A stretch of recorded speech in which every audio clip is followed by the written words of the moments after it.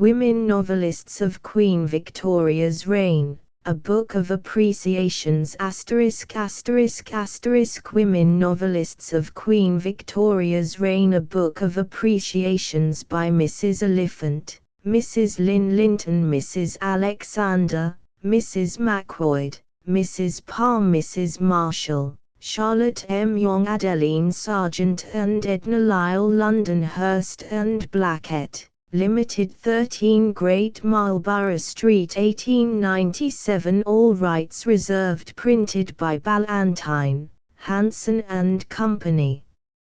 At the Ballantine Press. Contents: The Sisters Bronte by Mrs. Oliphant, page 1. George Eliot by Mrs. Lynn Linton, page 61. Mrs. Gaskell by Edna Lyle, page 117. Mrs. Crowe, Mrs. Archer Clive, Mrs. Henry Wood by Adeline Sargent, page 149. Lady Georgiana Fullerton, Mrs. Stretton and Manning by Charlotte M. Young, page 193. Dinah Mulock, Mrs. Craik, by Mrs. Parr, page 217. Julia Kavanagh, Amelia Blandford Edwards by Mrs. Macquoid, page 249. Mrs. Norton by Mrs. Alexander, page 275. LOE. Miss Tucker, Mrs. Ewing by Mrs. Marshall, page 291. Publisher's note: having been concerned for many years in the publication of works of fiction by feminine writers, it has occurred to us to offer, as our contribution to the celebration of the longest reign, a volume having for its subject leading women novelists of the Victorian era.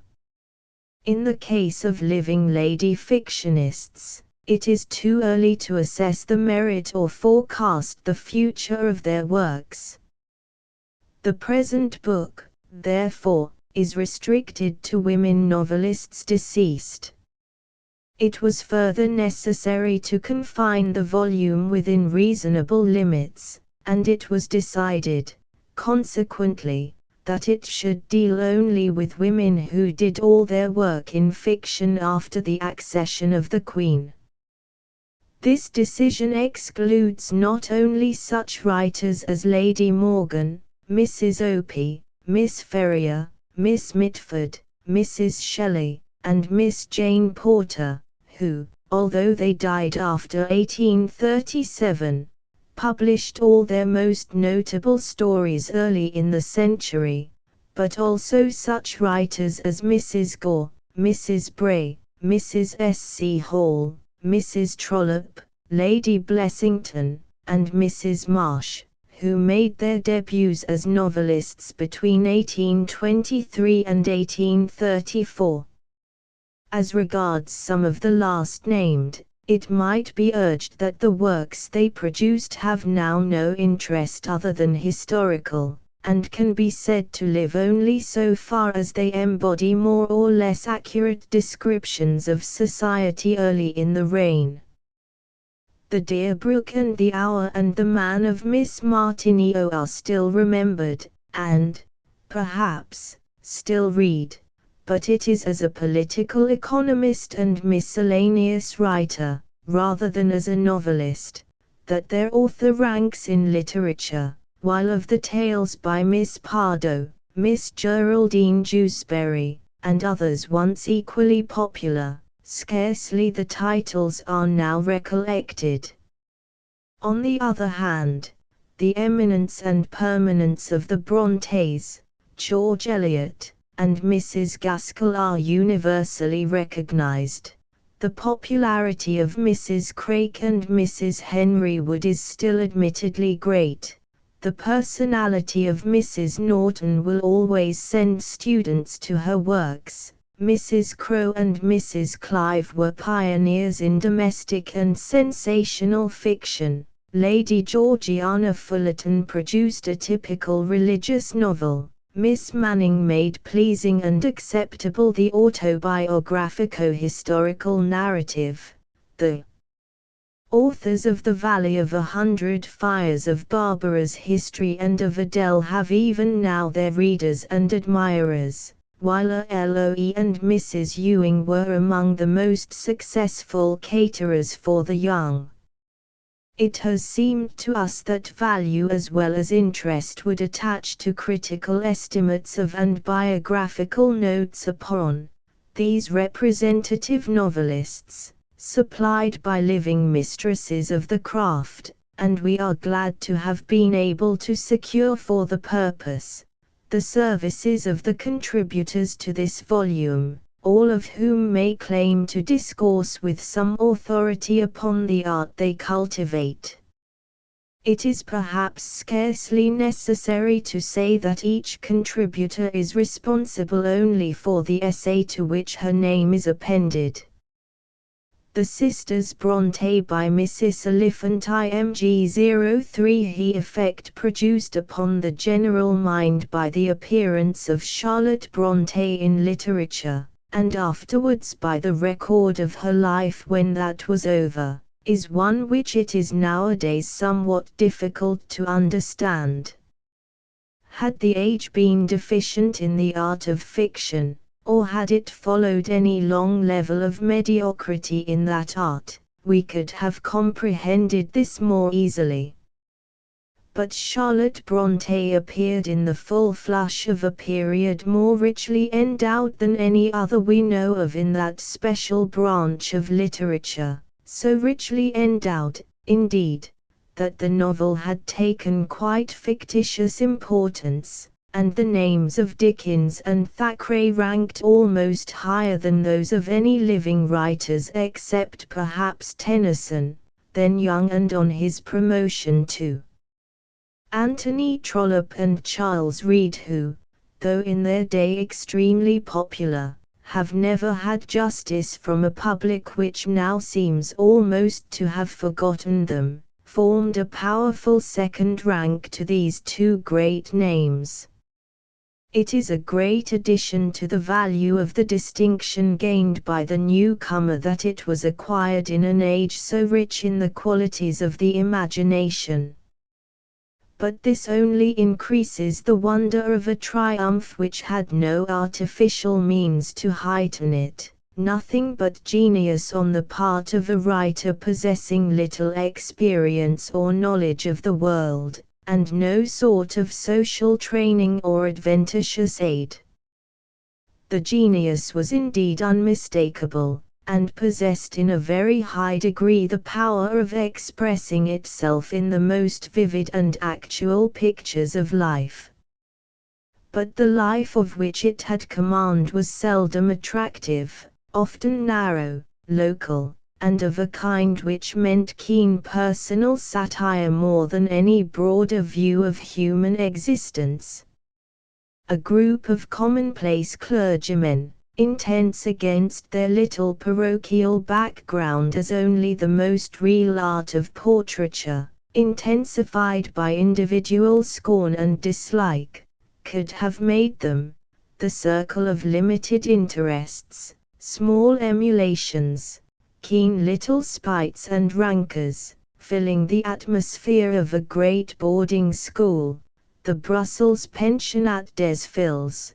These were the two spheres chiefly portrayed, but portrayed with an absolute untempered force which knew neither charity, softness, nor even impartiality, but burned upon the paper and made everything round dim in the contrast. I imagine it was this extraordinary naked force which was the great cause of a success, never perhaps like the numerical successes in literature of the present day, when edition follows edition, and thousand of the books which are the favorites of the public, but one which has lived and lasted through nearly half a century, and is even now potent enough to carry on a little literature of its own, book after book following each other, not so much to justify as to reproclaim and echo to all the winds the fame originally won. No one else of the century, I think, has called forth this persevering and lasting homage. Not Dickens, though perhaps more of him than of anyone else has been dealt out at intervals to an admiring public, not Thackeray, of whom still we know but little, not George Eliot, though her fame has more solid foundations than that of Miss Brontë. Scarcely Scott has called forth more continual droppings of elucidation, explanation, remark. Yet the books upon which this tremendous reputation is founded, though vivid, original, and striking in the highest degree, are not great books. Their philosophy of life is that of a schoolgirl, their knowledge of the world almost nil, their conclusions confused by the haste and passion of a mind self-centered and working in the narrowest orbit. It is rather, as we have said, the most incisive and realistic art of portraiture than any exercise of the nobler arts of fiction, imagination, combination, construction, or humorous survey of life or deep apprehension of its problems, upon which this fame is built. The curious circumstance that Charlotte Brontë was, if the word may be so used, doubled by her sisters, the elder, Emily, whose genius has been taken for granted, carrying the wilder elements of the common inspiration to extremity in the strange, chaotic and weird romance of Wuthering Heights, while undiluted such powers of social observation as were in the family into two mildly disagreeable novels of a much commoner order, has no doubt also enhanced the central figure of the group to an amazing degree.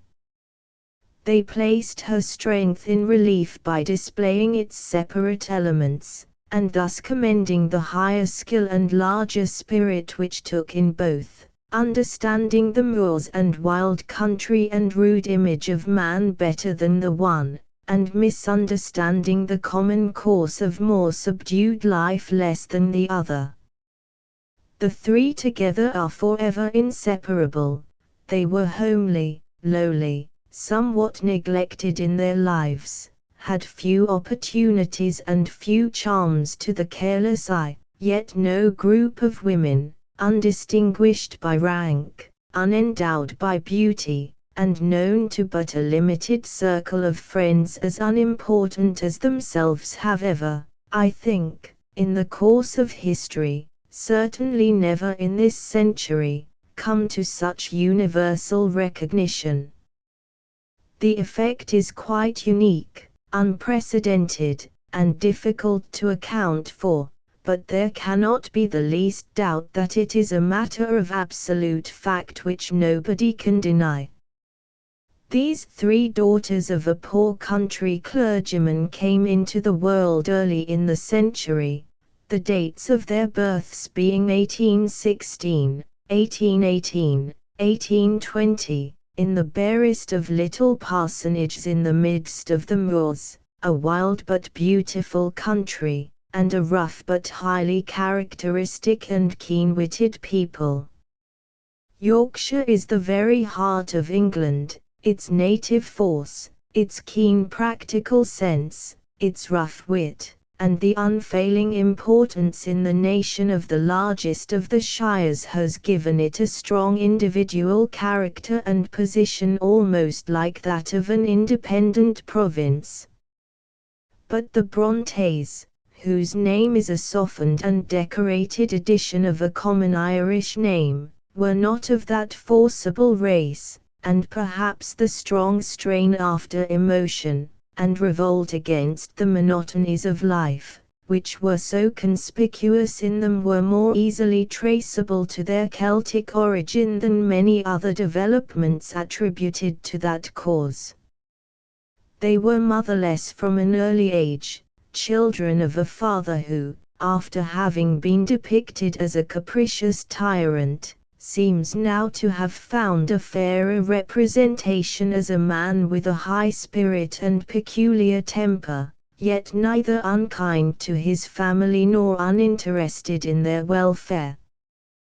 There was one son, once supposed to be the hero and victim of a disagreeable romance, but apparent now as only a specimen, not alas, uncommon, of the ordinary ne'er-do-well of a family, without force of character or self-control to keep his place with decency in the world.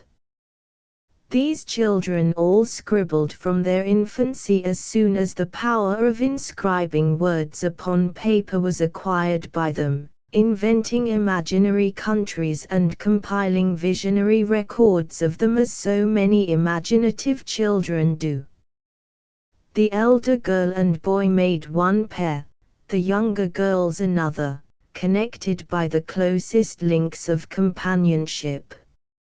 It was thought or hoped that the son was the genius of the family, and at the earliest possible age he began to send his effusions to editors, and to seek admission to magazines with the mingled arrogance and humility of a half-fledged creature. But the world knows now that it was not poor Branwell who was the genius of the family, and this injury done him in his cradle, and the evil report of him that everybody gives throughout his life, awakens a certain pity in the mind for the unfortunate youth so unable to keep any supremacy among the girls whom he must have considered his natural inferiors and vassals.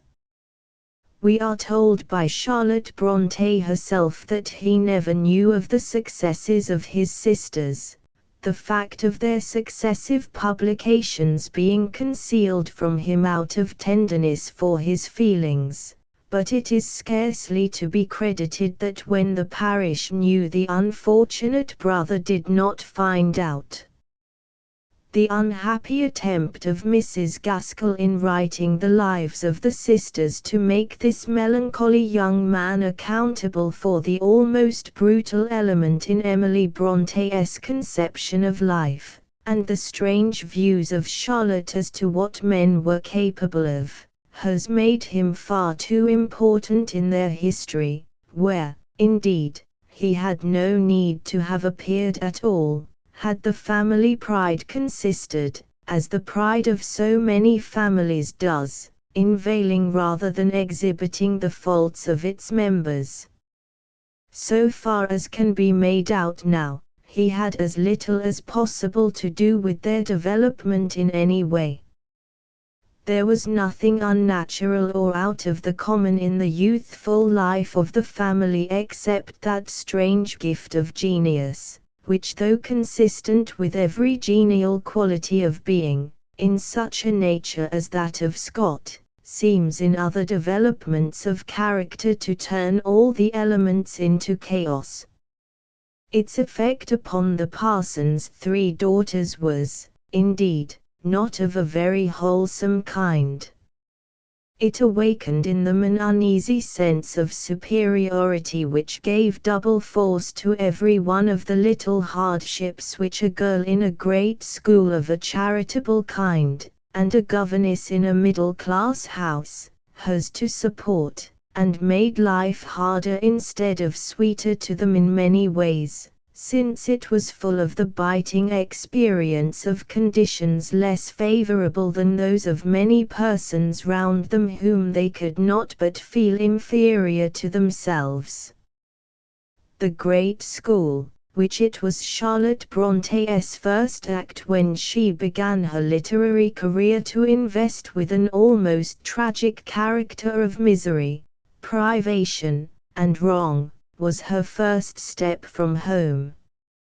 Yorkshire schools did not at that period enjoy a very good reputation in the world, and Nicholas Nickleby was forming his acquaintance with the squalid cruelty of Dotheboys Hall just about the same time when Charlotte Bronte's mind was being filled with the privations and discontents of Lowood.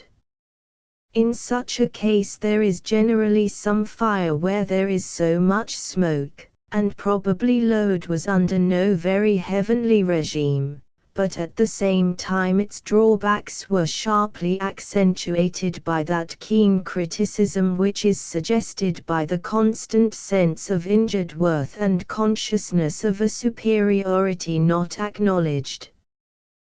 The same feeling pursued her into the situations as governess which she occupied one after another, and in which her indignation at being expected to feel affection for the children put under her charge, forms a curious addition to the other grievances with which fate pursues her life. No doubt there are many temptations in the life of a governess. The position of a silent observer in a household, looking on at all its mistakes, and seeing the imperfection of its management with double force because of the effect they have on herself, especially if she feels herself competent, had she but the power, to set things right, must always be a difficult one. It was not continued long enough, however, to involve very much suffering, though no doubt it helped to mature the habit of sharp personal criticism and war with the world. At the same time Charlotte Brontë made some very warm personal friendships, and wrote a great many letters to the school friends who pleased her, in which a somewhat stilted tone and demure seriousness is occasionally invaded by the usual chatter of girlhood, to the great improvement of the atmosphere if not of the mind. Ellen Nussey, Mary Taylor, women not manifestly intellectual but sensible and independent without either exaggeration of sentiment or hint of tragic story, remained her close friends as long as she lived, and her letters to them, though always a little demure, give us a gentler idea of her than anything else she has written. Not that there is much charm either of style or subject in them, but there is no sort of bitterness or sense of insufficient appreciation. Nothing can be more usual and commonplace, indeed, than this portion of her life. As in so many cases, the artificial lights thrown upon it by theories formed afterwards, clear away when we examine its actual records, and it is apparent that there was neither exceptional harshness of circumstance nor internal struggle in the existence of the girl who, though more or less in arms against everybody outside, especially when holding a position superior to her own, more especially still when exercising authority over her in any way, was yet quite an easy-minded, not unhappy, young woman at home, with friends to whom she could pour out long pages of what is, on the whole, quite moderate and temperate criticism of life, not without cheerful allusion to now and then a chance curate or other young person of the opposite sex, suspected of paying attention to one or other of the little coterie. These allusions are not more lofty or dignified than are similar notes of girls of less exalted pretensions, but there is not a touch in them of the keen-pointed pen which afterwards put up the Haworth curates in all their imperfections before the world. The other sisters at this time in the background, two figures always clinging together, looking almost like one, have no great share in this softer part of Charlotte's life. They were, though so different in character, completely devoted to each other, apparently forming no other friendships, each content with the one other partaker of her every thought.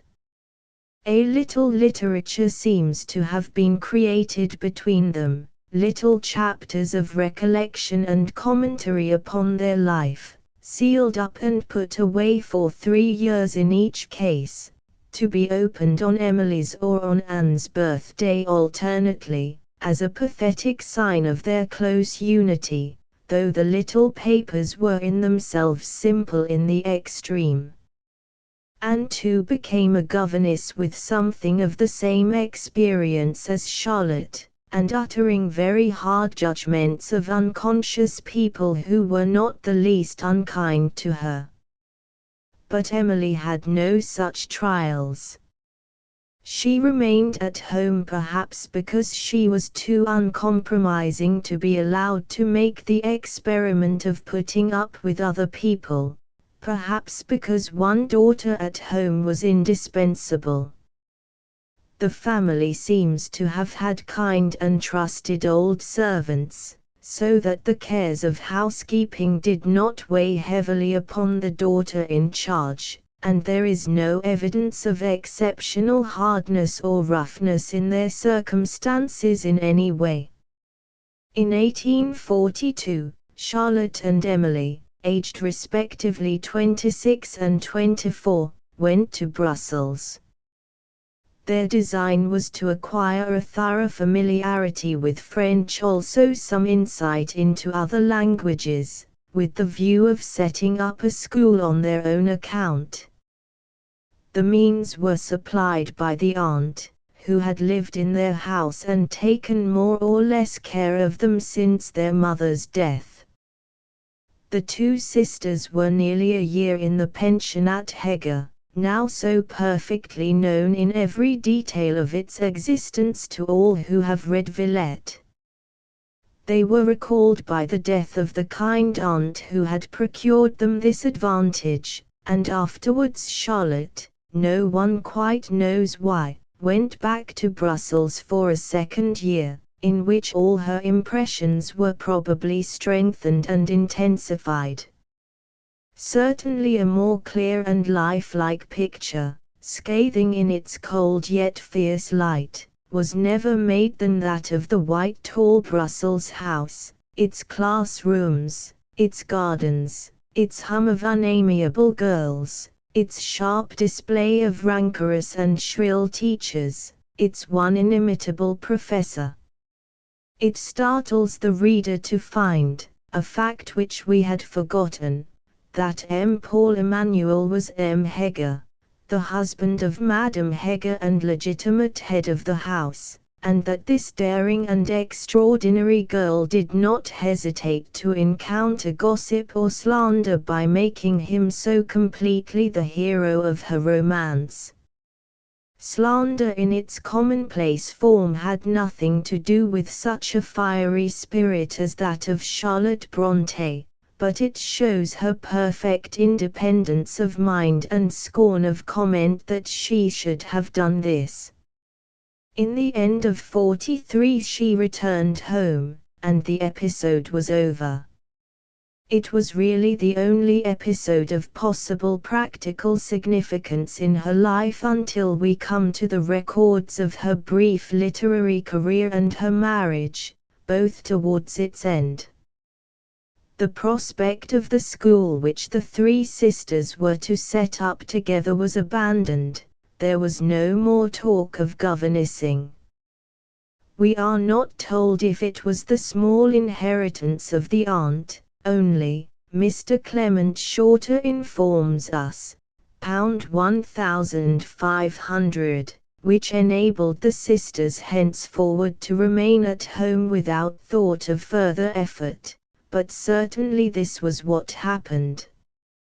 And the lives of the two younger were drawing so near the end that it is a comfort to think that they enjoyed this moment of comparative grace together. Their life was extremely silent, secluded, and apart.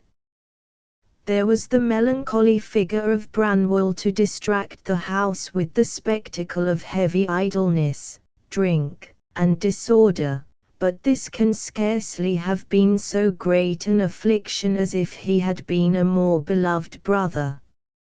He was not, however, veiled by any tender attempt to cover his follies or wickedness, but openly complained of to all their friends, which mitigates the affliction, and they seem to have kept very separate from him, living in a world of their own.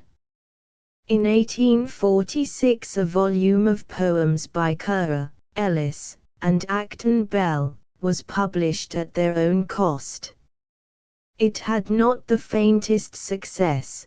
They were informed by the publisher that 2 copies only had been sold, and the only satisfaction that remained to them was to send a few copies to some of the owners of those great names which the enthusiastic young women had worshipped from afar as stars in the firmament.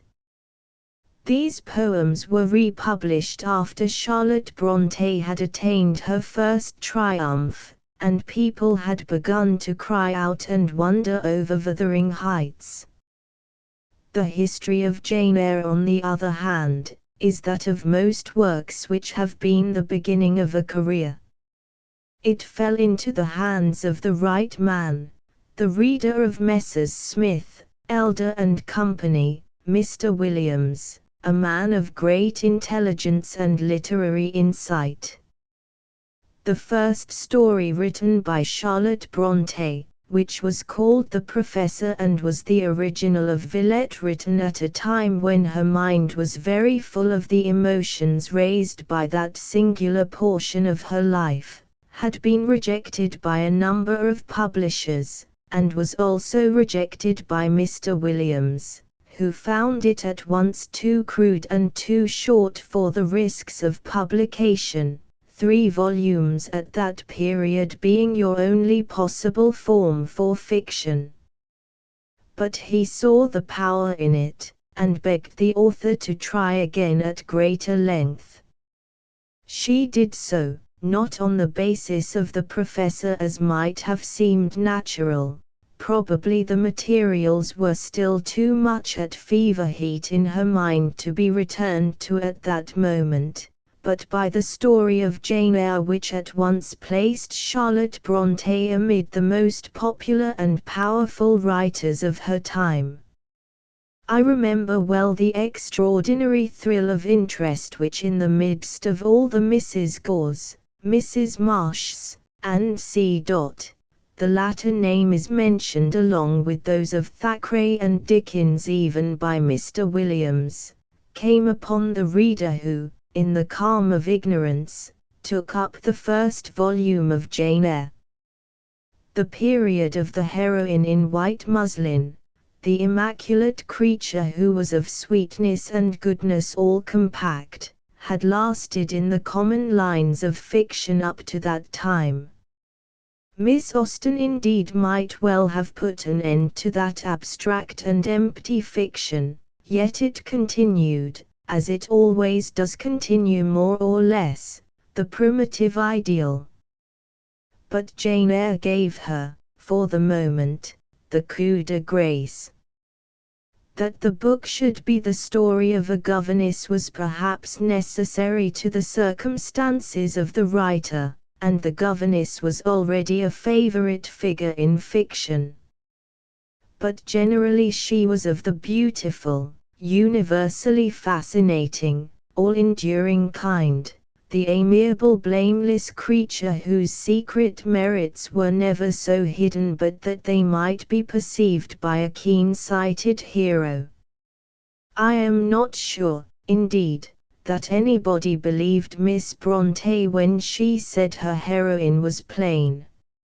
It is very clear from the story that Jane was never unnoticed, never failed to please, except among the women, whom it is the instinctive art of the novelist to rouse in arms against the central figure, thus demonstrating the jealousy, spite, and rancor native to their minds in respect to the women who please men. No male cynic was ever stronger on that subject than this typical woman. She cannot have believed it, I presume, since her closest friends were women, and she seems to have had perfect faith in their kindness, but this is a matter of conventional belief which has nothing to do with individual experience. It is one of the doctrines unassailable of the art of fiction, a 39th article in which every writer of novels is bound to believe. Miss Brontë did not know fine ladies, and therefore, in spite of herself and a mind the reverse of vulgar, she made the competitors for Mr. Rochester's favour rather brutal and essentially vulgar persons, an error, curiously enough, which seems to have been followed by George Eliot in the corresponding scenes in Mr. Gilfil's love story, where Captain Wibrow's fiancée treats poor Tiny very much as the beauty in Mr. Rochester's house treats Jane Eyre. Both were imaginary pictures, which perhaps more or less excuses their untruthfulness in writers both so sincere and lifelike in treating things they knew. It is amusing to remember that Jane Eyre's ignorance of dress gave a clinching argument to Miss Rigby in the Quarterly to decide that the writer was not and could not possibly be a woman. The much larger and more significant fact that no man, until in quite recent days when there have been instances of such effeminate art, ever made a woman so entirely the subject and inspiration of his book, the only interest in it, was entirely overlooked in what was, notwithstanding, the very shrewd and telling argument about the dress. The chief thing, however, that distressed the candid and as yet unaccustomed reader in Jane Eyre and made him hope that it might be a man who had written it, was the character of Rochester's confidences to the girl whom he loved, not the character of Rochester, which was completely a woman's view, but that he should have talked to a girl so evidently innocent of his amours and his mistresses. This, however, I think, though, as we should have thought, a subject so abhorrent to a young woman such as Charlotte Brontë was also emphatically a woman's view. A man might have credited another man of Rochester's kind with impulses practically more heinous and designs of the worst kind, but he would not have made him err in that way. In this was a point of honor which the woman did not understand. It marks a curious and subtle difference between the sexes. The woman less enlightened in practical evil considers less the risks of actual vice, but her imagination is free in other ways, and she innocently permits her hero to do and say things so completely against the code which is binding on gentlemen whether vicious or otherwise that her want of perception becomes conspicuous.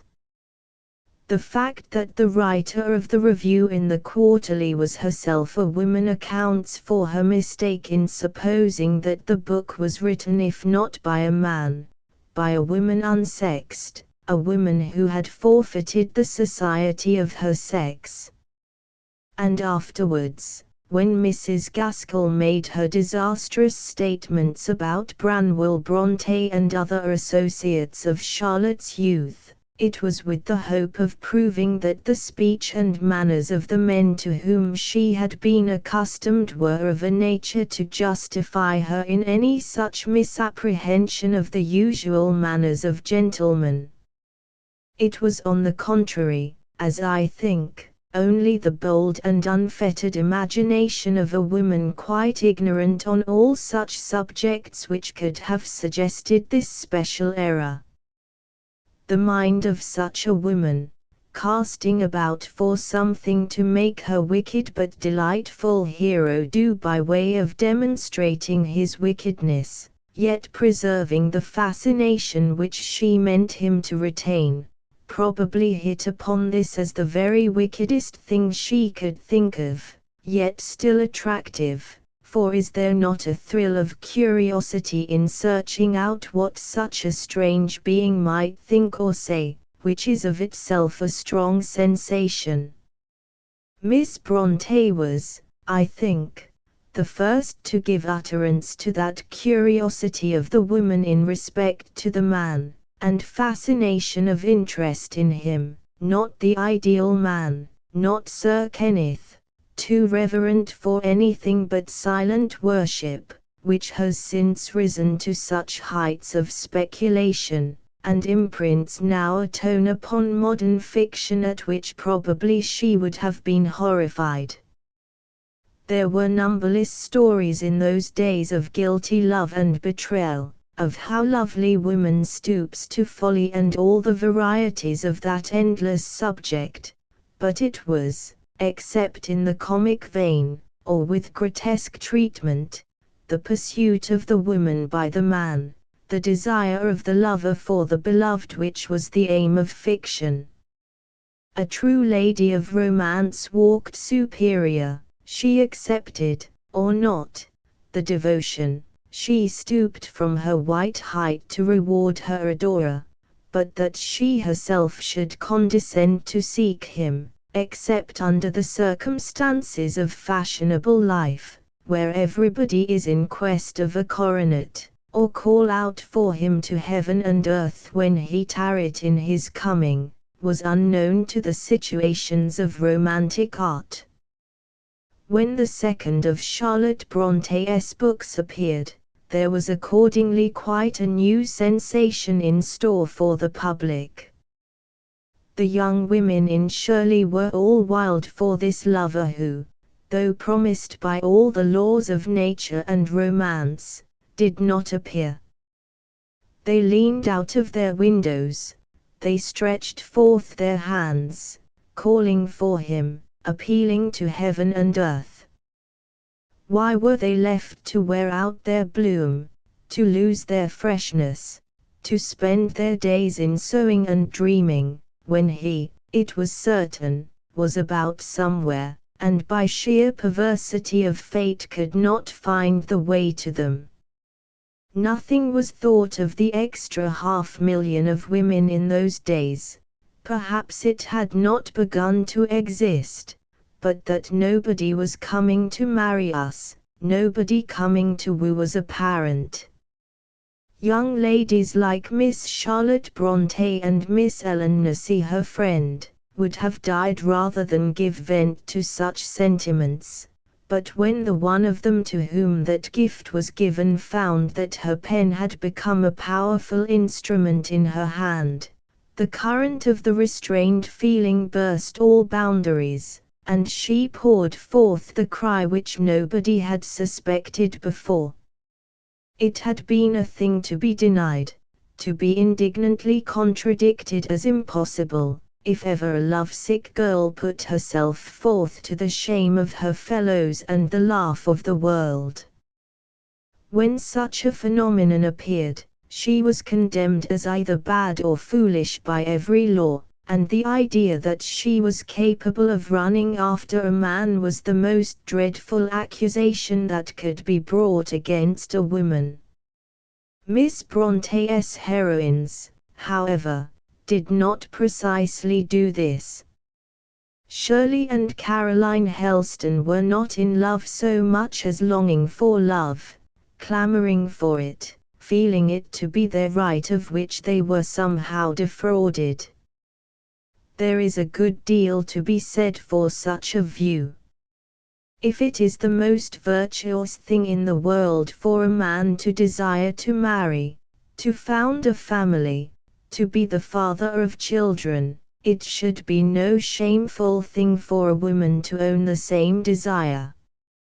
But it is somehow against the instinct of primitive humanity, which has decided that the woman should be no more than responsive, maintaining a reserve in respect to her feelings, subduing the expression, unless in the once, and only once, and to one only of the poet. Charlotte Bronte was the first to overthrow this superstition. Personally, I am disposed to stand for the superstition, and dislike all transgression of it.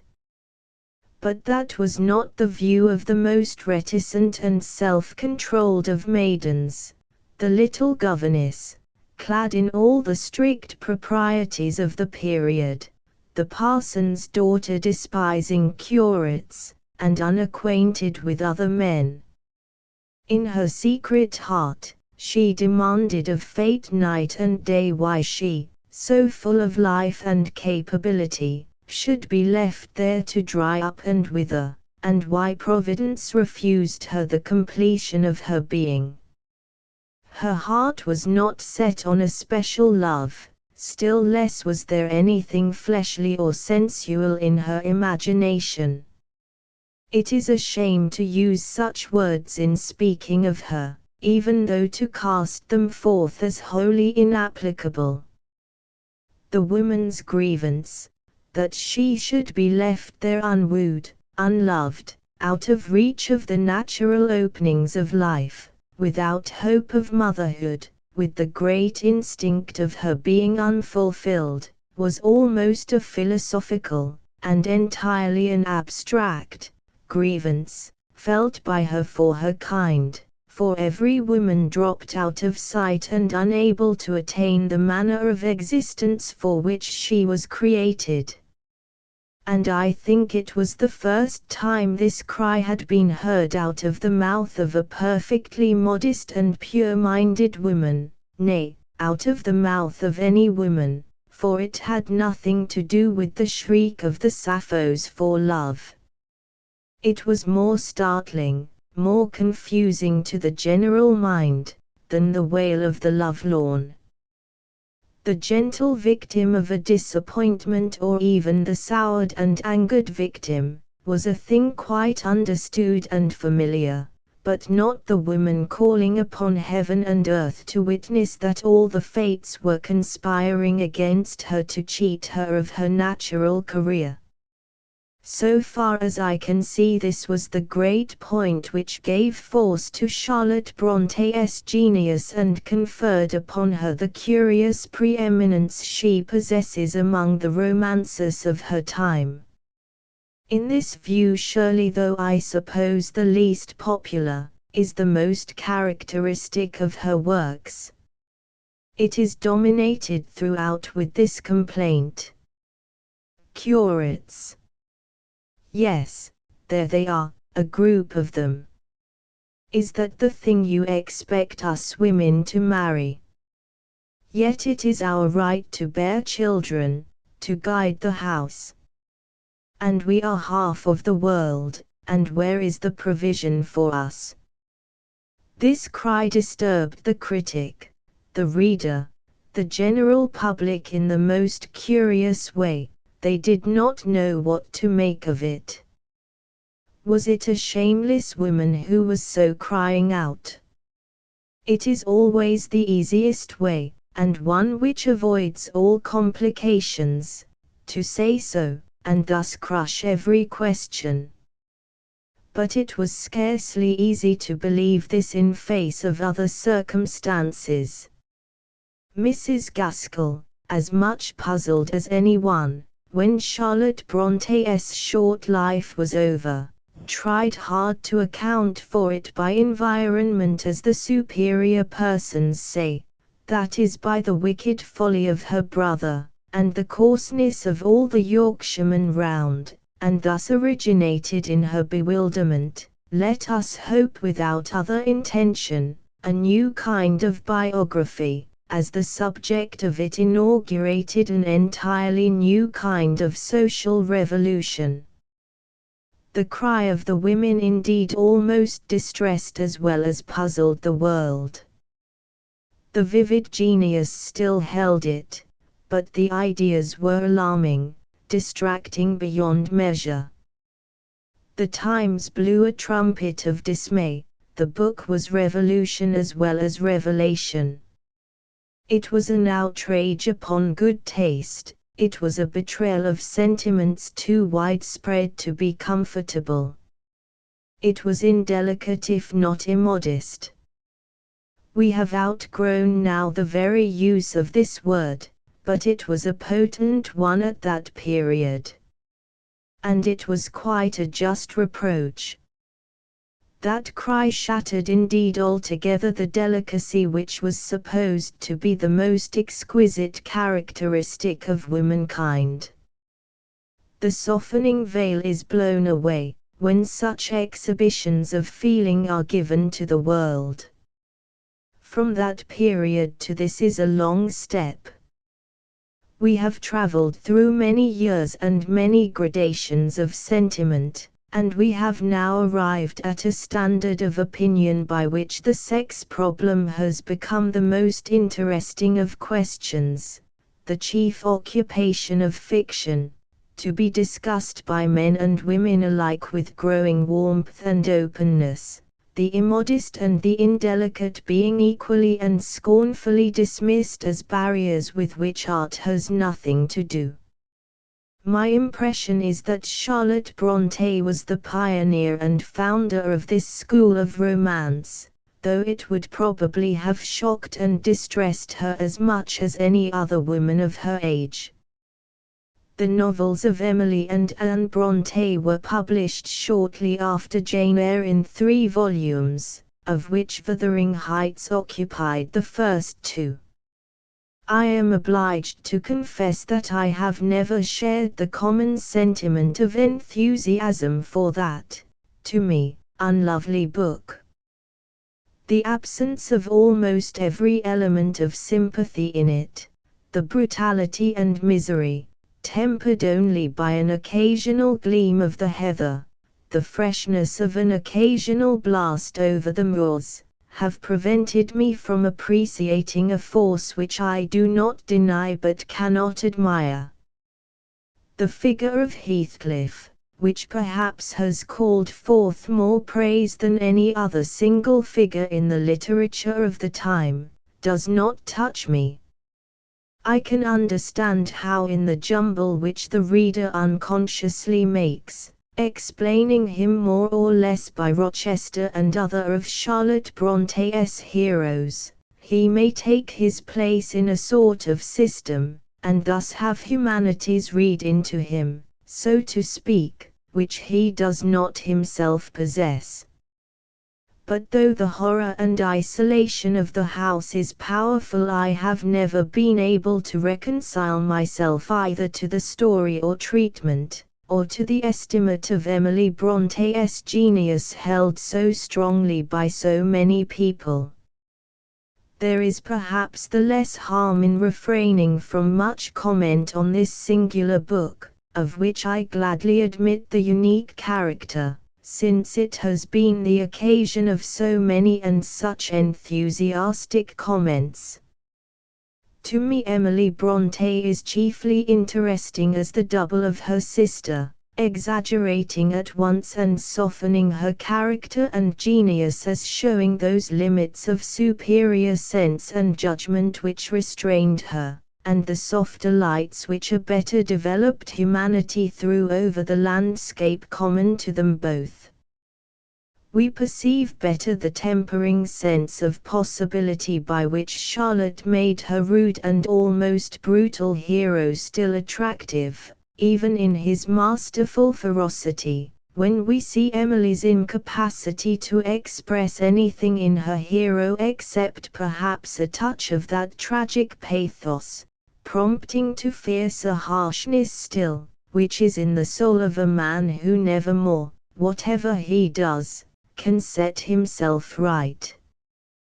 This is the one strain of poetry to my mind in the wild conception. There was no measure in the younger sister's thoughts, nor temperance in her methods. The youngest of all, the gentle Anne, would have no right to be considered at all as a writer but for her association with these imperative spirits. An ordinary little novelette and a moral story, working out the disastrous knowledge gained by acquaintance with the unfortunate Branwell's ruinous habits, were her sole productions. She was the element wanting in Emily's rugged work and nature. Instead of being two sisters constantly entwined with each other, never separate when they could help it, Had Anne been by some fantastic power swamped altogether and amalgamated with her best beloved, we may believe that Emily might then have shown herself the foremost of the three. But the group as it stands is more interesting than any single individual could be. And had Charlotte Brontë lived a long and triumphant life, a fanciful writer might have imagined that the throwing off of those other threads of being so closely attached to her own had poured greater force and charity into her veins. But we are baffled in all our suggestions for the amendment of the ways of Providence. The melancholy and tragic year, or rather 6 months, which swept from Haworth Parsonage 3 of its inmates, and left Charlotte and her father alone to face life as they might, was now approaching, and it seems so completely an episode in the story of the elder sister's genius as well as her life, that its history is like that of an unwritten tragedy, hers as much as her actual work. Branwell was the first to die, unwept yet not without leaving a pathetic note in the record. Then came the extraordinary passion and agony of Emily, which has affected the imagination so much, and which, had it been for any noble purpose, would have been a true martyrdom. But to die the death of a Stoic, in fierce resistance yet subjection to nature, regardless of the feelings of all around, for the sake of pride and self-will alone, is not an act to be looked upon with the reverential sympathy which, however, it has secured from many. The strange creature with her shoes on her feet and her staff in her hand, refusing till the last to acknowledge herself to be ill or to receive any help in her weakness, gives thus a kind of climax to her strange and painful work. Her death took place in December of the same year, 1848, in which Branwell died. Anne, already delicate, would never seem to have held up her head after her sister's death, and in May 1849 she followed, but in all sweetness and calmness, to her early grave. She was 28, Emily 29. So soon had the fever of life worn itself out and peace come. Charlotte was left alone. There had not been to her in either of them the close companion which they had found in each other. But yet life ebbed away from her with their deaths, which occurred in such a startling and quick succession as always makes bereavement more terrible. This occurred at the height of her mental activity. Shirley had been published, and had been received with the divided feeling we have referred to, and when she was thus left alone she found, no doubt, the solace which of all mortal things work gives best, by resuming her natural occupation in the now more than ever sombre seclusion of the parsonage, to which, however, her favourite friend, Ellen Nussey, came from time to time. 1 or 2 visits to London occurred after the 2 first publications in which, a demure little person, silent and shy, yet capable of expressing herself very distinctly by times, and by no means unconscious of the claim she now had upon other people's respect and admiration, Charlotte Brontë made a little sensation in the society which was opened to her, not always of a very successful kind. Everybody will remember the delightfully entertaining chapter in literary history in which Mrs. Ritchie, with charming humor and truth, recounts the visit of this odd little lion to her father's house, and Thackeray's abrupt and clandestine flight to his club when it was found that nothing more was to be made of her than an absorbed conversation with the governess in the back drawing-room, a situation like one in a novel, and so very like the act of modest greatness, singling out the least important person as the object of her attentions. She is described by all her friends as plain, even ugly, a small woman with a big nose, and no other notable feature, not even the bright eyes which are generally attributed to genius, which was probably, however, better than the lackadaisical portrait prefixed to her biography, after a picture by Richmond, which is the typical portrait of a governess of the old style, a gentle creature deprecating and wistful. Her letters are very good letters, well expressed in something of the old-fashioned way, but without any of the charm of a born letter-writer. Indeed, charm does not seem to have been hers in any way.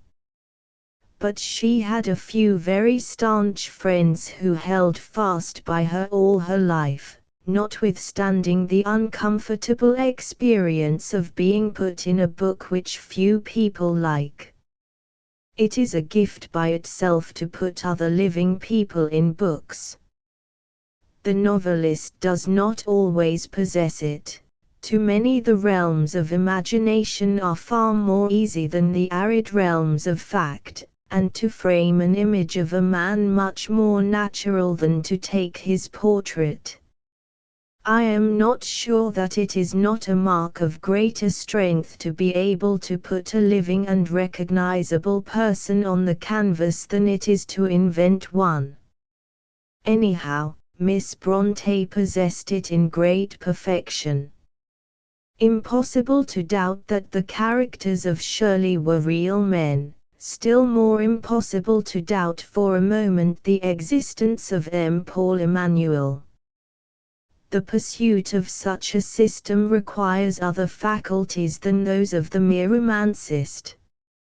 It demands a very clear-cut opinion, a keen judgment not disturbed by any strong sense of the complexities of nature, nor troubled by any possibility of doing injustice to its victim.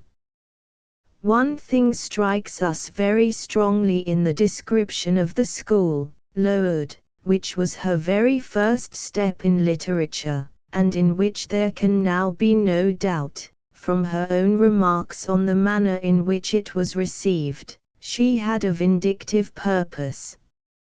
I scarcely know why, for, of course, the dates are all there to prove the difference. But my own conclusion had always been that she was a girl of 14 or 15, old enough to form an opinion when she left the school. I find, with much consternation, that she was only 9, and that so far as such a strenuous opinion was her own at all, it must have been formed at that early and not very judicious age. That the picture should be so vivid with only a little girl's recollection to go upon is wonderful, but it is not particularly valuable as a verdict against a great institution, its founder and all its ways.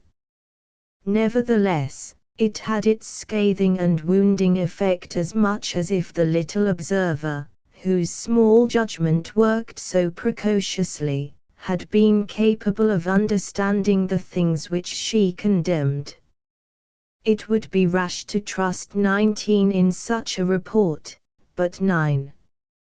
It was at a different age and in other circumstances that Charlotte Brontë made her deep and extraordinary study of the Brussels pensionnat.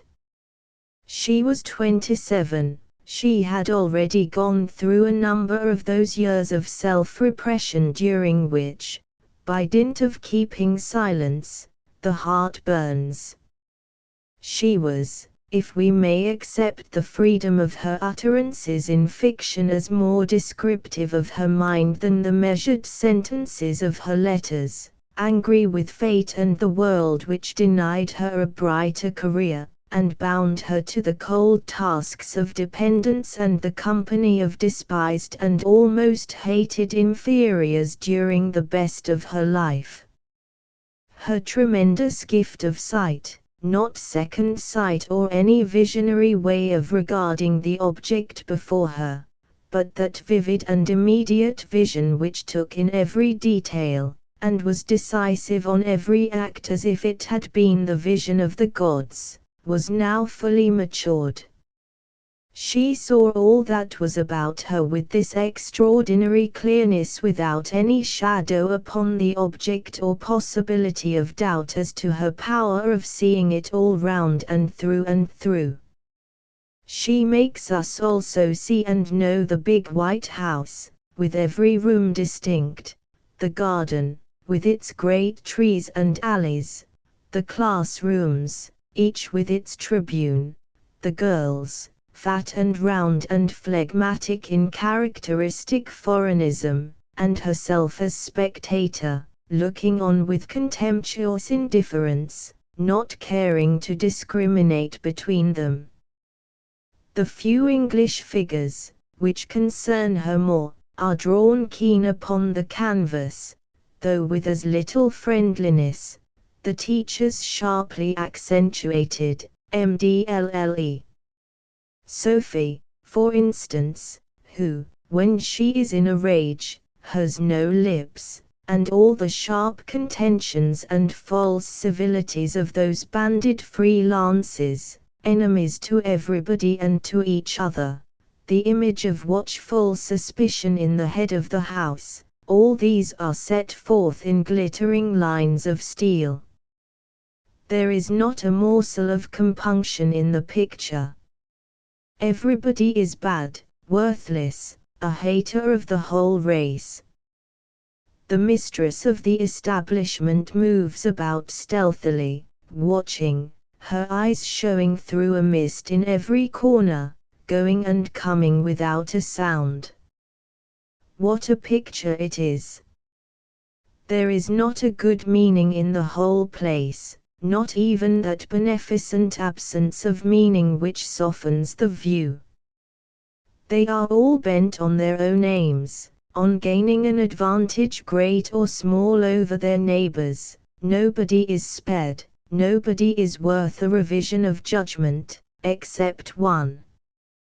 The little Englishwoman herself, who is the center of all this, is not represented as more lovable than the rest. She is the hungry little epicure, looking on while others feast, and envying every one of them, even while she snarls at their fare as apples of Gomorrah. She cannot abide that they should be better off than she, even though she scorns their satisfaction in what they possess. Her wild and despairing rush through Brussels when the town is en fete, cold, impassioned, fever-hot with rancor and loneliness, produces the most amazing effect on the mind. She is the banished spirit for whom there is no place, the little half-tamed wild beast, wild with desire to tear and rend everything that is happy. One feels that she has a certain justification and realizes the full force of being left out in the cold, of having no part or lot in the matter when other people are amused and rejoice. Many other writers have endeavored to produce a similar effect with milder means, but I suppose because of a feeble-minded desire to preserve the reputation of their forlorn heroine and give the reader an amiable view of her, no one has succeeded like the author of Villette, who is in no way concerned for the amiability of Lucy Snowe. For the impartiality of this picture is as extraordinary as its power. Lucy Snowe is her own historian. It is the hot blood of the autobiographist that rushes through her veins, yet no attempt is made to recommend her to the reader or gain his sympathy. She is much too real to think of these outside things, or of how people will judge her, or how to make her proceedings acceptable to their eyes. We do not know whether Charlotte Brontë ever darted out of the white still house, standing dead in the moonlight, and rushed through the streets and, like a ghost, into the very heart of the gaslights and festivities, but it would be difficult to persuade any reader that someone had not done so, imprinting that phantasmagoria of light and darkness upon a living brain. Whether it was Charlotte Brontë or Lucy Snowe, the effect is the same. We are not even asked to feel for her or pity her, much less to approve her. Nothing is demanded from us on her account but merely to behold the soul in revolt and the strange workings of her despair. It was chiefly because of the indifference to her of Dr. John that Lucy was thus driven into a momentary madness, and with the usual regardless indiscretion of all Charlotte Brontë's amateur biographers, Mr. Shorter intimates to us who was the living man who was Dr. John and occasioned all the commotion. The tragedy, however it appears, was unnecessary, for the victim got over it with no great difficulty, and soon began the much more engrossing interest which still remained behind. Nothing up to this point has attracted us in Villette except, indeed, the tremendous vitality and reality of the whole, the sensation of the actual which is in every line, and which forbids us to believe for a moment that what we are reading is fiction. But a very different sentiment comes into being as we become acquainted with the black bullet head and vivacious irascible countenance of M. Paul Emanuel. He is the one only character in Miss Brontë's little world who has a real charm, whose entrance upon the stage warms all our feelings and awakens in us not interest alone, but lively liking, amusement and sympathy. The quick-witted, quick-tempered Frenchman, with all the foibles of his vanity displayed, as susceptible to any little slight as a girl, as easily pleased with a sign of kindness, as far from the English ideal as it is possible to imagine, dancing with excitement, raging with displeasure, committing himself by every step he takes, cruel, delightful, barbarous and kind, is set before us in the fullest light, intolerable but always enchanting. He is as full of variety as Rosalind, as devoid of dignity as Pierrot, contradictory, inconsistent, vain, yet conquering all our prejudices and enchanting us while he performs every antic that, according to our usual code, a man ought not to be capable of. How was it that for this once the artist got the better of all her restrictions and overcame all her misconceptions, and gave us a man to be heartily loved, laughed at, and taken into our hearts? I cannot answer that question. I am sorry that he was M. Heger, and the master of the establishment, and not the clever tutor who had so much of Madame Beck's confidence. But anyhow, he is the best that Miss Brontë ever did for us, the most attractive individual, the most perfect picture. The Rochesters were all more or less fictitious, notwithstanding the unconscious inalienable force of realism which gives them, in spite of themselves and us, a kind of overbearing life, but Miss Brontë never did understand what she did not know. She had to see a thing before it impressed itself upon her, and when she did see it, with what force she saw. She knew M. Paul Emanuel, watching him day by day, seeing all his littlenesses and childishness, his vanity, his big warm heart, his clever brain, the manifold nature of the man. He stands out, as the curates stood out, absolutely real men about whom we could entertain no doubt, recognizable anywhere.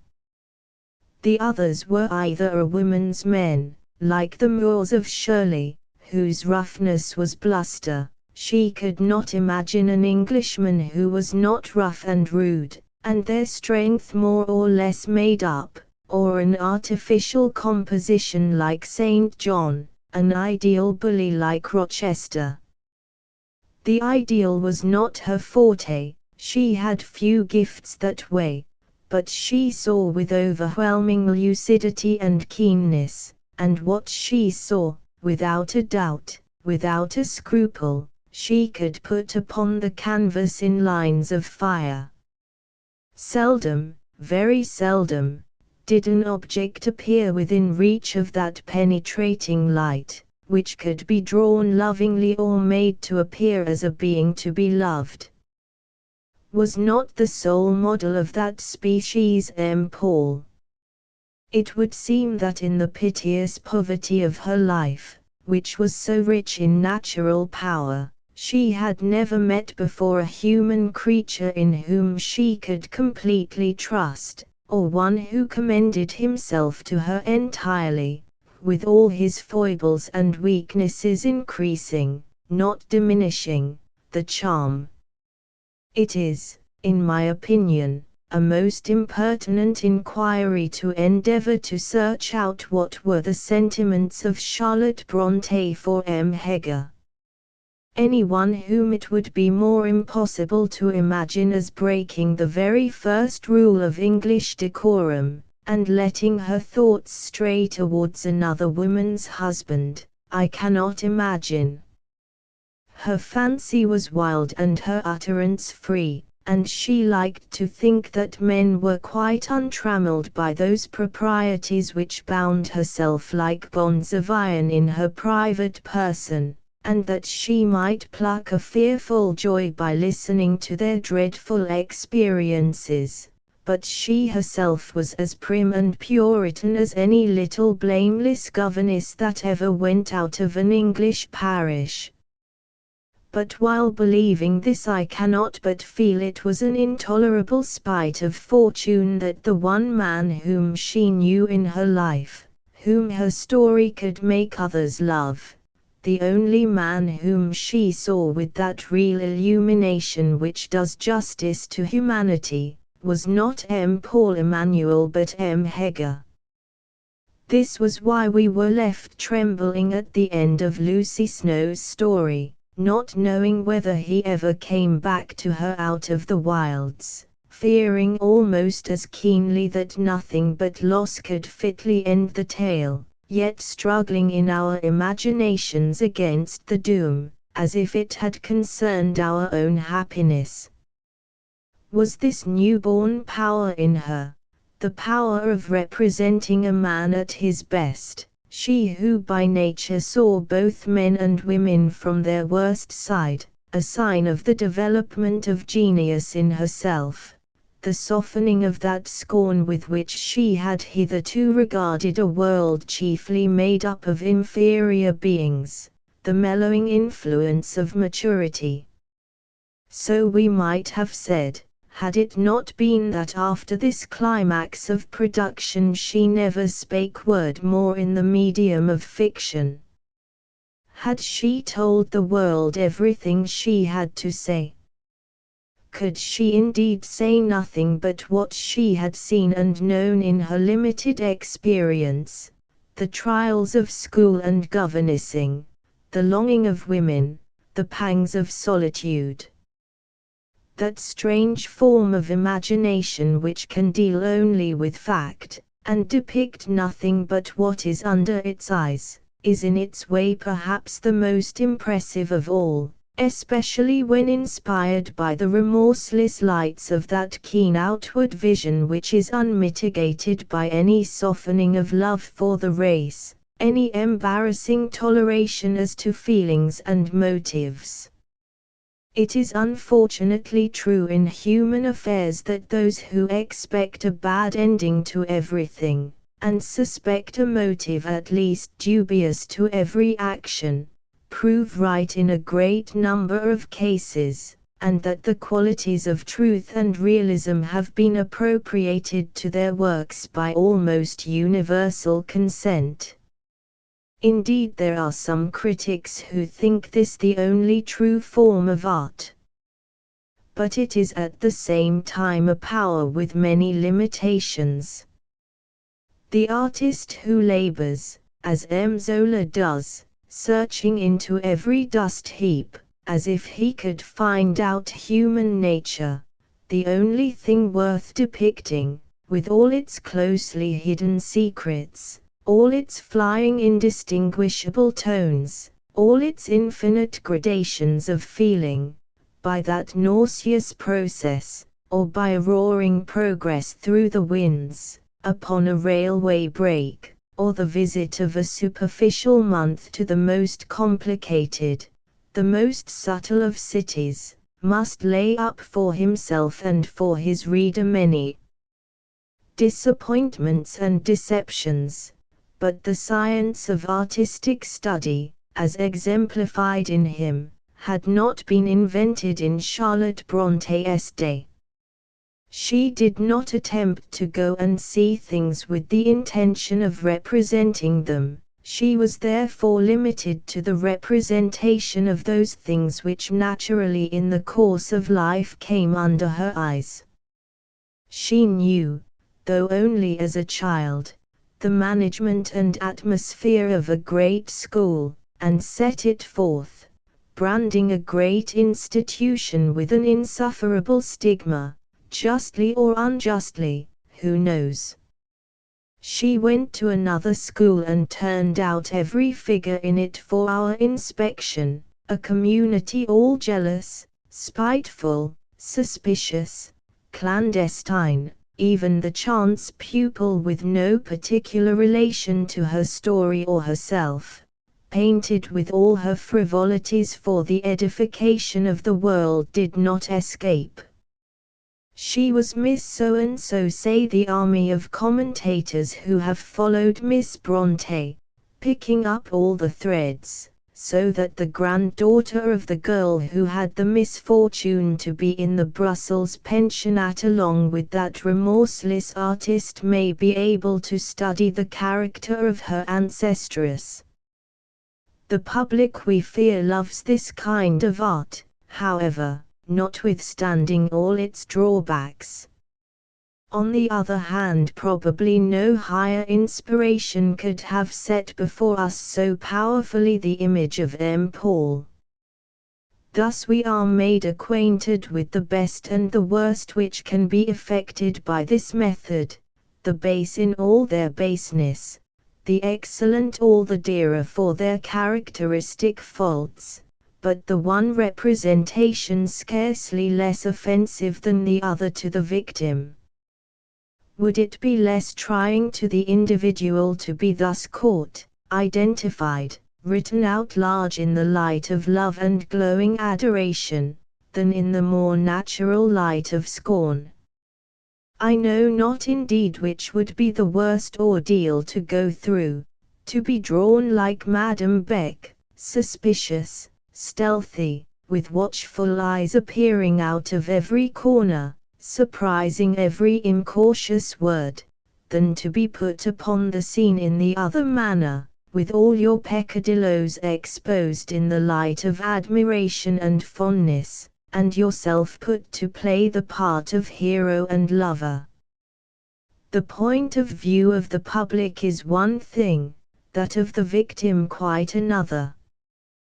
We are told that Miss Bronte, perhaps with a momentary compunction for what she had done, believed herself to have prevented all injurious effects by securing that Villette should not be published in Brussels, or translated into the French tongue, both of them of course perfectly futile hopes, since the very desire to hinder its appearance was a proof that this appearance would be of unusual interest. The fury of the lady exposed in all her stealthy ways could scarcely have been less than the confusion of her spouse when he found himself held up to the admiration of his town as Lucy Snow's captivating lover. To be sure, it may be said the public has nothing to do with this. These individuals are dead and gone, and no exposure can hurt them any longer. Whereas the gentle reader lives forever, and goes on through the generations, handing on to posterity his delight in M. Paul. But all the same it is a cruel and in reality an immoral art, and it has this great disadvantage, that its area is extremely circumscribed, especially when the artist lives most of her life in a Yorkshire parsonage amid the moors, where so few notable persons come in her way. There was however one subject of less absolute realism which Charlotte Brontë had at her command, having experienced in her own person and seen her nearest friends under the experience of that solitude and longing of women, of which she has made so remarkable an exposition. The long silence of life without an adventure or a change, the forlorn gaze out at windows which never show anyone coming who can rouse the slightest interest in the mind, the endless years and days which pass and pass, carrying away the bloom, extinguishing the lights of youth, bringing a dreary middle age before which the very soul shrinks, while yet the sufferer feels how strong is the current of life in her own veins, and how capable she is of all the active duties of existence. This was the essence and soul of the existence she knew best. Was there no help for it? Must the women wait and long and see their lives thrown away, and have no power to save themselves? The position in itself so tragic is one which can scarcely be expressed without calling forth an inevitable ridicule, a laugh at the best, more often a sneer at the women whose desire for a husband is thus betrayed. Shirley and Caroline Helston both cried out for that husband with an indignation, a fire and impatience, a sense of wrong and injury, which stopped the laugh for the moment. It might be ludicrous, but it was horribly genuine and true. Note there was nothing sensual about these young women. It was life they wanted. They knew nothing of the grosser thoughts which the world with its jeers attributes to them. Of such thoughts they were unconscious in a primitive innocence which perhaps only women understand. They wanted their life, their place in the world, the rightful share of women in the scheme of nature. Why did not it come to them? The old patience in which women have lived for all the centuries fails now and again in a keen moment of energy when someone arises who sees no reason why she should endure this forced inaction, or why she should invent for herself inferior ways of working and give up her birthright, which is to carry on the world. The reader was horrified with these sentiments from the lips of young women. The women were half ashamed, yet more than half stirred and excited by the outcry, which was true enough if indelicate. All very well to talk of women working for their living, finding new channels for themselves, establishing their independence. How much have we said of all that, endeavoring to persuade ourselves? Charlotte Brontë had the courage of her opinions. It was not education nor a trade that her women wanted. It was not a living but their share in life. A much more legitimate object had that been the way to secure it, or had there been any way to secure it in England. Miss Brontë herself said correct things about the protection which a trade is to a woman, keeping her from a mercenary marriage, but this was not in the least the way of her heroines. They wanted to be happy, no doubt, but above all things they wanted their share in life, to have their position by the side of men, which alone confers a natural equality, to have their shoulder to the wheel, their hands on the reins of common life, to build up the world, and link the generations each to each. In her philosophy marriage was the only state which procured this, and if she did not recommend a mercenary marriage she was at least very tolerant about its conditions, insisting less upon love than was to be expected, and with a covert conviction in her mind that if not one man then another was better than any complete abandonment of the larger path. Lucy Snowe for a long time had her heart very much set on Dr.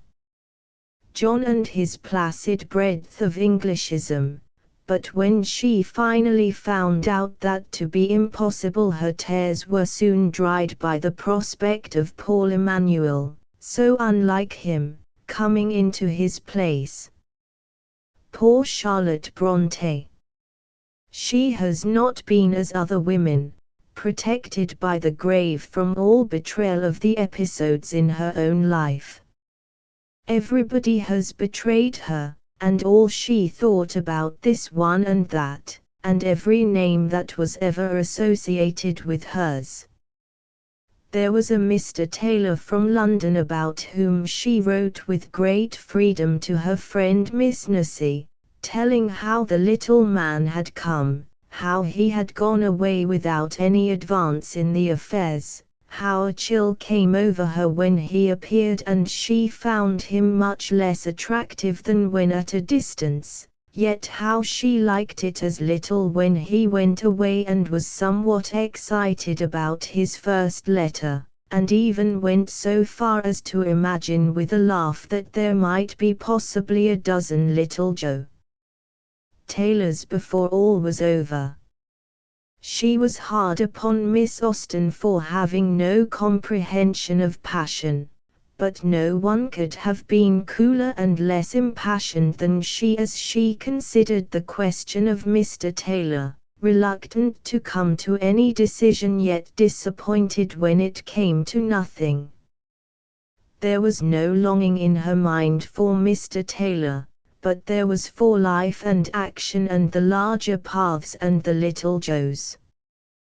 This longing which she expressed with so much vehemence and some poetic fervor as the burden of the lives of Shirley and her friends has been the keynote of a great deal that has followed, the revolts and rebellions, the wild notions about marriage, the sex problem and a great deal more. From that first point to the prevailing discussion of all the questions involved is a long way, but it is a matter of logical progression, and when once the primary matter is opened, every enlargement of the subject may be taken as a thing to be expected. Charlotte Brontë was in herself the embodiment of all old-fashioned restrictions. She was proper. She was prim, her life was hedged in by all the little rules which bind the primitive woman. But when she left her little recluse behind and rushed into the world of imagination, her exposure of the bondage in which she sat with all her sisters was far more daring than if she had been a woman of many experiences and knew what she was speaking of. She did know the longing, the discontent, the universal contradiction and contrariety which is involved in that condition of unfulfillment to which so many grey and undeveloped lives are condemned. For her and her class, which did not speak of it. Everything depended upon whether the woman married or did not marry. Their thoughts were thus artificially fixed to one point in the horizon, but their ambition was neither ignoble nor unclean. It was bold, indeed, in proportion to its almost ridiculous innocence, and want of perception of any grosser side. Their share in life, their part in the mutual building of the house, was what they sought. But the seed she thus sowed has come to many growths which would have appalled Charlotte Brontë. Those who took their first inspiration from this cry of hers, have quite forgotten what it was she wanted, which was not emancipation but an extended duty. But while it would be very unjust to blame her for the vagaries that have followed and to which nothing could be less desirable than any building of the house or growth of the race, any responsibility or service, we must still believe that it was she who drew the curtain first aside and opened the gates to imps of evil meaning, polluting and profaning the domestic hearth. The marriage which, after all these wild embodiments of the longing and solitary heart which could not consent to abandon its share in life, after Shirley and Lucy Snowe, and that complex unity of three female souls all unfulfilled, which had now been broken by death, she accepted in the end of her life, is the strangest commentary upon all that went before, or rather, upon all the literary and spiritual part of her history, though it was a quite appropriate ending to Mr. Bronte's daughter, and even to the writer of those sober letters which discussed Mr. Taylor, whether he should or should not be encouraged, and how it was a little disappointing after all to see him go away. Her final suitor was one of the class which she had criticized so scathingly, one who, it might have been thought, would scarcely have ventured to enter the presence or brave the glance of so penetrating an eye, but who would seem to have brought all the urgency of a grand passion to the sombre parlor of the parsonage, to the afternoon stillness of the lonely woman who would not seem to have suspected anything of the kind till it was poured out before her without warning. She was startled and confused by his declaration and appeal, never apparently having contemplated the possibility of any such occurrence, and in the interval which followed the father raged and resisted, and the lover did not conceal his heart-broken condition but suffered without complaining while the lady looked on wistful, touched and attracted by the unlooked-for love, and gradually melting towards that, though indifferent to the man who offered it. Mr. Brontë evidently thought that if this now distinguished daughter who had been worshipped among the great people in London, and talked of in all the newspapers, married at all in her mature age, it should be someone distinguished like herself, and not the mere curate who was the natural fate of every clergyman's daughter, the simplest and least known. Charlotte meanwhile said no word, but saw the curate enact various tragic follies of love for her Sake with a sort of awe and wonder, astonished to find herself thus possessed still of the charm which none are so sure as women that only youth and beauty can be expected to possess. And she had never had any beauty, and, though she was not old, was no longer young. It is a conventional fiction that a woman still in the 30s is beyond the exercise of that power. Indeed, it would be hard to fix the age at which the spell departs. Certainly the demeanor of Mr. Nichols gave her full reason to believe that it had not departed from her.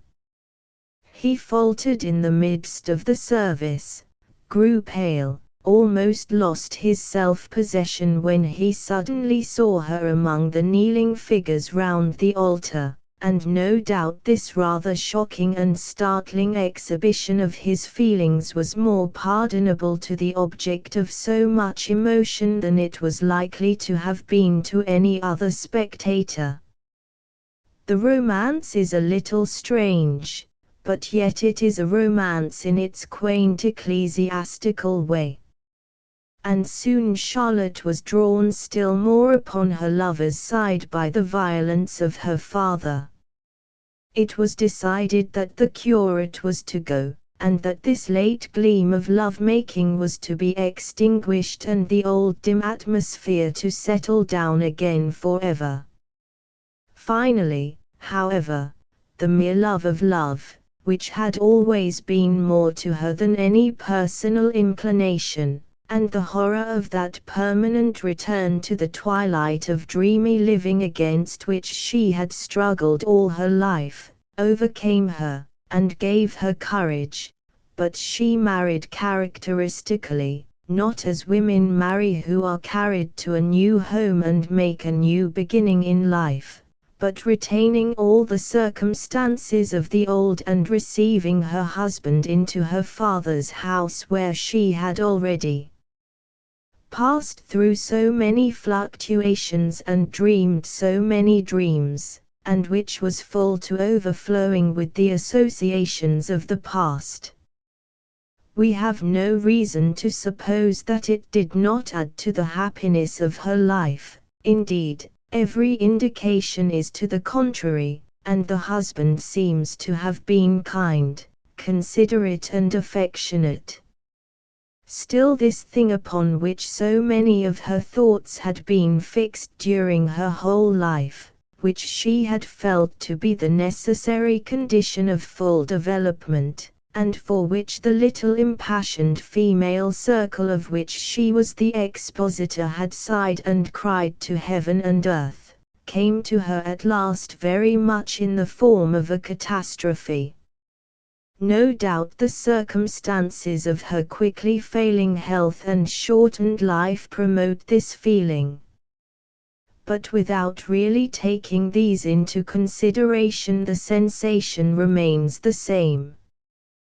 The strange little keen soul with its sharply fixed restrictions, yet intense force of perception within its limits, dropped out of the world into which it had made an irruption so brilliant and so brief and sank out of sight altogether, sank into the humdrum house between the old father and the sober husband, into the clerical atmosphere with which she had no sympathy, into the absolute quiet of domestic life to which no Prince Charming could now come gaily round the corner, out of the mists and moors, and change with a touch of his wand the grey mornings and evenings into golden days. Well, was not this that which she had longed for, the natural end of life towards which her Shirley, her Caroline, her Lucy had angrily stretched forth their hands, indignant to be kept waiting, clamouring for instant entrance? And so it was, but how different. Lucy Snow's little housekeeping, all the preparations which Paul made for her comfort and which seemed better to her than any palace, would not they too have taken the colour of perpetual dullness if everything had settled down and the professor assumed his slippers by the domestic hearth? Ah no, for Lucy Snow loved the man, and Charlotte Brontë, as appears, loved only the love. It is a parable. She said a little later that she began to see that this was the fate which she would wish for those she loved best, for her friend Ellen, perhaps for her Emily if she had lived, the good man very faithful, very steady, worth his weight in gold, yet flatter than the flattest days of old, solidement nourai, a good substantial husband, managing all the parish business, full of talk about the archdeacon's charge, and the diocesan meetings, and the other clergy of the moorland parishes. We can conceive that she got to fetching his slippers for him and taking great care that he was comfortable, and perhaps had it been so ordained might have grown into a contented matron and forgotten the glories and miseries, so inseparably twined and linked together, of her youth. But she only had a year in which to do all that, and this is how her marriage seems to turn into a catastrophe, the caging of a wild creature that had never borne captivity before, and which now could no longer rush forth into the heart of any shining feet, or to the window of a strange confessional, anywhere, to throw off the burden of the perennial contradiction, the ceaseless unrest of the soul, the boilings of the volcano under the snow. I have said it was difficult to account for the extreme interest still attaching to everything connected with Charlotte Brontë, not only the story of her peculiar genius, but also of everybody connected with her, though the circle was in reality quite a respectable, humdrum, and uninteresting one, containing nobody of any importance except the sister, who was her own wilder and fiercer part. One way, however, in which these sisters have won some part of their long-lasting interest is due to the treatment to which they have been subjected. They are the first victims of that ruthless art of biography which is one of the features of our time, and that not only by Mrs. Gaskell, who took up her work in something of an apologetic vein, and was so anxious to explain how it was that her heroine expressed certain ideas not usual in the mouths of women, that she was compelled to take away the reputation of a number of other people in order to excuse the peculiarities of these two remarkable women. But everybody who has touched their history since, and there have been many, for it would seem that gossip, when restrained by no bonds of decorum or human feeling, possesses a certain interest whether it is concerned with the household of a cardinal or that of a parish priest, has followed the same vicious way without any remonstrance or appeal for mercy. We have all taken it for granted that no mercy was to be shown to the Brontës. Let every rag be torn from Charlotte, of whom there is the most to say. Emily had the good luck to be no correspondent, and so has escaped to some degree the complete exposure of every confidence and every thought which has happened to her sister. Is it because she has nobody to defend her that she has been treated thus barbarously?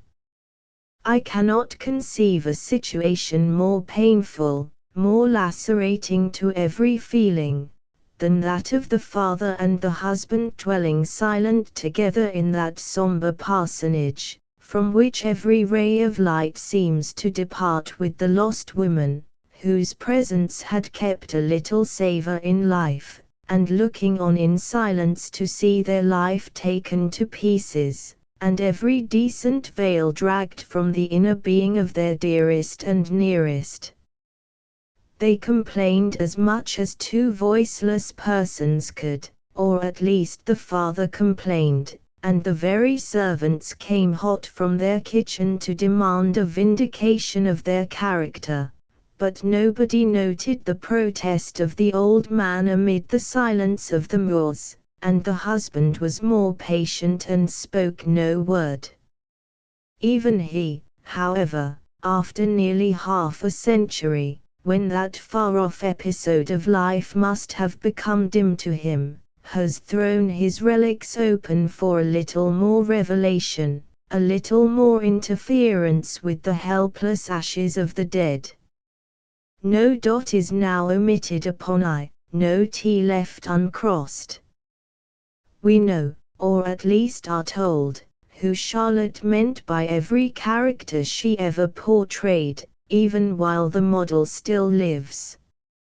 We know her opinion of her friends, or rather acquaintances, the people whom she saw cursorily and formed a hasty judgment upon, as we all do in the supposed safety of common life. Protests have been offered in other places against a similar treatment of other persons, but scarcely any protest has been attempted in respect to Charlotte Brontë. The Resurrection people have been permitted to make their researches as they pleased.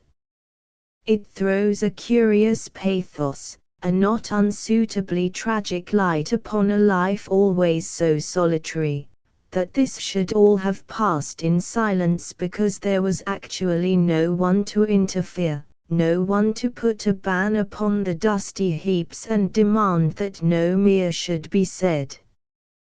When one looks into the matter a little more closely, one finds it is so with almost all those who have specially suffered at the hands of the biographer. The Carlyles had no child, no brother to rise up in their defense. It gives the last touch of melancholy to the conclusion of a lonely life. Mrs. Gaskell, wise woman, defended herself from a similar treatment by will, and left children behind her to protect her memory.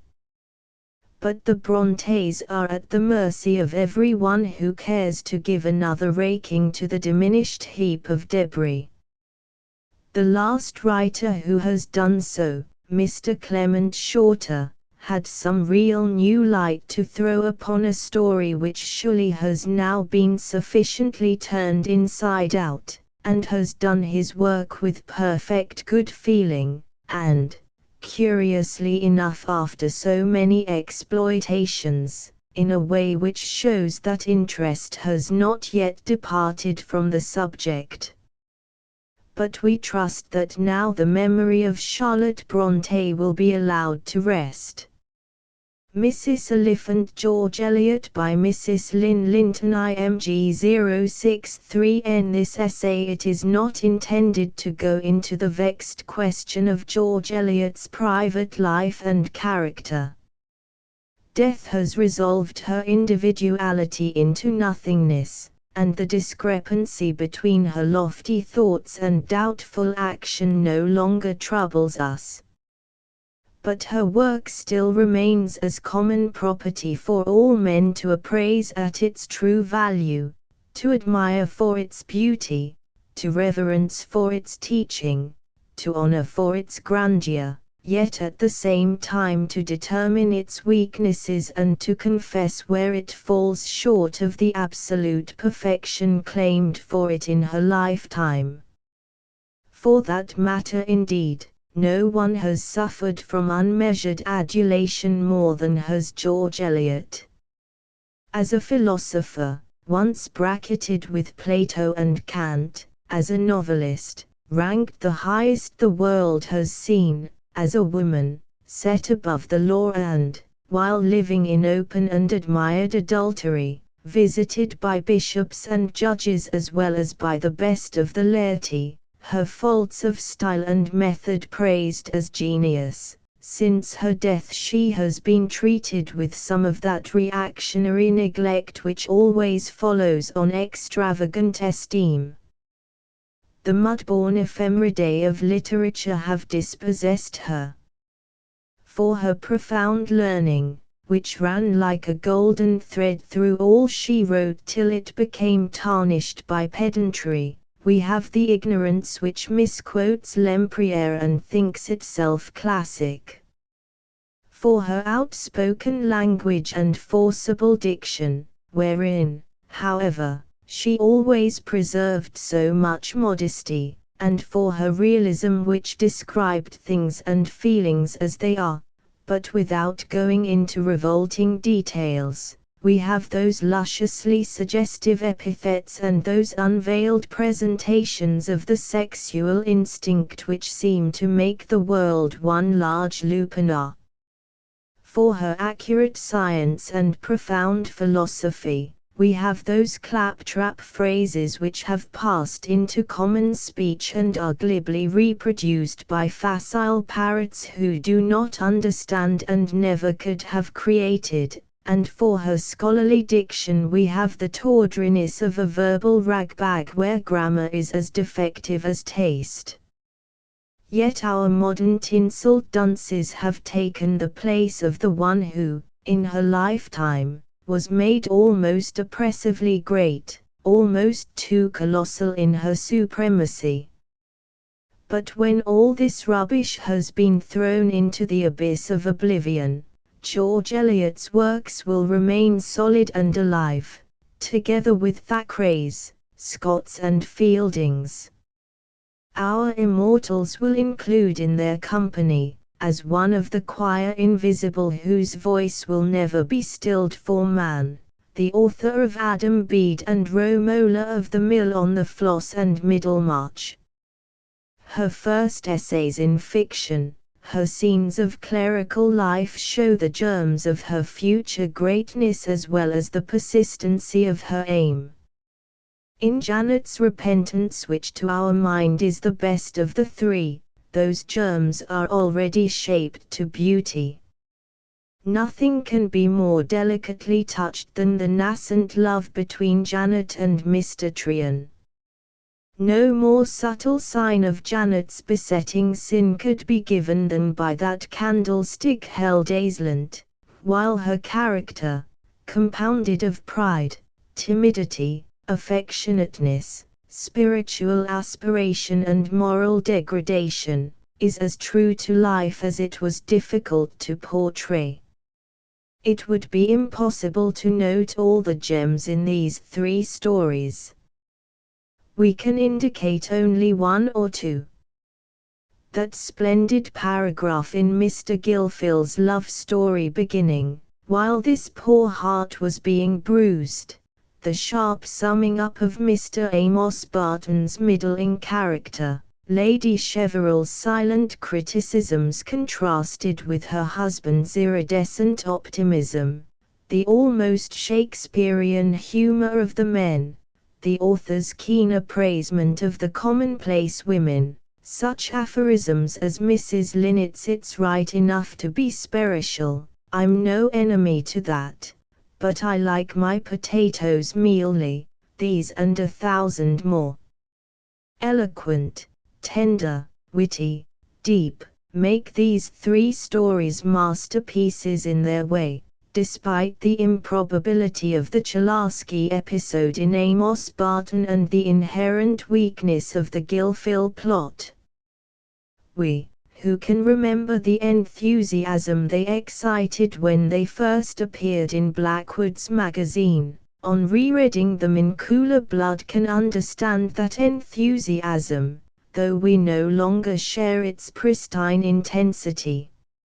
It was emphatically a new departure in literature, and the noble note of that religious feeling which is independent of creed and which touches all hearts alike, woke an echo that even to this day reverberates, though in but a poor, feeble and attenuated manner. Adam Bede, the first novel proper of the long series, shows George Eliot at her best in her three most noteworthy qualities: lofty principles, lifelike delineation of character, and fine humor, both broad and subtle. The faults of the story are the all-pervading anachronism of thought and circumstance, the dragging of the plot in the earlier half of the book, and the occasional ugliness of style, where, as in that futile opening sentence, the author as I directly addresses the reader as you. The scene is laid in the year 1799. Before the trades unions had fixed a man's hours of work so accurately as to make him leave off with a screw half driven in, so soon as the clock begins to strike, before 2 the hour of leaving off was fixed at 6. We older people can remember when workmen wrought up to 8 and were never too exact even then. Precision of the kind practiced at the present day was not known then, and why were there no apprentices in Adam's shop? Apprentices were a salient feature in all the working community, and no shop could have existed without them. Nor would the seduction by the young squire of a farmer's niece or daughter have been the heinous crime George Eliot has made it. If women of the lower class held a somewhat better position than they did in King Arthur's time, when, to be the mother of a knight's bastard, raised a churl's wife or daughter far above her compeers and was assumed to honor not degrade her, they still retained some of the old sense of inferiority. Does anyone remember that famous answer in the Yelverton trial not much more than a generation ago? In 1799 Hetty's mishap would have been condoned by all concerned, save perhaps by Adam himself, and Arthur Donnithorne would have suffered no more for his escapade than did our well-known Tom Jones for his little diversions. And, were there any night schools for illiterate men in 1799? And how was that reprieve got so quickly at a time when there were neither railroads nor telegraphs? Indeed, would it have been got at all in days when concealment of birth alone was felony and felony was death? Also, would Hetty have been alone in her cell? In 1799 all prisoners were herded together, young and old, untried and condemned, and the separate system was not in existence. Save for Hetty's weary journey on foot and in chance carts, the story might have been made as of present time with more vraisemblance and harmoniousness. These objections apart, how supreme the whole book is! The characters stand out fresh, firm and living. As in some paintings you feel as if you could put your hand round the body, so in George Eliot's writings you feel that you have met those people in the flesh, and talked to them, holding them by the hand and looking into their eyes. There is not a line of loose drawing anywhere. From the 4 beads, with that inverted kind of heredity which Zola has so powerfully shown, to the stately egoism of Mrs. Irwine, from the marvelous portraiture of Hetty Sorrel with her soft, caressing, lusciously loving outside, and her heart as hard as a cherry stone according to Mrs. Poyser, from the weak-willed yet not conscienceless Arthur Donnithorne to the exquisite purity of Dinah, the character drawing is simply perfect. Many were people personally known to George Eliot, and those who were at all behind the scenes recognized the portraits. Down at Wirksworth they knew the Bedes, Dinah, the Poysers, and some others. In London, among the intimates of George Lewis, Hetty needed no label. Mrs. Poyser's good things were common property in the neighborhood long before George Eliot crystallized them for all time, and embellished them by her matchless setting, and Dinah's sermon was not all imaginary. But though in some sense her work was portraiture, it was portraiture passed through the alembic of her brilliant genius, from commonplace material distilled into the finest essence. It is impossible here again to give adequate extracts of the wise, witty, tender and high-minded things scattered broadcast over this book, as, indeed, over all that George Eliot ever wrote. That paragraph beginning, Family likeness has often a deep sadness in it. The description of Hetty's flower-like beauty, which fascinated even her sharp-tongued aunt. Phrases like John considered a young master as the natural enemy of an old servant and young people in general as a poor contrivance for carrying on the world. That sharp little bit of moral and intellectual antithesis, with the learned man meekly rocking the twins in the cradle with his left hand, while with his right he inflicted the most lacerating sarcasms on an opponent who had betrayed a brutal ignorance of Hebrew, forgiving human weaknesses and moral errors as is a Christian's bounden duty, but treating as the enemy of his race, the man who takes the wrong side on the momentous subject of the Hebrew points. How masterly, how fine are these and a dozen other unnoted passages. Hetty in her bedroom, parading in her concealed finery, reminds one too closely of Gretchen with her fatal jewels to be quite favorable to the English version, and we question the truth of Adam Bede's hypothetical content with such a Dorothy Doolittle as his wife. Writers of love stories among the working classes in bygone days forget that notableness was then part of a woman's virtue, part of her claims to love and consideration, and that mere flower-like kittenish prettiness did not count to her honor any more than graceful movements and aesthetic taste would count to the honor of a Tommy in the trenches who could neither handle a spade nor load a rifle. Blackmore made the same mistake in his Lorna Doone, and George Eliot has repeated it in Adam's love for Hetty solely for her beauty and without faculty as her dower. In his own way Bartle Massey, misogynist, is as smart as Mrs. Poyser herself, as amusing and as trenchant, but the coming-of-age dance is 50 years and more too modern, and the long dissertation at the beginning of the second book is a blot, because it is a clog and an interruption.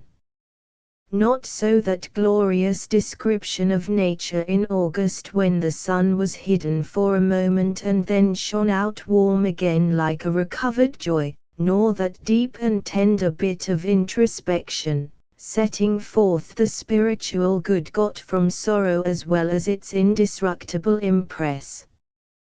Yet for all the beauty of these philosophic passages there are too many of them in this as in all George Eliot's works. They hamper the action and lend an air of pedantry and preaching with which a novel proper has nothing to do. It is bad style as well as bad art, and irritating to a critical, while depressing to a sympathetic reader. But summing up all the faults together, and giving full weight to each, we gladly own the masterly residuum that is left. The dawning love between Adam and Dinah alone is enough to claim for Adam Bede one of the highest places in literature, had not that place been already taken by the marvelous truth, diversity and power of the character drawing. Mrs. Poyser's epigrams, too, generally made when she was knitting with fierce rapidity, as if her movements were a necessary function like the twittering of a crab's antennae, both too numerous and too well known to quote, would have redeemed the flimsiest framework and the silliest padding extant. The light that seemed to flash on the world when this glorious book was published will never be forgotten by those who were old enough at the time to read and appreciate. By the way, is that would-be famous Liggins still alive? When he sums it all up, how much did he get out of his bold attempt to don the giant's robe? If Adam Bede was partly reminiscent, The Mill on the Floss was partly autobiographical. There is no question that in the sensitive, turbulent, loving nature of Maggie Tulliver Marian Evans painted herself. Those who knew her when she first came to London knew her as a pronounced insurgent. Never noisy and never coarse, always quiet in manner, sensitive, diffident and shrinking from unpleasantness, she yet had not put on that made and artificial pose which was her distinguishing characteristic in later years. She was still Maggie Tulliver, with a conscience and temperament at war together, and with a spiritual ideal in no way attained by her practical realization. For indeed, the union between Marian Evans and George Lewis was far more incongruous in some of its details than was Maggie's love for Philip or her passion for Stephen. Philip appealed to her affection of old time, her pity and her love of art, Stephen to her hot blood and her sensuous love of beauty. But George Lewis's total want of all religiousness of feeling, his brilliancy of wit, which was now coarse now mere persiflage, his cleverness, which was more quickness of assimilation than the originality of genius, were all traits of character unlike the deeper, true and more ponderous qualities of the woman who braved the world for his sake when first she linked her fate with his, the woman who did not, like Maggie, turn back when she came to the brink but who boldly crossed the Rubicon, and who, in her after efforts to cover up the conditions, showed that she smarted from the consequences. Read in youth by the light of sympathy with insurgency, Maggie is adorable, and her brother Tom is but a better-looking Jonas Chuzzlewit. Read in age by the light of respect for conformity and self-control, much of Maggie's charm vanishes, while most of Tom's hardness becomes both respectable and inevitable. Maggie was truly a thorn in the side of a proud country family, not accustomed to its little daughters running off to join the gypsies, nor to its grown girls eloping with their cousin's lover. Tom was right when he said no reliance could be placed on her, for where there is this unlucky divergence between principle and temperament, the will can never be firm nor the walk steady. Sweet little Lucy had more of the true heroism of a woman in her patient acceptance of sorrow and her generous forgiveness of the cause thereof, than could be found in all Maggie's struggles between passion and principle. The great duties of life lying at our feet and about our path cannot be done away with by the romantic picturesqueness of one character contrasted with the more prosaic because conventional limitations of the other, nor is it right to give all our sympathy to the one who spoiled so many lives and brought so much disgrace on her family name, merely because she did not mean, and did not wish, and had bitter remorse after terrible conflicts, which never ended in real self-control or steadfast pursuance of the right. There is something in the Mill on the Floss akin to the gloomy fatalism of a Greek tragedy. In Adam Bede is more spontaneity of action, more liberty of choice, but, given the natures by which events were worked out to their final issues in the Mill on the Floss, it seems as if everything must have happened precisely as it did. An obstinate, litigious and irascible man like Mr. Tulliver was bound to come to grief in the end. Fighting against long odds as he did, he could not win. Blind anger and as blind precipitancy, against cool tenacity and clear perceptions, must go under, and Mr. Tulliver was no match against the laws of life as interpreted by Mr. Wakeham and the decisions of the law courts.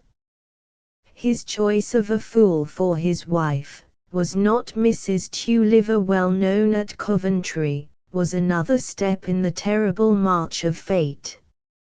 She was of no help to him as a wife, with woman's wit to assist his masculine decisions, nor as a mother was she capable of ruling her daughter or influencing her son.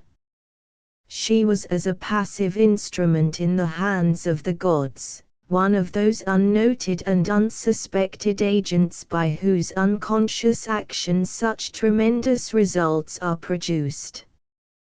George Eliot never did anything more remarkable than in the union she makes in this book between the most commonplace characters and the most majestic conception of tragic fate. There is not a stage hero among them all, not a pair of buskins for the whole company, but the conception is Aeschylean, though the stage is no bigger than a doll's house. The humour in the Mill on the Floss is almost as rich as that of Adam Bede, though the special qualities of the four sisters are perhaps unduly exaggerated. Sister Pullet's eternal tears become wearisome, and lose their effect by causeless and ceaseless repetition, and surely Sister Grigg could not have been always such an unmitigated gorgon. Mrs. Tulliver's helpless foolishness and tactless interference, moving with her soft white hands the lever which set the whole crushing machinery in motion, are after George Eliot's best manner, and the whole comedy circling round Sister Pullet's wonderful bonnet and the linen and the Cheney, comedy at last linked on to tragedy, is of inimitable richness. The girlish bond of sympathy between Sister Pullet and Sister Tulliver, in that they both liked spots for their patterned linen, while Sister Grigg, a lace contrary to Sophie Pullet, would have striped things, is repeated in that serio-comic scene of the ruin, when the Tullivers are sold up and the stalwart cause of their disaster is in bed, paralyzed. By the way, would he have recovered so quickly and so thoroughly as he did from such a severe attack? Setting that aside, for novelists are not expected to be very accurate pathologists, the humor of this part of the book is all the more striking for the pathos mingled with it. The head miller, a tall broad-shouldered man of 40, black-eyed and black-haired, subdued by a general mealiness like an auricular colon, they are nash things, them lop-eared rabbits, they'd happen hard-eyed if they'd been fed. Things out o' nature never thrive. God Almighty doesn't like 'em. He made the rabbit's ears to lie back, and it's nothing but contrariness to make 'em lie down like a mastiff dog's colon. Maggie's tears began to subside, and she put out her mouth for the cake and bit a piece, and then Tom bit a piece, just for company, and they ate together and rubbed each other's cheeks and brows and noses together, while they ate, with a humiliating resemblance to two friendly ponies. Is there anything better than these in Mrs. Poyser's repertory? Of acute psychological vision is that fine bit on plotting contrivance and deliberate covetousness, and the summing up of the religious and moral life of the Dodsons and Tullivers, beginning certainly the religious and moral ideas of the Dodsons and Tullivers is as good as anything in our language. No one theoretically knew human nature better than George Eliot. Practically, she was too thin-skinned to bear the slightest abrasion, such as necessarily comes to us from extended intercourse or the give and take of equality. but theoretically she sounded the depths and shallows, and knew where the bitter springs rose and where the healing waters flowed, and when she translated what she knew into the conduct and analysis of her fictitious characters, she gave them a life and substance peculiarly her own. Hitherto George Eliot has dealt with her own experiences, her reminiscences of old friends and well-known places, of familiar acquaintances, and, in Maggie Tulliver, of her own childish frowardness and affectionateness, her girlish desire to do right and facile slipping into wrong. In Silas Marner she ventures into a more completely creative region, and, for all the exquisite beauty and poetry of the central idea, she has failed her former excellence. The story is one of the not quite impossible but highly improbable kind, with a deus ex machina as the ultimate setter to rights of all things wrong. As with Adam Bede, the date is thrown back a generation or two, without the smallest savour of the time indicated, save in the fashion of the dresses of the sisters Lameta, a Joseph substituted for a cloak, and riding on a pillion for a drive in a fly. Else there is not the least attempt to synchronize time, circumstances and sentiment, while the story is artificial in its plot and unlikely in its treatment. Yet it is both pretty and pathetic, and the little introduction of fairyland in the golden-haired child asleep by the fire, as the substitute for the stolen hoard, is as lovely as fairy stories generally are. But we altogether question the probability of a marriage between the young squire and his drunken wife. Such a woman would not have been too rigorous, and was not, and such a man as Godfrey Cass would not have married a low-born mistress from a movement of compunction. As we said before, in the story of Hetty and Arthur, young squires a century ago were not so tender-hearted towards the honor of a peasant girl. It was a pity, of course, when things went wrong, but then young men will be young men, and it behoved the lasses to keep themselves to themselves. If the young squire did the handsome thing in money, that was all that could be expected of him. The girl would be none the worse thought of for her slip, and the money got by her fault would help in her plenishing with some honest fellow who understood things. This is the sentiment still to be found in villages, where the love children of the daughters out in service are to be found comfortably housed in the grandmother's cottage, and where no one thinks any the worse of the unmarried mother. And certainly, a century ago, it was the universal rule of moral measurement. George Eliot undoubtedly made a chronological mistake in both stories by the amount of conscientious remorse felt by her young men, and the depth of social degradation implied in this slip of her young women. The beginning of Silas Marner is much finer than that of either of her former books. It strikes the true note of a harmonious introduction, and is free from the irritating trivialities of the former openings. In those early days of which Silas Marner treats, a man from the next parish was held as a stranger, and even now a Scotch, Irish or Welsh man would be considered as much a foreigner as a Frenchy himself, were he to take up his abode in any of the more remote hamlets of the north or west. The state of isolation in which Silas Marner lived was true on all these counts, his being a foreigner to the autochthonous shepherds and farmers of Ravelot, his half-mazed, half-broken-hearted state owing to the false accusation brought against him and the criminal neglect of Providence to show his innocence, and his strange and uncongenial trade. Yet, for this last, were not the women of that time familiar with the weaving industry, else what could they have done with the thread which they themselves had spun? If it were disposed of to a traveling agent for the handloom weavers, why not have indicated the fact? It would have been one touch more to the good of local color and conditional accuracy.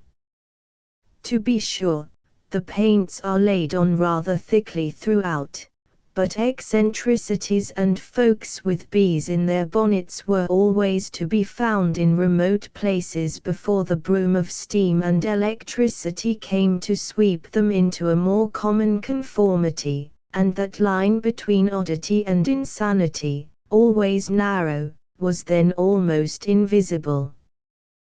The loss of the hoarded treasure and the poor dazed weaver's terrified flight to the rainbow introduces us to one of George Eliot's most masterly of her many scenes of rustic humor.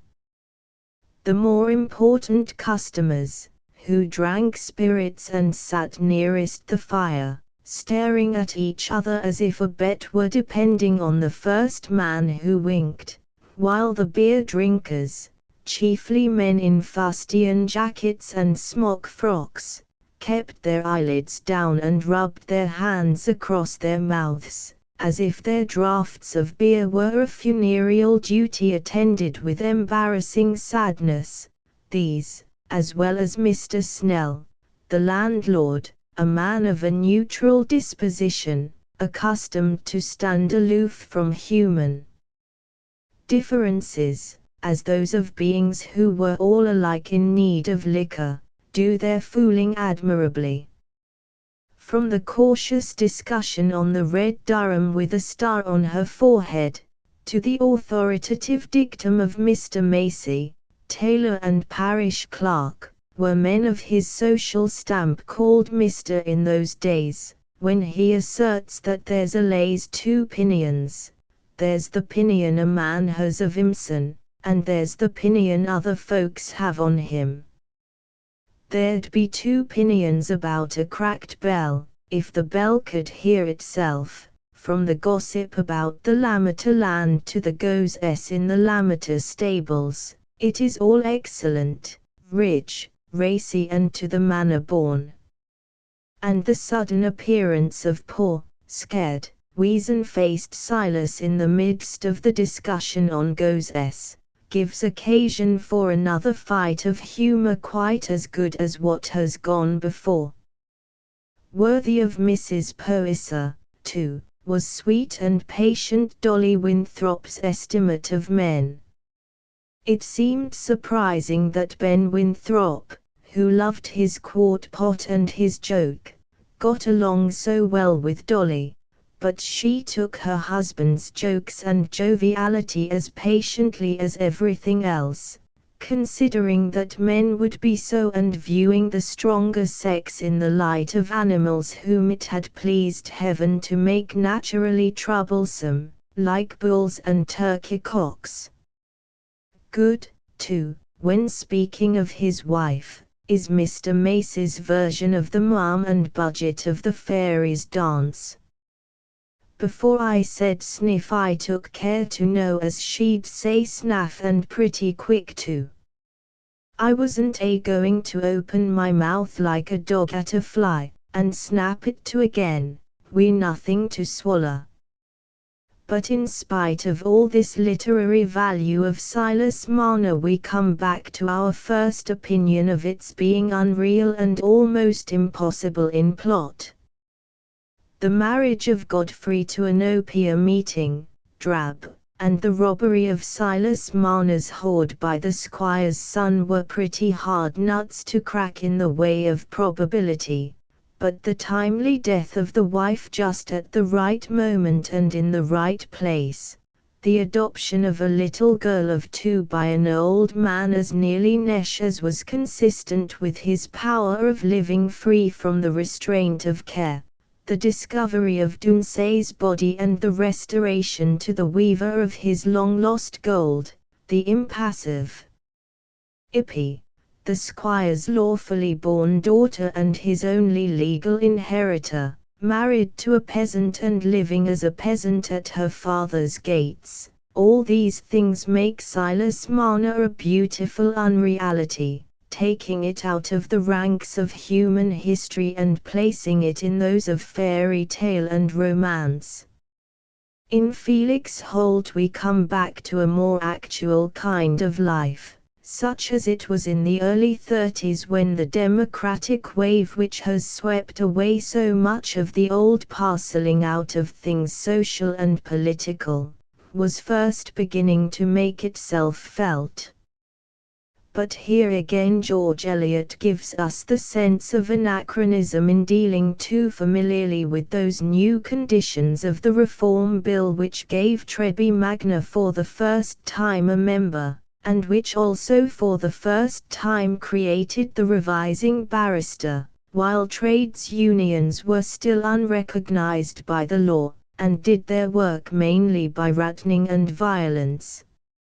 Anyone who was an intelligent and wide-awake child at that time, and who can remember the talk of the excited elders, must remember things somewhat differently from what George Eliot has set down. Radical was in those days a term of reproach, carrying with it moral obloquy and condemnation. The Tories might call the Whigs radicals when they wanted to overwhelm them with shame, as we might now say anarchists and dynamiters. But the most advanced gentleman would never have stood for Parliament as a radical. Felix Holt himself, and the upper fringe of the working class, as also the lower sediment, might be radicals, but scarcely such a man as Harold Transome, who would have been a Whig of a broad pattern. And as for the revising barrister, he was looked on as something akin to Frankenstein's monster. No one knew where his power began nor where it ended, and on each side alike he was dreaded as an unknown piece of machinery which, once set a-going, no one could say what it would do or where it would stop. In its construction Felix Holt is perhaps the most unsatisfactory of all George Eliot's books. The ins and outs of Transome and D'Urfey and Scadden and Bycliffe were all too intricate in the weaving and too confused in the telling to be either intelligible or interesting. In trying on the garment of Miss Budden the author of Felix Holt showed both want of perception and a deplorable misfit. Also she repeats the situation of Ippy and her adopted father Silas in that of Esther and Rufus Leon.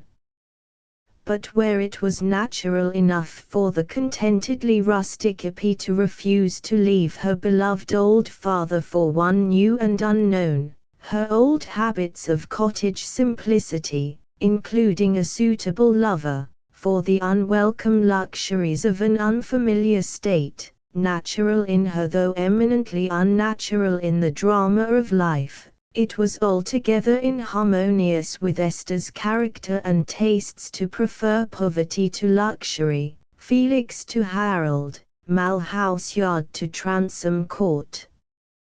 George Eliot's usually firm grip on character wavers into strange self-contradiction in her delineations of Esther Leon. Even the situation of which she is so fond, the evolution of a soul from spiritual deadness to keen spiritual intensity, and the conversion of a mind from folly to seriousness, even in this we miss the masterly drawing of her better manner. The humour too is thinner. Mrs. Holt is a bad Mrs. Nickleby, and the comic chorus of rustic clowns, which George Eliot always introduces where she can, is comparatively poor. She is guilty of one distinct coarseness, in her own character as the author, when she speaks of the cook at Treby Manor, a much grander person than her ladyship, as wearing gold and jewellery to a vast amount of suet. When Esther has been taken up by the Transomes, George Eliot misses what would have been absolutely certain. These fine little points of difference between the high-bred lady of Transome Court and the half-bred Esther of Malhouse Yard, and yet, quite unintentionally, she makes Esther as vulgar as a barmaid in her conversations and flirtatious coquetries with Harold Transome. Nor, we venture to think, as going too far on the other side, would a girl of Esther's upbringing and surroundings have used such a delightfully literary phrase as importunate sense. On the whole, we do not think it can be denied that, so far as she had gone in her literary career when she wrote Felix Holt, it is undeniably her least successful work. And yet, how many and how beautiful are the good things in it! If Homer nods at times, when he is awake who can come near him? The opening of the book is beyond measure fine, and abounds in felicitous phrases. His sheepdog following with heedless unofficial airs of a beadle in undress, the higher pains of a dim political consciousness, the younger farmers who had almost a sense of dissipation in talking to a man of his questionable station and unknown experience, her life would be exalted into something quite new, into a sort of difficult blessedness such as one may imagine in beings who are conscious of painfully growing into the possession of higher powers, true for George Eliot herself. But not for such a girl as Esther Leon. These are instances of literary supremacy taken at random, with many more behind. Then how exquisite is that first love scene between Felix and Esther! It is in these grave and tender indications of love that George Eliot is at her best. Gentle as sleeping flowers, delicately wrought, like the most perfect cameos, graceful and suggestive, subtle and yet strong, they are always the very gems of her work. And in Felix Holt especially they stand out with more perfectness because of the inferior quality of so much that surrounds them.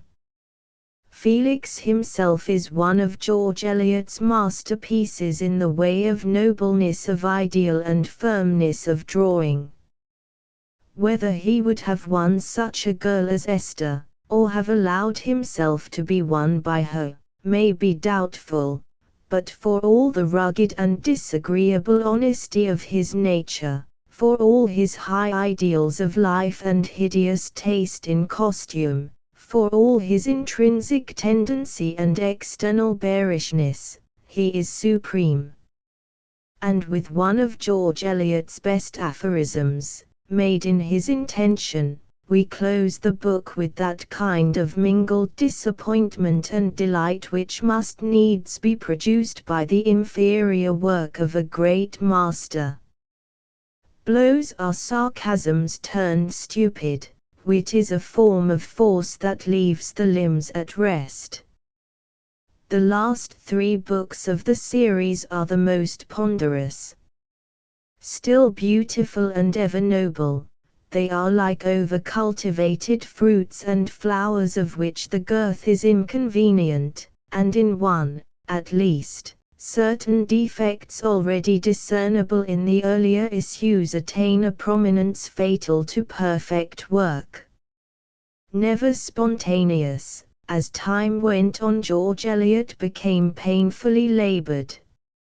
Her scholarship degenerated into pedantry, and what had been stately and dignified accuracy in her terms grew to be harsh and inartistic technicality. The artificial pose she had adopted in her life and bearing reacted on her work, and the contradiction between her social circumstances and literary position colored more than her manners. All her teaching went to the side of self-sacrifice for the general good, of conformity with established moral standards, while her life was in direct opposition to her words. For though she did no other woman personal injustice, she did set an example of disobedience to the public law which wrought more mischief than was counteracted by even the noblest of her exhortations to submit to the restraints of righteousness, however irksome they might be. And it was this endeavor to coordinate insurgency and conformity, self-will and self-sacrifice, that made the discord of which every candid student of her work, who knew her history, was conscious from the beginning. Nowhere do we find this contradiction more markedly shown than in Romola, the first of the ponderous last three. Her noblest work, Romola, is yet one of George Eliot's most defective in what we may call the scaffolding of the building. The loftiness of sentiment, the masterly delineation of character, the grand grasp of the political and religious movement of the time, the evidences of deep study and conscientious painstaking visible on every page, are combined with what seems to us to be the most extraordinary indifference to, for it cannot be ignorance of, the social and domestic conditions of the time. The whole story is surely impossible in view of the long arm of the Church, the personal restraints necessarily imposed on women during the turbulent unrest of the 15th and 16th centuries, the proud exclusiveness of the well-born citizens of any state. Take the last first. Grant all the honor paid by Cosmo and Lorenzo to the learned men of all nations, especially to Greek scholars who, in the first fervor of the Renaissance, were as sons of the gods to those thirsting for the waters of the divine spring. Grant, too, the example set by Bartolomeo Scala, who had given his beautiful daughter Alessandra in marriage to the soldier poet Marullo. Was it likely that even an eccentric old scholar like the blind Bardo de Bardi should have so unreservedly adopted a nameless Greek adventurer, flung up like a second Ulysses from the waves, unvouched for by any sponsor and unidentified by any document? We allow that Bardo might have taken Tito as his scribe and secretary, seeing that the Senini had already employed him, waif and stray as he was, but that he should have consented to his daughter's marriage with this stranger, and that her more conservative and more suspicious godfather, Bernardo del Nero, should have consented, even if reluctantly, was just about as likely as that an English country gentleman should allow his daughter to marry a handsome gypsy. If we think for a moment of what citizenship meant in olden times, the improbability of the whole of Tito's career becomes still more striking. As, in Athens, the sojourner never stood on the same plane with the autochthon, so in Rome the peregrinus was ineligible for public office or the higher kind of marriage, and though the stricter part of the law was subsequently relaxed in favor of a wider civic hospitality, the sentiment of exclusiveness remained, and indeed does yet remain in Italy. It seems more than improbable that Tito, a Greek adventurer, should have been employed in any political service, save perhaps as a base kind of scout and unhonored spy. That he should ever have taken the position of an accredited public orator was so contrary to all the old traditions and habits of thought as to be of the same substance as a fairy tale. The character of Bardo, too, is non-Italian, and his modes of life and thought were as impossible as are some other things to be hereafter spoken of. The Church had a long arm, as we said, and a firm grip, and while it blinked indulgently enough at certain aberrations, it demanded the show of conformity in essentials. Lorenzo was a pagan, but he died receiving the sacraments. The Borgias were criminals, but their professions of faith were loud-voiced and in true earnest. Men might inveigh against the evil lives of the clergy and the excesses of monks and nuns, but they had to confess God and the Church, and their diatribes had to be carefully worded, as witness Rabilis, or a plea would certainly be found for the fire and faggot, as with Fridolino and Savonarola. So with conformity to the usages of life which, then and now, are considered integral to morality. It could not have been possible for Bardo to bring up his daughter aloof from the debasing influence of her own sex, and in a household with only one old man for a servant. The times did not allow it, no more than we should allow it now in this freer day. This womanless home for an Italian girl at any time, more especially in the Middle Ages, when even young wives were bound to have their companions and duennas, is a serious blot in workmanship. So, indeed, is the whole of Romola's life, being anachronism and simply 19th-century English from start to finish. The things which both she and Tessa did, and were allowed to do, are on a par with Gulliver's Travels and Peter Wilkins. It was as impossible for Tessa, a pretty young unmarried girl, contadina as she was, to come into Florence alone, as for a peasant child of 3 years old to be sent with a message on business into the city of London alone. To this day well-conducted women of any class do not wander about the streets of Italian cities unaccompanied, and maidenhood is, as it always was, sacredly and jealously guarded. Nor could Romola have gone out and come in at her desire, as she is allowed by the author. With streets filled by the turbulent factions of the Bianchi and Neri, always ready for a fight or for a love adventure, what would have happened to, and been thought of, a beautiful young woman slipping about within the city and outside the gates at all hours of the day and night? She is said to be either quite alone, as when she goes to Tessa's house, or merely accompanied by Monna Brigida, as when she goes to the convent to see her dying brother, which also, by the way, was impossible, or attended, at a distance, by old Maso when she attempts her flight as a solitary nun. She would have lost name and state had she committed these eccentricities, and had she persisted in them, she would have been sent to a convent, that refuge for sorrow, that shelter from danger, that prison for contumacy, and her godfather would have been the first to consign her to what was then the only safe asylum for women.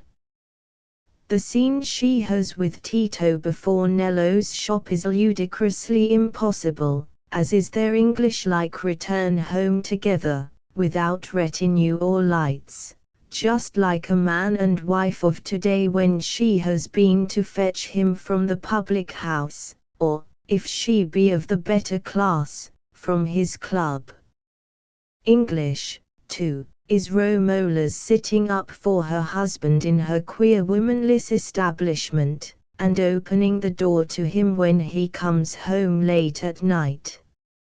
For the matter of that, indeed, Tito's solitary rambles are as much out of line with the time, and the circumstances of that time, as is Romola's strange daring.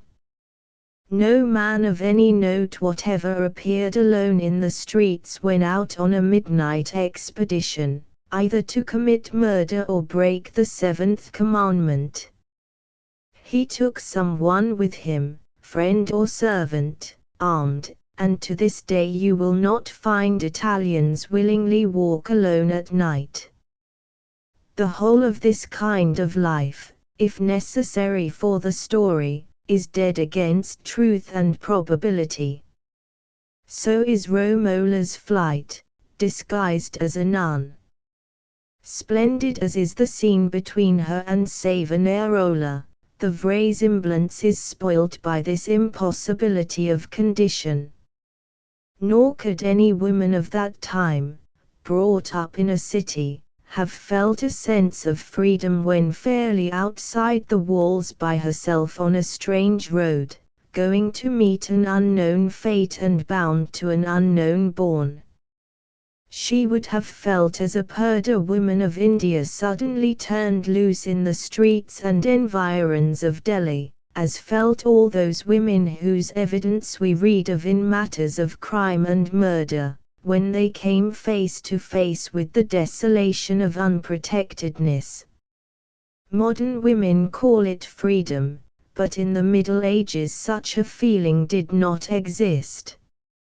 All these things are anachronisms, as much so as if a novelist of the 20th century, writing of English life in the 18th, should clothe his women in knickerbockers, mount them on bicycles, and turn them into the football field and cricket ground.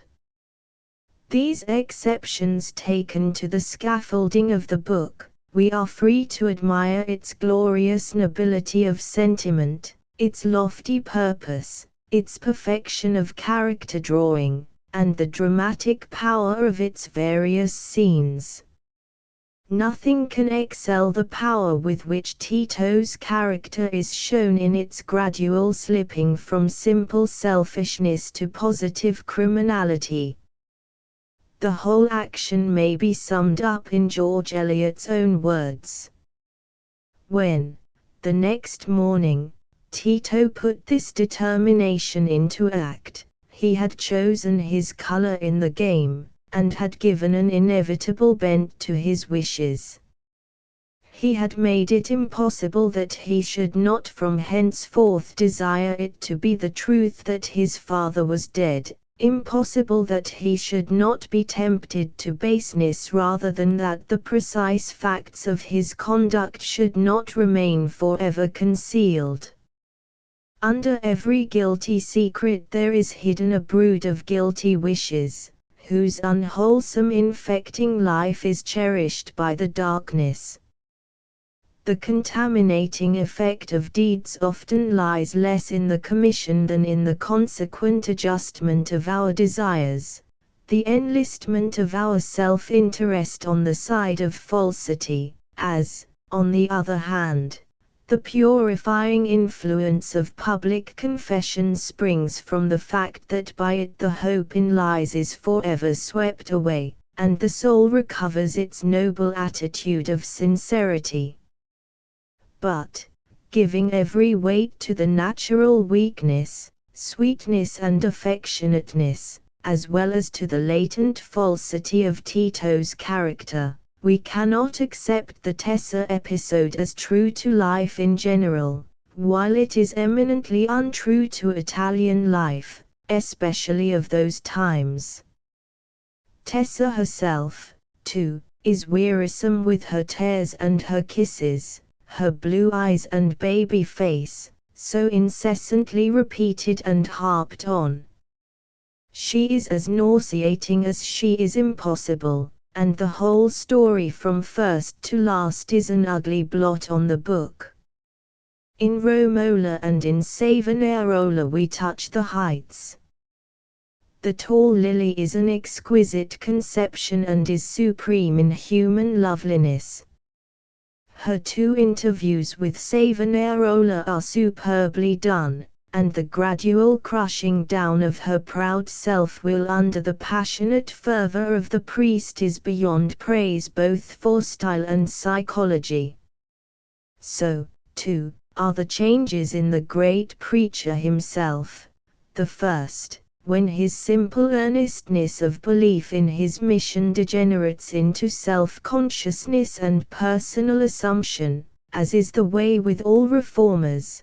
The second, when he abandons his later attitude, and the dross is burnt away as the hour of trial comes on him, and the world no longer stands between God and his soul. The final scenes of the Frit's public life are powerfully wrought, with all George Eliot's mastery and eloquence and deep religious fervor, but it is in scenes and circumstances of this kind that she is ever at her best.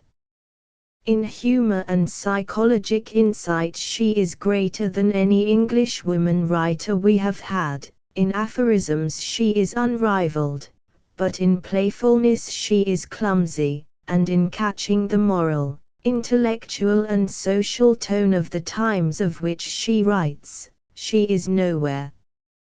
Contrast Romola's character and manner of life, above all those 2 thoroughly English letters of hers, with all that we know of Vittoria Colonna, the purest and noblest woman of her day, which was Romola's, and at once we see the difference between them, the difference wrought by 4 centuries, Vittoria being essentially a woman of the time, though a head and shoulders above the ruck, while Romola is as essentially a product of the 19th century.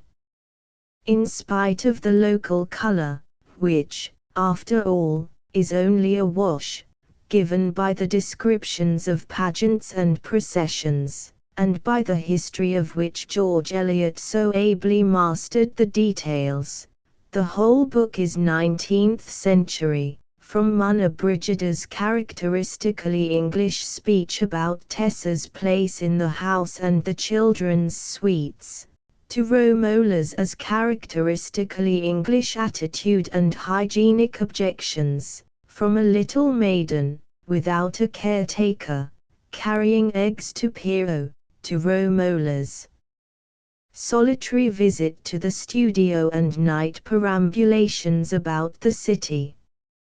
All these shortcomings notwithstanding, Romola will ever remain one of the noblest works of our noblest author, and, after all, did not Shakespeare make Hector quote Aristotle, and show all his Greeks and Romans and outlandish nondescripts from countries unknown to himself, as nothing but sturdy Englishmen, such as lived and loved in the times of the great Eliza? Where we have so much to admire, nay, to venerate, we may let the smaller mistakes pass. Yet they must be spoken of by those who would be candid and not fulsome, just and not flattering. By the way, did George Eliot know that Baldassare is the name of one of the devils invoked to this day by Sicilian witches? The longest of all the novels, Middlemarch is the most interesting in its characters, its isolated scenes, its moral meaning and philosophic extension, but it is also the most inartistic and the most encumbered with subordinate interests and personages.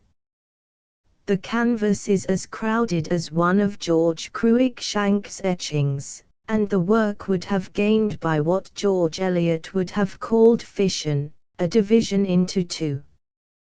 The stories of Dorothea and Casaubon and of Rosamond and Lygate are essentially separate entities, and though they are brought together at the last by an intermingled interest, the result is no more true unification than the Siamese twins or the double-headed nightingale represented one true human being. The contrast between the two beautiful young wives is well preserved, and the nicer shades of difference are as clearly marked as are the more essential, for George Eliot was far too good a workman to scamp in any direction, and the backs of her stories are as well wrought as the fronts.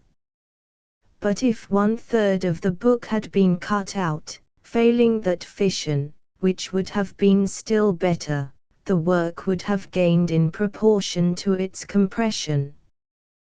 The character of Dorothea marks the last stage in the development of the personality, which begins with Maggie Tulliver, and is in reality Marian Evans's own self. Maggie, Romola and Dorothea are the same person in progressive stages of moral evolution. All are at cross corners with life and fate, all are rebellious against things as they find them. Maggie's state of insurgency is the crudest and simplest, Romola's is the most passionate in its moral reprobation of accepted unworthiness, Dorothea's is the widest in its mental horizon, and the most womanly in the whole-hearted indifference to aught but love, which ends the story and gives the conclusive echo. In its own way, her action in taking Will Ladislaw is like Esther's in marrying Felix Holt, but it has not the unlikelihood of Esther's choice. It is all for love, if one will, but it runs more harmoniously with the broad lines of her character, and gives us no sense of that dislocation which we get from Esther's decision. And in its own way it is at once a parallel and an apology. The most masterly bits of work in Middlemarch are the characters of Rosamond and Casaubon. Rosamond's unconscious selfishness, her moral thinness, and the superficial quality of her love are all portrayed without a flaw in the drawing, while Casaubon's dryness, his literary indecision following on his indefatigable research, and his total inability to adjust himself to his new conditions, together with his scrupulous formality of politeness combined with real cruelty of temper, make a picture of supreme psychologic merit. They who think that Casaubon was meant for the late rector of Lincoln know nothing about George Eliot's early life. They who do know some of those obscure details, are well aware of the origin whence she drew her masterly portrait, as they know who was Mrs. Poyser, who Tom Tulliver, and who Hetty Sorrel. Hetty, indeed, is somewhat repeated in that amazingly idiotic Tessa, who is neither English nor Italian, nor, indeed, quite human in her molluscous silliness, but there are lines of relation which show themselves to experts, and the absence of the cherry stone does not count for more than the dissimilarity always to be found between two copies. No finer bit of work was ever done than the deep and subtle but true and most pathetic tragedy of Lygate's married life. The character of Rosamond was a difficult one to paint, and one false touch could have been fatal. To show her intense selfishness and shallowness and yet not to make her revolting, was what only such a consummate psychologist as George Eliot could have done.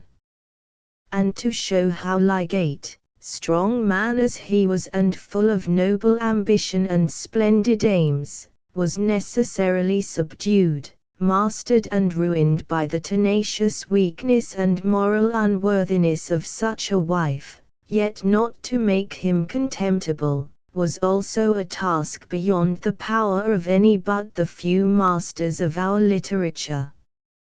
All the scenes between this ill-assorted pair are in George Eliot's best manner and up to her highest mark, and the gradual declination of Rosamund's love, together with Lygate's gradual awakening to the truth of things as they were, are portrayed with a touch as firm as it is tender. That scene on the receipt of Sir Godwin's letter is as tragic in its own way as Othello or a Greek drama. It has in it the same sense of human helplessness in the presence of an overmastering fate. Rosamund was Lygate's fate. Her weakness, tenacity and duplicity, his stronger manhood, which could not crush the weaker woman, his love, which could not coerce, nor punish, nor yet control the thing he loved, all made the threads of that terrible net in which he was entangled, and by which the whole worth of his life was destroyed. It is a story that goes home to the consciousness of many men, who know, as Lygate knew, that they have been mastered by the one who to them is as an animal of another and feebler species, who know, as Lygate knew, that their energies have been stunted, their ambition has been frustrated, and their horizon narrowed and darkened because of that tyranny which the weaker woman so well knows how to exercise over the stronger man. Casaubon is as masterly in drawing as is Rosamund or Lygate. We confess to a sadly imperfect sympathy with Dorothea in her queer enthusiasm for this dry stick of a man. Learned or not, he was scarcely one to whom a young woman, full of life's strong and sweet emotions, would care to give herself as a wife. One can understand the more impersonal impulse which threw Marian Evans into an attitude of adoration before the original of her dry stick, but when it comes to the question of marriage, the thing is simply revolting as done by the girl, not only of her own free will but against the advice and prayers of her friends. Tom was to be excused for his harshness and irritation against Maggie, and Celia's commonplaces of wisdom for the benefit of that self-willed and recalcitrant Dodo, if not very profound nor very stimulating, nor yet sympathetic, were worth more in the daily life and ordering of sane folk than Dorothea's blind and obstinate determination. Beautiful and high-minded as she is also one of those irritating saints whose virtues one cannot but revere, whose personal charms one loves and acknowledges, and whose wrong-headedness makes one long to punish them, or at least restrain them by main force from social suicide. And to think that to her first mistake she adds that second of marrying Will Ladislaw, the utter snob that he is. Where were George Eliot's perceptions? Or was it that in Ladislaw she had a model near at hand, whom she saw through coloured glasses, which also shed their rosy light on her reproduction, so that her copy was to her as idealized as the original, and she was ignorant of the effect produced on the clear-sighted. Yet over all the mistakes made by her through defective taste and obstinate unwisdom, the beauty of Dorothea's character stands out as did Romola's, like a white lily in the garden. She is a superb creature in her own way, and her disillusionment is of the nature of a tragedy. But what could any woman expect from a man who could write such a love letter as that of Mr. Casaubon's? The canvas of Middlemarch is overcrowded, as we said, yet how good some of the characters are. The sturdy uprightness, tempered with such loving sweetness, of Cabell Garth, the commonplace negation of all great and all unworthy qualities of the Vincis, Celia and Sir James, Mr. Fairbrother and Mr. and Mrs. Cadwallader, all are supreme. We confess we do not care much for the portraiture of Mr. Bulstrode and his spiteful delator Raffles. George Eliot is not good at melodrama. Also the whole episode of Mr. Featherstone's illness, with his watching family and Mary Garth, too vividly recalls old Anthony Chuzzlewit and all that took place round his deathbed and about his will, to give a sense of truth or novelty. George Eliot's power did not lie in the same direction as that of Charles Dickens, and the contrast is not to her advantage. Great humorists as both were, their humor was essentially different, and will not bear comparison. No book that George Eliot ever wrote is without its wise and pithy aphorisms, its brilliant flashes of wit, its innumerable good things. Space will not permit our quoting 1/10th part of the good things scattered about these fascinating pages. Celia's feeling, which she stifled in the depths of her heart, that her sister was too religious for family comfort.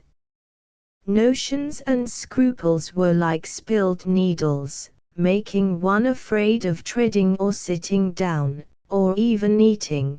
But, farther on, what an unnecessary bit of pedantry. In short, woman was a problem which, since Mr. Brooke's mind felt blank before it, could be hardly less complicated than the revolutions of an irregular solid. Mrs. Cadwallader's sense of birth, so that Ada Bracy reduced to take his dinner in a basin, would have seemed to her an example of pathos worth exaggerating, and I fear his aristocratic vices would not have horrified her.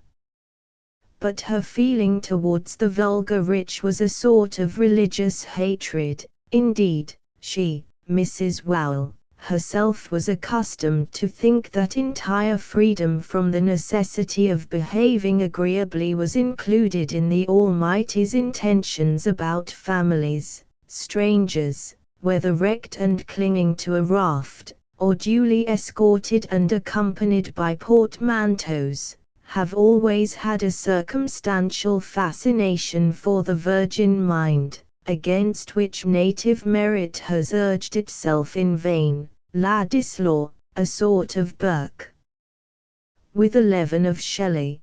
But it is one thing to like defiance, and another thing to like its consequences. An observation wrung out of her own disturbed and inharmonious experience, that controlled self-consciousness of manner which is the expensive substitute for simplicity.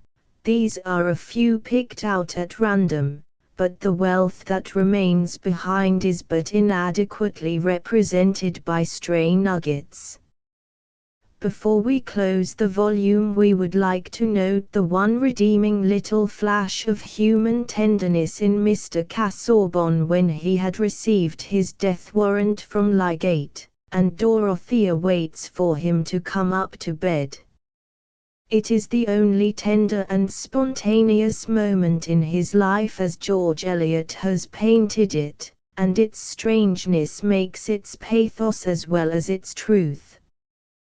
The last of the lengthy three, and the last novel she wrote, Daniel Deronda, is the most wearisome, the least artistic, and the most unnatural of all George Eliot's books. Of course it has the masterly touch, and, for all its comparative inferiority, has also its supreme excellence. But in plot, treatment and character it is far below its predecessors. Some of the characters are strangely unnatural.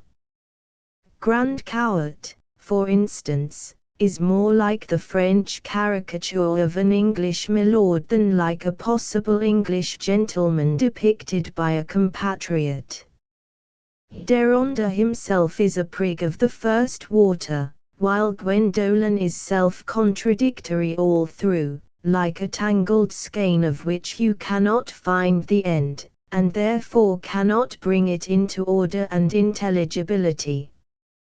Begun on apparently clear lines of self-will, pride, worldly ambition and personal self-indulgence, without either conscience or deep affections, self-contained and self-controlled, she wavers off into a condition of moral weakness, of vagrant impulses and humiliating self-abandonment for which nothing that went before has prepared us. That she should ever have loved, or even fancied she loved, such a frozen fish as Grand Cowart was impossible to a girl so full of energy as Gwendolen is shown to be. Clear in her desires of what she wanted, she would have accepted him, as she did, to escape from the hateful life to which else she would have been condemned. But she would have accepted him without even that amount of self-deception which is portrayed in the decisive interview. She knew his cruel secret, and she deliberately chose to ignore it. So far good. It is what she would have done. But where is the logic of making her carry on as she did when she received the diamonds on her wedding day? It was a painful thing, sure enough, and the mad letter that came with them was disagreeable enough, but it could not have been the shock it is described, nor could it have made Gwendolen turn against her husband in such sudden hatred, seeing that she already knew the whole shameful story.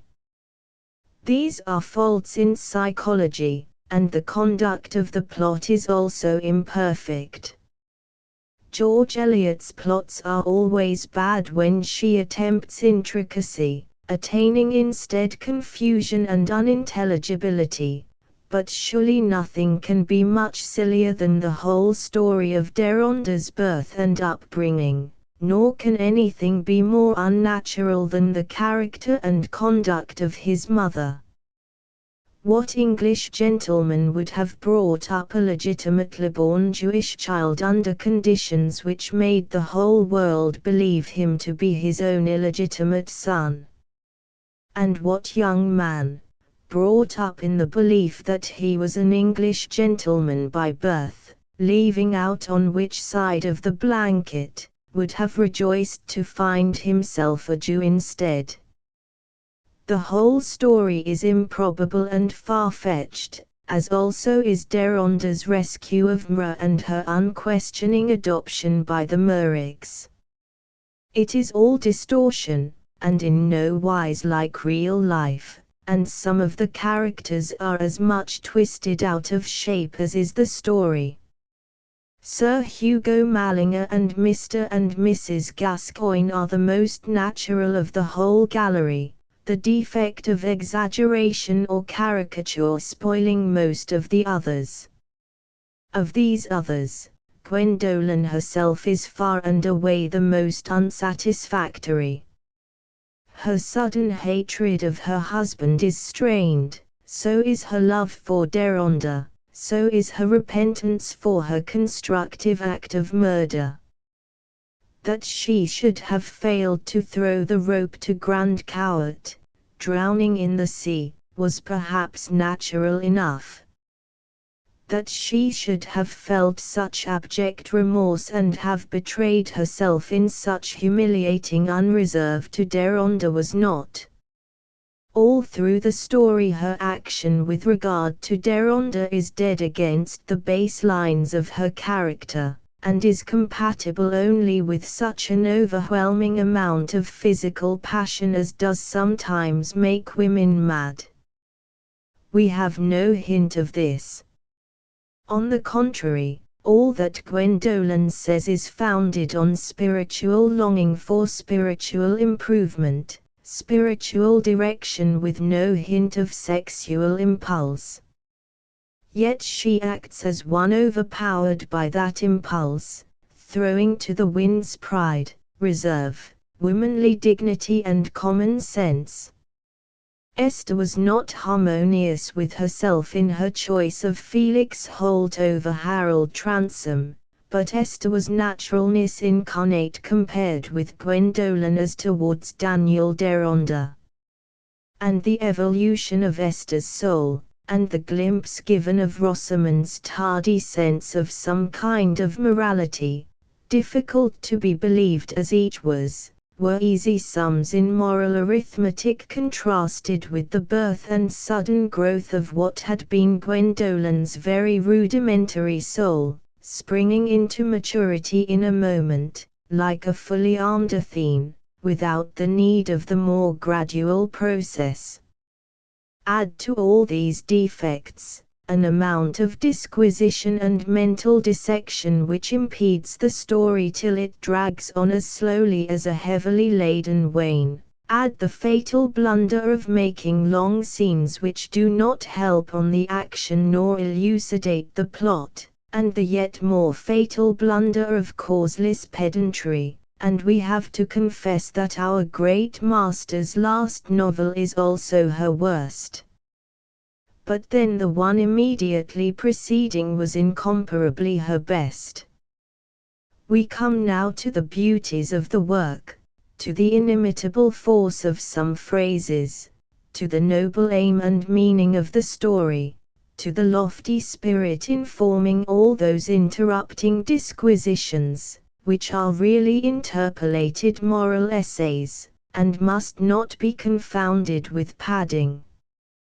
Take this little shaft aimed at that graculous Esurion's lush, that half-caste among gentlemen and the ame damnée of Grand Cowart. Lush's love of ease was well satisfied at present, and if his puddings were rolled towards him in the dust he took the inside bits and found them relishing. Again, we sit up at night to read about Caermarmony, St. Francis and Oliver Cromwell, but whether we should be glad for anyone at all like them to call on us the next morning, still more to reveal himself as a new relation, is quite another matter. A man of refined pride shrinks from making a lover's approaches to a woman whose wealth or rank might make them appear presumptuous or low-motived. But Deronda was finding a more delicate difficulty in a position which, superficially taken, was the reverse of that, though, to an ardent reverential love, the loved woman has always a kind of wealth which makes a man keenly susceptible about the aspect of his addresses. We extract this sentence as an instance of George Eliot's fine feeling and delicate perception expressed in her worst and clumsiest manner. A blush is no language, only a dubious flag signal, which may mean either of two contradictions. Grand Cowart held that the Jamaican Negro was a beastly sort of Baptist Caliban. Deronda said he had always felt a little with Caliban, who naturally had his own point of view and could sing a good song. Mrs. Davilow observed that her father had an estate in Barbados, but that she herself had never been in the West Indies. Mrs. Torrington was sure she should never sleep in her bed if she lived among blacks. Her husband corrected her by saying that the blacks would be manageable enough if it were not for the half-breeds, and Deronda remarked that the whites had to thank themselves for the half-breeds. It is in such polite pea-shooting as this that George Eliot shows her inimitable humour, the quick give and take of her conversations being always in harmony with her characters. But, indeed, unsatisfactory as a novel though Daniel Deronda is, it is full of beauties of all kinds, from verbal wit to the grandly colossal sublimity of Mordecai, and Deronda's outburst of passionate desire to weld the scattered Jews into one nation of which he should be the heart and brain.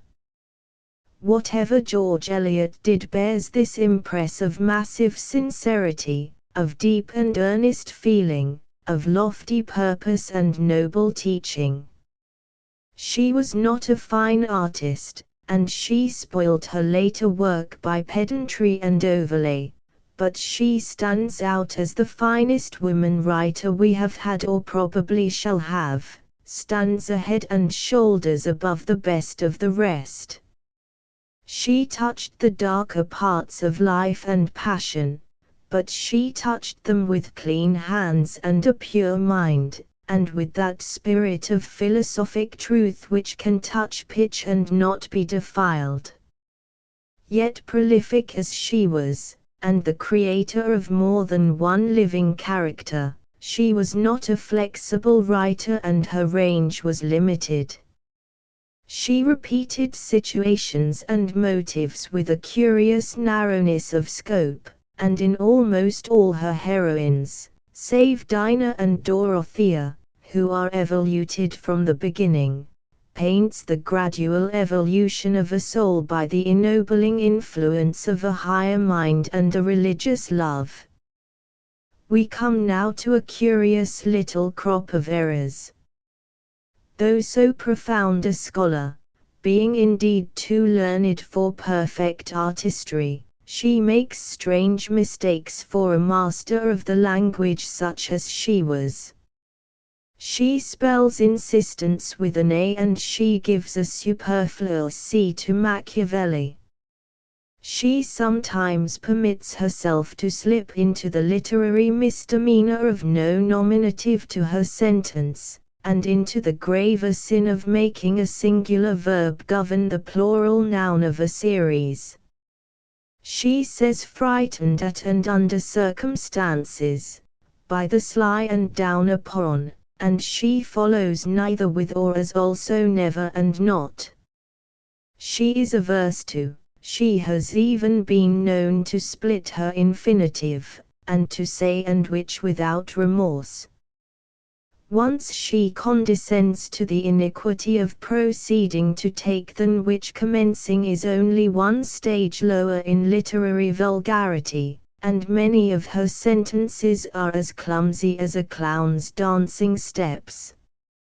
As no one can accuse her of either ignorance or indifference, still less of haste and slapdash, these small flaws in the great jewel of her genius are instructive instances of the clinging effect of our carelessness in daily speech, so that grammatical inaccuracy becomes as a second nature to us, and has to be unlearned by all who write. Nevertheless, with all her faults fully acknowledged and honestly shown, we ever return as to an inexhaustible fountain, to her greatness of thought, her supreme power, her nobility of aim, her matchless humor, her magnificent drawing, her wise philosophy, her accurate learning, as profound as it was accurate. Though we do not bracket her with Plato and Kant, as did one of her Panegyrists, nor hold her equal to Fielding for naturalness, nor to Scott for picturesqueness, nor as able as was Thackeray to project herself into the conditions of thought and society of times other than her own, we do hold her as the sceptred queen of our English Victorian authoresses, superior even to Charlotte Brontë, to Mrs. Gaskell, to Harriet Martineau, formidable rivals as these are to all others, living or dead. If she had not crossed that Rubicon, or, having crossed it, had been content with more complete insurgency than she was, she would have been a happier woman and a yet more finished novelist. As things were, her life and principles were at cross corners, and when her literary success had roused up her social ambition, and fame had lifted her far above the place where her birth had set her, she realized the mistake she had made.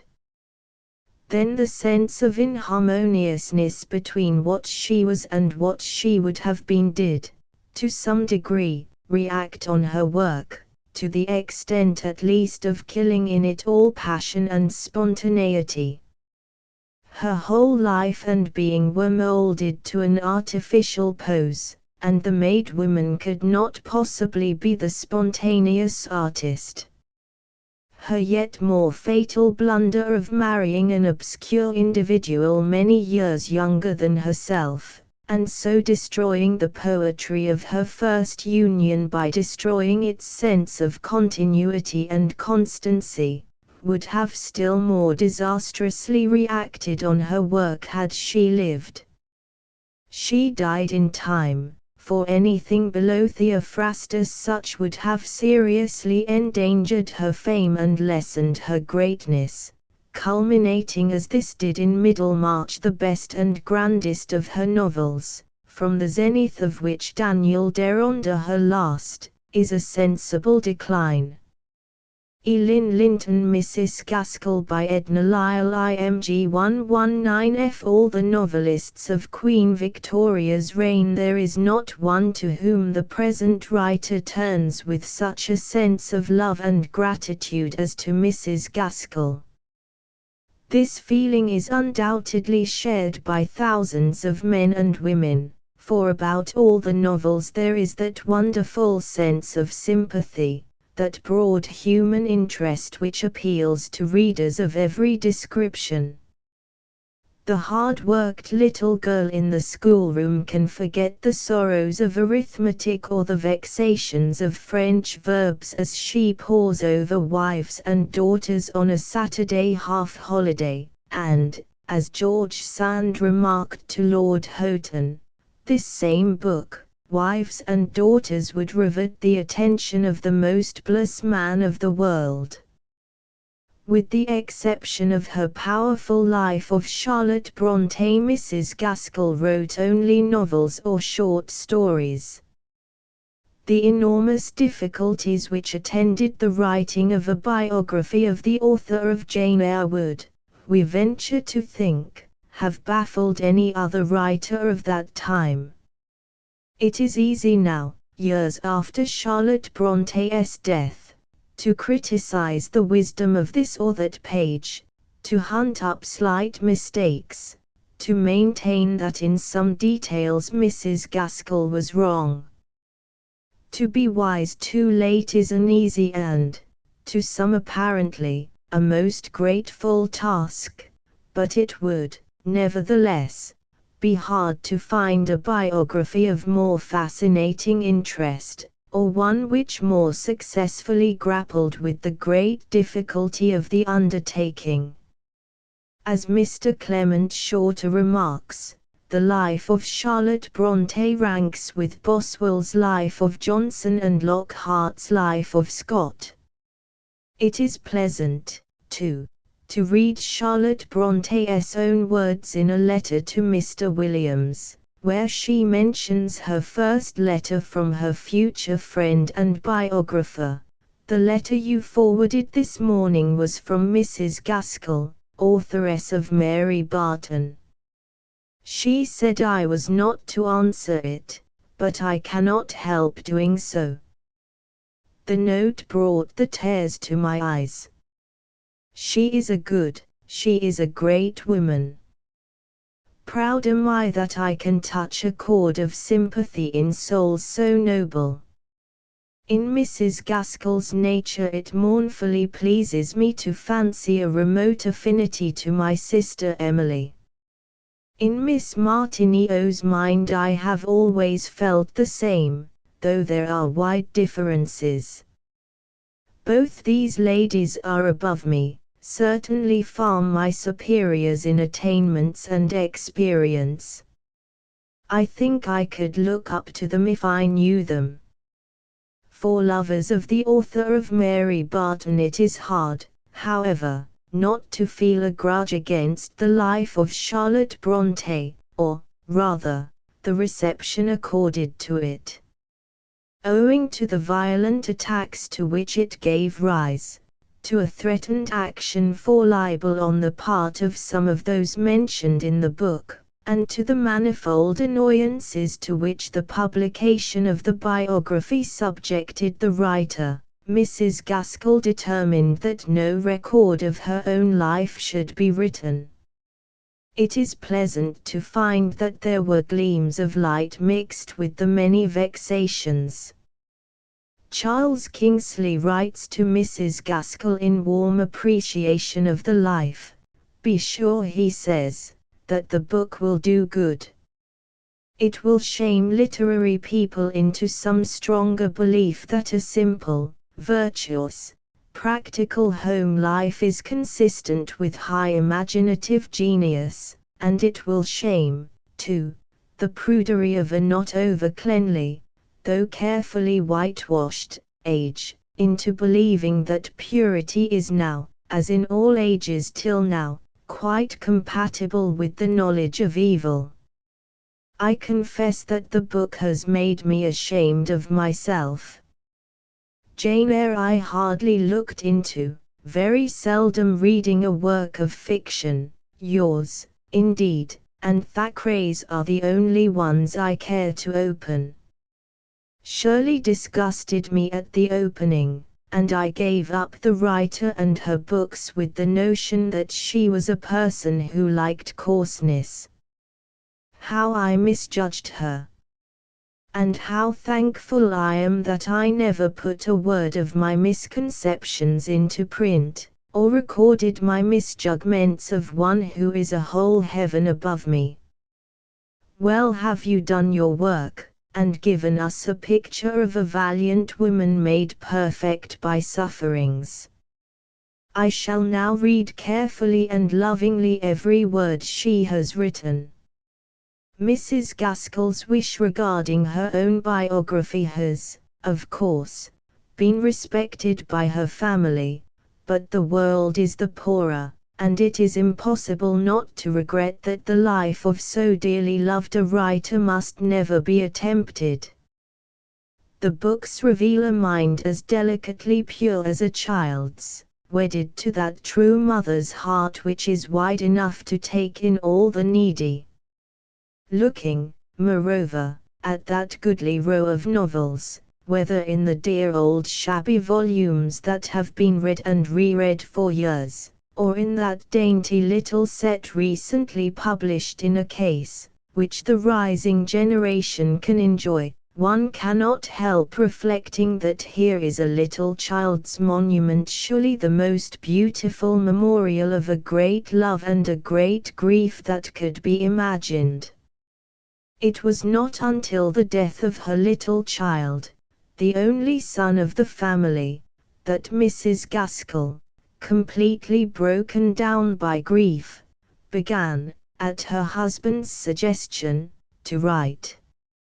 And thus a great sorrow brought forth a rich and wonderful harvest, as grief borne with strength and courage always may do. And the world has good reason to remember that little 10 months child whose short life brought about such great results.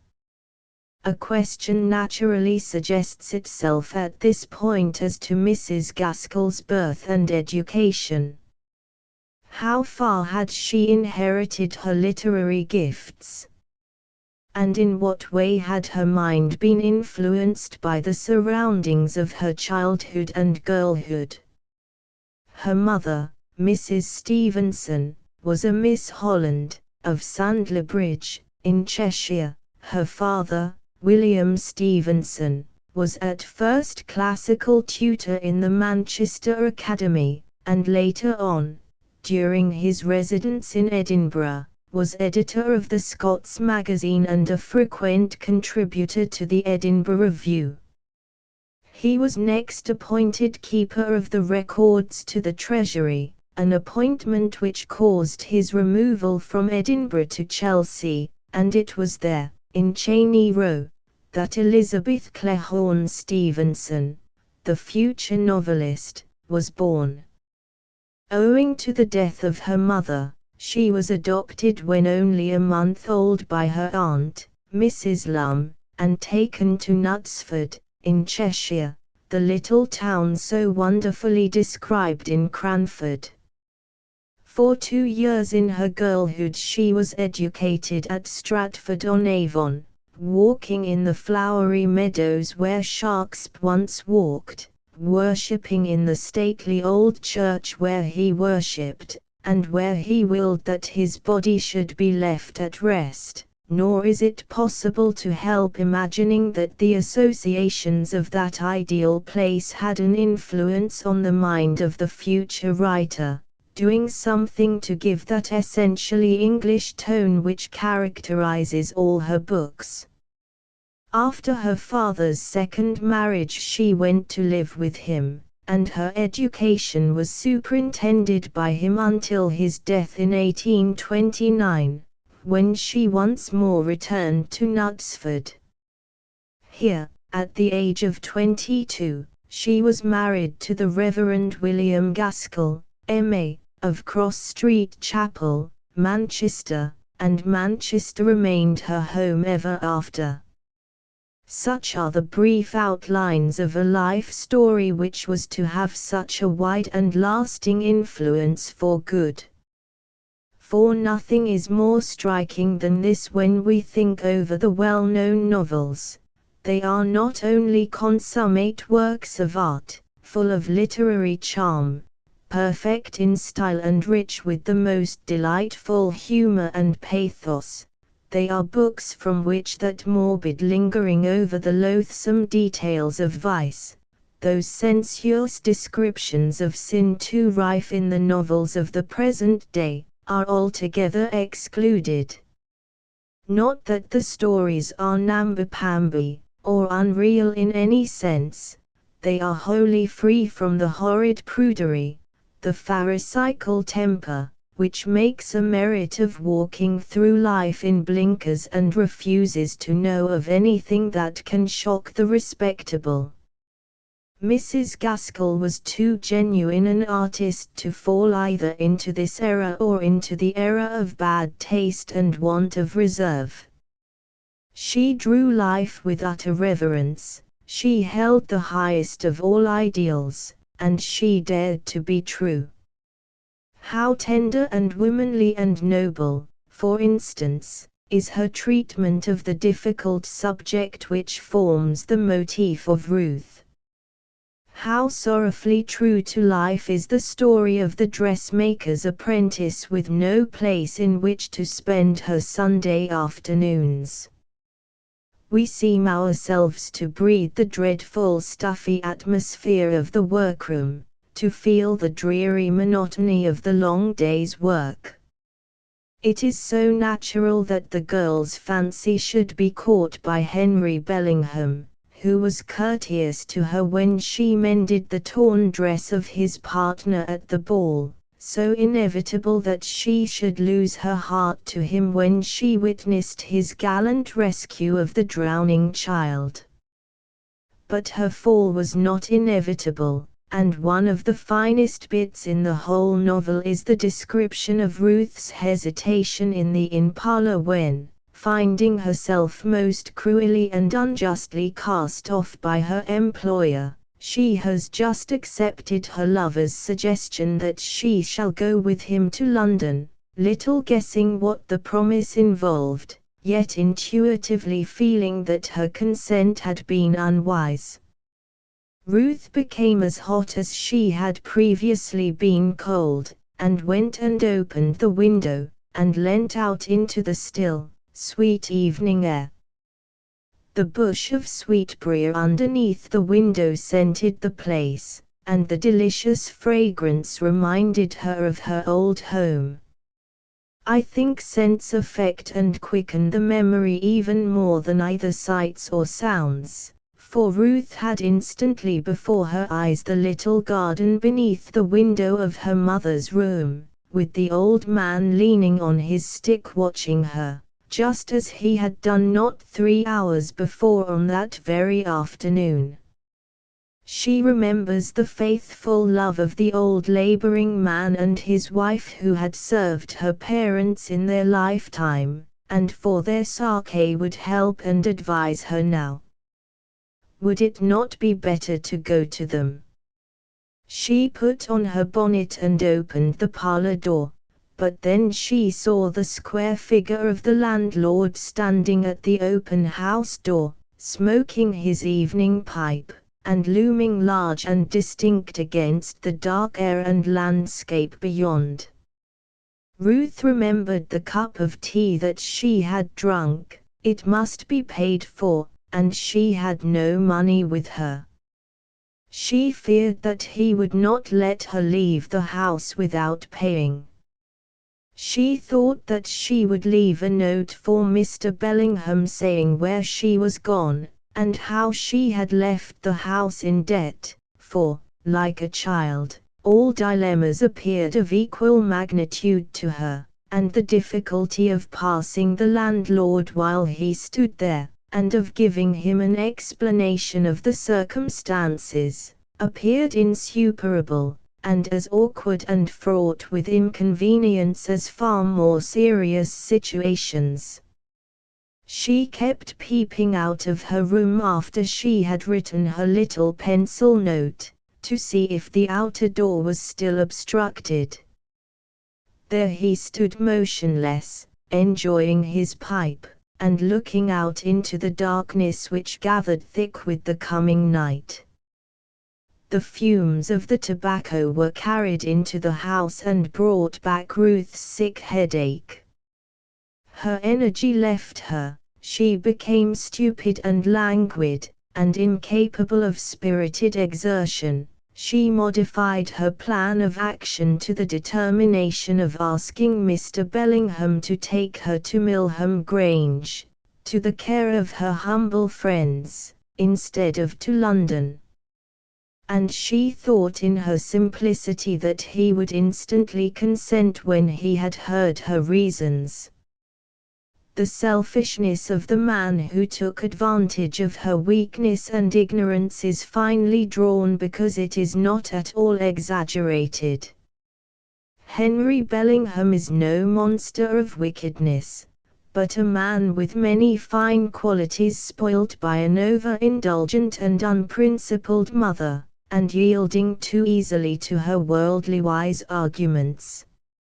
Ruth first sees a faint trace of his selfishness, she calls it unfairness, when, on their arrival in Wales, he persuades the landlady to give them rooms in the hotel and to turn out on a false pretext some other guests into the dependents across the road. She understands his selfish littleness of soul only too well when, years after, she talks to him during that wonderfully described interview in the chapter called The Meeting on the Sands. He cannot in the least understand her. The deep sense of penitence she expressed he took for earthly shame, which he imagined he could soon soothe away. He actually has the audacity to tempt her a second time, then, after her indignant refusal, he offers her marriage. To his great amazement she refuses this too. "Why, what on earth makes you say that?" asked he. "I do not love you. I did once." "Don't say I did not love you then, but I do not now. I could never love you again.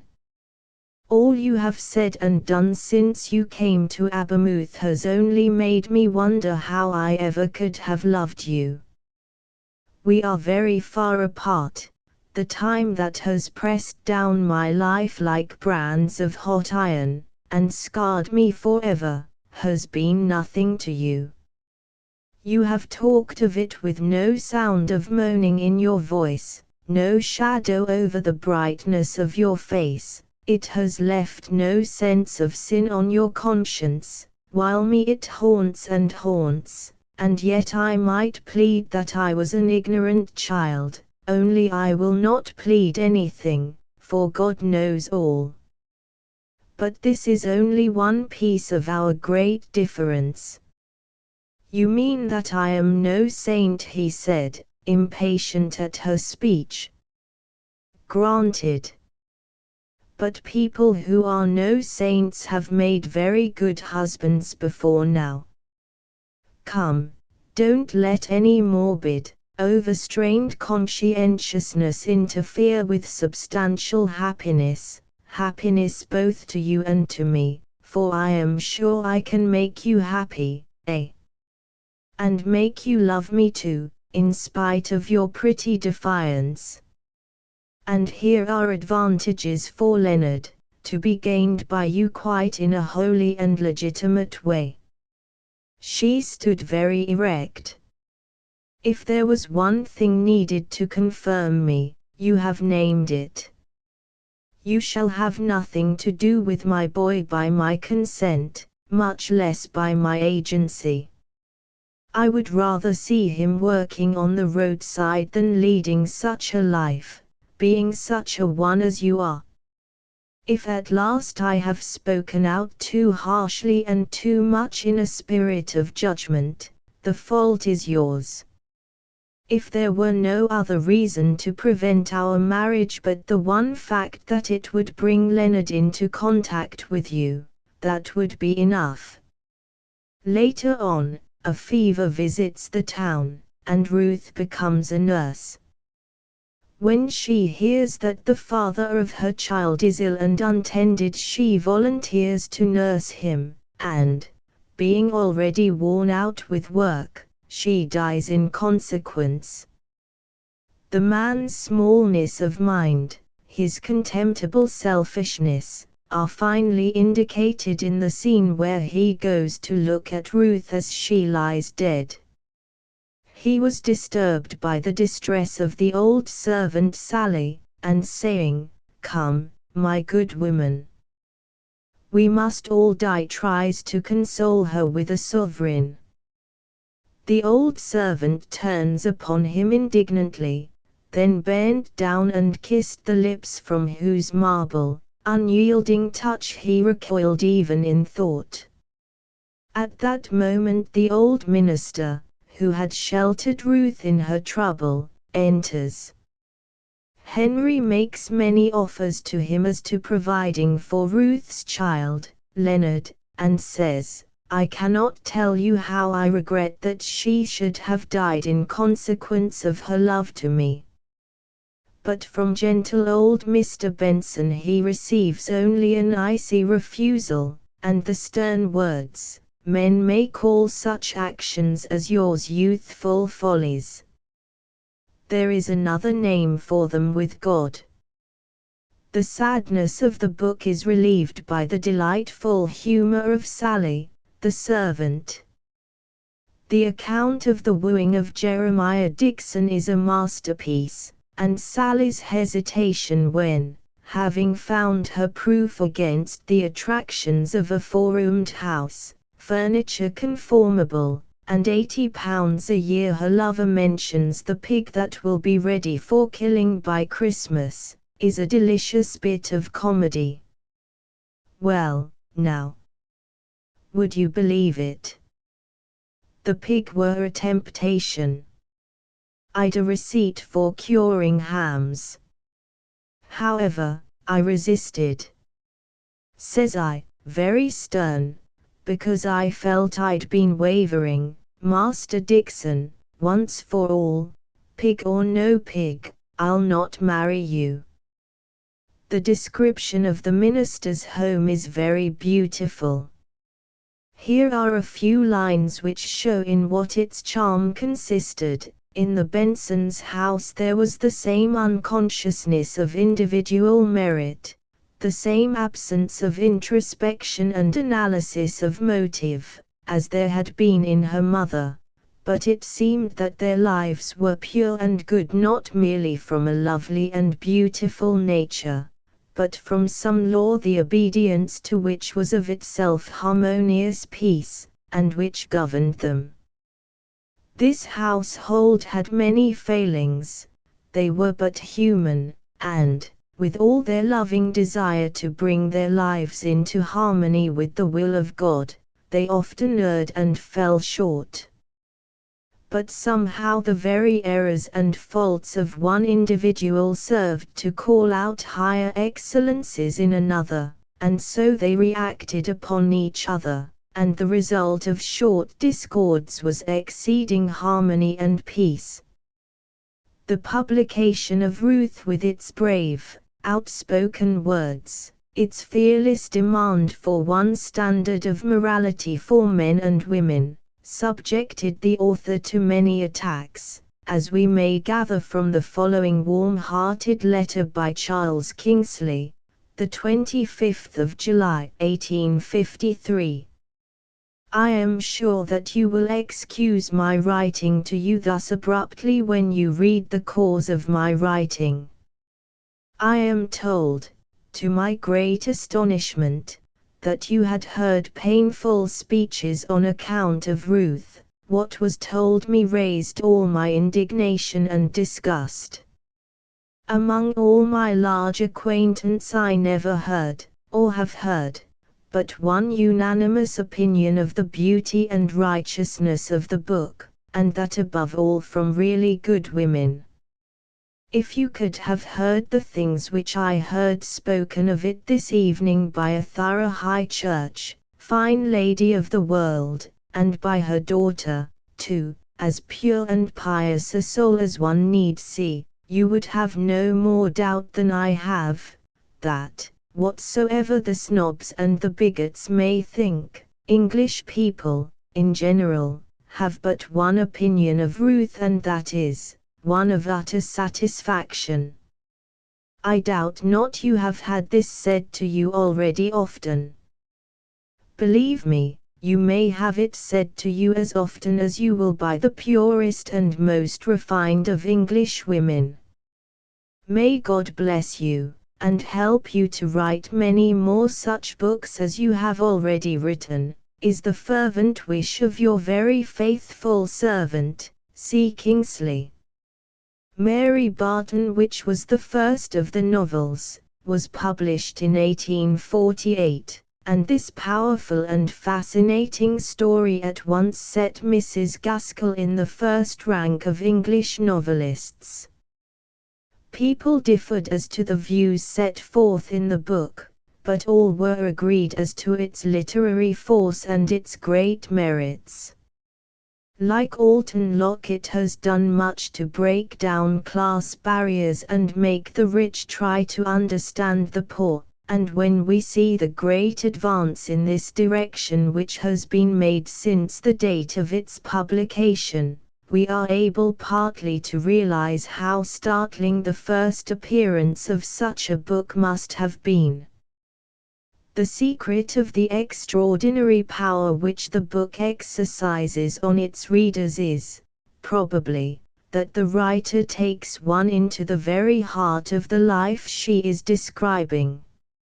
Most books of the sort fail to arrest our attention. Why?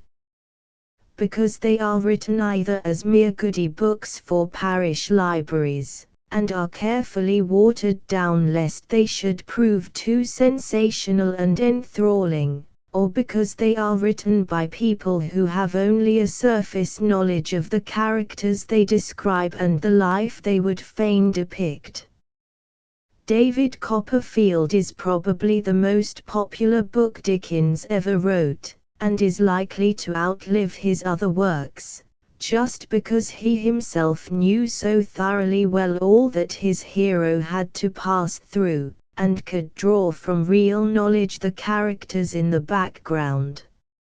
And at the present time we are all able to understand the Indian Mutiny in a way that has never been possible before, because Mrs. Steele in her wonderful novel, On the Face of the Waters has, through her knowledge of native life, given us a real insight into the heart of a great nation.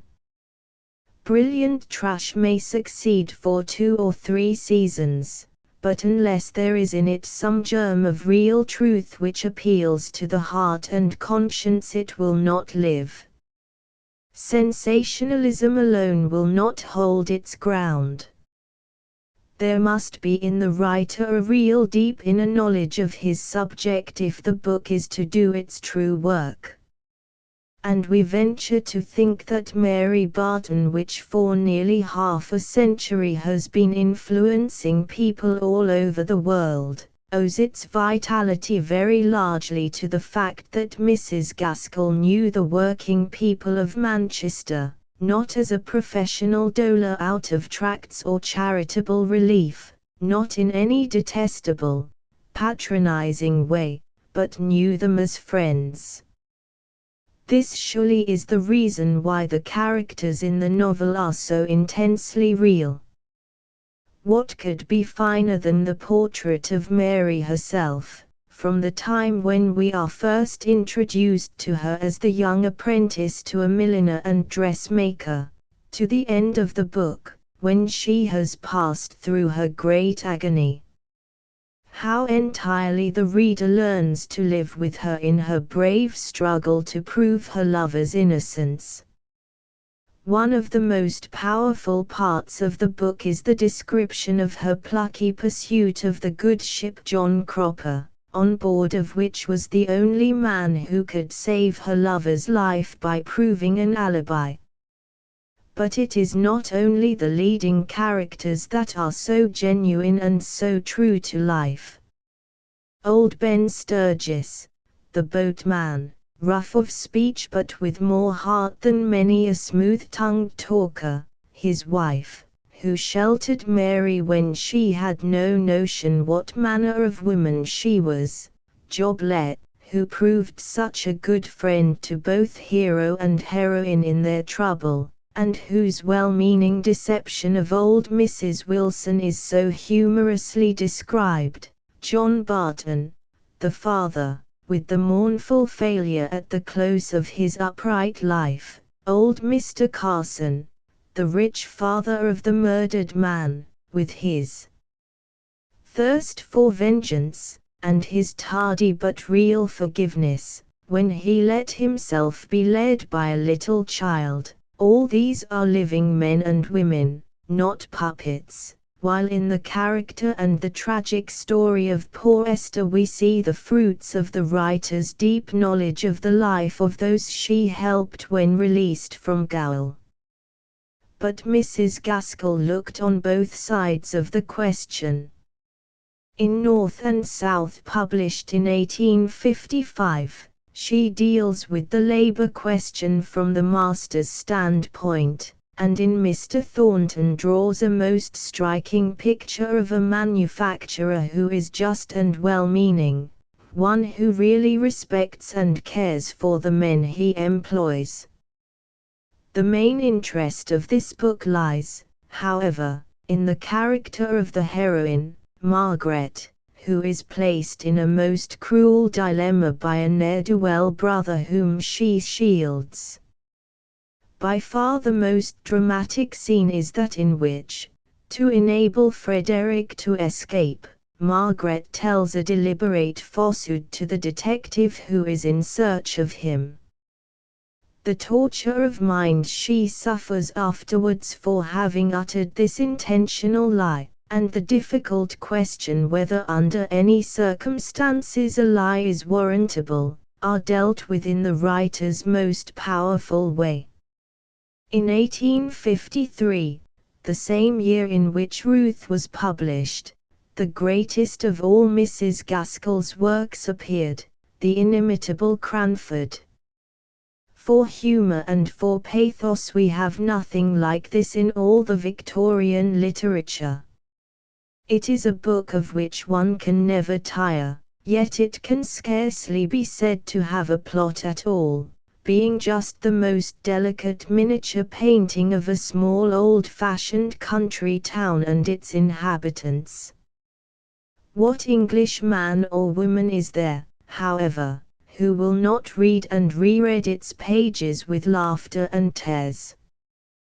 Cranford is said to be in many respects the Knutsford of Mrs. Gaskell's childhood and youth, and there is something so wonderfully lifelike in the descriptions of the manners and customs of the very select little community that one is inclined to believe that there is truth in the assertion.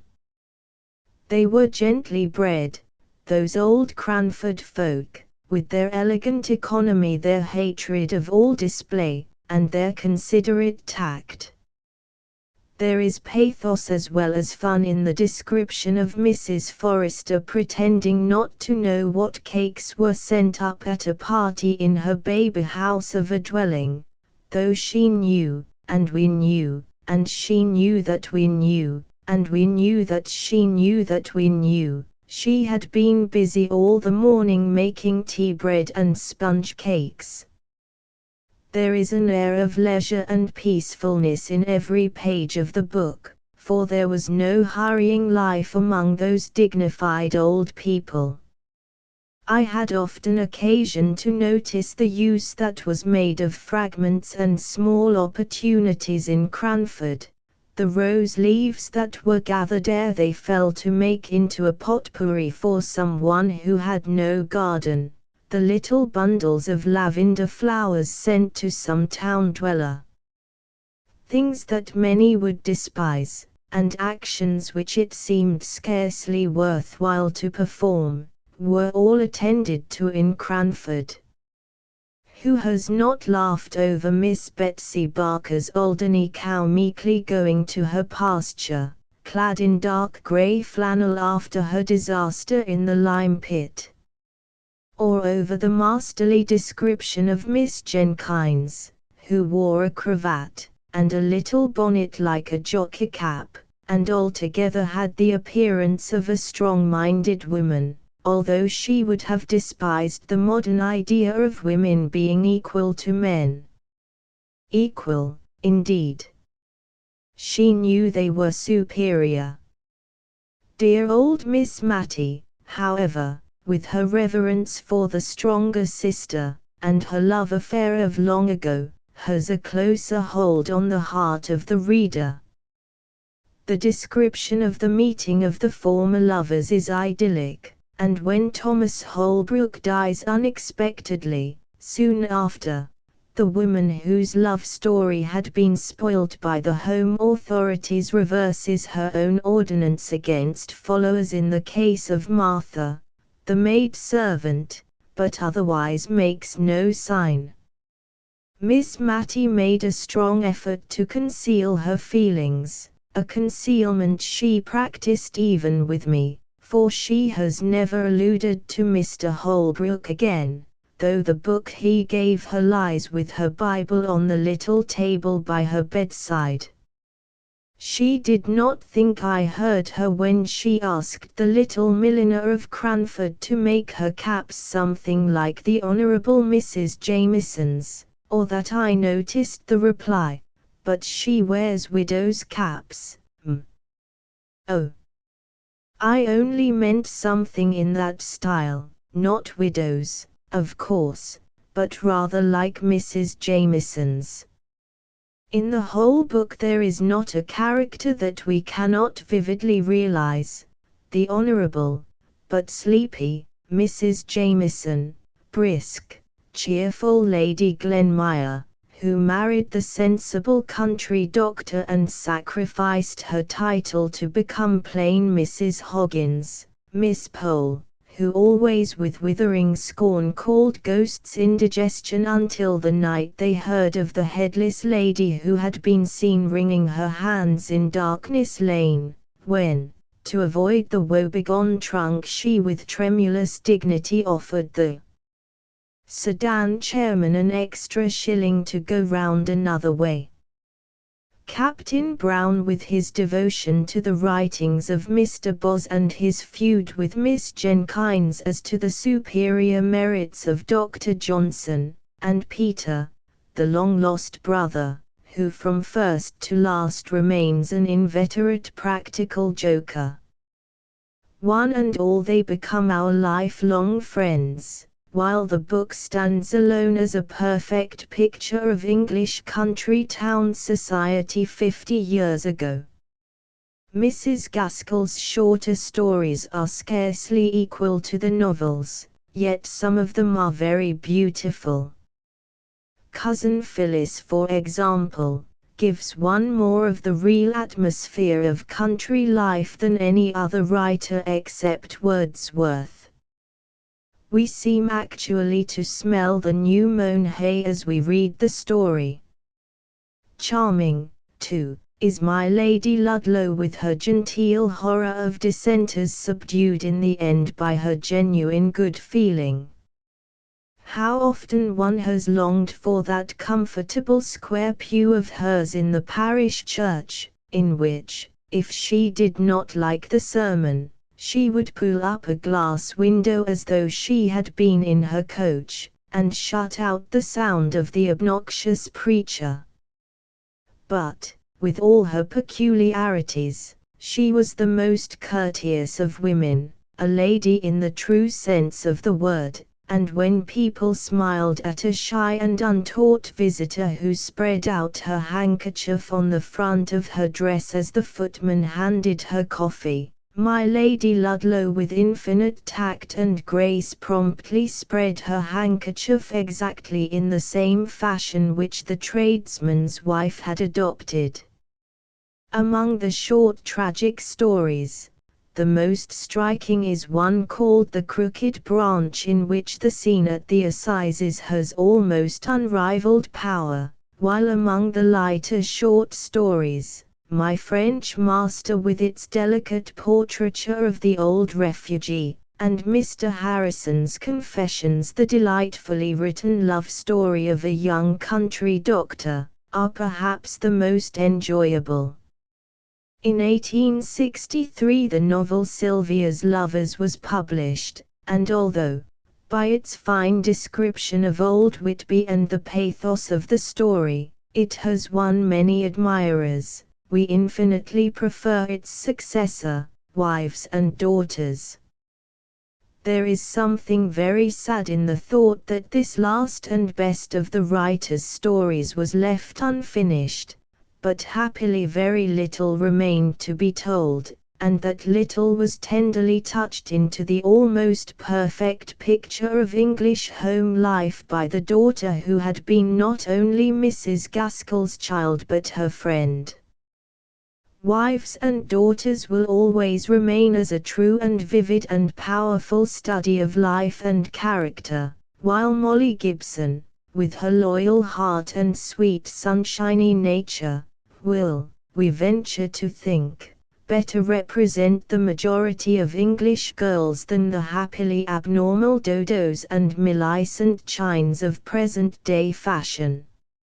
In Mr. Gibson's second wife the author has given us a most subtle study of a thoroughly selfish and false-hearted woman, and she is made all the more repulsive because of her outward charms, her soft seductive voice and her lavish employment of terms of endearment. Wonderfully clever, too, is the study of poor little Cynthia, her daughter, whose relations to Molly are most charmingly drawn. The story was just approaching its happy and wholesome ending, and the difficulties which had parted Roger Hamley and Molly had just disappeared, when death summoned the writer from a world she had done so much to brighten and to raise.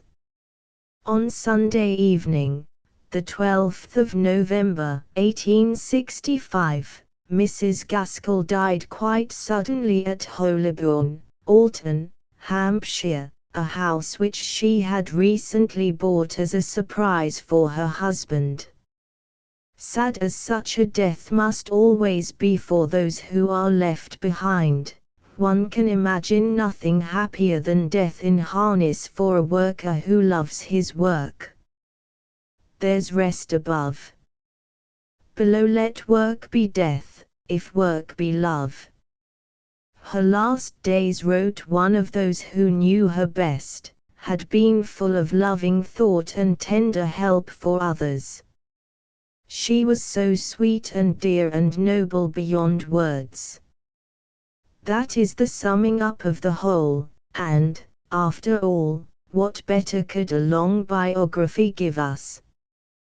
The motto of all of us should surely be the words of Mme. Violet Garcia: first I am a woman, then I am an artist. And assuredly Mrs. Gaskell's life was ruled on those lines. It was wonderful, wrote her daughter, Mrs. Holland, in a letter to me the other day, how her writing never interfered with her social or domestic duties.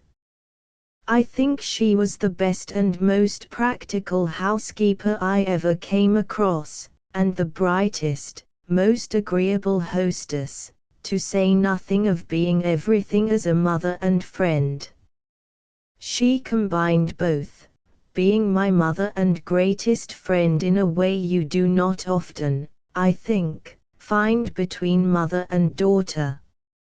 Some people are fond of rashly asserting that the ideal wife and mother cares little and knows less about the world beyond the little world of home. Mrs. Gaskell, however, took a keen interest in the questions of the day, and was a liberal in politics, while it is quite evident that neither these wider interests nor her philanthropic work tended to interfere with the home life, which was clearly of the noblest type. The friend as well as the mother of her children, the sharer of all her husband's interests, she yet found time to use to the utmost the great literary gift that had been entrusted to her, while her sympathy for those in trouble was shown not only in the powerful pleading of her novels, but in quiet, practical work in connection with prisoners. She was one of the fellow laborers of Thomas Wright, the well-known prison philanthropist, and was able to help in finding places for young girls who had been discharged from prison. For working women she also held classes, and both among the poor and the rich had many close friendships. How far the characters in the novels were studied from life is a question which naturally suggests itself, and Mrs. Holland replies to it as follows: I do not think my mother ever consciously took her characters from special individuals, but we who knew often thought we recognized people, and would tell her, oh, so and so is just like Mr. Blank or something of that kind. And she would say, so it is, but I never meant it for him. And really many of the characters are from originals, or rather are like originals, but they were not consciously meant to be like. For another detail which will interest Mrs. Gaskell's fellow workers I am indebted to the same source. Sometimes she planned her novels more or less beforehand, but in many cases, certainly in that of Wives and Daughters, she had very little plot made beforehand, but planned her story as she wrote. She generally wrote in the morning, but sometimes late at night, when the house was quiet.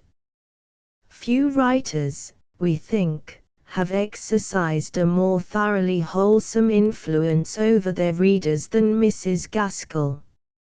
Her books, with their wide human sympathies, their tender comprehension of human frailty, their bright flashes of humor and their infinite pathos, seem to plead with us to love one another.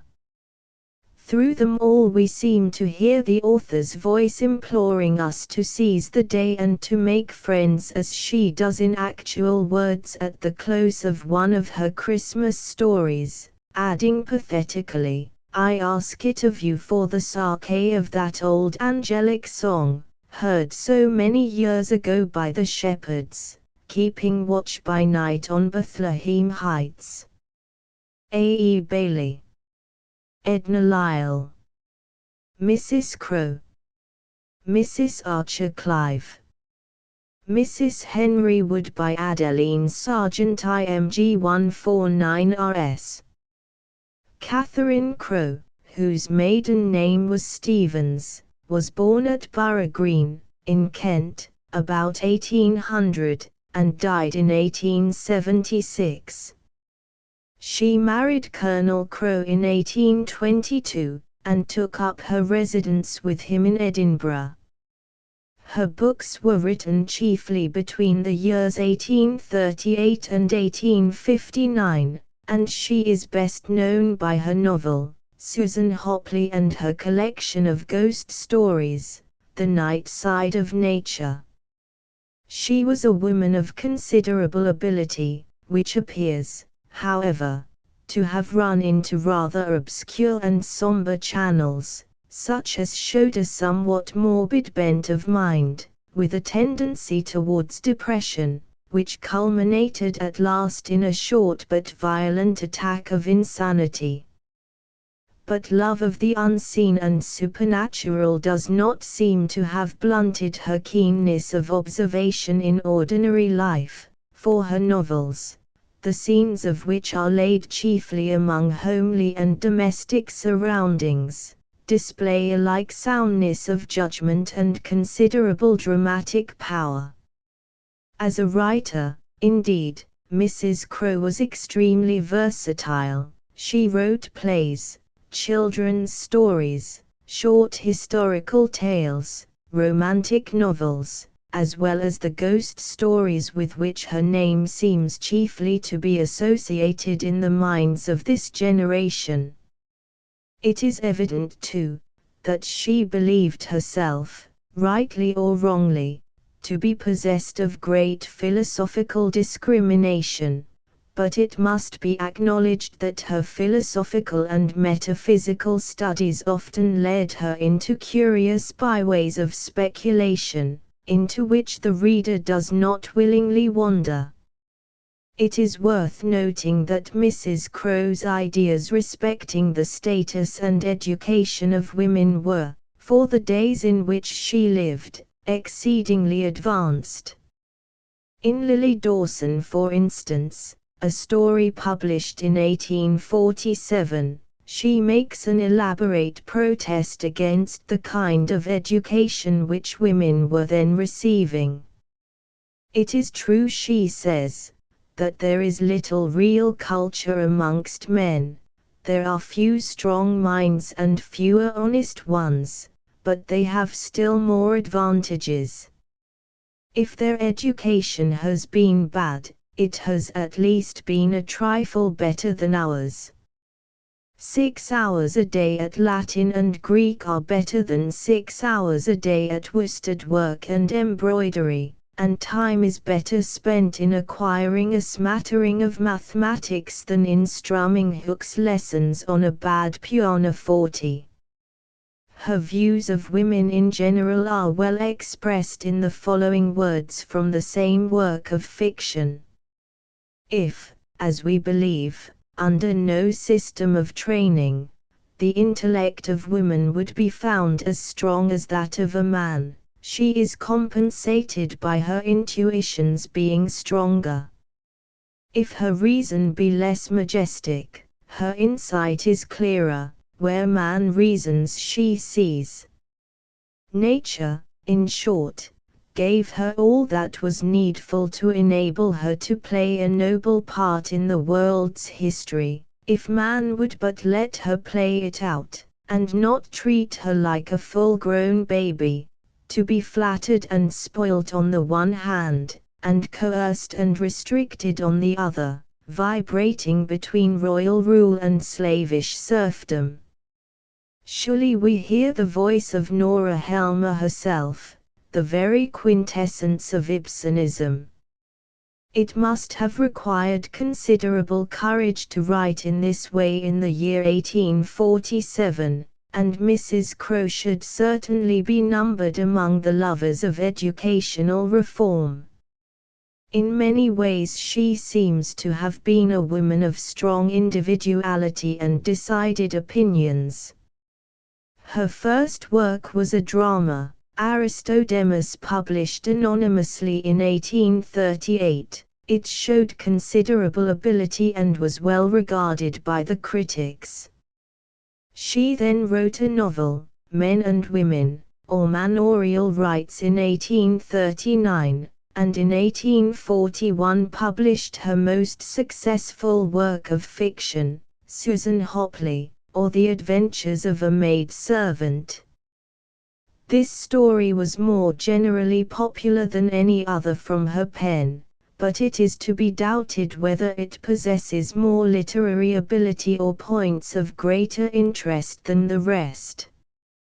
Mrs. Crowe then embarked upon a translation of the Stress of Provost by Justinus Kerner, a book of revelations concerning the inner life of man, and in 1848 she published a book called The Night Side of Nature, a collection of supernatural tales gathered from many sources, probably the best storehouse of ghost stories in the English language. Its interest is a little marred by the credulity of the author. She seems never to disbelieve any ghost story of any kind that comes in her way.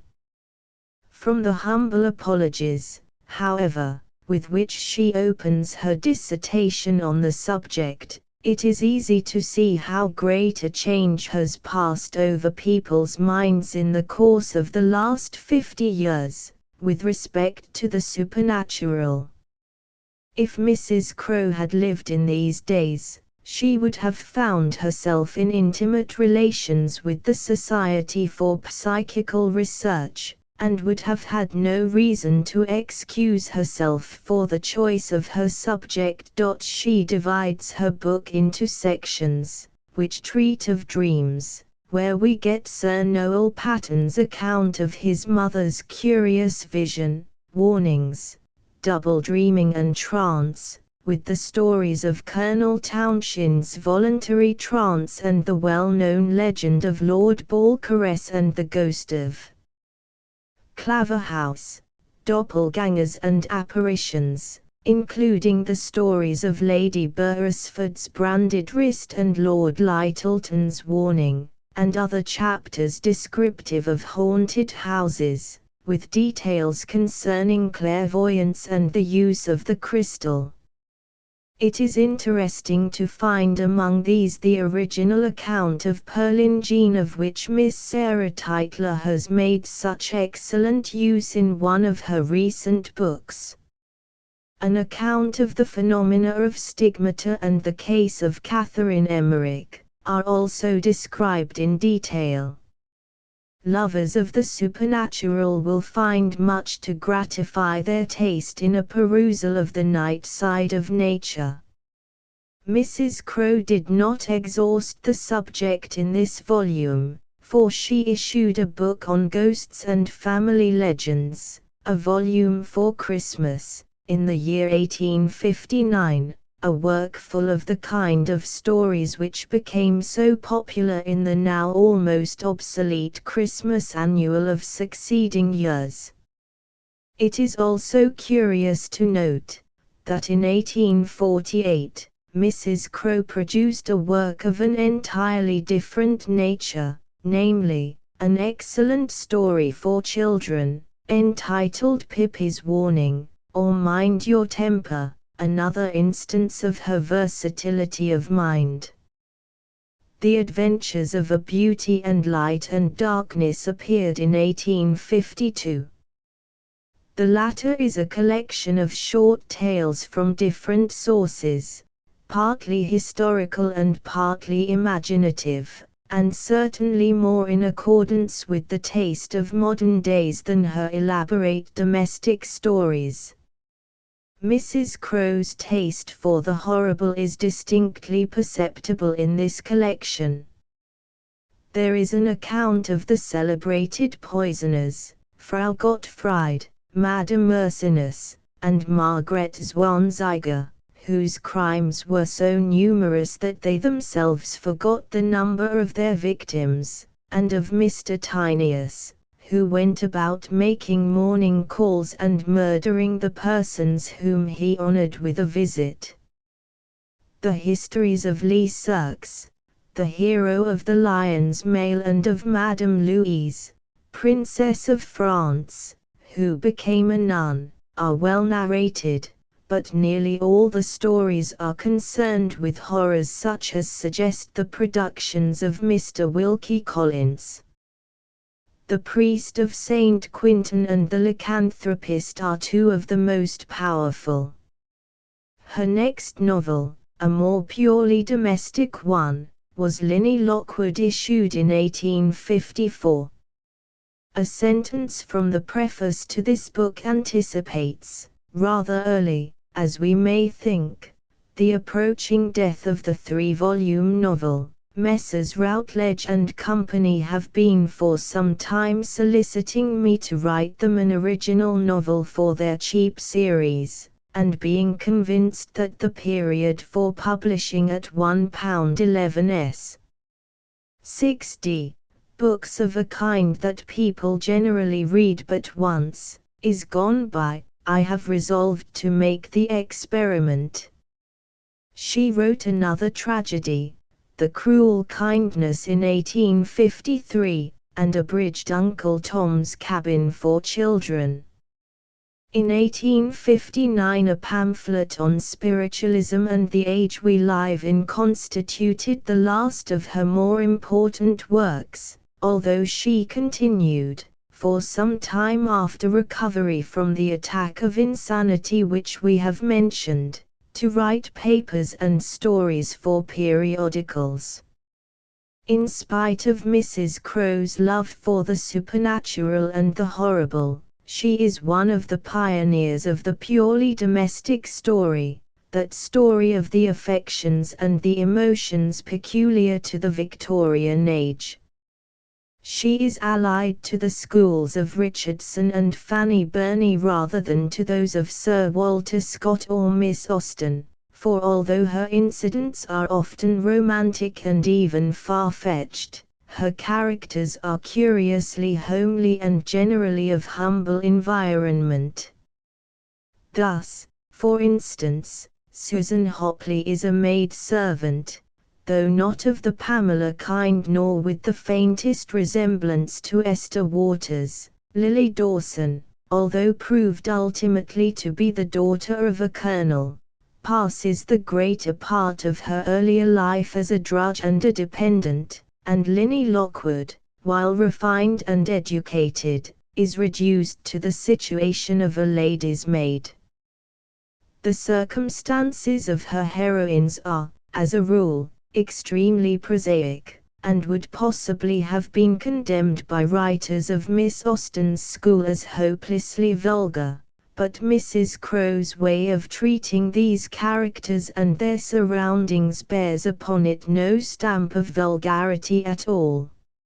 Its great defect is its want of humor to light up the sordid side of the life which she describes. She is almost always serious, full of exalted and occasionally overstrained sentiment. And even when treating of childhood, it is rarely that she relaxes so far as, in Lily Dawson, to describe the naughtiness of the little girl who insisted upon praying for the cat. This is almost the sole glimpse of a sense of fun to which Mrs. Crowe treats us in her numerous volumes. To the present age Susan Hopley, although so popular at the time of its publication, is less attractive than the stories of Linny Lockwood and Lily Dawson. The form adopted for the recital of Susan's narrative is extremely inartistic, for it comprises Susan's reminiscences, interspersed at intervals with narrative, and supposed to be told by her in mature age, when she is housekeeper to the hero of the story. Nevertheless, the plot is ingenious, turning on the murder of Susan's brother by a handsome and gentlemanly villain, and the subsequent exposure of his guilt by means of Susan's energy and the repentance of one of his victims. It has all the elements of a sensational story, with the exception of a sympathetic heroine or any other really interesting character. For Susan Hopley, the embodiment of all homely virtues, is distinctly dull, and it is difficult to feel the attractiveness of the beautiful and haughty dairymaid, Mabel Lightfoot, whose frailty forms an important element in the discovery of Gaveston's guilt. Lily Dawson may be said to possess something of a psychological interest, which redeems it from the charge of dullness brought against Susan Hopley. The heroine is thrown as a child into the hands of a wild and lawless family, smugglers and desperadoes, who make of her a household slave, and the child appears at first to be utterly stupid and apathetic. A touch of affection and sympathy is needed before her intellect awakes. In fear of being forced to marry one of the sons of the house in which she has been brought up, when she is only 15, she escapes from her enemies, becomes the guide and adopted child of an old blind man, takes service as a nursemaid, is employed in a milliner's workroom, narrowly escapes being murdered by the man whom she refused to marry, and finally acts as maid in the house of her own relations, where she is discovered and received with the greatest affection. Nevertheless, she cannot endure the life of a fine lady and goes back ultimately to marry the humble lover whose kindness had cheered her in the days of her childhood and poverty. In Linny Lockwood there is a touch of emotion, even of passion, which is wanting in the previous stories. It embraces scenes and situations which are quite as moving as any which thrilled the English public in the pages of Jane Eyre or East Lynne, but, owing possibly to Mrs. Crowe's obstinate realism and somewhat didactic homeliness of diction and sentiment, it seems somewhat to have missed its mark. Linny Lockwood marries a man entirely unworthy of her, whose love strays speedily from her to another woman, a married woman with whom he elopes and whom he afterwards abandons. Linny, being poor and destitute, looks about for work, and takes the post of maid to her husband's deserted mistress, without, of course, knowing what had been the connection between them. But before the birth of Kate's child, Linny learns the truth and nevertheless remains with her to soothe her weakness, and lessen the pangs of remorse of which the poor woman ultimately dies.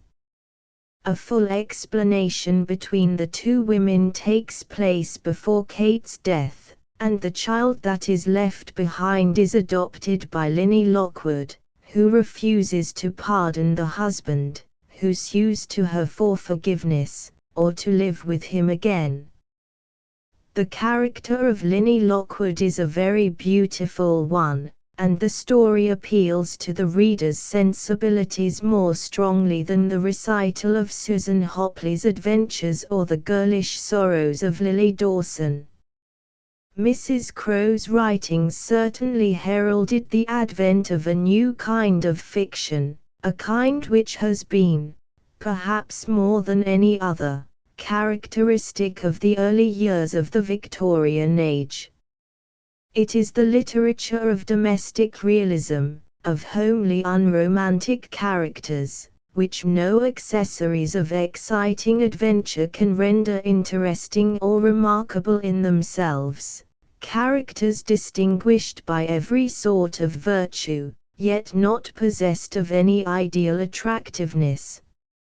She is old-fashioned enough to insist upon a happy ending, to punish the wicked and to reward the good. But amid all the conventionality of her style, one is conscious of a note of hard common sense and a power of seeing things as they really are, which in these days would probably have forced her, perhaps against her will, into the realistic school. She seems, in fact, to hover between two ages of literature, and to be possessed at times of two different spirits, one the romantic and the supernatural, the other distinctly commonplace and workaday. Perhaps it is by the former that she will be chiefly remembered, but it is through the latter that she takes a place in English literature. She left a mark upon the age in which she lived, and she helped, in a quiet, undemonstrative fashion, to mold the women of England after higher ideals than had been possible in the early days of the century. Those who consider the development of women to be one of the distinguishing features of Queen Victoria's reign should not forget that they owe deep gratitude to writers like Mrs. Crowe, who upheld the standard of a woman's right to education and economic independence long before these subjects were discussed in newspapers and upon public platforms. For, as George Eliot has said, with her usual wisdom, it is owing to the labors of those who have lived in comparative obscurity and lie in forgotten graves, that things are well with us here and now. Caroline Clive was the second daughter and co-heiress of Edmund Macawigley, of Shakenhurst, Worcestershire. She was born in 1801, at Brompton Green, London, and was married in 1840 to the Reverend Archer Clive, rector of Solihull, Warwickshire. In the latest edition of her poems, her daughter states that Mrs. Archer Clive, from a severe illness when she was 3 years old, was lame, and though her strong mind and high spirit carried her happily through childhood and early life, as she grew up she felt sharply the loss of all the active pleasures enjoyed by others. Her novel, Paul Ferroll, contains a touching poem which shows how deeply she felt the privations consequent on her infirmity. Gaeta's orange groves were there half circling round the sun-kissed sea, and all were gone and left the fair rich garden solitude but me. My feeble feet refused to tread the rugged pathway to the bay, down the steep rocky way they tread and gain the boat and glide away. Above me hung the golden glow of fruit which is at one with flowers, below me gleamed the ocean's flow, like sapphires in the midday hours. A passing by there was of wings, of silent, flower-like butterflies, the sudden beetle as it springs full of the life of southern skies. It was an hour of bliss to die, but not to sleep, for ever came the warm thin air, and, passing by, fanned sense and soul and heart to flame. A great love of nature and a yearning to tread its scenes breathe in every word of these lines, which possess an essentially pathetic charm of their own. Mrs. Clive died in July 1873, from the result of an accident, by which her dress was set on fire when she was writing in her boudoir at Whitfield, with her books and papers around her. Her health was extremely delicate, and she had been for many years a confirmed invalid.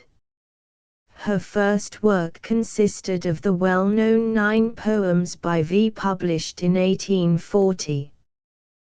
These poems were very favourably received, and were much praised by Dugald Stewart, by Lockhart, and by Mr. Gladstone, who says of them, "They form a small book, which is the life and soul of a great book." They were also very favourably reviewed in the Quarterly, LXVI 408-11. Her other poems, I Watch the Heavens, The Queen's Ball, The Veil of the Rhea, etc., have been republished with the original 9 in a separate volume. year after year, published in 1858, passed into 2 editions, but Mrs. Clive's reputation chiefly rests upon her story of Paul Ferroll, published in 1855, and its sequel, Why Paul Ferroll Killed His Wife. The second story was, however, in no way equal to the first, and a subsequent novel, John Greswold, which appeared in 1864, was decidedly inferior to its predecessors, although containing passages of considerable literary merit. Paul Ferroll has passed through several editions, and has been translated into French. It was not until the 4th edition that the concluding chapter, which brings the story down to the death of Paul Ferroll, was added. There is little difference in date between the writings of Mrs. Crowe and those of Mrs. Archer Clive, but there is a tremendous gap between their methods and the tone of their novels. As a matter of fact, they belong to different generations, in spite of their similarity of age. Mrs. Crowe belongs to the older school of fictionists, while Mrs. Archer Clive is curiously modern. The tone and style are like the tone and style of the present day, not so much in the dialogue, which is generally stilted, after the fashion of the age in which she lived, as in the mental attitude of the characters, in the atmosphere of the books, and the elaborate, sometimes even artistic, collocation of scenes and incidents. Paul Ferroll is often looked upon merely as a novel of plot, almost the first sensational novel, as we call it, of the century. But it is more than that. There is a distinct working out of character and a subordination of mere incident to its development, and the original ending was of so striking and pathetic a nature that we can only regret the subsequent edition, which probably the influence of others made necessary, just as in Villette Charlotte Brontë was obliged to soften down her own conception, in order to satisfy the conventional requirements of her friends. The story of Paul Ferroll displays a good deal of constructive skill, although the mystery enfolded in its pages is more easily penetrated than would be the case in a modern sensational novel. The fact is, we have increased our knowledge of the intricacies both of human nature and of criminal law in these latter days, and our novelists are cleverer in concealing or half revealing their mysteries than they were in the 40s. For a few pages, at least, the reader may be deluded into the belief that Paul Ferroll is a worthy and innocent man, and that his wife has been murdered by some revengeful servant or ruffianly vagabond. But the secret of his guilt is too speedily fathomed, and from that point to the end of the book, the question turns on the possibilities of its discovery or the likelihood and effects of his own confession. Mrs. Clive's picture of the bold bad man is not so successful as that of Charlotte Bronte's Rochester. Rochester, with all his faults, commands sympathy, but our sympathies are alienated from Paul Ferroll when we find, in the first chapter, that he could ride out tranquilly on a summer's morning, scold his gardener, joke with the farmer's wife, and straighten out the farmer's accounts, when he had just previously murdered his wife in her sleep by thrusting a sharp-pointed knife through her head below the ear. Even although he afterwards exhibits agitation on being brought face to face with the corpse of his wife, we cannot rid ourselves of our remembrance of the insensibility which he had shown. The motive for the crime is not far to seek. He had fixed his affections on a young girl, his marriage with whom had been prevented by the woman who became his wife. Dissension and increasing bitterness grew up between the pair, and her death was held as a release by Paul Ferrol, who hastened to bring home, as his second wife, the girl whom he had formerly loved. No suspicion attached to him, and he is careful to provide means of defense for the laborer Franks and his wife, who have been accused of the murder. On returning home with his second wife, to whom he is passionately attached, he devotes himself entirely to literary pursuits, refusing to mix with any of the society of the place. From time to time his motive is allowed to appear. He has determined never to accept a favor from, nor become a friend of, the country gentlemen, with whom he is thrown into contact, so that they shall never have to say, supposing the truth should ever be acknowledged, that he has made his way into their houses on false pretenses. But in spite of his seclusion, he lives a life of ideal happiness with his wife, Elina, and their beautiful little child, Janet, who, however, occupies quite a secondary place in the hearts of her father and mother, who are wrapped up in one another. The events of the next few years are not treated in detail, although there is at one point a most interesting description of the state of a town in which cholera rages, when Paul Ferrol flings himself with heroic ardor into every effort to stem the tide of the disease. Owing to a riot at the time of the assizes, Ferrol fires on one of the crowd and kills him, so that by a curious coincidence, he is tried for murder, and has full experience of the horrors accompanying the situation of a criminal. He is sentenced to death but pardoned, and returns to his old life at home. The widow of the laborer who had formerly been accused of the murder of his first wife then returns to England, and Ferrol knows that her return increases the danger of discovery. He tries to escape it by going abroad, but finds on his return that Martha Franks, the widow, is in possession of some trinkets which belonged to the late Mrs. Ferrol, that she has been accused of theft and finally of the murder of her mistress. This is the very conjuncture which had always appeared possible to Paul Ferrol.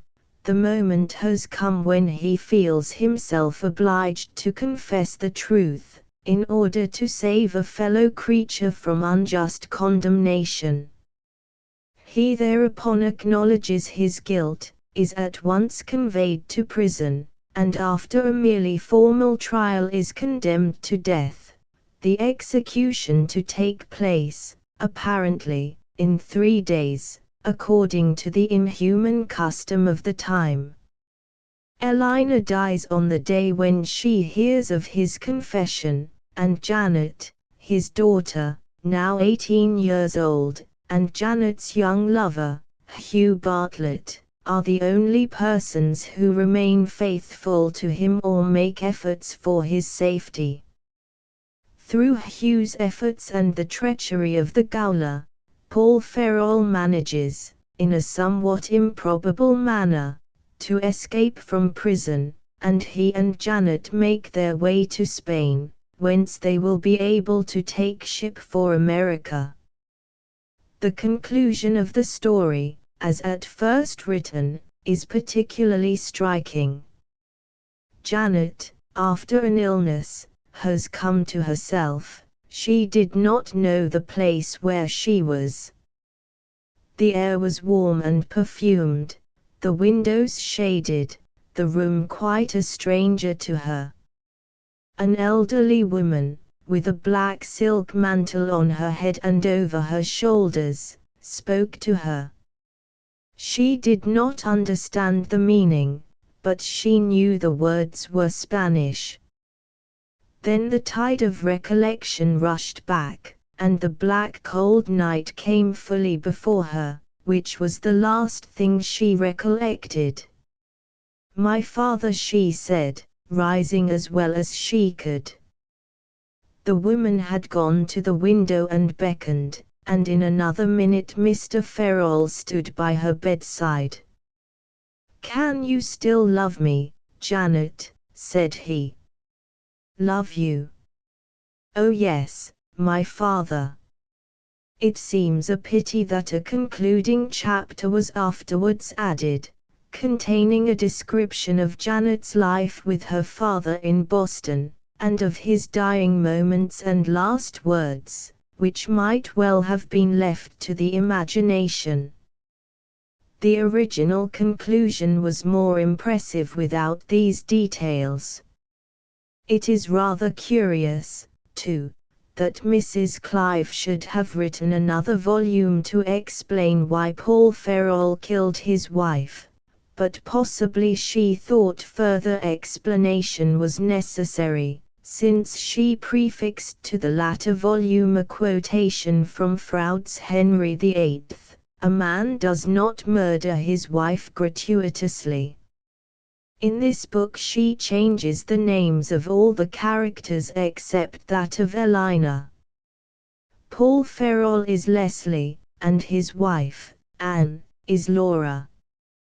Elina, the young and beautiful girl out of a convent, completely enchants Leslie, whom Laura had intended to marry, and Laura contrives, by deliberate malice, so completely to sever them that he makes Laura his wife, while Elina returns to the convent. Violent were the passions of the strong but bitter man, fierce the hatred of the powerful but baffled intellect. Wild was the fury of the man who believed in but one world of good, and saw the mortal moments pass away unenjoyed and irretrievable.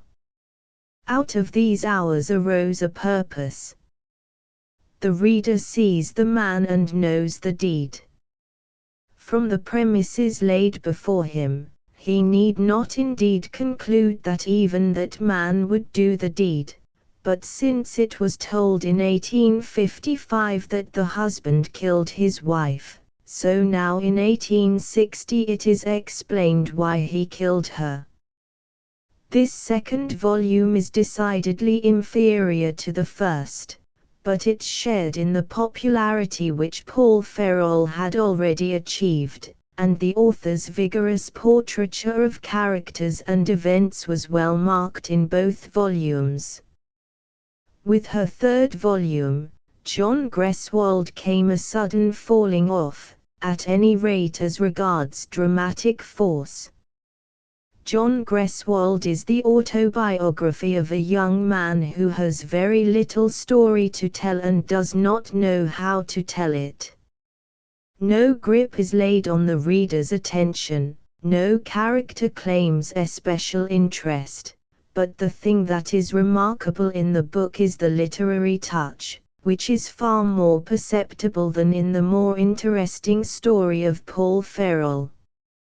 The book is somewhat inchoate, but contains short passages of real beauty, keen shafts of observation, and an occasional flight of emotional expression, which raise the writer to a greater literary elevation than the merely sensational incidents of her earlier novels. She has gained in reflective power, but lost her dramatic instinct. Consequently, John Greswold was less successful than Paul Ferrol. The conclusion of the book, vague and indecisive, shows the author to be marked out by nature as one of the Impressionist school. It is powerful and yet indefinite, in fact it could only have been written by one with a true poetic gift. The 7 stars that never set are going westward. The funeral car of Lazarus moves on and the three mourners follow behind. They are above the fir wood and that's the sign of midnight. 23 years ago I was born into this world and now the 23rd has run out. The time is gone. The known things are all over and buried in the darkness behind. Before me lies the great blank page of the future and no writing traced upon it. But it is nothing to me. I won't ask nor think, nor hope, nor fear about it. The leaf of the book is turned and there's an end, the tale is told. Paul Ferroll may be considered as the precursor of the purely sensational novel, or of what may be called the novel of mystery. Miss Brontë in Jane Eyre uses to some extent the same kind of material, but her work is far more a study of character than the story of Paul Ferroll can claim to be. In Paul Ferroll indeed, the analysis of motive is entirely absent. The motives that actuated Paul Ferroll are to be gathered simply from chance expressions or his actions. No description of the human heart has been attempted. The picture of the violent, revengeful, strongly passionate nature of the man is forcible enough, but it is displayed by action and not by introspection. It is for this reason that Mrs. Clive may be placed in the forefront of the sensational novelists of the century.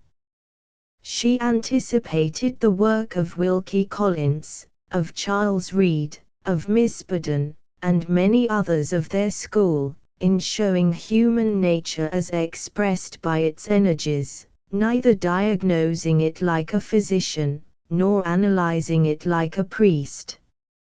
A vigorous representation of the outside semblance of things is the peculiar characteristic of the so-called sensational novelist, and it is in this respect that Paul Ferroll excels many of the novels of incident written during the first half of this century.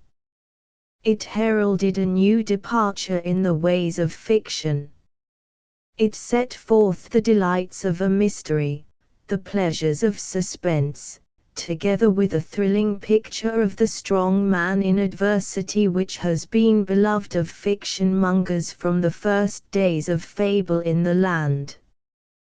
But perhaps it was successful, most of all, because it introduced its readers to a new sensation. Hitherto they had been taught to look on the hero of a novel as necessarily a noble and virtuous being, endowed with heroic, not to say angelic qualities, but this conviction was now to be reversed. The change was undoubtedly startling. Even Scott had not got beyond the tradition of a good young man as hero, a tradition which the Brontës and Mrs. Archer Clive were destined to break down. For Scott's most fascinating character, Brian de Bois Gilbert, was confessedly the villain of the piece, and the splendidly picturesque figure of Dundee was supposed to be less attractive than the tame and scrupulous personality of Henry Morton.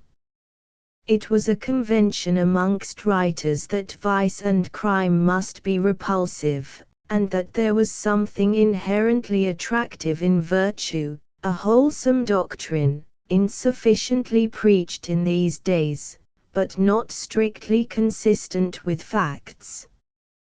To find, therefore, a villain, and a thorough-paced villain, the murderer of his wife, installed in the place of hero and represented as noble, handsome, and gifted, naturally thrilled the readers' minds with a mixture of horror and delight. The substitution of villain for hero is now too common to excite remark, but it was a striking event in the days when Paul Ferroll was published, although there had been instances of a similar kind in the novels of the 18th century. The new fashion gained ground and speedily exceeded the limits which Mrs. Archer Clive would no doubt have set to it, but it is nevertheless in part to her that we owe this curious transposition of roles, which has revolutionized the aims and objects of fiction in the latter half of the 19th century. Mrs. Henry Wood, the art of the raconteur, pure and simple, is apt to be undervalued in our days. A rage for character painting, for analysis, for subtle discrimination, down to the minutest detail, has taken hold upon us, and although we have lately returned to a taste for adventure of the more stirring kind, there is still an underlying conviction that the highest forms of literary art deal with mental states and degrees of emotions, instead of with the ordinary complications of everyday life. Hence the person who is gifted simply with a desire, and the power, of telling a story as a story, with no ulterior motive, with no ambition of intellectual achievement, the Scheherazade of our quiet evenings and holiday afternoons, is apt to take a much lower place in our estimation than she deserves. This is especially the case with Mrs. Henry Wood. It is impossible to claim for her any lofty literary position. She is emphatically literary and middle class. But she never has cause to say, story. God bless you, I have none to tell, sir, for she always has a very distinct and convincing story, which she handles with a skill which can perhaps be valued only by the professional novelist, who knows the technical difficulty of handling the numerous groups of characters which Mrs. Wood especially affects. There is no book of hers which deals, as so many novels deal, with merely one or two characters. She takes the whole town into her story, wherever it may be. We not only know the Lord Lieutenant and the High Sheriff and the Squire, but we are intimate, particularly intimate, with the families of the local lawyer and doctor. We are almost equally well acquainted with their bootmaker and greengrocer, while their maids and their grooms are as much living entities to us as if they had served us in our own houses. To take a great group of dramatis personae, widely differing in circumstances, in character, in individuality, to keep them all perfectly clear without confusion and without wavering, to evolve from them some central figures on which the attention of the subsidiary characters shall be unavoidably fixed, and to weave a plot of mystery, intrigue, treachery or passion which must be resolved to its ultimate elements before the last page of the book. To do all this is really an achievement of which many a writer, who values himself on his intellectual superiority to Mrs. Henry Wood, might well be proud. It is no more easy to marshal a multitude of characters in the pages of your book than to dispose bodies of soldiers in advantageous positions over an unknown country. The eye of a general is in some respects needed for both operations, and the true balance and proportion of a plot are not matters which come by accident or can be accomplished without skill. It may not be literary skill, but it is skill of a kind which deserves recognition, under what name soever it may be classed. Mrs. Henry Wood was born in Worcestershire in 1814, and died in London in 1887. She suffered from delicate health and passed the greater part of her life as an invalid. She was the daughter of Mr. Thomas Price, one of the largest glove manufacturers in the city of Worcester. She married Mr. Henry Wood, the head of a large banking and shipping firm, who retired early from work and died comparatively young. It was not until middle life that Mrs. Wood began to write, and her first work, perhaps, of all her works, the most popular, was East Lynne, which first appeared in Colburn's new monthly magazine. Its success was prodigious, and it is still one of the most popular novels upon the shelves of every circulating library. It has been translated into many languages and dramatized in different forms. It was published in 1861, and reached a fifth edition within the year. Amongst her most popular works also are the Channings and Mrs. Haliburton's Troubles 1862, The Shadow of Ashlydyt 1863, St. Martin's Eve 1866, A Life's Secret 1867, Roland York, a sequel to the Channings 1869, Johnny Ludlow stories reprinted from the Argosy 1874 to 1885, Edina 1876, Pomeroy Abbey 1878, Court Netherley 1881, and many other stories and novels. Mrs. Wood was for many years the editor of the Argosy. The reason of the popularity of East Lynne is not far to seek. It is, to begin with, a very touching story, and its central situation, which in some respects recalls the relation of the two women in Mrs. Crowe's Linny Lockwood, is genuinely striking. It is perhaps not worthwhile to argue as to its probability. It is, of course, barely possible that a woman should come disguised into the house where she formerly reigned as mistress, and act as governess to her own children, without being recognized.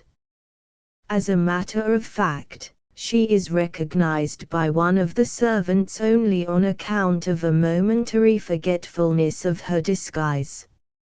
Her own husband, her own children, do not know her in the least, and although he and his kinswomen are vaguely troubled by what they consider a chance resemblance, they dismiss it from their minds as utterly impossible, until the day when Lady Isabel, dying in her husband's house, begs to see him for the last time.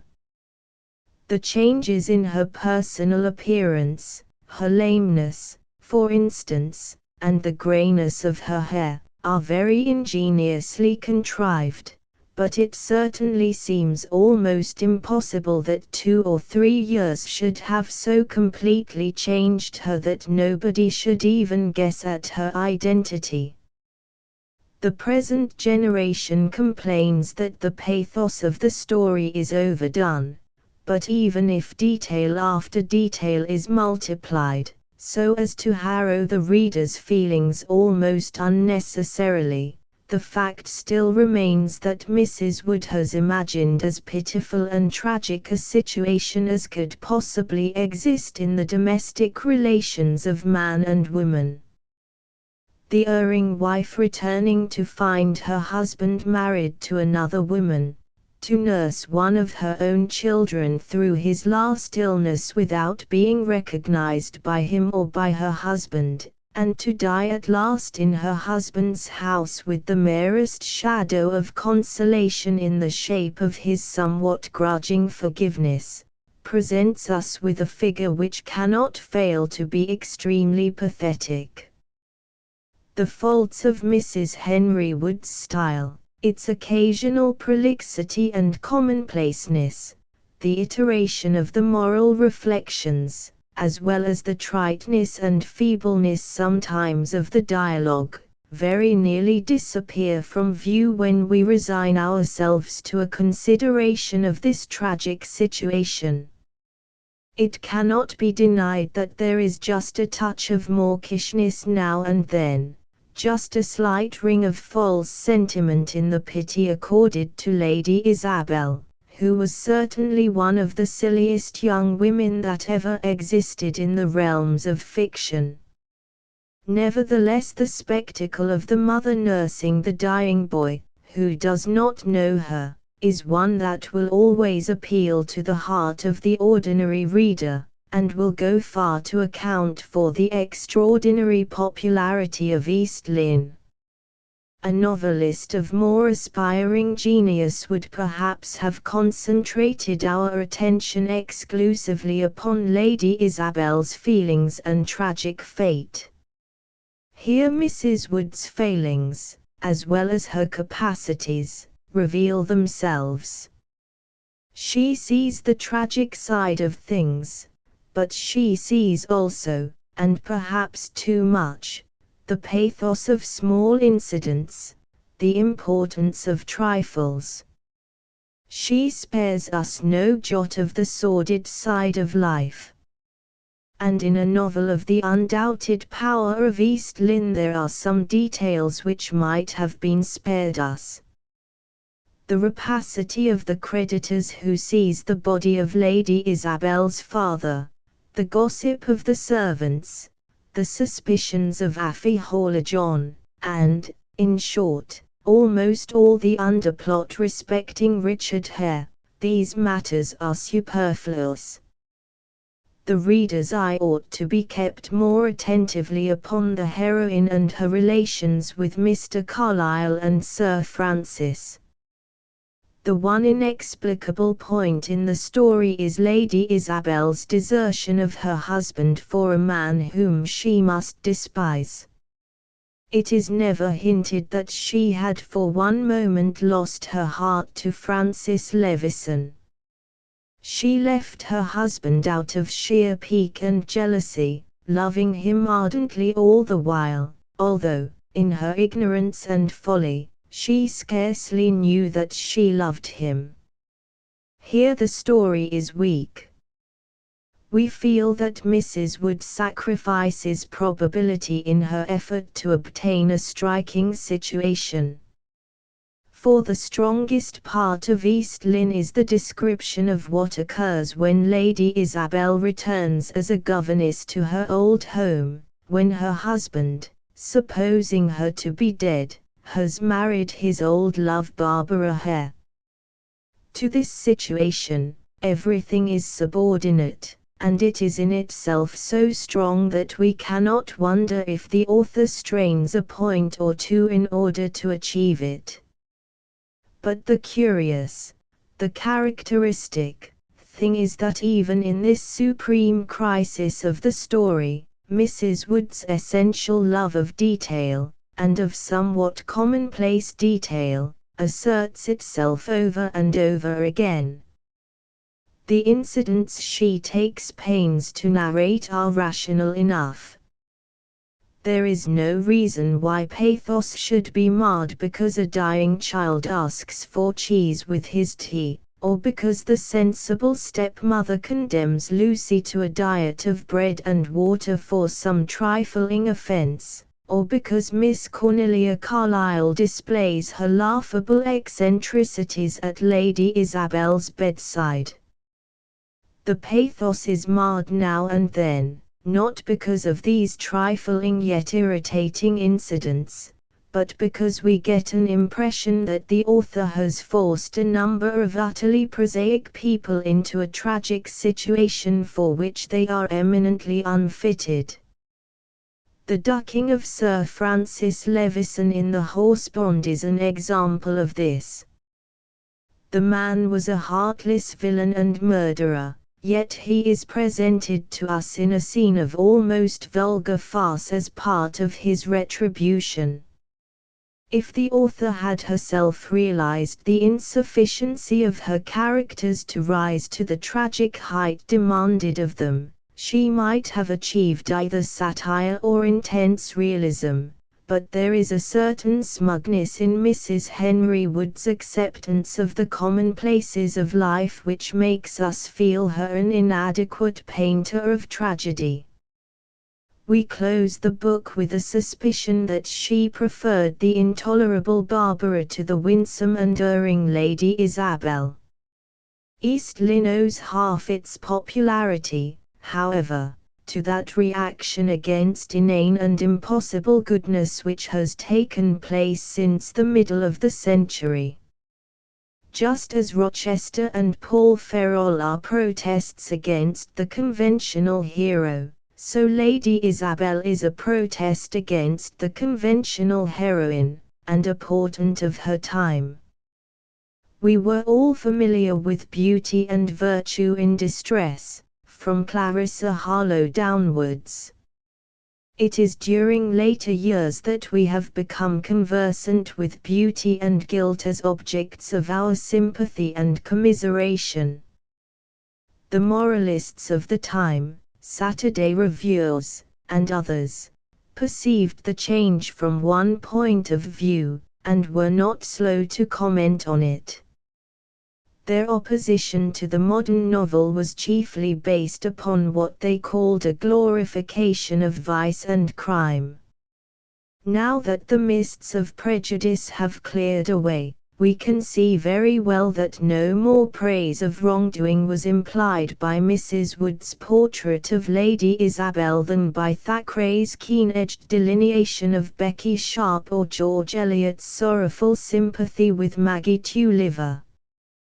What was at first set down as a new and revolutionary kind of admiration for weakness and criminality soon resolved itself into a manifestation of that remarkable Zeitgeist which has made itself felt in every department of human life. It is that side of the modern spirit which leads to the comprehension of the sufferings of others, to a new pity for their faults and weaknesses, a new breadth of tolerance, and a generous reluctance to judge harshly of one's fellow man. It has crept into the domain of law, of religious thought, of philanthropic effort, and it cannot be excluded from the realms of literature and art.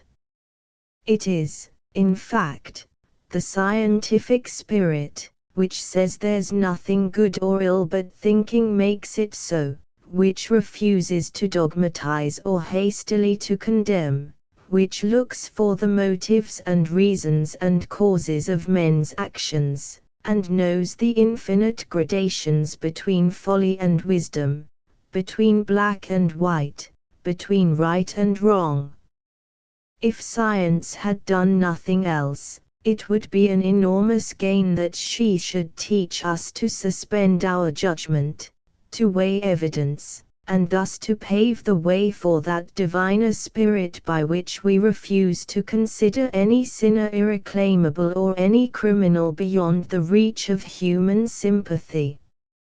East Lynne was received with general acclamation, and has been translated, it is said, into every known tongue, including Parsi and Hindustani.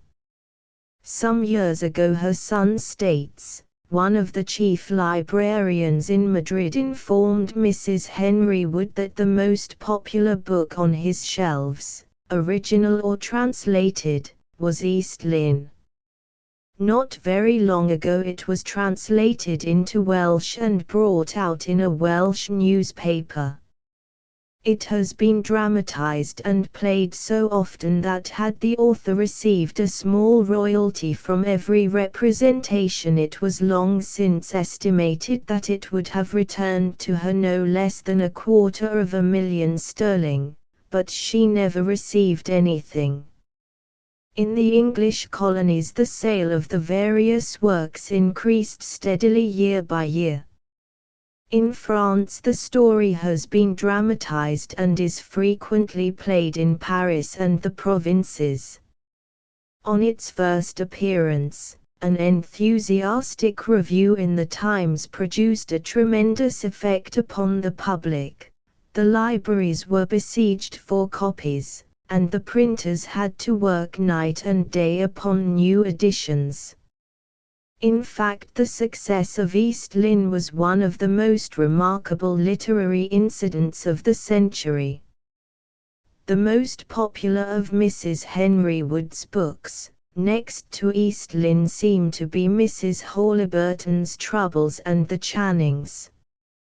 These are stories of more entirely quiet domestic interest than East Lynne. The situations are less tragical and the plots less complicated. Mrs. Haliburton's quiet endurance of the privations and difficulties of her life, the pathetic life and death of her little Janie, and the ultimate success and achievements of her sons, linger in the memory of the reader as a pleasant and homely picture of the vicissitudes of English life. There is a more humorous element in the Channings from the introduction of so many youthful characters, the boys of the Cathedral School, notably Bywater, who is the incarnation of good-humored impudence, giving brightness to the tone of the story. The schoolboys are in this, as in many other of Mrs. Wood's novels, particularly well drawn.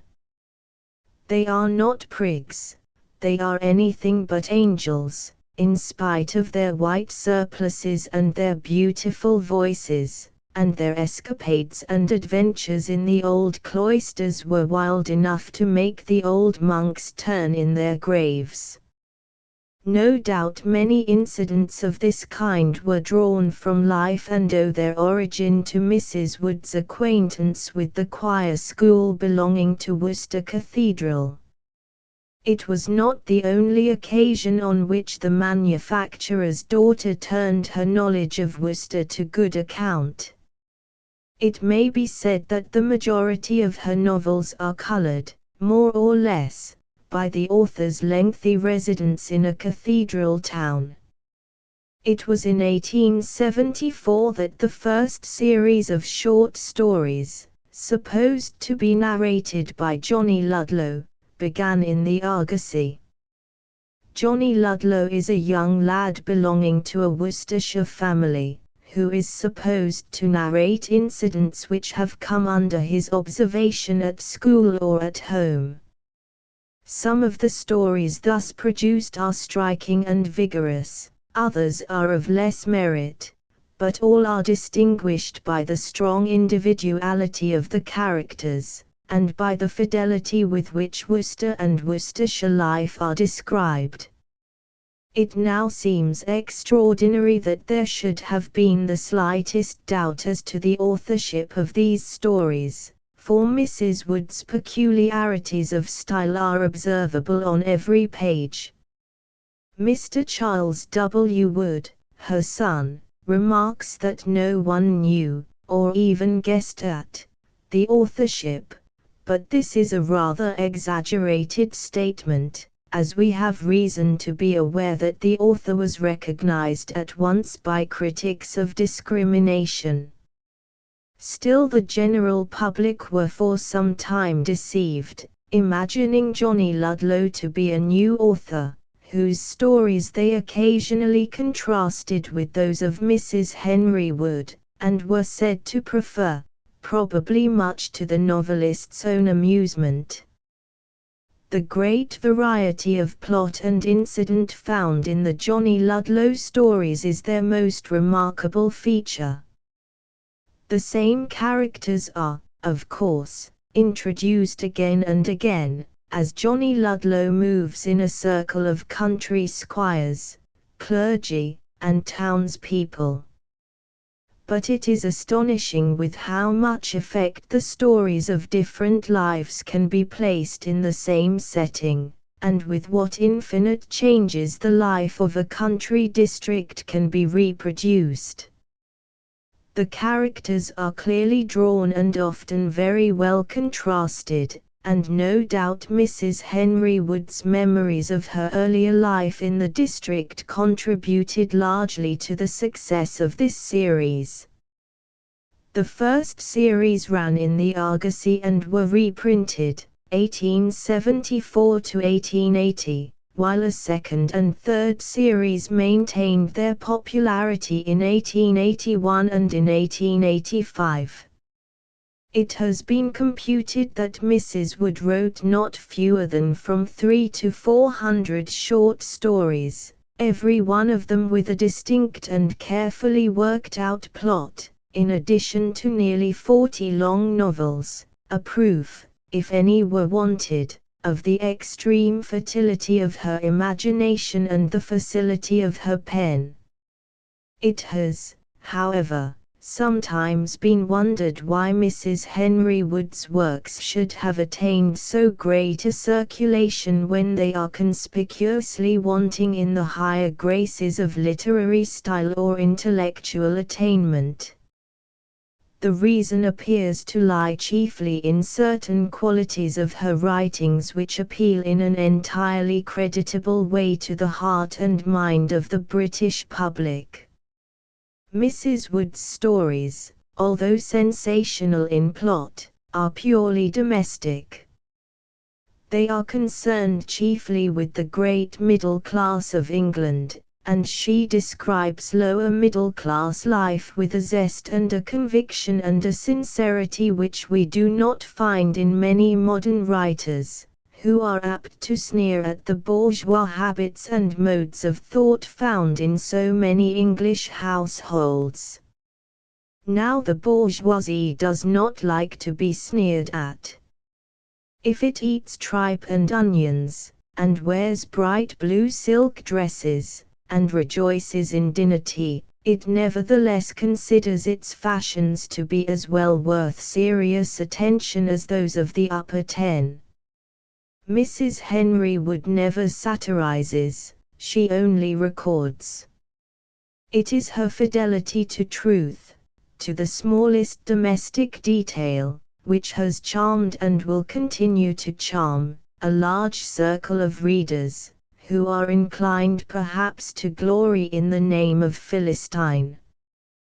Then there is the loftier quality of a high, if somewhat conventional, moral tone. Mrs. Wood's novels are emphatically on the side of purity, honesty, domestic life and happiness. There is no book of hers which does not breathe this spirit, or can be said to be anything but harmless. Her character drawing has merit, but it is not to be wondered at, considering the number of works she produced, that she should repeat the same type over and over again with a certain monotonous effect.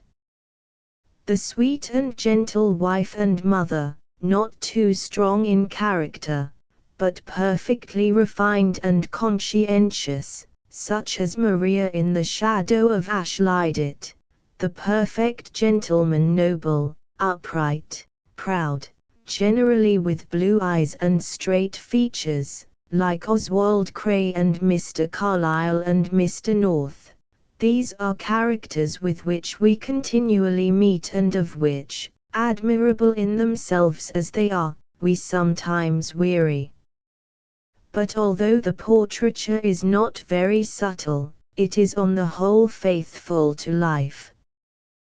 Then there is that especial group of Mrs. Wood's stories already mentioned, into which an element of freshness, then somewhat unusual in fiction, is largely introduced. These are the stories which have much to do with boys and boy life, notably the Channings Roland Yorke Orfield College Mrs. Hawley-Burton's Troubles Lady Grace and the Johnny Ludlow series. These books, less sensational in plot than many of Mrs. Wood's novels, have been peculiarly successful, perhaps because the scenes and characters are largely drawn from real life. Mrs. Wood's long residence at Worcester made her familiar with the life of the college boys, who haunt the precincts of the stately old cathedral, and she has introduced her knowledge of their pranks with very great effect. Her descriptions of the old city itself, of the streets, of the cloisters, of the outlying villages and byways, are remarkably accurate, and remind one of the use which Charles Dickens made, in the same way, of Rochester and its cathedral. It is really extraordinary to see how large a part of Mrs. Wood's work is concerned with Worcester, and how well she could render, when she chose, the dialogue of the country and the customs of its people. The reason is, of course, that these things are true, that she gives us in these books a part of her own experience, of her own life. Another group of her books is interesting for a similar reason, the novels in which she deals with business life, and the relations of employers to their men.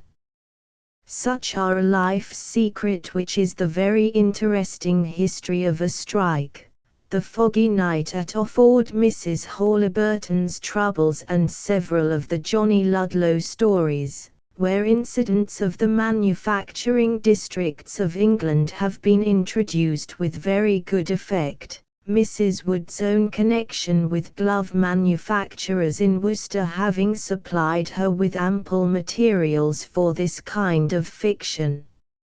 In A Life's Secret there is an extremely clever picture of the lower type of workman, and some excellent sketches of poor people and of the misery they suffer during the strike and subsequent lockout.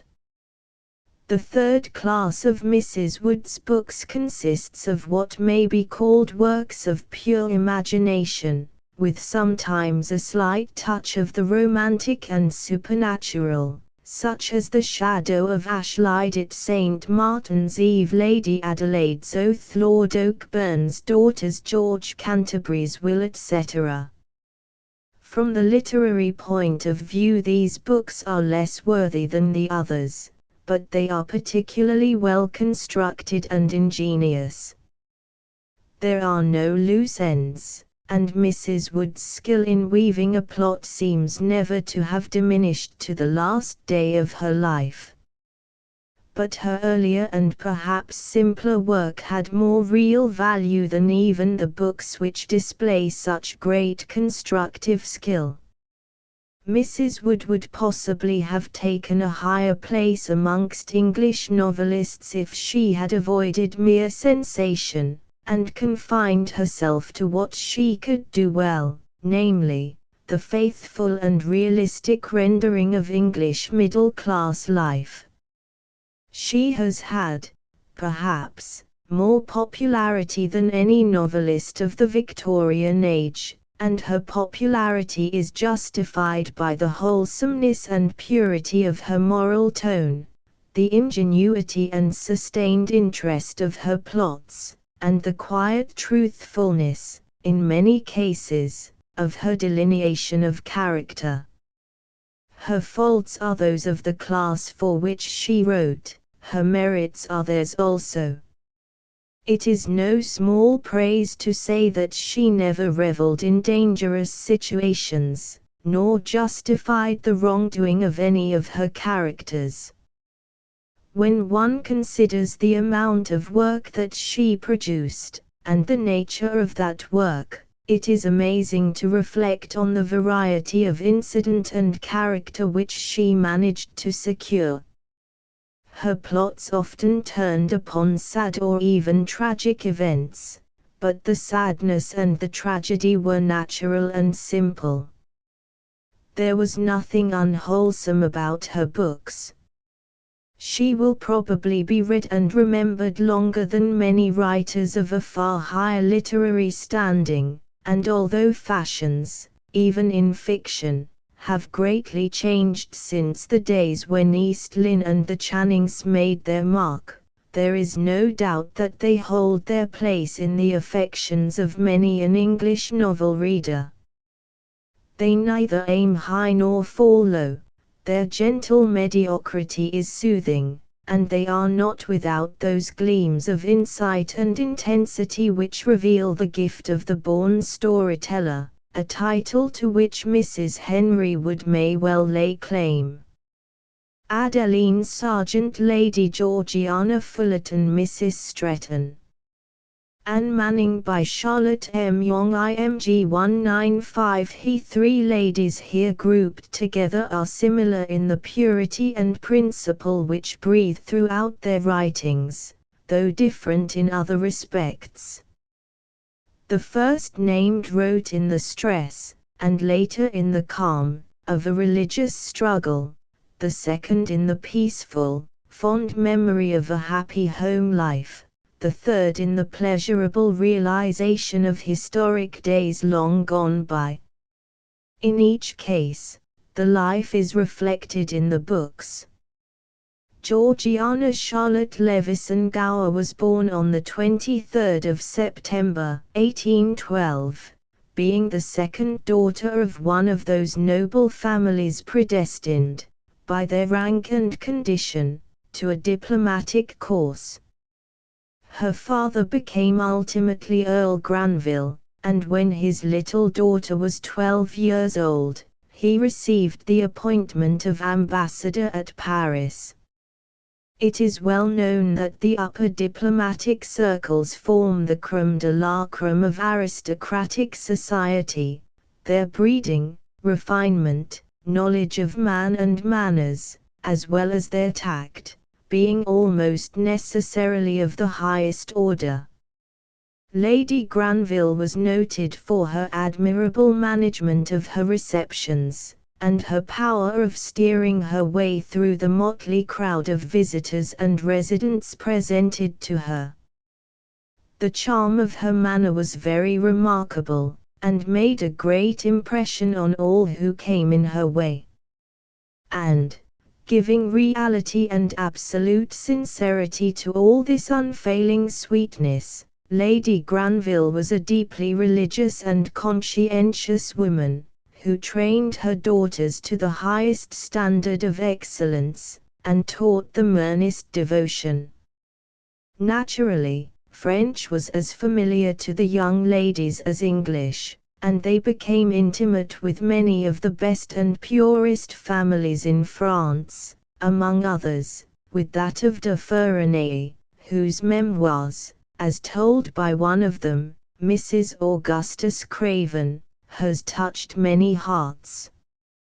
It was a happy life, in which study and accomplishment had their place, and gaieties did not lose the zest of youthful enjoyment because they were part of the duty of station.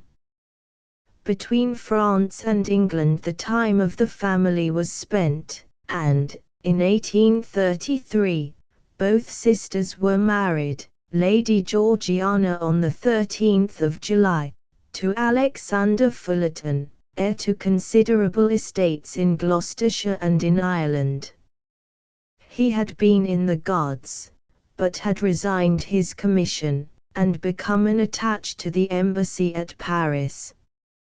There the young couple continued, and there, at the end of the year, was born their only child, a son, whose very delicate health was a constant anxiety.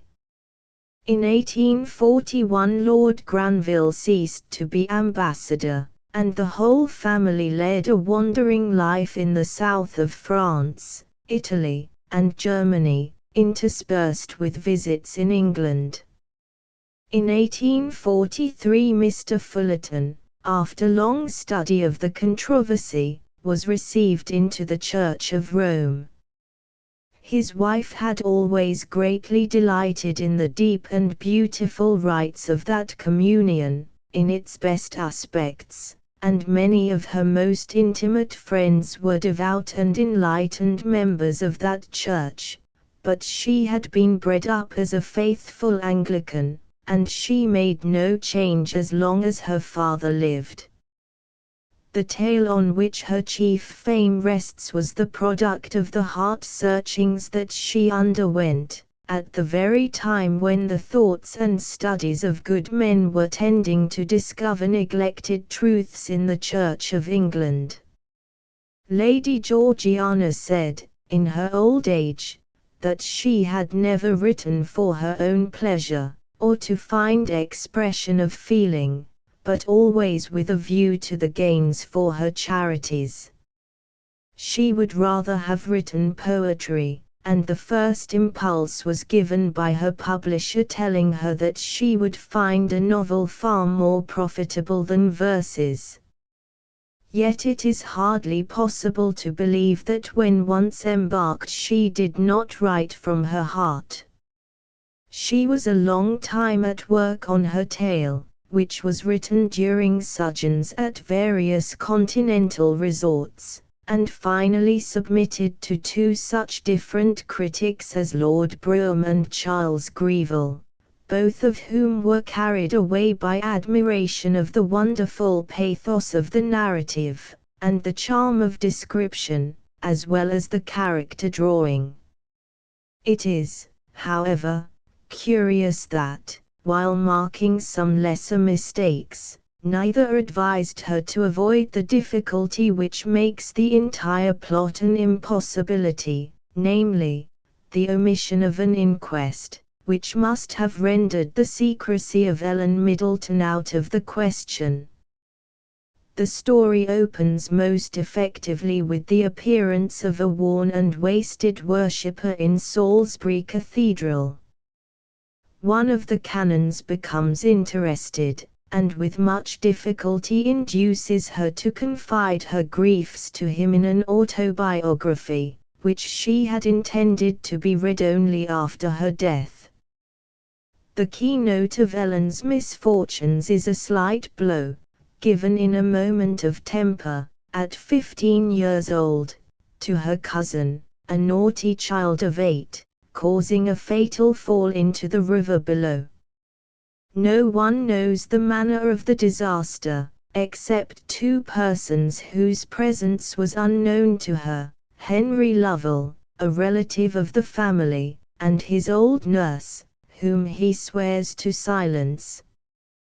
This woman, however, cannot refrain from strewing mysterious hints in Ellen's way, and Henry Lovell obtains a power over the poor girl which is the bane of her life.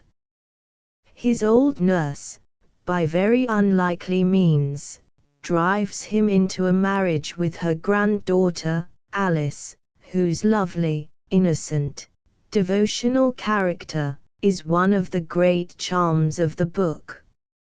Ellen, almost at the same time, marries her cousin, Edward Middleton, whom she loves with all her heart, but he is a hard man, severe in his integrity, and his distrust is awakened by Henry's real love for Ellen, and the machinations by which he tries to protect her from the malice of the old nurse. The net closes nearer and nearer round Ellen, till at last Edward finds her on her knees before Henry, conjuring him to let her confess her secret. Without giving her a hearing, Edward commands her to quit his house. A letter from Henry, declaring that she is his own, and that she will not escape him, drives her to seek concealment at Salisbury, where she is dying of consumption, caused by her broken heart. When the good canon finds her, gives her absolution, and brings about repentance, reconciliation, and an infinite peace, in which we are well content to let her pass away, tended by her husband, her mother-like aunt, and the gentle Alice. It is altogether a fine tragedy. The strong passions of Henry Lovell, the enthusiastic nature of Ellen, beaten back in every higher flight by recurring threats from her enemies, the unbending nature of Edward, and in the midst the exquisite sweetness of Alice, like a dove in the midst of the tempest, won all hearts, either by the masterly analysis of passion or by the beauty of delineation, while the religious side of the tale was warmly welcomed by those who did not think, like Lord Brougham, that it was rank popery. The sense of the power and beauty of the story is only enhanced by freshly reading it after the lapse of many years. Naturally, it was a great success, and the second book, Grantley Manor, which was not published till after her father's death and her own secession to Rome, was floated up on the same tide of popularity. It contrasted two half-sisters, Margaret and Ginevra, one wholly English, the other half Italian by race and entirely so by breeding. Still, though Ginevra is the more fascinating, Margaret is her superior in straightforward truth. For, indeed, Lady Georgiana never fell into the too frequent evil of depreciation and contempt of the system she had quitted, and remained open-minded and loving to the last. The excellence of style and knowledge of character, as well as the tone of high breeding which are felt in all these writings, recommended both this and Ladybird, published in 1852. Both are far above the level of the ordinary novel, and some readers preferred Ladybird to the two predecessors. In the meantime, an estate in England at Migham had become a home, and young Granville Fullerton had gone into the army. On the 29th of May, 1855, he was cut off by a sudden illness, and his parents' life was ever after a maimed one, though full of submission and devotion. Externally, indeed, Lady Georgiana still showed her bright playfulness of manner, and keen interest in all around her, so that the charm of her society was very great, but her soul was the more entirely absorbed in religion and in charity, doing the most menial offices for the sick poor and throwing herself into the pleasures of little children. She questioned with herself whether she ought to spend time in writing instead of on her poor, when the former task meant earning £200 a year for them, but she decided on uniting the two occupations, the more readily because she found that her works had a good influence and helped on a religious serial in which she took a warm interest. But her motifs were now taken from history, not actual life. La Comtesse de Beauneville is a really marvelous tour de force, being a development from a few actual letters written by a poor young wife, whose reluctant husband left her, after 10 days, for foreign service, and never returned. Lady Georgiana makes clear the child's hero worship, the brief gleam of gladness, the brave resolve not to interfere with duty and honor, and the dreary deserted condition. All is written in French, not only pure and grammatical, but giving in a wonderful manner the epigrammatic life and freshness of the old Parisian society. This is really the ablest, perhaps the most pathetic, of her books. Anne Sherwood is a picture of the sufferings of the Romanists in Elizabethan times. A Stormy Life is the narrative of a companion of Margaret of Anjou, both showing too much of the author's bias. Too Strange Not to Be True is founded on a very curious story, disinterred by Lord Dover, purporting that the unhappy German wife of the ferociously insane son of Peter the Great, at the point of death from his brutality, was smuggled away by her servants, with the help of Countess Königsmarck, the mother of Marshal Saxe, while a false funeral took place. She was conveyed to the French settlements in Louisiana, and there, after hearing that the Charowitz was dead, she married a French gentleman, the Chevalier d'Auburn.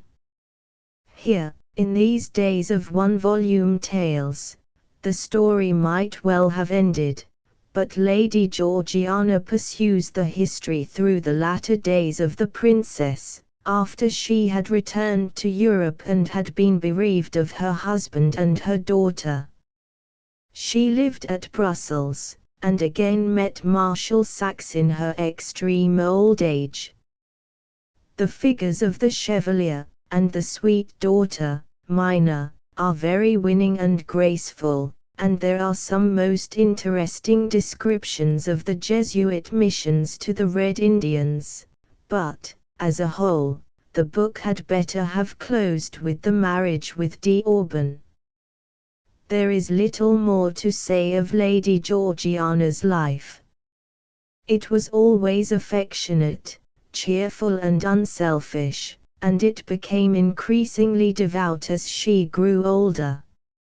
After a long illness, she died at Bournemouth, on the 19th of January, 1885, remembered fondly by many, and honoured by all who knew her saintly life. As to literary fame, she may be described as having written one first-rate book and a number fairly above the average. Mrs. Stretton about the same time as Ellen Middleton appeared. A novel was making its way rather by force of affectionate family portraiture than by plot or incident. The Valley of 100 Fires is really and truly Mrs. Stretton's picture of her father and mother, and her home, and her mother is altogether her heroine, while old family habits and anecdotes are given with only a few alterations. The Valley of the 100 Fires has been placed by her on the borders of Wales, but it really was Gateshead, in Durham, quite as black and quite as grimy as the more southern region, inasmuch as no flowers would grow in the rectory garden which, nevertheless, the children loved so heartily as to call it dear old Dingy. It is Cindertip in the story. Literally, they lived so as to show that love's a flower that will not die for lack of leafy screen, and Christian hope may cheer the eye that ne'er saw vernal green, and that, at least, in the early days of this century, an abnormally large family was no misfortune to themselves or their parents. The real name was Collinson, and the deep goodness and beneficence of the father, the Reverend John Collinson, and the undaunted cheerfulness, motherliness, and discipline of Emily, his wife, shine throughout, not at all idealized. The number of their children was 15, 10 daughters and 5 sons, and the second daughter, Julia Cecilia, was, as she describes herself, a tall, lank, yellow baby who was born on the 25th of November, 1812. She became as the eldest daughter to the others, for there had always been a promise that if there were several girls the eldest should be adopted by her aunt, wife to a clergyman and childless. The two homes were a great contrast.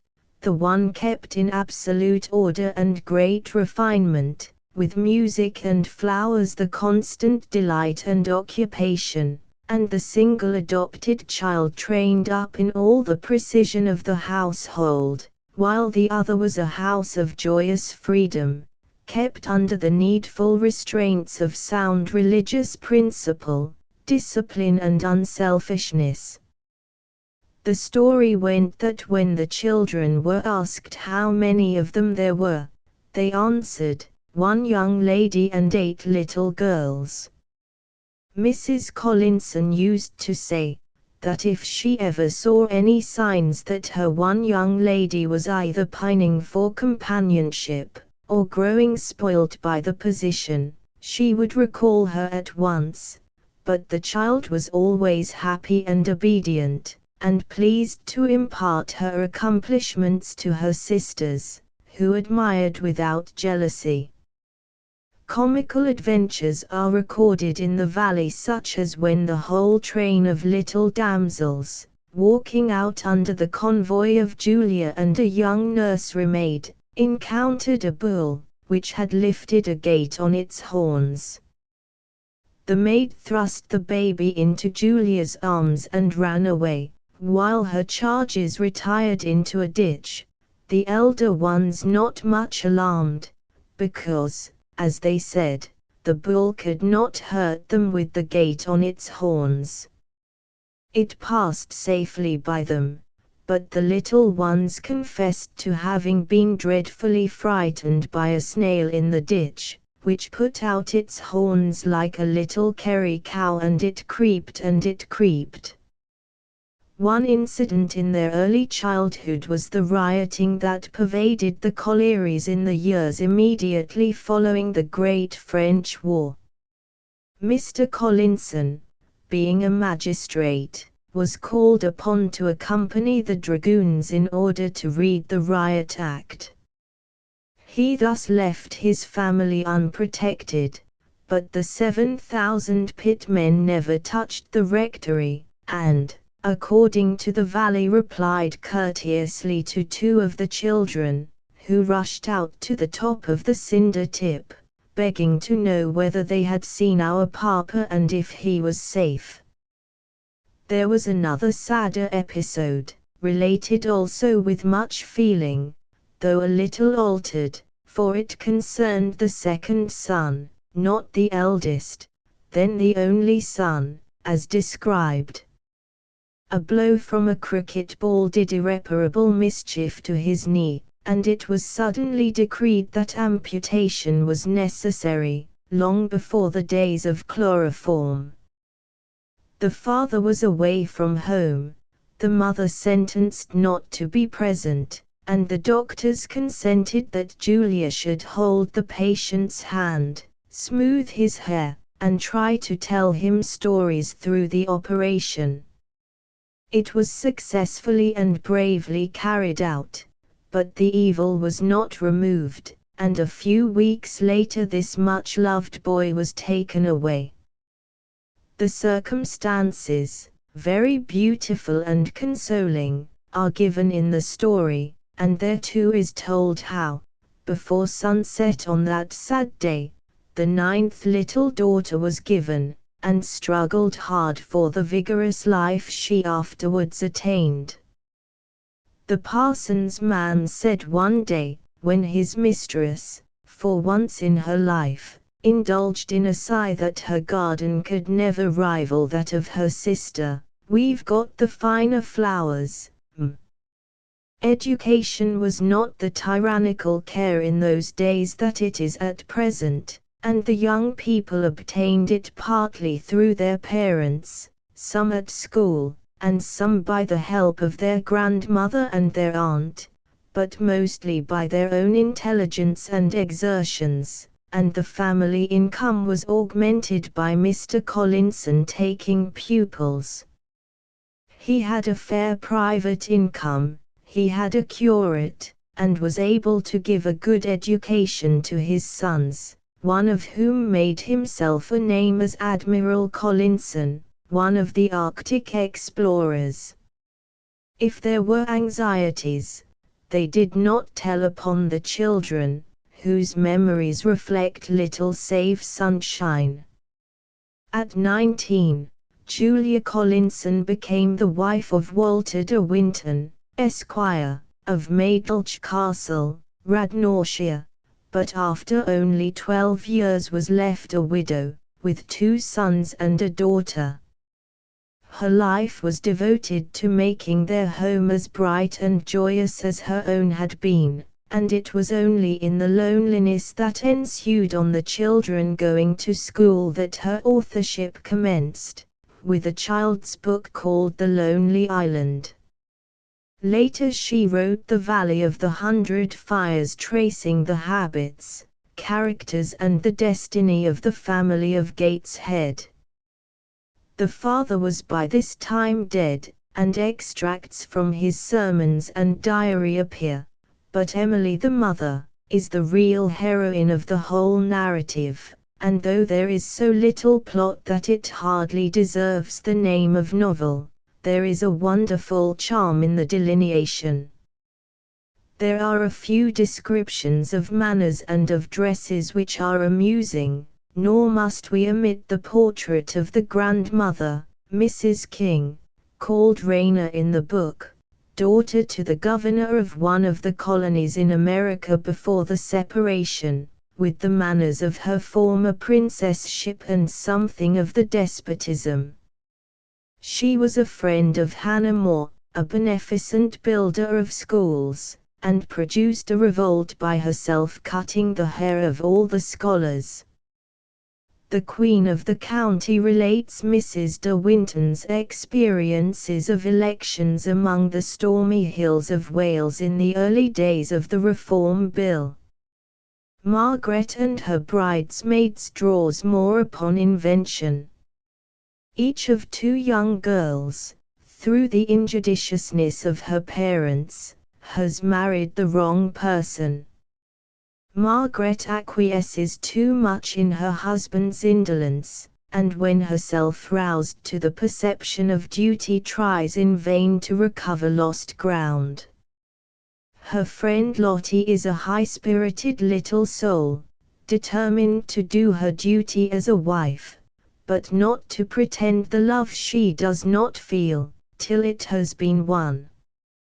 She is rather provokingly and unnaturally perfect, especially as she is only 17, always knowing when to obey up to the letter in a manner which must so have riled her husband that his persistent love is hardly credible, though it shows itself in attempts to isolate her, so that she shall have no resource save himself.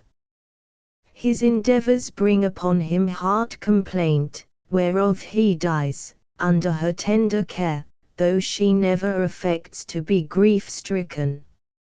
Only, as Margaret has lost her husband about the same time in a yachting accident, Lottie refuses to listen to the addresses of a former lover of Margaret's until she is convinced both that her friend will never form another attachment and that the original passion she had inspired is absolutely dead. There is a good deal of character in the story, though overdrawn, and it has survived so as to call for a new edition. To her children, as well as to her many nephews and nieces, Mrs. de Winton was a charming companion mother, always fresh, young, vigorous and as full of playfulness as the Julia who led the band of little sisters. When all her children were grown up, in 1858, she married Richard William Stretton, who had been their guardian and an intimate friend of the family, by whom he was much beloved. He died in 1868, and Mrs. Stretton followed him on the 17th of July 1878, leaving behind her one of the brightest of memories. Her books are emphatically herself in their liveliness, their tenderness, their fond enshrining of the past. The third of our group had an even more eventless life, and, instead of letting her imagination dwell on her own past, she studied the women of past history, and realized what they must have felt and thought in the scenes where most of them figure only as names. Her father belonged to the higher professional class, and lived with his large family, of whom Anne was the eldest, at the Paragon, Chelsea, where at 8 years old Anne listened to the crash of the carriages, when the Bourbons were on their return to France, and witnessed the ecstasy of London on the visit of the Allied sovereigns after Waterloo. With the help of masters for special accomplishments, the daughters had the best of educations, namely, the stimulating influence of their father, an accomplished man, for whom they practiced their music, wrote their themes, went out stargazing, and studied astronomy, listening with delight to his admirable reading of Scott or Shakespeare. They also had the absolute freedom of an extensive library. Anne Manning was pronounced to be no genius, but a most diligent, industrious girl, as indeed was proved, for, becoming convinced during the brief reign of a good governess of the duty of solid reading, she voluntarily read from the age of 14 10 pages a day of real, if dry, history, persevering year after year, and thus unconsciously laying in a good foundation for her future work. For health's sake the family went into the country, where they became tenants of a tumble-down Cistercian priory on the borders of Salisbury Plain. The numerous girls, with their mother and governess, lived there constantly, the father coming down as often as his business would allow, almost always by the Saturday coach, to spend Sunday. Here the first literary venture was made, when Anne was about 17. It was a short dialogue on a serious subject, which a young aunt managed to get accepted in St. Paul's churchyard, and, as Miss Manning candidly avows, was so well advertised privately by her fond grandfather that, such were the palmy days of authorship, 500 copies brought her in a profit of £60. The story, Village Bells, was completed at Tenby, the priory having become too ruinous for habitation. It was put into the hands of Baldwin and Cradock, and no proofs were sent till the whole of the 2 first volumes came together. It was introduced to Mr. Manning thus: "Papa, I don't know what you will say, but I have been writing a story." "Ho! Ho! Ho!" was his first answer, but he afterwards said, "My dear, I like your story very much," and never again referred to it. Her own after-judgment was that it was an incurably young, inexperienced tale which, after all top-dressing, remained but daisied meadow grass. Sorrow came in to fill the minds of the family, to the exclusion of mere fictitious interests, in the deaths within short intervals of 2 of the sisters, and their mother's invalidism, ending, within a few years, in her death. After this the winters were spent by the 3 sisters at the Paragon, the summers in a cottage at Penshurst, their father coming down for the Sunday. Anne Manning, meantime, was pursuing studies in painting and was an excellent amateur artist. She was also a botanist, and this has much to do with her accuracy in writing details of country life and habits. Dates, alas, are wanting both in her own passages in the life of an authoress and in the recollections of her kind and affectionate biographer, Mrs. Batty, but it seems to have been in 1849 that her maiden and married life of Mary Powell at first written to amuse herself and her sisters, and afterwards sent to a sister-brother in Australia, who was starting a local magazine, was given to the editor of Sharp's magazine then in its early youth. It made her fame.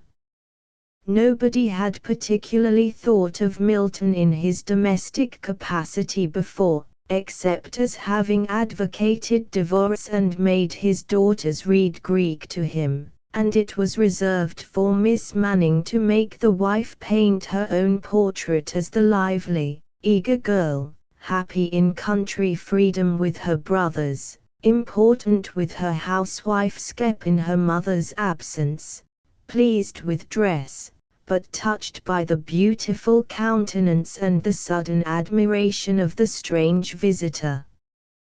There proves to be a debt which makes her marriage with him convenient to the father, and it is carried out in spite of the mother's strong objections, alike to the suitor's age, his politics, and his Puritanism.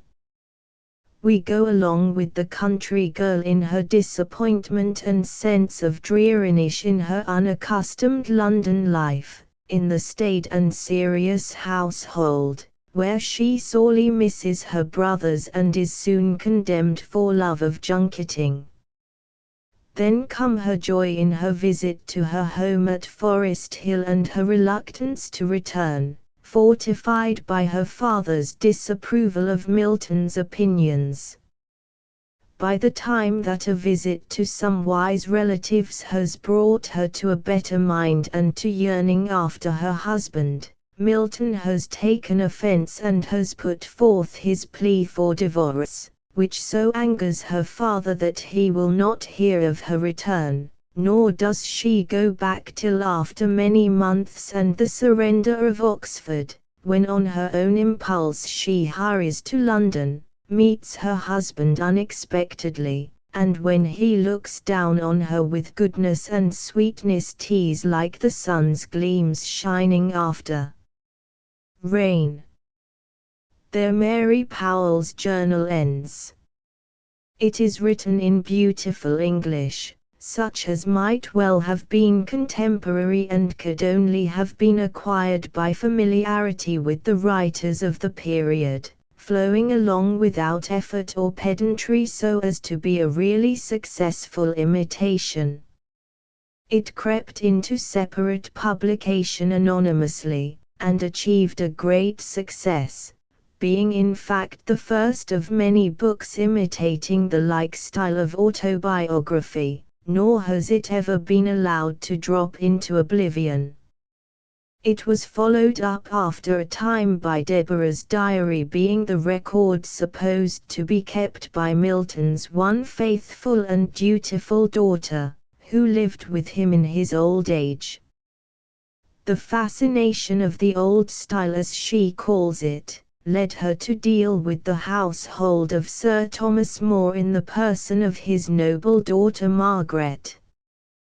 There was a good deal more genuine material here, and she has woven in the fragments from Erasmus and others with great ingenuity, and imitated the style of the 15th century as well as she had done that of the 17th. From that time Anne Manning's books had a ready sale, though still her name did not appear. Cherry and Violet was a tale of the plague of London. Edward Osborne told of the apprentice who leapt from the window of a house on London Bridge to save his master's daughter from drowning. The Old Chelsea Boon House described the haunts with which Miss Manning was familiar, and there were other stories of country life, such as The Ladies of Bever Hollow. All were written in the purest style, such as could only be attained by one to whom slipshod writing was impossible, and to whom it was equally impossible not to write what was gentle, charitable, and full of religious principle. Miss Manning was a kind friend and charming letter-writer. Her health began to fail in 1854, when she was writing for a magazine some passages in the life of an authoress never completed. She continued to be an invalid under the care of her sisters till her death on the 14th of September, 1879. C. M. Yong Dinah Mulak, Mrs. Craik, by Mrs. Pa Img 219N. The small circle of women writers who shed literary lustre on the early years of Her Present Majesty's reign was Dinah Mulak, best known to the present novel-reading generation as the author of John Halifax, Gentleman. To appreciate fully the position that we claim for her, it will be necessary to turn back to the period when she began to write, and see who were her contemporaries. Preeminent among these stand out three names, names immortal on the roll of fame for so long as taste and critical judgment last: the books of Charlotte Brontë, Elizabeth Gaskell, and George Eliot must be regarded as masterpieces of fiction. We, their humble followers, bow before their genius which time, fashion, or progress cannot dim or take from. Therefore, to have achieved success and to have made an abiding fame while such luminaries were shining in the firmament was a distinction to be justly proud of, the result of talent, delicacy of handling, and grasp of character that were only a little below genius. How vast the difference that one small step would have made it is not our purpose to show. Our intention is rather to take a general view of the work of a writer who, now that close upon half a century has passed, since, in 1849, timidly and without giving her name, she launched on the world her first novel, The Ogilvies, has never lost her hold upon the reading public of Great Britain, the colonies, America, or wherever the English tongue is spoken. Dinah Mulark was born in 1826 at Stoke-upon-Trent in Staffordshire. Her disposition towards literature seems to have been inherited from her father, who was connected, but in no very prosperous way, with letters, and was known to Byron and to the poet Moore, whose fellow countryman he was. At the time of his daughter's birth, he was acting as spiritual minister to a small congregation who were followers of what were then generally thought to be his advanced and unorthodox opinions.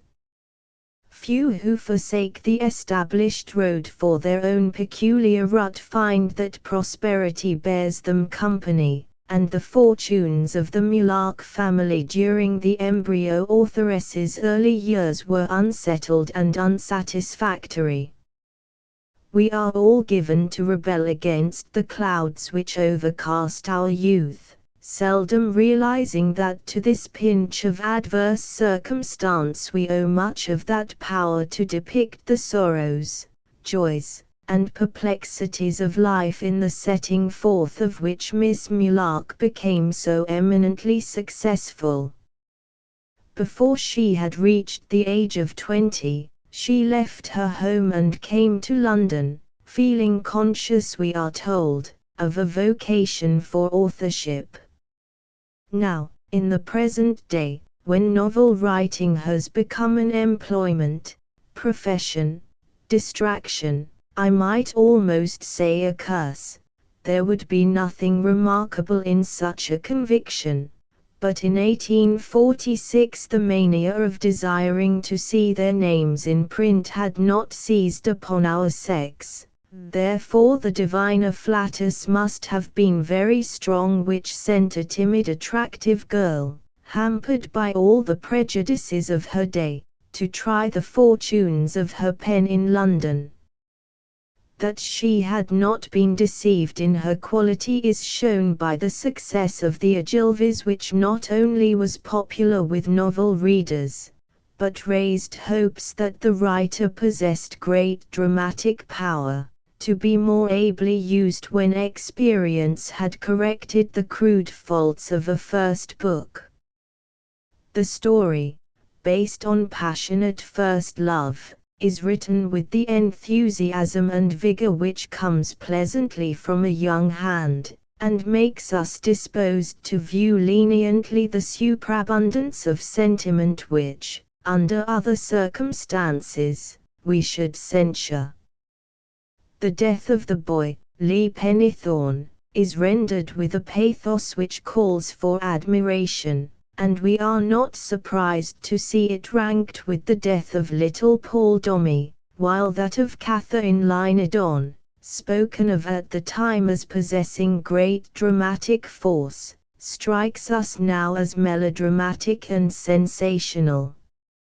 Encouraged by having found favor with the public, Miss Mulark followed up her success with Olive, 1850, Agatha's husband, 1852, head of the family, 1854. Her literary reputation was now established, and, though her magnum opus, John Halifax, had yet to be written, it may be as well to consider some of the merits and weaknesses of her style, her treatment of her subjects, and her delineation of character. In a short sketch, such as this, it is not possible to give a synopsis of the plots of the various books, or even, in most cases, extracts from them.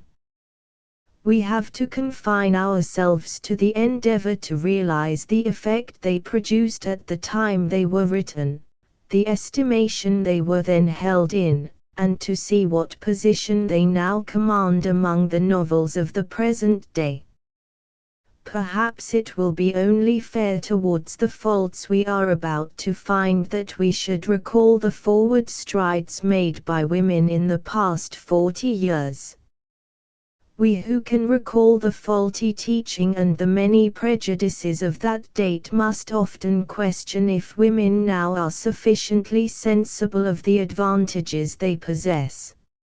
A reviewer of Miss Mulark's novels, writing in 1866, says, "It is one of the chief misfortunes of almost every female novelist that her own education, as a woman, has been wretchedly defective," and further on he adds, "The education of the majority of women leaves them not only without information, but without intelligent interest in any subject that does not immediately concern them."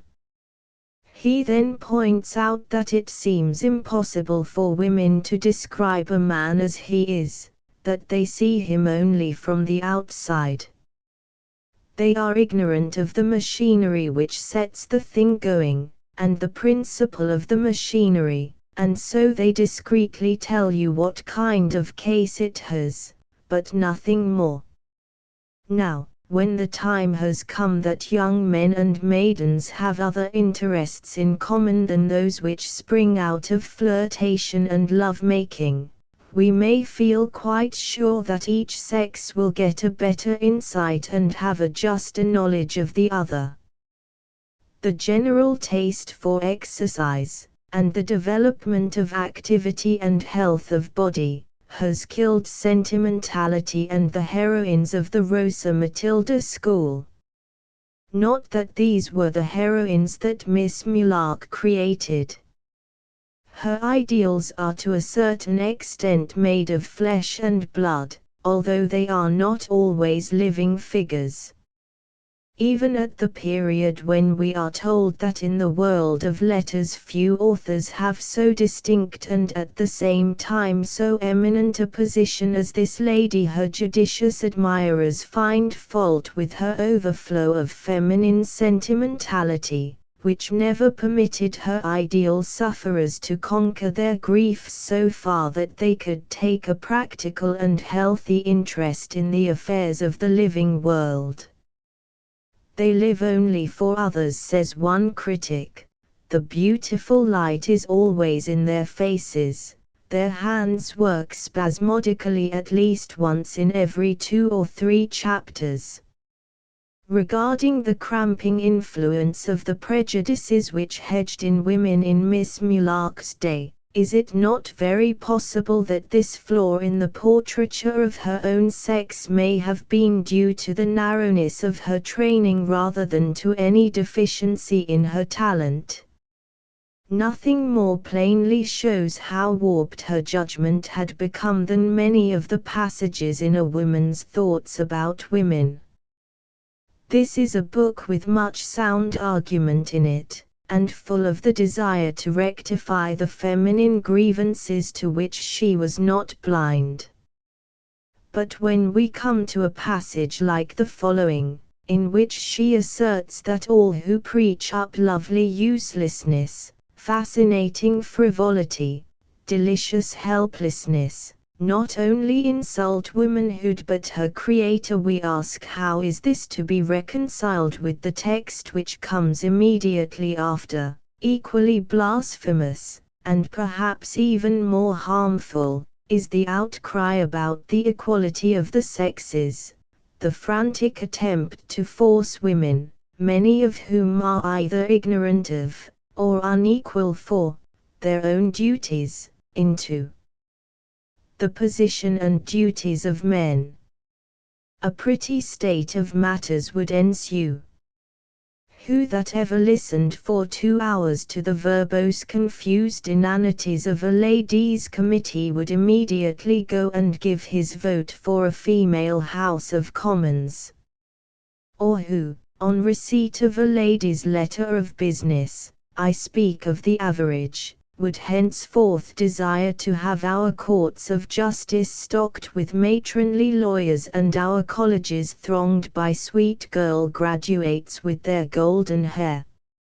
As for finance, if you pause to consider the extreme difficulty there always is in balancing Mrs. Smith's housekeeping book, or Miss Smith's quarterly allowance, I think, my dear paternal Smith, you need not be much afraid lest this loud acclaim for women's rights should ever end in pushing you from your counting house, college, or elsewhere. On this showing, such crass ignorance is to be accepted in women, and is to be taken as a matter of course and as natural to them as cutting their teeth or having measles or chicken pox.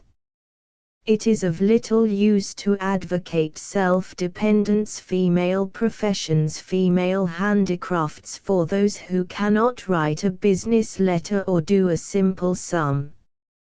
Miss Mulark may have had, indeed I fear had, much reason to cast these reproaches at her sex.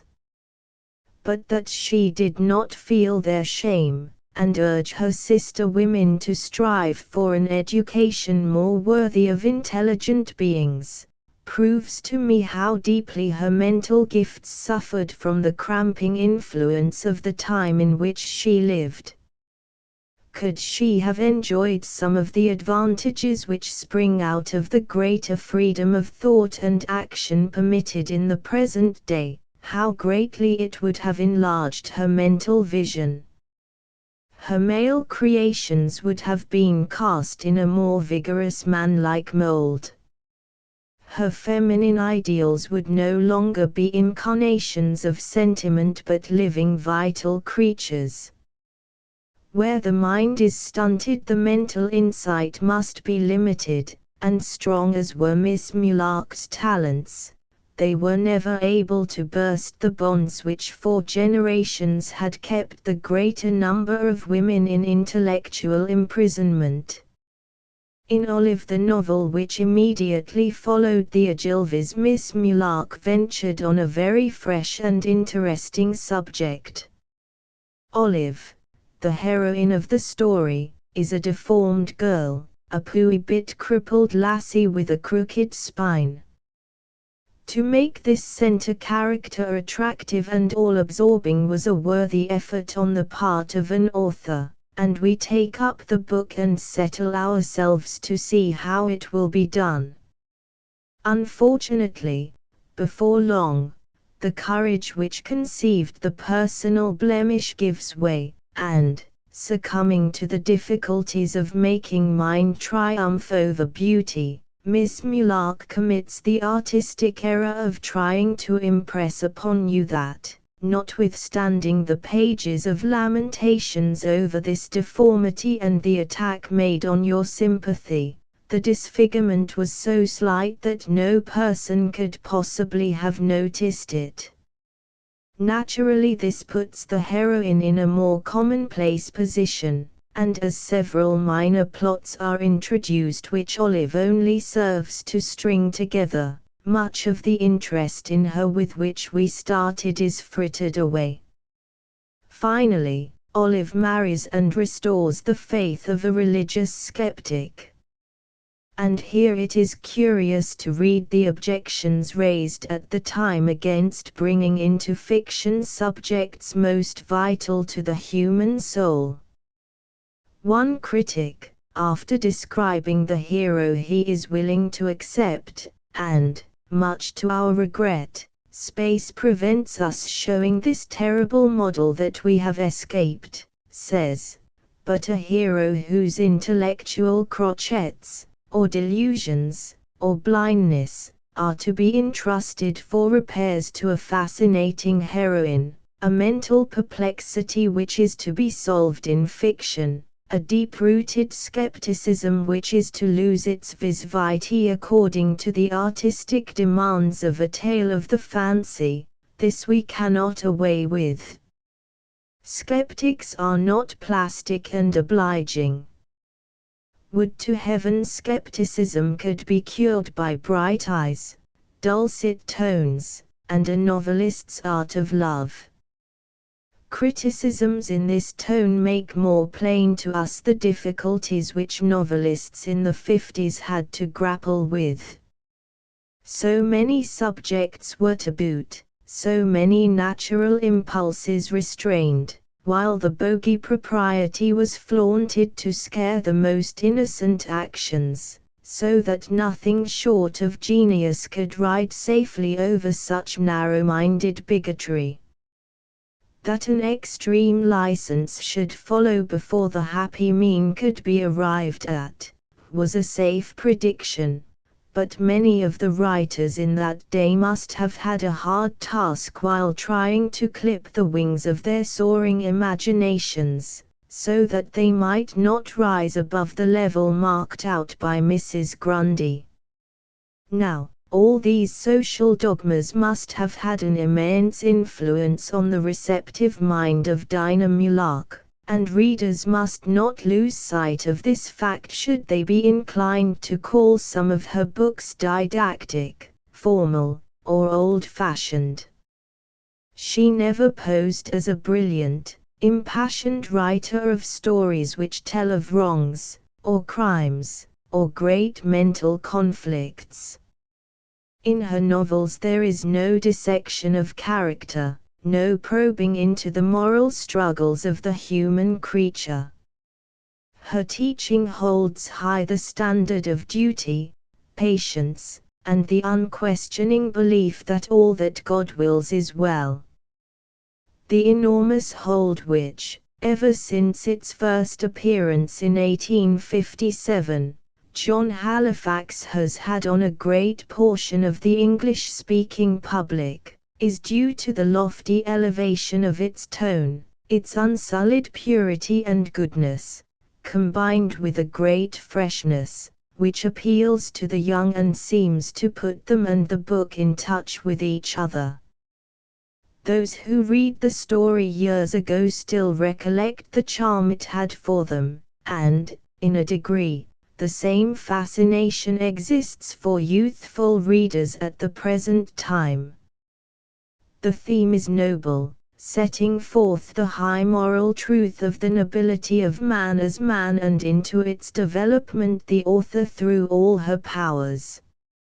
From the opening sentence, where you are at once introduced to the ragged, muddy boy and the sickly helpless lad, you feel that these two will prove to be the leading actors in the story, probably made contrasts of, and perhaps played one against the other. This idea, however, is speedily dispelled. Possibly from a dread of failing where it is thought so many women do fail, in the portrayal of the unseen sides of character and the infinite subtleties it gives rise to, Miss Mulock, wisely we think, decided to place her story in the autobiographic form, and the gentle refined invalid, fine as Fletcher, is made the deus ex machina to unravel to the reader not only the romance of his friend John Halifax's history, but also the working of his noble chivalrous nature. Few situations are more pathetically drawn than the attitude of these two lads, with its exchange of dependence and hero worship on the one side, and of tender, helpful compassion on the other. A true David and Jonathan we see them, full of the trust, confidence, and sincerity young unsullied natures are capable of. And the story of the friendship, as it grows towards maturity, is equally well told. His energy and his indomitable faith in himself make a prosperous man of the penniless boy.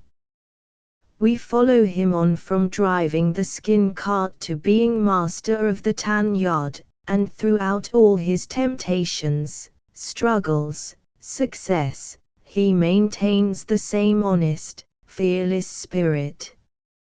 It seems natural that when to such an exalted nature love comes, it should come encircled with romance, and the wooing of Ursula March, as told by sensitive, affectionate Phineas Fletcher, is very prettily described. For the reason that Ursula is an heiress with a host of aristocratic relations, John believes his love for her to be hopeless. He struggles against this overwhelming passion for some time, until the continuous strain throws him into a fever of which his friend fears he will die. In this agonizing strait Phineas is inspired with the idea of confessing the truth to Ursula, and, after a touching scene in which this is most delicately done, she determines to go to the man who is dying of love for her. In the interview, which is too long to be given in its entirety and too good to be curtailed, John tells her that owing to a great sorrow that has come to him he must leave Norton Bury and go to America. She begs to be told the reason, and without an actual avowal he lets her see his secret.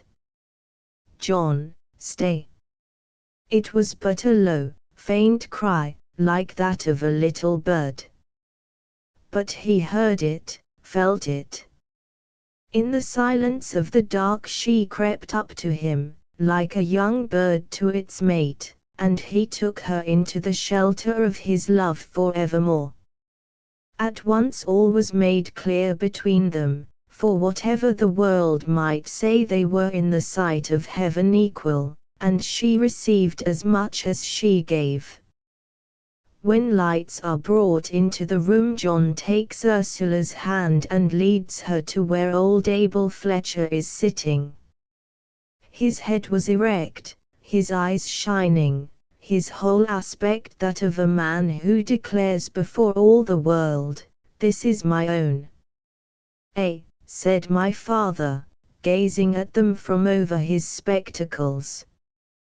John spoke brokenly. "We have no parents, neither she nor I, bless her, for she has promised to be my wife." And the old man blessed her with tears. Abel Fletcher, grave, stern, uncompromising, as members of the Society of Friends in that day were wont to be, is a clever study. He will not yield readily to the influence of John, and when he does give way it is by slow degrees. Yet one of the most winning traits in this somewhat over-perfect young man, given at times to impress his moral obligations rather brusquely, is the deference he pays to his former master and the filial affection he keeps for him, and the author manages in these scenes to put the two into excellent touch with each other, so that, through John's attitude to him, the hard close-fisted old tanner is transfigured into a patriarch who fitly gives his blessing to the bride, and later on, in a scene of great pathos, bestows his last benediction on her blind baby daughter.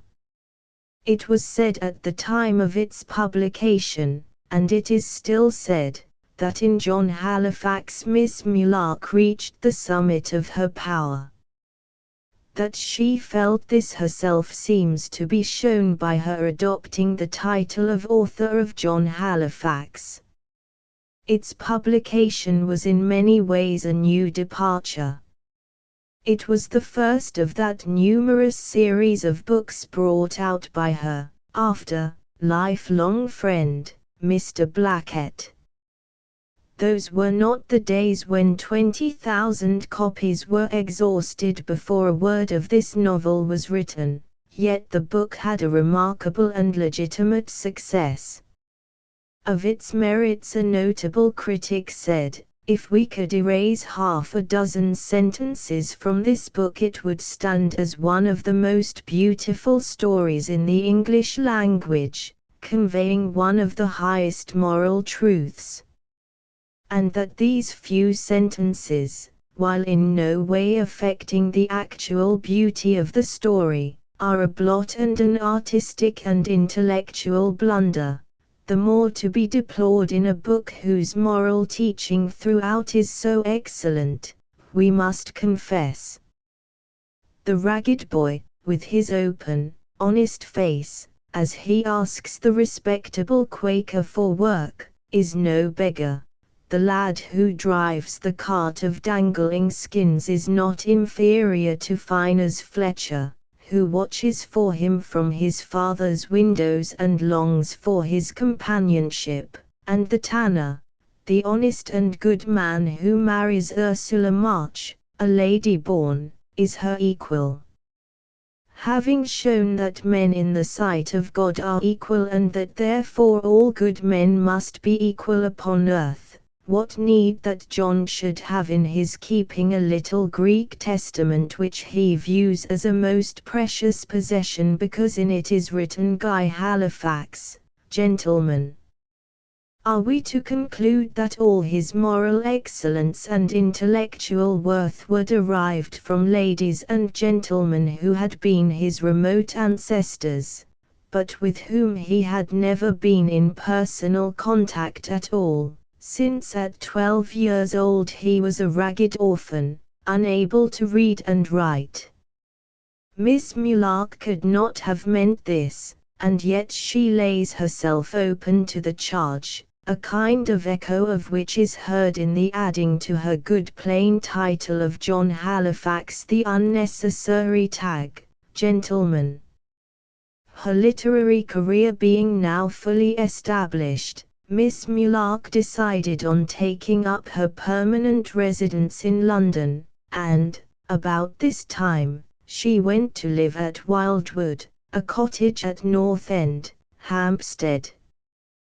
The now ubiquitous interviewer, that benefactor of those who want to know, had not then been called into being, so there is no record at hand to tell how the rooms were furnished, what the mistress wore, her likes, dislikes, and the various idiosyncrasies she displayed in half an hour's conversation.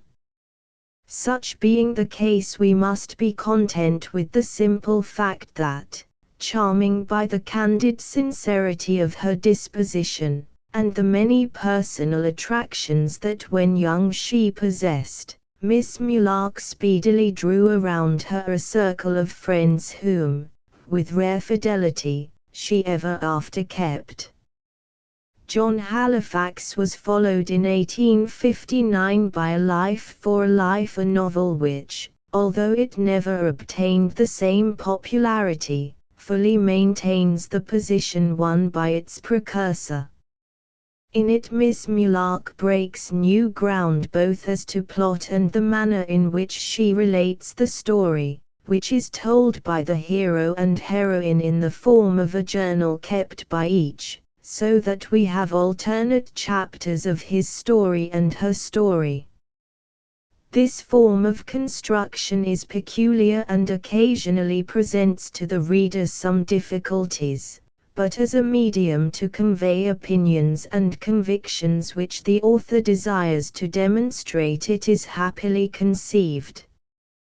The motive of the book is tragedy, the keynote murder, that is murder according to the exigencies of the storyteller. Max Urquhart, the hero, who at the time the tale opens is a staid, serious man of 40, is the perpetrator of this crime, committed at the age of 19 in a fit of intoxication on a man named Johnston. Journeying from London to join a brother who is dying of consumption at Pau, Urquhart, through a mistake, finds that instead of being at Southampton he is at Salisbury. On the way he has made the acquaintance of the pseudo-driver of the coach, a flashy, dissipated fellow, who by a tissue of lies induces the raw Scotch lad to remain for some hours at the inn and then be driven on by him to where they will overtake the right coach. By this man young Urquhart is made drunk, and when as a butt he no longer amuses the sottish company they brutally turn him into the street. Later on he is aroused by the cut of a whip. It is his coach companion who pacifies him with the assurance that if he gets into the gig he will be speedily taken by him to Southampton. The lad consents. He is helped up and soon falls fast asleep to be awakened in the middle of Salisbury Plain by his savage tormentor, who pushes him out and tells him to take up his lodging at Stonehenge. The poor youth, with just sufficient sense left in him to feel that he is being kept from his dying brother, implores the ruffian to take him on his way. To the devil with your brother is the answer, and in spite of all entreaties, Johnston whips up his horse, and is on the point of starting, when Urquhart, maddened by rage, catches him unawares, drags him from the gig, and flings him violently on the ground, where his head strikes against one of the great stones, and he is killed. How Urquhart manages to reach Southampton, and to get to Pau, he never knows, but when he does arrive at his destination, it is to find his brother dead and buried, and the fit of mania which follows is set down to the shock this gives him. At the end of a year, hearing that Johnston's death is attributed to accident, and being under the conviction that if the truth were told he would be hanged, he resolves to lock the secret in his own breast until the hour of his death draws near, and, in the meanwhile, to expiate his offense by living for others, and for the good he can do to them. He becomes an army doctor, goes through the Crimean War, and, when we are introduced to him, is doing duty at Aldershot, near where, at a ball, he meets the inevitable she, Theodora Johnston. If the hero is drawn dark, thin, with a spare, wiry figure, and a formal, serious air, the portrait of the heroine, with her undeniably ordinary figure, and a face neither pretty nor young, forms a fitting pendant to it. These two are irresistibly drawn towards each other, and, notwithstanding that the lady bears the fatal name of Johnston, they soon become engaged. Dr. Urquhart's tender conscience then demands that the tragic misdeed of his life shall be confessed to the woman he is about to make his wife, and, in a letter, he confides to her the sad history, adding, as postscript, some few days later, I have found his grave at last. Here follows the inscription, which proves the dead man to have been the son of Theodora's father, her own half-brother, Henry Johnston. Farewell, Theodora. It is impossible here to give more than this crude outline of the plot of a book in which, far beyond the story she means to tell, the author has her own individual opinions and convictions to impress on us. The temptation to earnest writers to try, through their writings, to make converts of their readers, is often very strong, and in this instance Miss Mulark undoubtedly gave way to it. She had not only a vehement abhorrence of capital punishment, but, to quote from her book, she maintained that any sin, however great, being repented of and forsaken, is, by God, and ought to be by man, altogether pardoned, blotted out, and done away. As was at the time said, her argument demands a stronger case than she has dared to put, but so ably are the incidents strung together, so touchingly are the relative positions of these suffering souls described, that their sorrows, affection, and fidelity become convincing, and, full of the pathetic tragedy of the situation, we are oblivious of the fact that what is called a crime is nothing greater than an accident, a misfortune, and that for murder we must substitute manslaughter. From the date of the appearance of John Halifax, Miss Mulark's pen was never long idle.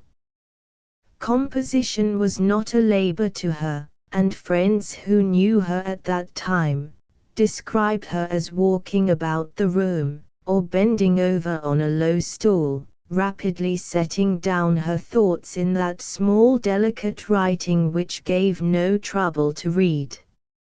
She had beautiful hands, a tall, slim, graceful figure, and, with the exception of her mouth, which was too small, and not well shaped, delicate and regular features.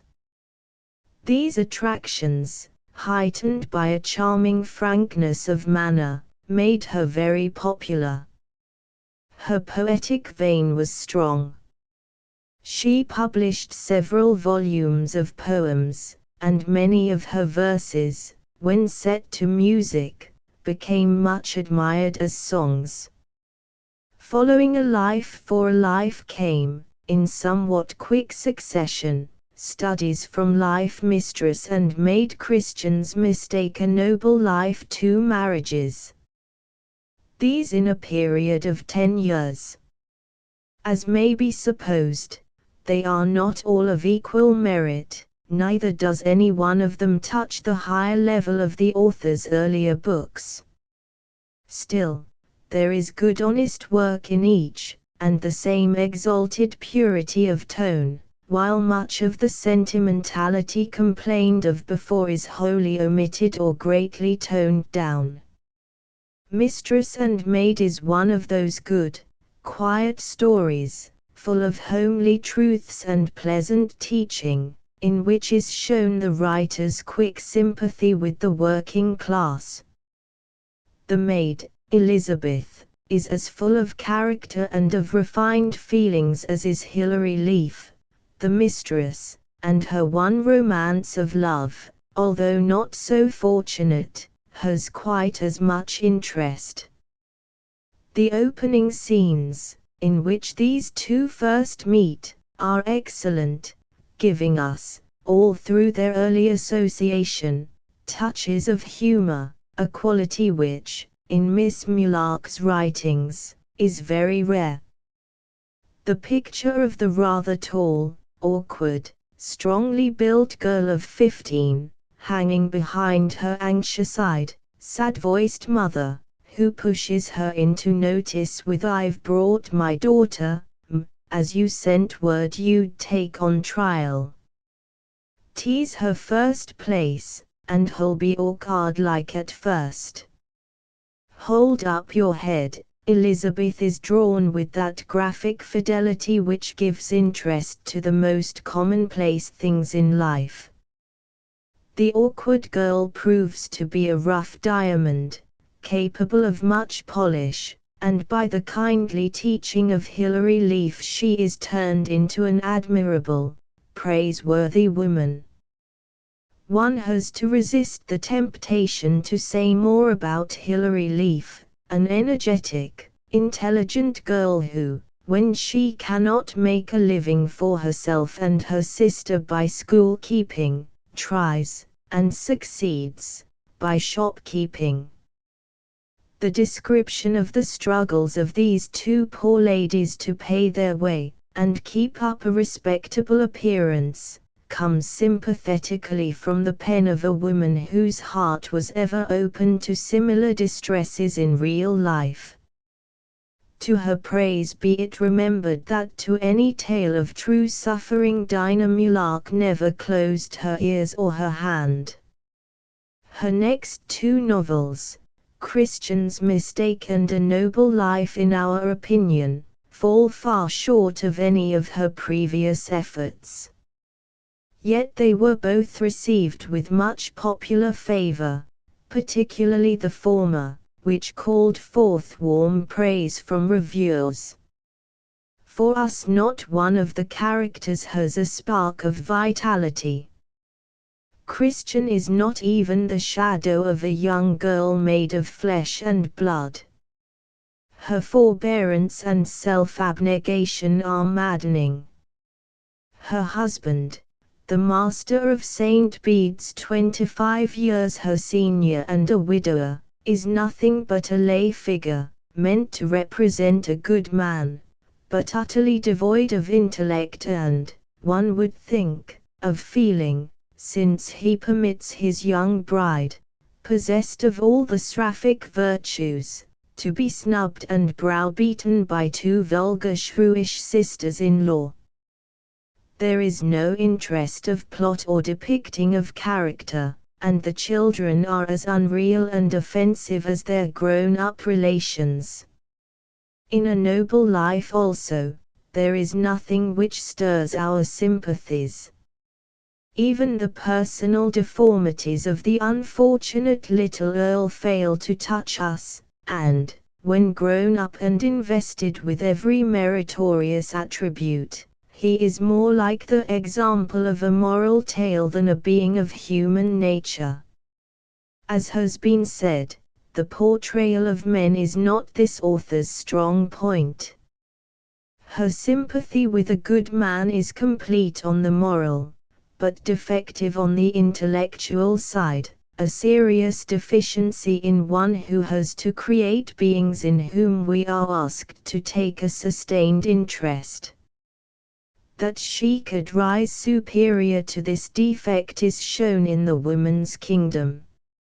In this story Miss Mulark displays all her old charm of simplicity and directness, and is strong in her treatment of domestic life. At the outset she announces that it will be a thorough love story, and takes as her text that love is the very heart of life, the pivot upon which its whole machinery turns, without which no human existence can be complete, and with which, however broken and worn in part, it can still go on working somehow, and working to a comparatively useful and cheerful end. This question we shall not stop to argue, but proceed with. We cannot say the plot, for of plot there is none. It is just an everyday version of the old story, given with admirable force and sweetness.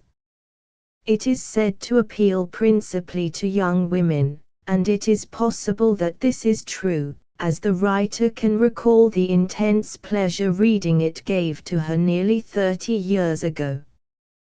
The book opens with the description of some seaside lodgings, in which we find twin sisters as opposite in character as in appearance. Edna is an epitome of all the virtues in a very plain binding.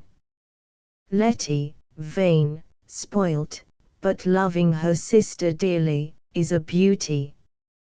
Such women nature makes rarely, very rarely, queens of beauty who instinctively take their places in the tournament of life, and rain influence upon weak mortals, especially men mortals.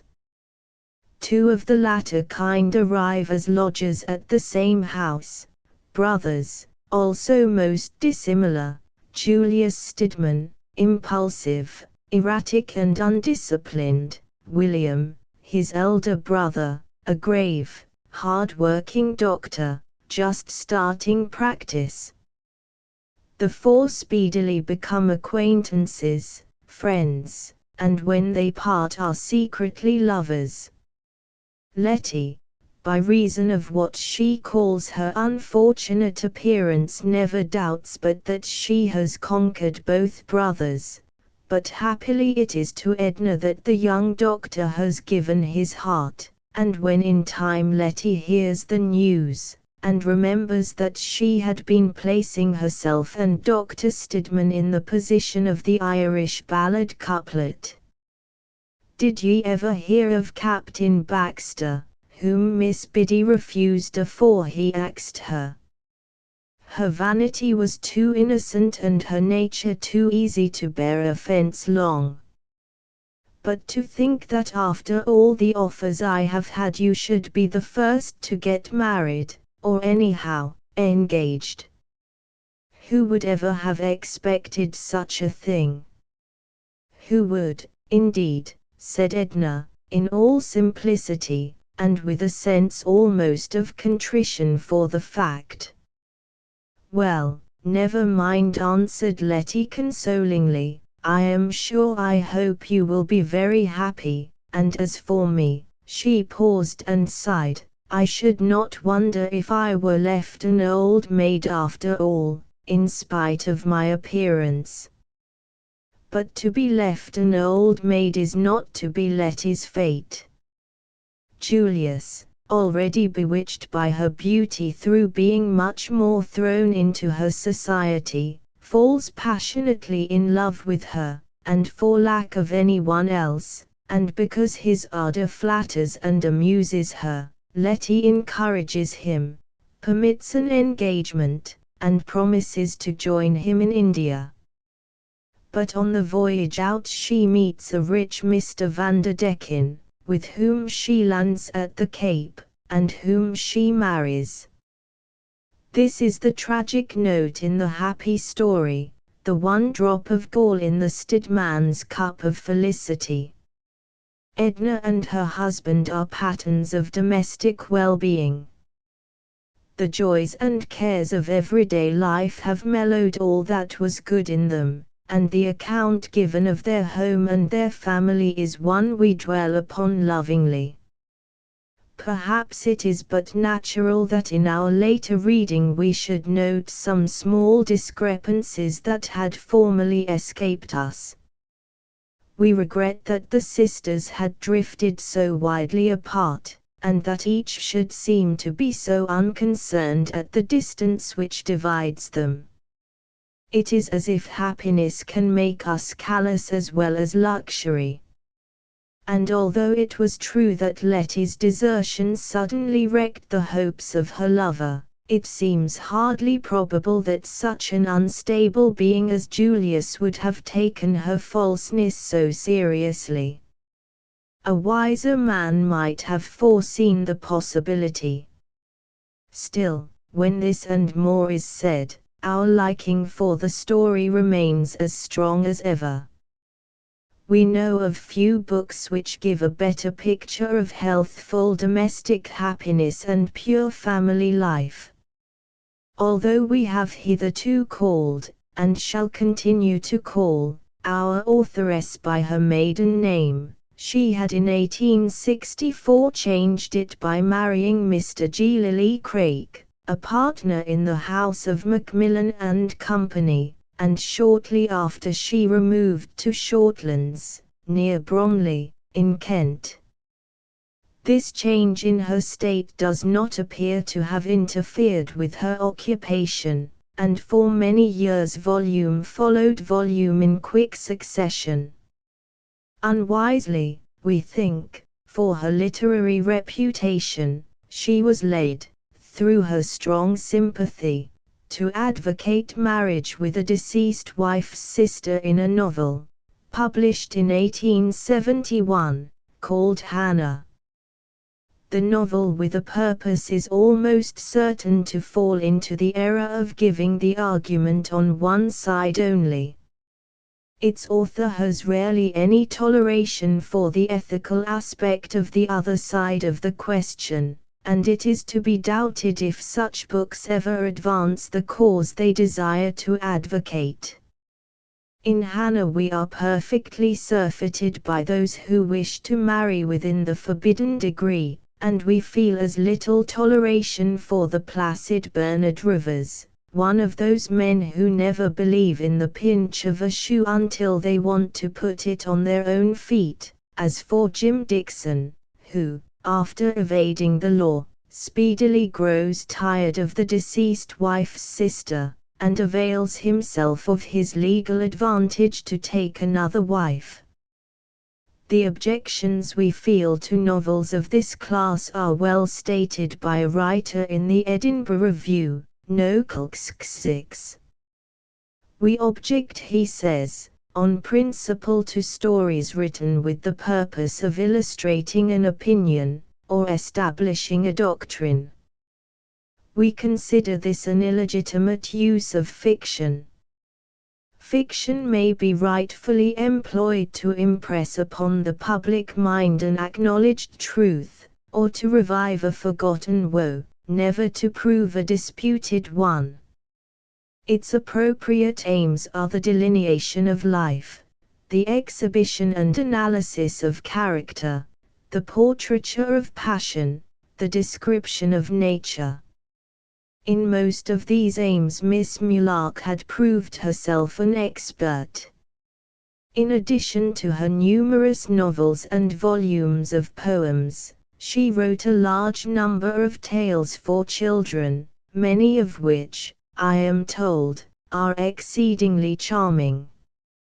One cannot read her books without being struck by the intense affection she felt for children. She had none of her own, but she adopted a daughter to whom she gave a mother's love and care.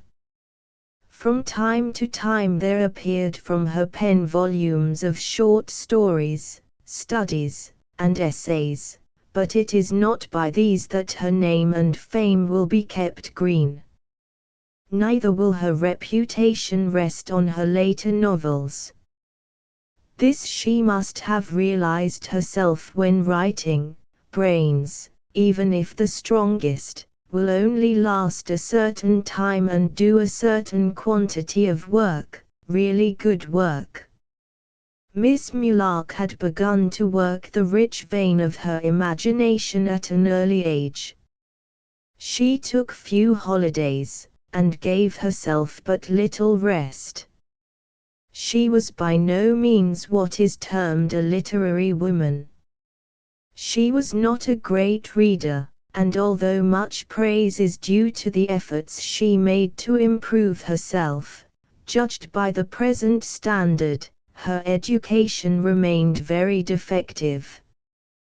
That she lacked the fire of genius is true, but it is no less true that she was gifted with great imaginative ability and the power of depicting ordinary men and women leading upright, often noble lives.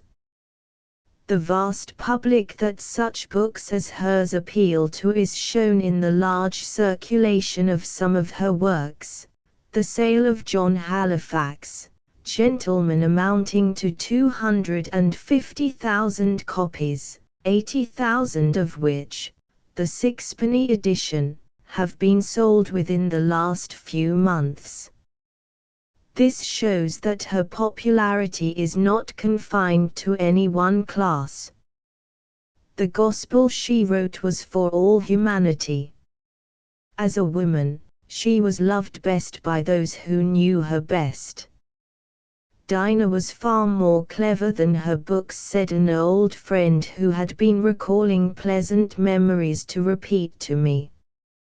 She died suddenly on the 12th of October, 1887, from failure of the heart's action, the death she had described in the cases of Catherine Ogilvy, of John Halifax, and of Ursula, his wife, the death she had always foreseen for herself. Around her grave in Keston churchyard stood a crowd of mourners, rich, poor, old and young, sorrowing for the good loyal friend who had gone from them, whose face they should see no more. Louisa Parr Julia Kavanagh. Amelia Blandford Edwards by Mrs. McCoy IMG 251T. It is difficult to think of two writers more strongly contrasted, judging from the revelation their books afford of their natures and ways of thought. They both strove, in their novels, to represent individual specimens of humanity. They must both have possessed the power of distinct vision, but though Miss Kavanagh was a keen observer of externals, her types seem to have been created by imaginative faculty rather than by insight into real men and women, while Miss Edwards appears to have gone about the world open-eyed, and with notebook in hand, so vivid are some of her portraits. In traditions, also, these writers differ. Miss Kavanagh has complete faith in the old French motto, Le bon sang ne peut pas mentir, while one of Miss Edwards's heroes, an aristocrat by birth, is extremely happy as a merchant captain, with his plebeian Italian wife. The two writers, however, strike the same note in regard to some of their female personages. Both Barbara Churchill and Natalie Montoya are truthful to rudeness. Julia Kavanagh never obtrudes her personality on the reader, though she lifts him into the exquisitely pure and peaceful atmosphere which one fancies must have been hers. There is something so restful in her books, that it is difficult to believe she was born no longer ago than 1824, and that only 20 years ago she died in middle life. She seems to belong to a farther away age, probably because her secluded life kept her strongly linked to the past, out of touch with the new generation and the new world of thought around her. She began to write for magazines while still very young, and was only 23 when her first book, The Three Paths: A Child's Story, was published. After this she wrote about 14 novels, the best known of which are Madeleine, Natalie and Adele. She wrote many short stories, some of which were reprinted in volumes, notably the collection called Forget-Me-Nots published after her death. She also wrote A Summer and Winter in the Two Sicilies, Women in France in the 18th Century, Women of Christianity, and two books which seem to have been highly praised, English Women of Letters and French Women of Letters. Julia Kavanagh's first novel, Madeleine, appeared in 1848. A charming story, its scene being in the orphan. The beginning is very striking, the theme being somewhat like that of Bertha in the Lane, but Madeleine, when she has given up her false lover, devotes the rest of her life to founding and caring for an orphanage. Born in Ireland, Julia Kavanagh spent the days of her youth in Normandy, and the scene of her second novel, Natalie, is Norman, though Natalie herself is a handsome, warm-blooded Provençale. The scenery and surroundings are very lifelike, but, with one exception, the people are less attractive than they are in Adele. In both books one feels a wish to eliminate much of the interminable talk, which could easily be dispensed with. Natalie, the country doctor's orphan daughter, teacher to the excellently drawn schoolmistress, Mademoiselle Dantin, is sometimes disturbingly rude and tactless, in spite of her graceful beauty. With all this gaucherie, and a violent temper to boot, Natalie exercises a singular fascination over the people of the story, especially over the delightful Canoness, Aunt Radgondy, who is to me the most real of Miss Kavanagh's characters. Madame Radgondy de Sinville is a true old French lady of 50 years ago, as charming as she is natural. The men in Julia Kavanagh's books have led secluded lives, or they are extremely reserved, very hard nuts indeed to crack for the ingenuous, inexperienced girls on whom they bestow their lordly affection. One does not pity Natalie, who certainly brings her troubles on herself, but in the subsequent book, sweet little Adele is too bright a bit of sunshine to be sacrificed to such a being as William Osborne. The old chateau in which Adele has spent her short life is in the northeast of France, its luxuriant but neglected garden, full of lovely light and shade, its limpid lake, and the old French servants, are delightfully fresh.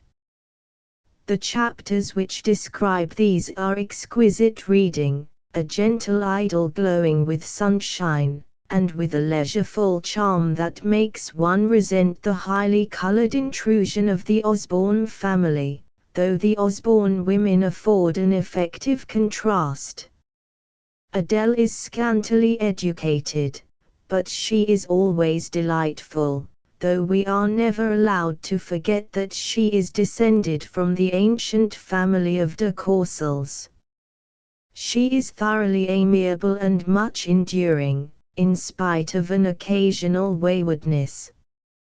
Fresh and full of beauty as these novels are, with their sweet pure-heartedness, their truth and restful peace, they cannot compare with the admirable short sketches of the quiet side of French life by the same writer.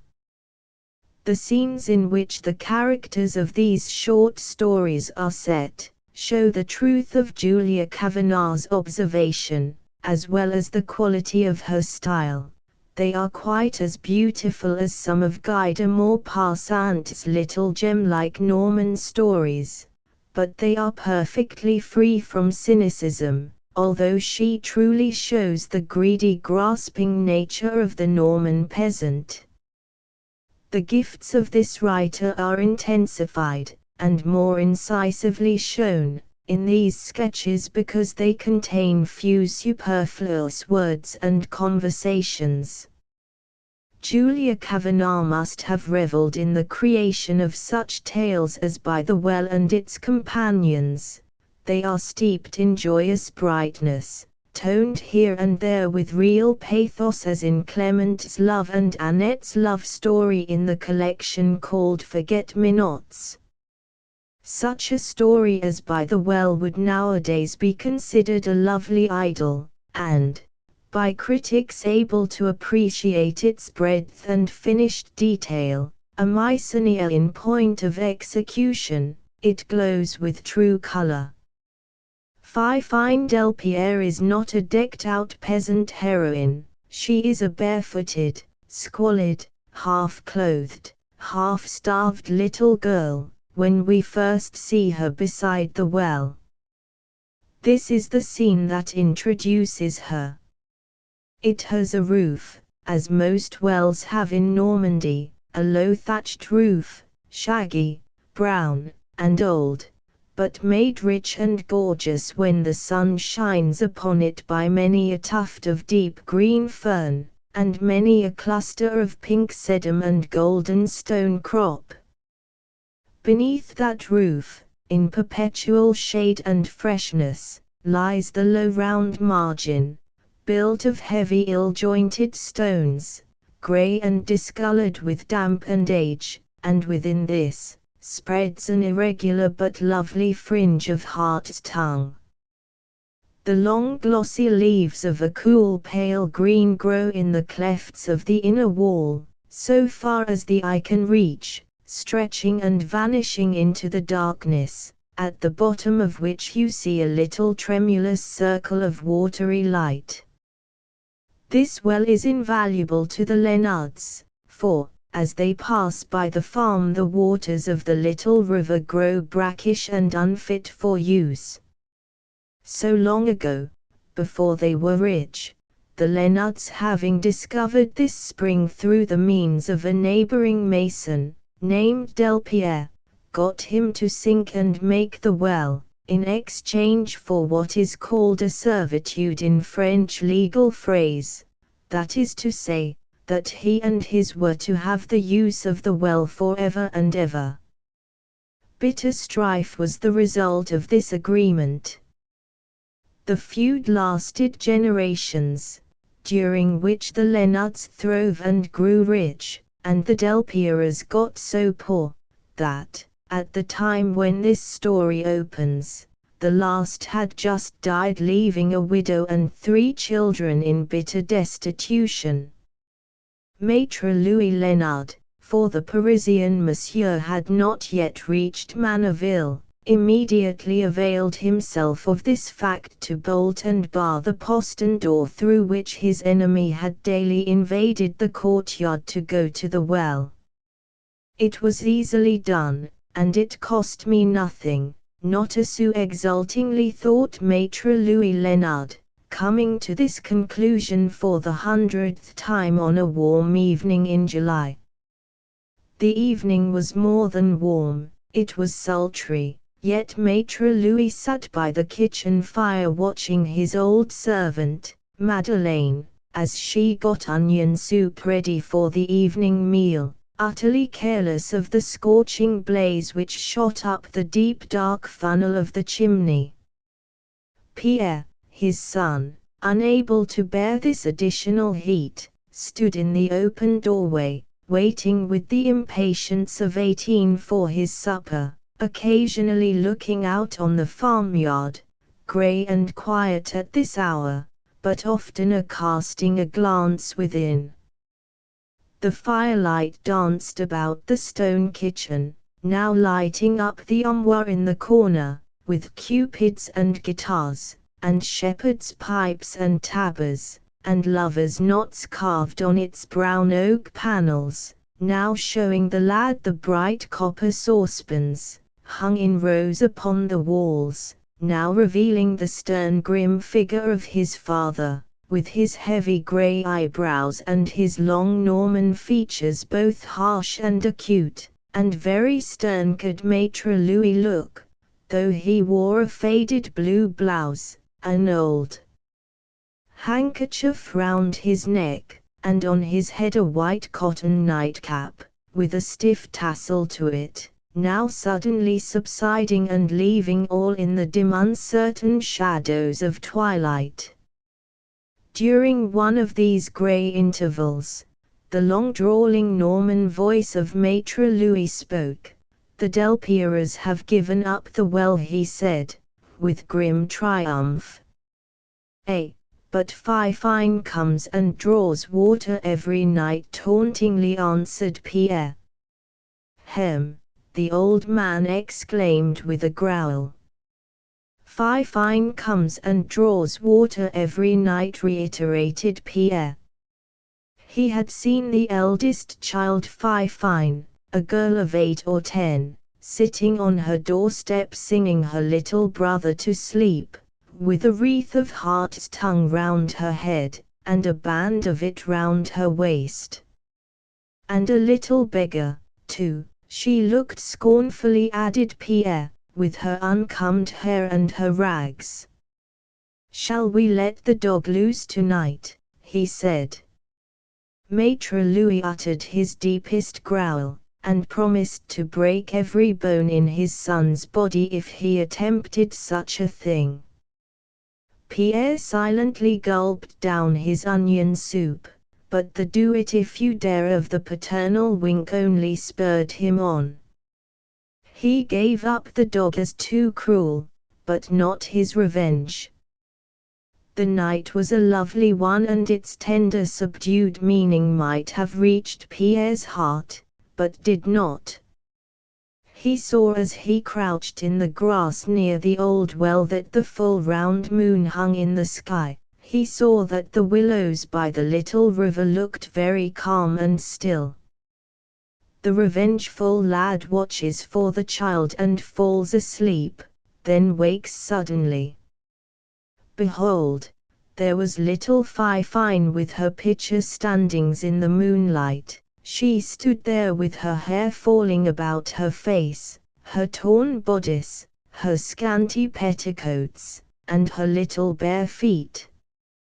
How the little traitress had got in, whilst he, the careless dragon, slept, Pierre could not imagine, but she was evidently quite unconscious of his presence. The child set her pitcher down very softly, shook back the hanging hair from her face, and peeped into the well. She liked to look thus into that deep dark hole, with its damp walls clothed with the long green hart's tongue that had betrayed her. She liked also to look at that white circle of water below, for you see if there was a wrathful Adam by her, ready for revenge. She was a daughter of Eve, and Eve-like enjoyed the flavor of this forbidden fruit. Fifine took up her pitcher again and walked straight on to the river. Pierre stared amazed, then suddenly he understood it all. There was an old forgotten gap in the hedge beyond the little stream, and through that gap Fifine and her pitcher nightly invaded Maître Louis Leonard's territory. Having picked up a sharp flint which lay in the grass, Pierre rose and bided his opportunity. Fifine went on till she had half crossed a bridge-like plank which spanned the stream, then, as her ill luck would have it, she stood still to listen to the distant hooting of an owl in the old church tower on the hill.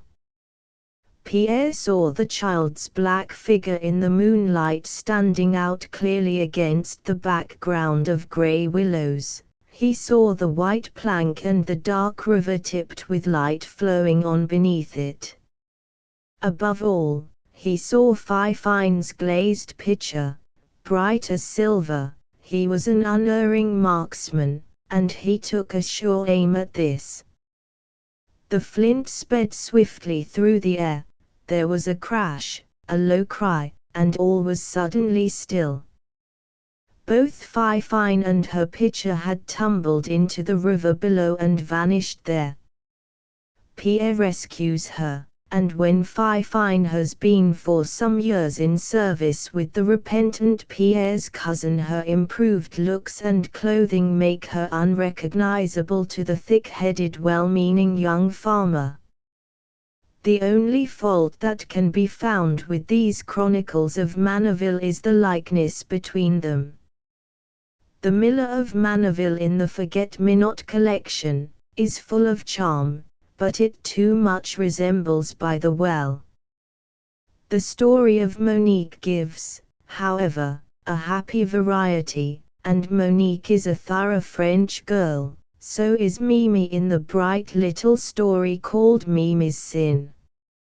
Angelique again, in Clement's Love, is a girl one meets with over and over again in Normandy, but these Norman stories are all so exquisitely told that it is invidious to single out favorites.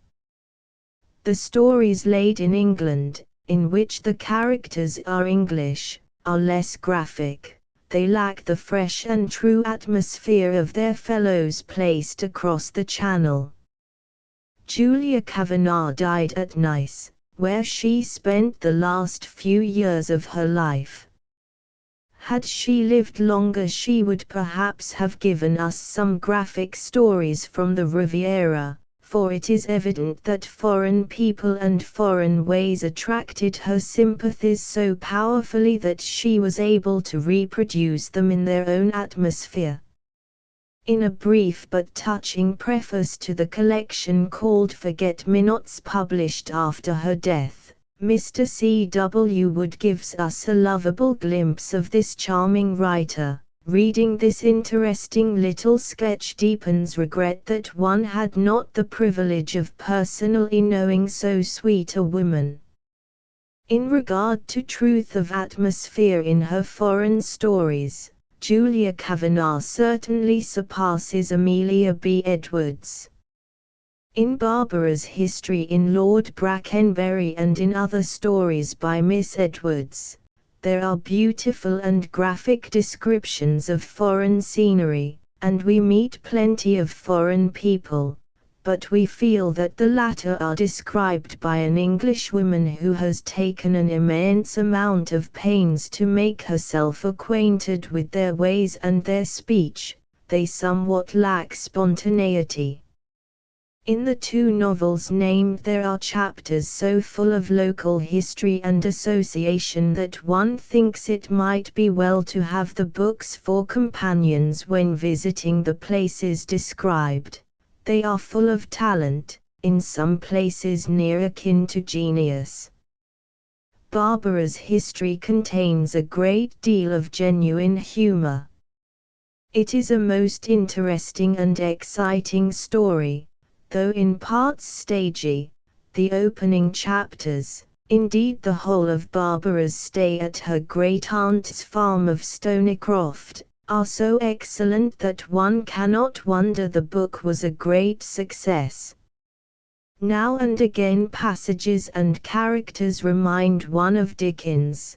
The great-aunt, Mrs. Sandyshaft, is a thorough Dickens woman, with a touch of the great master's exaggeration. Barbara's father is another Dickens character.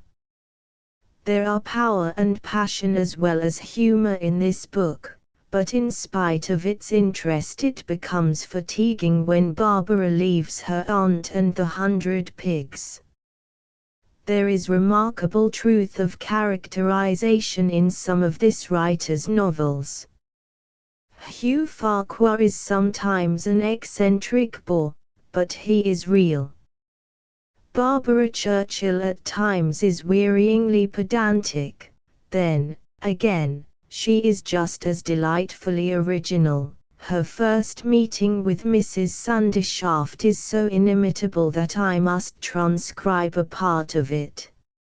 A rich old aunt has invited Barbara Churchill, a neglected child of 10 years old, to stay with her in Suffolk. Barbara is the youngest of Mr. Churchill's 3 girls, and she is not loved by either her widowed father or her sisters, though an old servant named Goody dotes on the child. Barbara is sent by stagecoach from London to Ipswich, dashing on between the straggling cottages, and up a hill so closely shaded by thick trees that the dusk seems to thicken suddenly tonight. We draw up all at once before a great open gate, leading to a house of which I can only see the gabled outline and the lighted windows. The guard jumps down, the door is thrown open, and 2 persons, a man and a woman, come hurrying down the path.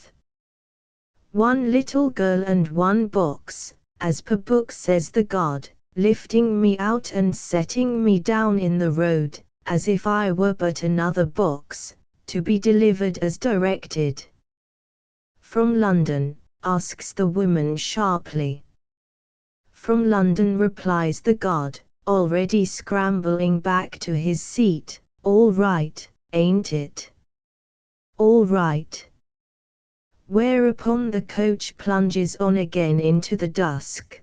The man shoulders my box as though it were a feather, and the woman, who looks strangely gaunt and grey by this uncertain light, seizes me by the wrist and strides away towards the house at a pace that my cramped and weary limbs can scarcely accomplish.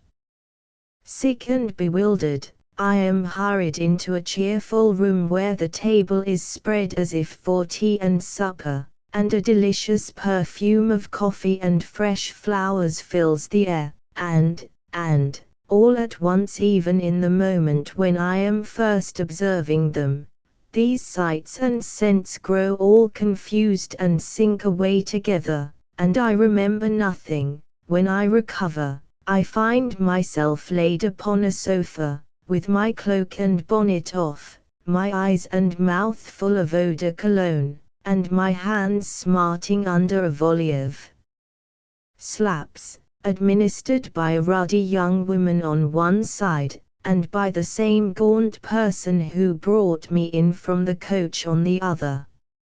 Seeing me look up, they both desist, and the latter, drawing back a step or two, as if to observe me to greater advantage, puts on an immense pair of heavy gold spectacles, stares steadily for some seconds, and at length says, "What did you mean by that now?" Unprepared for so abrupt a question, I lie as if fascinated by her bright grey eyes, and cannot utter a syllable. "Are you better?" Still silent, I bow my head feebly, and keep looking at her. "Hey now. Am I a basilisk? Are you dumb, child?" Wondering why she speaks to me thus, and being, moreover, so very weak and tired, what can I do, but try in vain to answer, and failing in the effort, burst into tears again. Hereupon she frowns, pulls off her glasses, shakes her head angrily, and, saying, "That's done to aggravate me, I know it is," stalks away to the window, and stands there grimly, looking out upon the night. The younger woman, with a world of kindness in her rosy face, whispers me not to cry. "That child's hungry," says the other, coming suddenly back. "That's what's the matter with her. She's hungry, I know she is, and I won't be contradicted. Do you hear me, Jane? I won't be contradicted. Indeed, I think she is hungry, and tired too, poor little thing. Tired and hungry. Mercy alive, then why don't she eat? Here's food enough for a dozen people. Child, what will you have? Ham, cold chicken pie, bread, butter, cheese, tea, coffee, ale. Everything tastes delicious, and not even the sight of the gaunt housekeeper has power to spoil my enjoyment. For she is the housekeeper, beyond a doubt. Those heavy gold spectacles, that sad-colored gown, that cap with its plain close bordering can belong to no one but a housekeeper. Wondering within myself that she should be so disagreeable, then where my aunt herself can be, why she has not yet come to welcome me, how she will receive me when she does come, and whether I shall have presence of mind enough to remember all the curtsies I have been drilled to make, and all the speeches I have been taught to say, I find myself eating as though nothing at all had been the matter with me, and even staring now and then quite confidently at my opposite neighbor. Left alone now with the sleeping dogs and the housekeeper, who looks as if she never slept in her life, I find the evening wearisome. Observing too that she continues to look at me in the same grim imperturbable way, and seeing no books anywhere about, it occurs to me that a little conversation would perhaps be acceptable, and that, as I am her mistress's niece, it is my place to speak first. "If you please," I begin after a long hesitation. "Hey." Somewhat disconcerted by the sharpness and suddenness of this interruption, I pause, and take some moments to recover myself. "If you please, when am I to see my aunt?" "Hey? What?" Who? My aunt, if you please.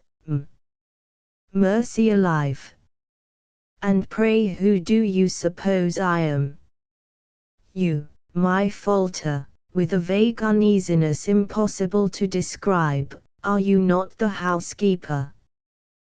To say that she glares vacantly at me from behind her spectacles, loses her very power of speech, and grows all at once quite stiff and rigid in her chair, is to convey but a faint picture of the amazement with which she receives this observation.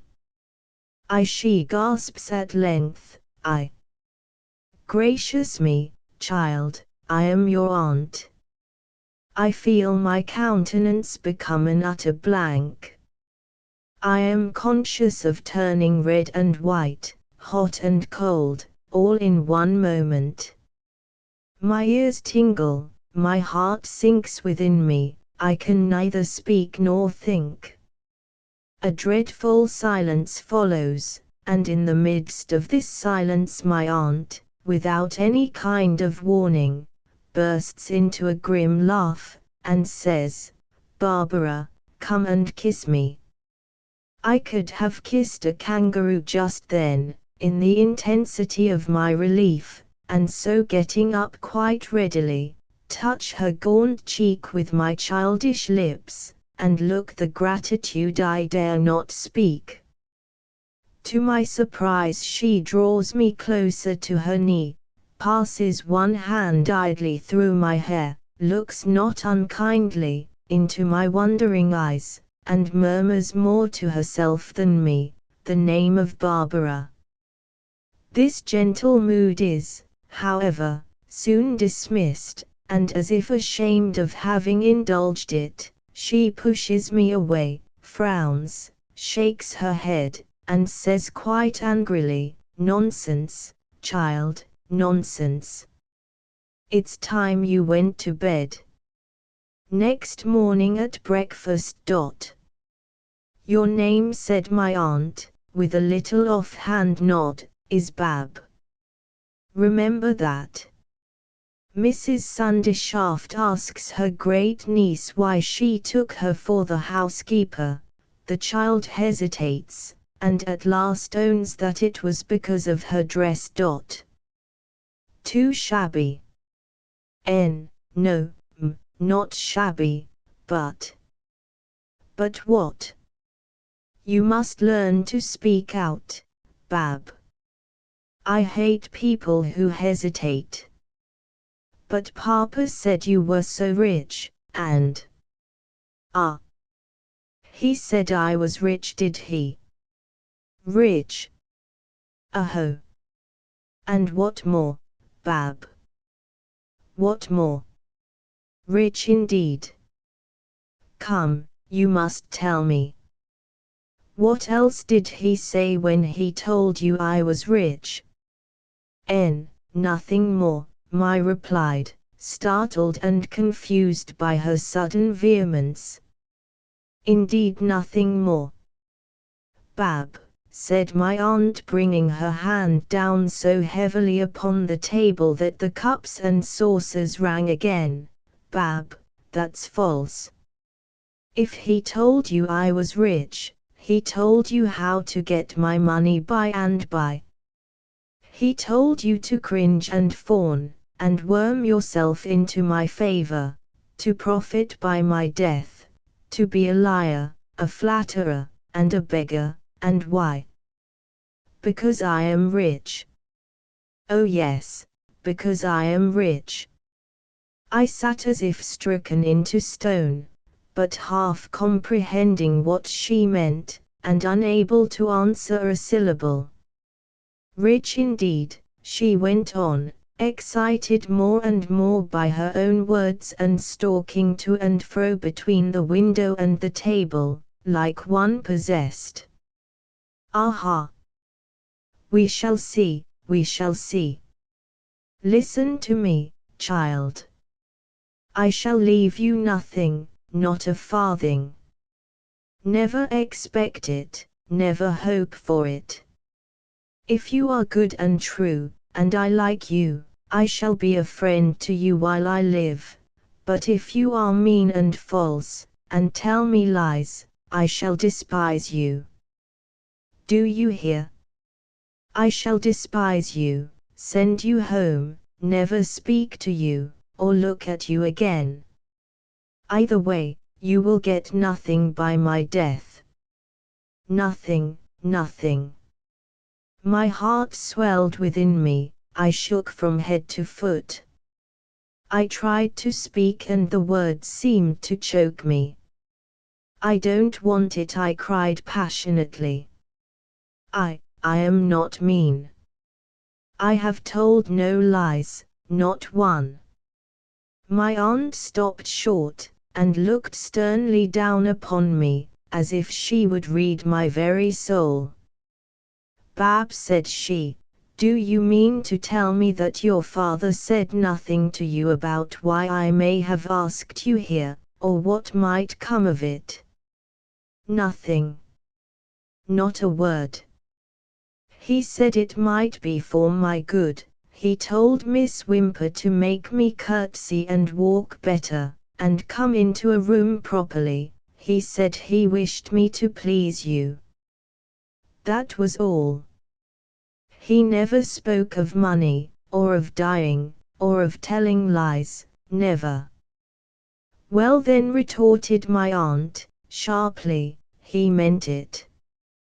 Flushed and trembling in my childish anger, I sprang from my chair and stood before her, face to face. He did not mean it, I cried. How dare you speak so of Papa? How dare? I could say no more, but, terrified at my own impetuosity, faltered, covered my face with both hands, and burst into an agony of sobs. Bab, said my aunt, in an altered voice, little Bab, and took me all at once in her 2 arms, and kissed me on the forehead. My anger was gone in a moment. Something in her tone, in her kiss, in my own heart, called up a quick response, and nestling close in her embrace, I wept passionately. Then she sat down, drew me on her knee, smoothed my hair with her hand, and comforted me as if I had been a little baby. So brave, said she, so proud, so honest. Come, little Bab, you and I must be friends. And we were friends from that minute, for from that minute a mutual confidence and love sprang up between us. Too deeply moved to answer her in words, I only clung the closer, and tried to still my sobs. She understood me. Come, said she, after a few seconds of silence, let's go and see the pigs. The sketch of Hilda Churchill is very good, and so is that of the Grand Duke of Zollenstrasse. Taken as a whole, if we leave out the concluding chapters, Barbara's history is a stirring, original, and very amusing book, full of historical and topographical information, written in terse and excellent English, and very rich in color. The people in it are so wonderfully alive. Lord Brackenbury is very clever and full of pictures, but it lacks the brightness and the originality of Barbara's history. Amelia B. Edwards wrote several other novels, 500,000 of Money, Miss Carew, Debenham's Vow, and C. She also published a collection of short tales, Monsieur Maurice, etc., and a book of ballads. Born in 1831, she began to write at a time when sensational stories were in fashion, and produced a number of exciting stories. The 4:15 Express, The Tragedy in the Bardelo Palace, The Patagonian Brothers, all extremely popular, though, when we read them now, they seem wanting in the insight into human nature so remarkably shown in some of her novels. She was a distinguished Egyptologist, and the foundation in 1883 of the Egypt Exploration Fund was largely due to her efforts. She became one of the secretaries to this enterprise, and wrote a good deal on Egyptian subjects for European and American periodicals. She wrote and illustrated some interesting travel books, especially her delightful 1,000 Miles Up the Nile and an account of her travels in 1872 among the, at that time, rarely visited Dolomites. The latter is called Untrodden Peaks and Unfrequented Valleys. It is interesting, but not so bright as the Nile book. When one considers that a large part of her output involved constant and laborious research, that for the purposes of many of the books she had to take long and fatiguing journeys, the amount of good work she accomplished is very remarkable, the more so, because she was not only a writer, but an active promoter of some of the public movements of her time. She was a member of the Biblical Archaeological Society, a member, too, of the Society for the Promotion of Hellenic Literature. Then she entered into the woman's question, not so popular in those days as it is in these, and was vice president of a society for promoting women's suffrage. It is difficult to understand how in so busy and varied a life she could have found sufficient leisure for writing fiction, but she had a very large mental grasp, and probably as large a power of concentration. Remembering that she was an omnivorous reader, a careful student, possessed too of an excellent memory, we need not wonder at the fullness and richness of her books. Catherine S. MacQuoid, Mrs. Norton by Mrs. Alexander IMG 277T. It is hardly necessary to state that this beautiful and charming woman was the second daughter of Thomas Sheridan and granddaughter of Richard Brinsley Sheridan, of Regency renown. She was one of three sisters famous for beauty and brains, the eldest of whom married Lord Dufferin, and the youngest Lord Seymour, afterwards Duke of Somerset. Born in the first decade of the present century, she married at 19, in 1827, George Norton, brother of the third Lord Grantley, a union which proved most unhappy.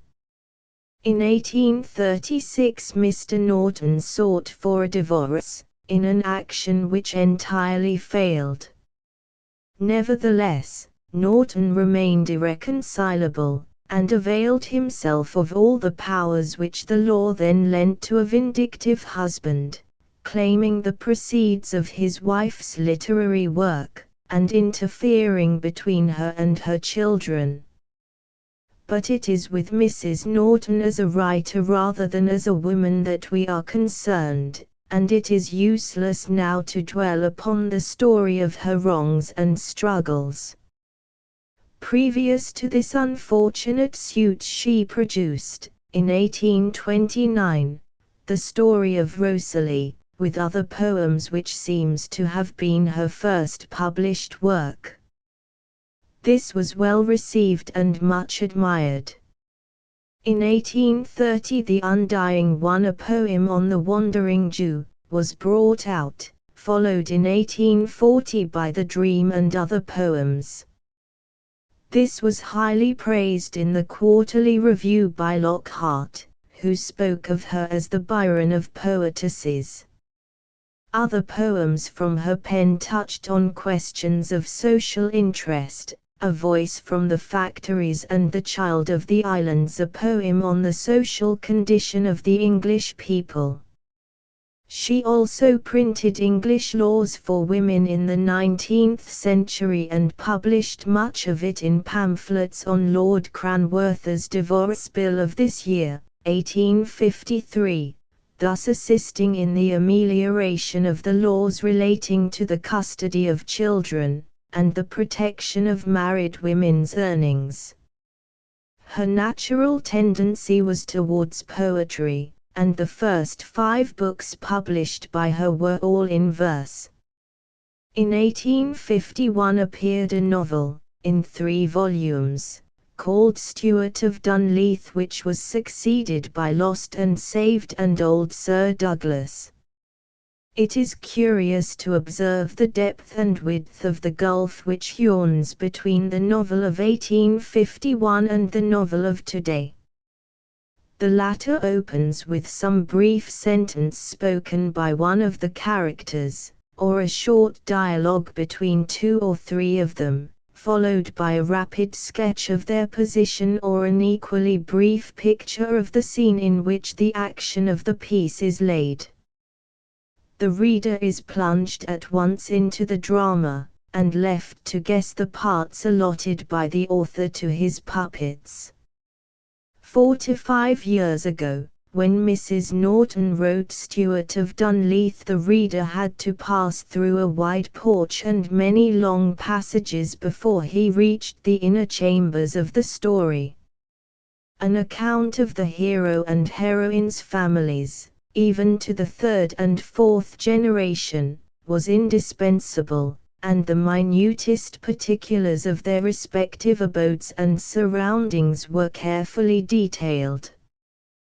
The tale travelled by easy stages, with many a pause where byways brought additional wayfarers to join the throng of those already travelling through the pages, while each and all, regardless of proportion, were described with equal fullness whatever their degree of importance.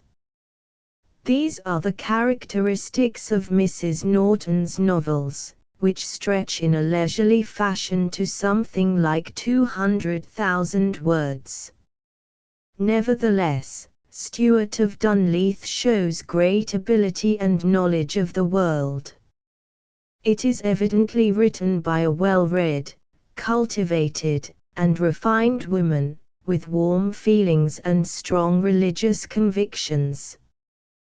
The descriptions are excellent, the language is easy and graceful. The scene of the story lies chiefly in Scotland, and the Scotch characters are very well drawn, save one, Lady Macfarren, who is inhumanly hard. This, too, is one of the peculiarities of the 40 or 45-year-old novel. Its people are terribly consistent in good or evil.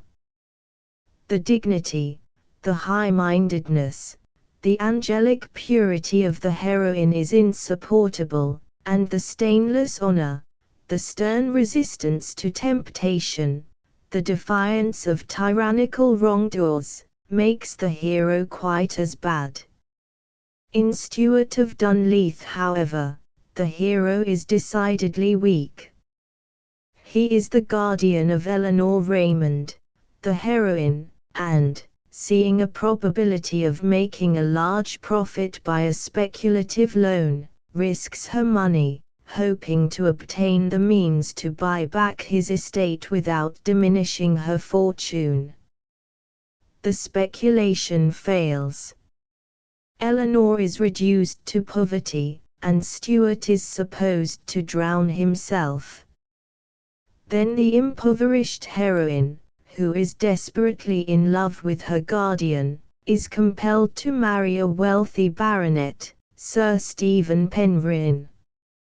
This is the beginning of troubles, and very bad troubles they are, continuing steadily through 2/3 of the book. Sir Stephen is a brutally bad husband, is shamelessly unfaithful, personally violent, breaks his wife's arm, and makes her life a burden. Her little twin sons are drowned in a boating accident, and then Stuart returns from the grave, having been stopped in his attempt to drown himself by a picturesque old clergyman, and started off to America, where he manages to recover the lost fortune. By his advice, Eleanor leaves her tyrant and takes steps to obtain a divorce, but before the case is ready for hearing is seized with scruples and gives up the attempt, chiefly because she fears she is influenced by an unholy love for Stuart. Finally she gets leave of absence from her amiable spouse, and dies of a broken heart before it expires, Stuart having married her dearest friend, the brilliant Lady Margaret Fordyce, thinking that Eleanor had no real affection for him. The scruples are much to her credit, of course, but she might have tried to save the remainder of her life from the degradation which must have been the result of a reunion with her husband, yet kept aloof from Stuart without offending God or breaking any sacred law. 18 very distinct characters figure in these pages, and 3 or 4 children. Of these the best drawn are those most lightly sketched. The author's favorites are too much described, their merits, their peculiarities, their faults, if allowed to have any, are detailed as the writer sees them. But they do not act and live and develop themselves to the reader, and, therefore, become abstractions, not living entities. Lost and Saved, written some dozen of years afterward, has much the same qualities as Stuart of Dunleith. The subsidiary characters are more convincing than the leading ladies and gentlemen.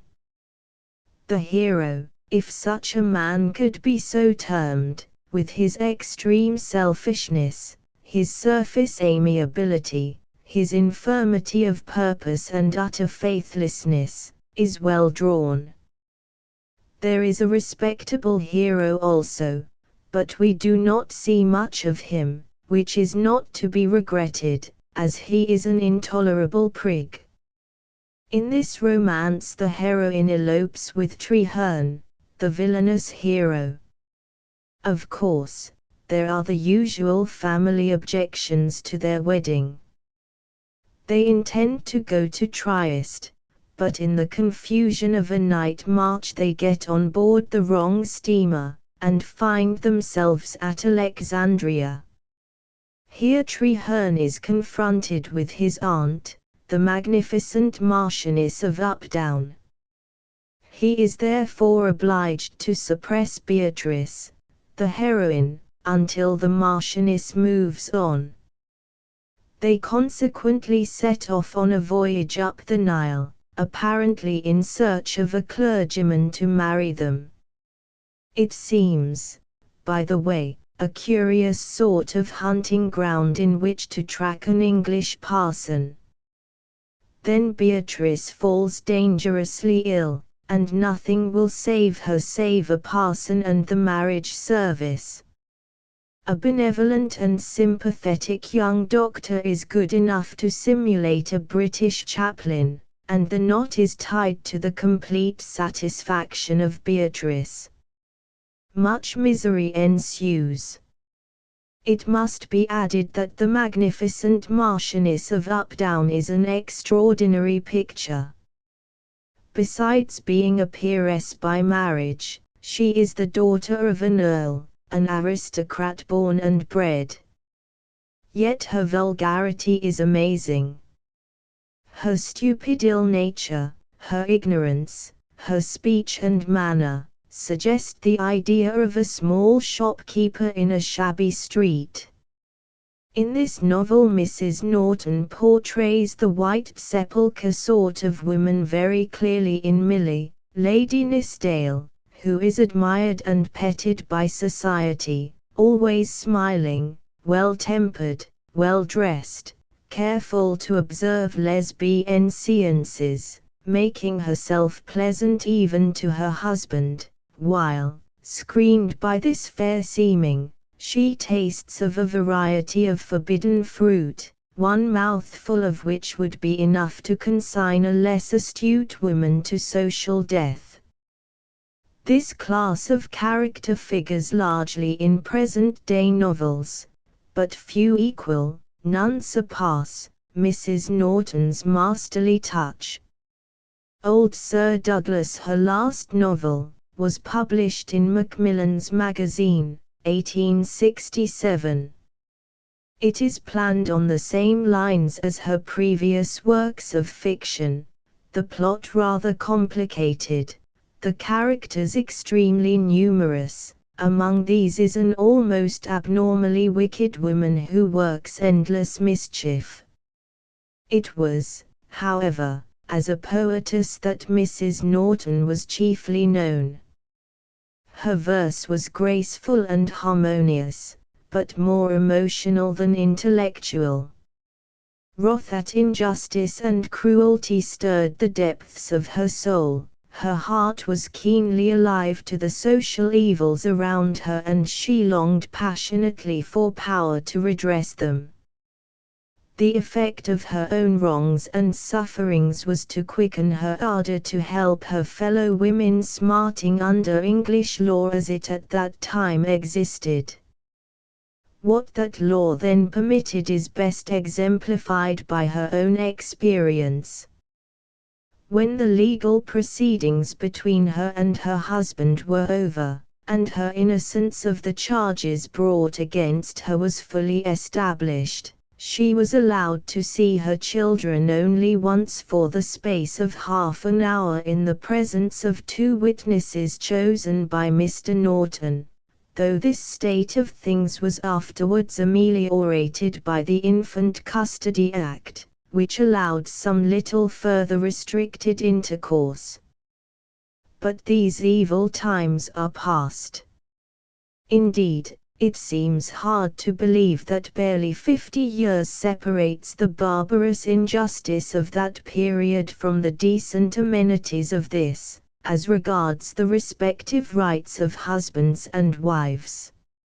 Mrs. Norton's second poem of importance, The Undying One, is founded on the legend of the Wandering Jew, a subject always attractive to the poetic imagination. It contains many charming lines, and touches on an immense variety of topics, wandering, like its hero, over many lands.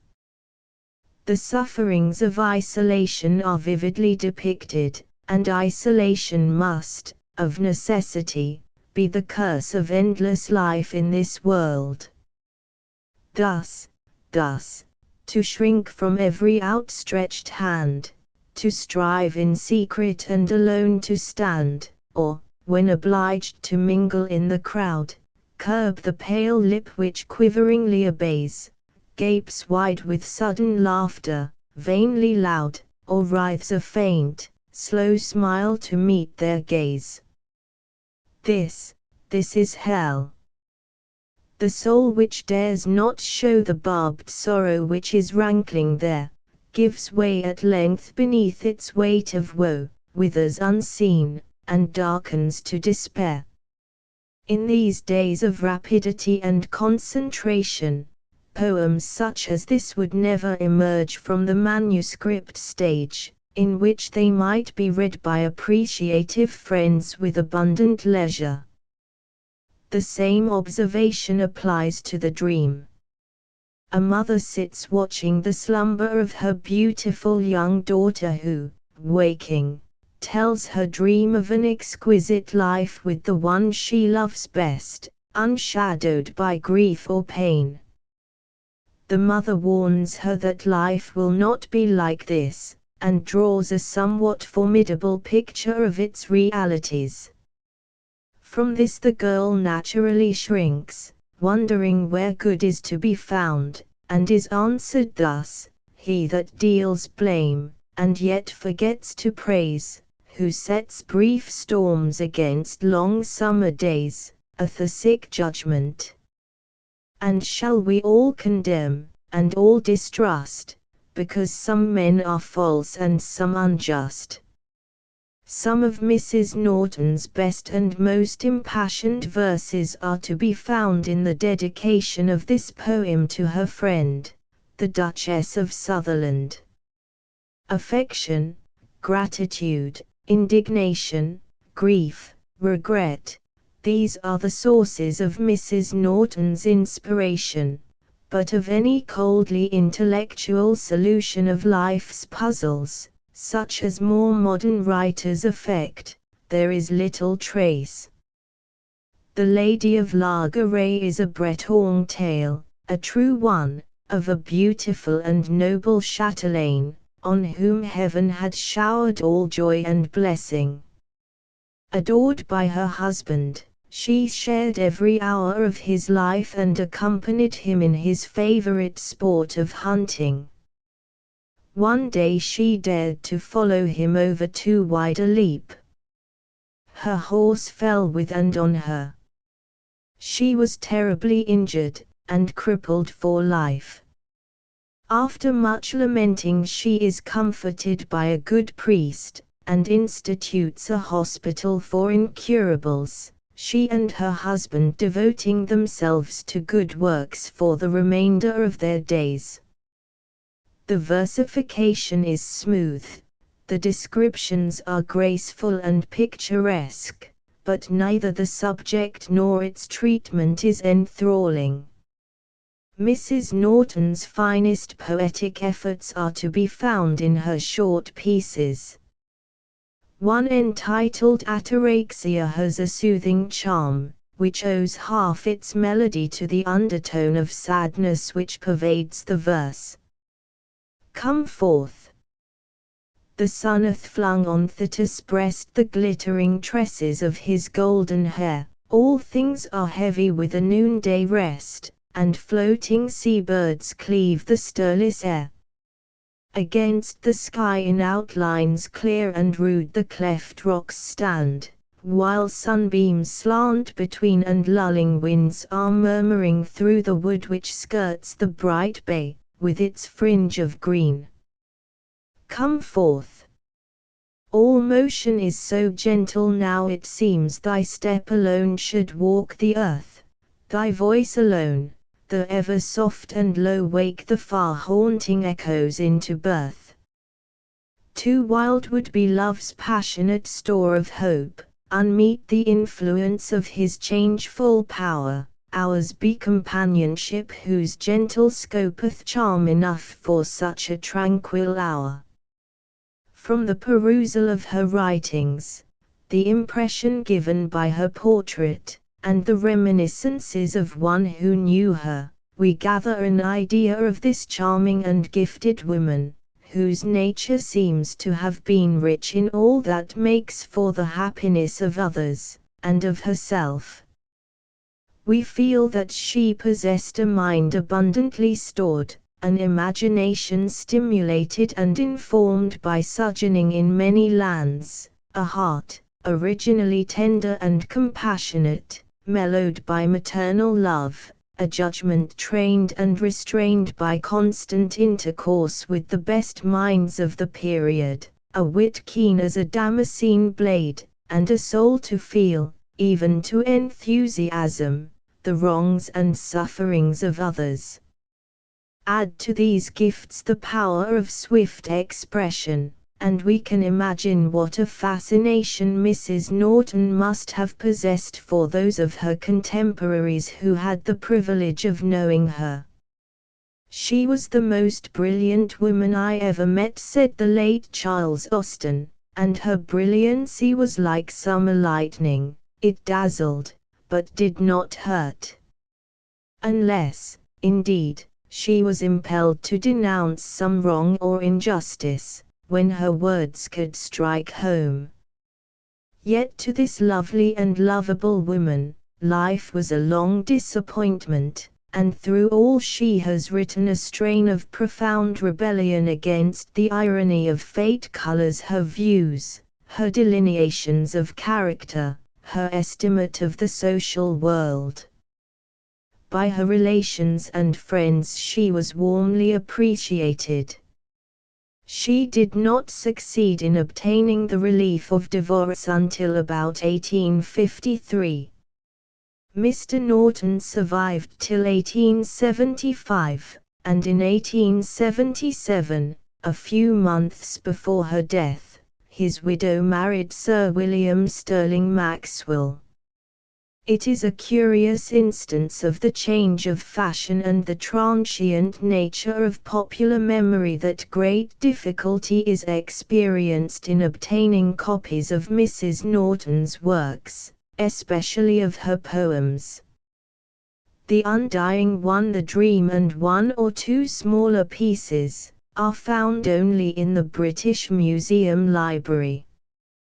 The novels are embedded in the deeper strata of Mudie's, but are not mentioned in the catalogue of that all-embracing collection. Yet 40 years ago, Mrs. Norton acknowledged that she made at one time about £1,400 a year by her pen, this chiefly by her contributions to the annuals of that time. Mrs. Norton, however, had not to contend with the cruel competition which lowers prices while it increases labor. In her day, the workers were few, and the employers less difficult to please. But these comparisons are not only odious, but fruitless. The crowd, the competition, the desperate struggle for life, exists, increases, and we cannot alter it. We can but train for the contest as best we may, and say with the lovely and sorely tried subject of this sketch, as she writes in her poem to her absent boys, "Though my lot be hard and lonely, yet I hope through all." Annie Hector, Mrs. Alexander, Mrs. Alexander LOE. Miss Tucker, Mrs. Ewing by Mrs. Marshall IMG 303. 40 years ago, the mystic letters are LOE. A Lady of England, on the title page of a book ensured its welcome from the children of those days. There was not then the host of gaily bound volumes pouring from the press to be piled up in tempting array in every bookseller's shop at Christmas. The children for whom a LOE wrote were contented to read a gift book more than once, and, it must be said, her stories were deservedly popular, and bore the crucial test of being read aloud to an attentive audience several times. Many of these stories still live, and the allegorical style in which her LOE delighted has a charm for certain youthful minds to this day. There is a pride and pleasure in thinking out the lessons hidden under the names of the stalwart giants in The Giant Killer, which is one of her LOE's earlier and best tales. A fight with giant pride, a hard battle with giant sloth, has an inspiriting effect on boys and girls, who are led to look at home and see what giants hold them in bondage. A LOE's style was almost peculiar to herself.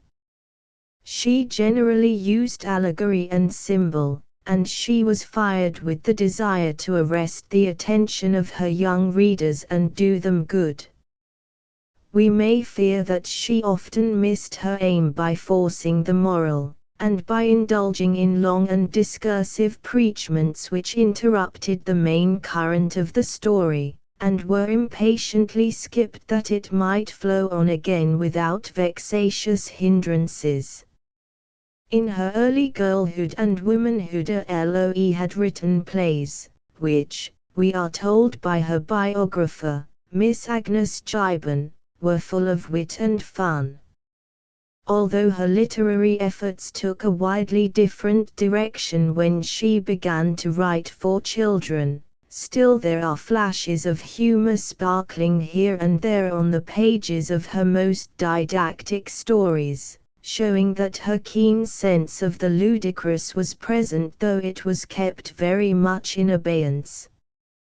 From the first publication of the Claremont Tales, her success as a writer for children was assured.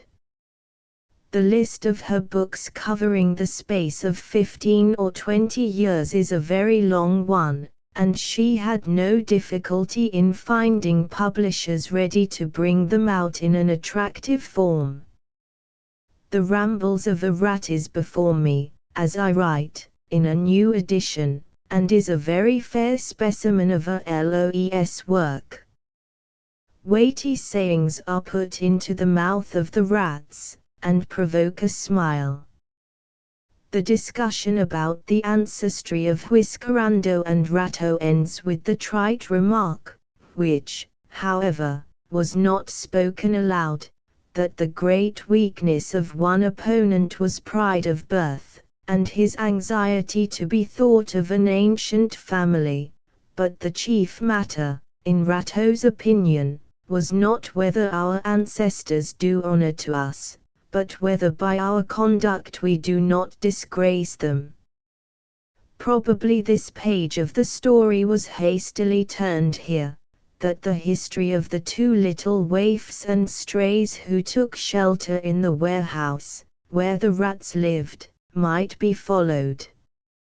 Later on there is a discussion between a father and his little boy about the advantage of ragged schools, then a somewhat new departure in philanthropy. Imagine a boy of 9, in our time, exclaiming, "What a glorious thing it is to have ragged schools and reformatories, to give the poor and the ignorant, and the wicked, a chance of becoming honest and happy." Boys of Neddy's age, nowadays, would denounce him as a little prig, who ought to be well snubbed for his philanthropical ambition, when he went on to say, "How I should like to build a ragged school myself." The voyage of the rats to Russia is full of interest and adventure, and the glimpse of Russian life is vivid, and in a LOES best manner.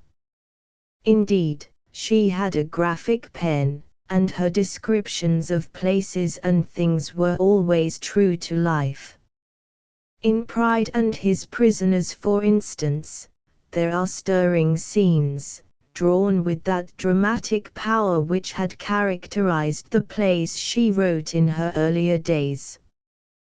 The Pretender, a farce in 2 acts, by Charlotte Maria Tucker, is published in Miss Gibbon's biography.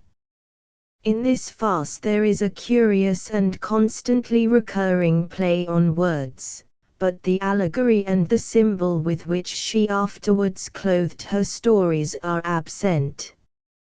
A LOE did not write merely to amuse children, and the countless fairy tales and books of startling adventure, in their gilded covers and with their profuse illustrations, which are published every year, have thrown her stories into the shade. But they are written with verve and spirit, and in good English, which is high praise, and cannot always be given to the work of her successors in juvenile literature. In her books, as in every work she undertook throughout her life, she had the high and noble aim of doing good. Whether she might have widened the sphere of her influence by less of didactic teaching, and by allowing her natural gifts to have more play, it is not for us to inquire. It is remarkable that this long practice in allegory and symbol fitted her for her labors in her latter years, amongst the boys and girls of the Far East. Her style was well adapted to the Oriental mind, and kindled interest and awoke enthusiasm in the hearts of the children in the bachelor schools. Here she did a great work, which she undertook at the age of 54, when she offered her services to the Church Missionary Society as an unpaid missionary. All for love, and no reward may surely be said to be a LOES watchword, as, with untiring energy, she labored amongst the children in a distant part of the empire. Even there she was busy as an author. By her fertile pen she could reach thousands in that part of India who would never see her face or hear her voice. She wrote for India as she had written for England, ever keeping before her the good of her readers. The Hindu boys and girls, as well as the children of this country, have every reason to hold her name in grateful remembrance as one of the authors who have left a mark on the reign of Queen Victoria. Mrs. Ewing there lingers over some people whom we know a nameless charm. It is difficult to define it, and yet we feel it in their presence as we feel the subtle fragrance of flowers, borne to us on the wings of the fresh breeze, which has wandered over gorse and heather, beds of wild hyacinth, and cowslip fields, in the early hours of a sunny spring day. A charm like this breathes over the stories which Mrs. Ewing has left as an inheritance for English children, and for their elders also, for all time. The world must be better for her work, and looking back over the sometimes toilsome paths of authorship, this surely, above all others, is the good and all craftswomen of the pen should strive to win. There is nothing morbid or melodramatic in Mrs. Ewing's beautiful stories. They bubble over with the joys of child life, they bristle with its humor, they touch its sorrows with a tender, sympathetic hand, they lend a gentle sadness of farewell to death itself, with the sure hope of better things to come. It was in 1861 and 1862 that those who were looking for healthy stories for children found, in Melchior's Dream and other tales, precisely what they wanted. Soon after, Aunt Judy's magazine, edited by Mrs. Ewing's mother, Mrs. Gatty, made a new departure in the periodical literature for children. The numbers were eagerly looked for month by month, and the title of the magazine was given to commemorate the Judy of the nursery, who had often kept a bevy of little brothers and sisters happy and quiet by pouring forth into their willing ears stories full of the prowess of giants, the freaks of fairies, with occasional but always good-natured shafts aimed at the little faults and frailties of the listening children. Aunt Judy's magazine had no contributions from Mrs. Ewing's pen till May 1866 and May 1867. Then the delightful remembrances of Mrs. Overthew enchanted her youthful readers. Little Ida's own story and her lonely childhood had an especial charm for them, and Mrs. Overthew's remembrances of the far-off days when she, too, was a child, were told as things that had really happened. And so they had. For, in the disappointment of the imaginative child who had created a fair vision from her grandmother's description of Mrs. Anastasia Moss as a golden-haired beauty in rosebud brocade, and instead, saw an old lady with sunken black eyes, dressed in Feuilles-Mortes satin, many a child may have found the salient parts of her own experience rehearsed. Alas, says Mrs. Overthew, when little Ida, soothed by her gentle voice, has fallen asleep. Alas, my grown-up friends, does the moral belong to children only? Have manhood and womanhood no passionate, foolish longings, for which we blind ourselves to obvious truth, and of which the vanity does not lessen the disappointment? Do we not all toil after rosebuds to find fuel's morts?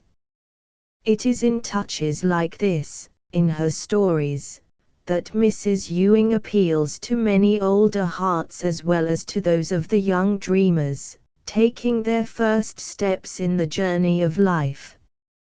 In 1857, Juliana Horatia Gatty married Alexander Ewing, APD, and for some time Mrs. Overthu's remembrances were not continued.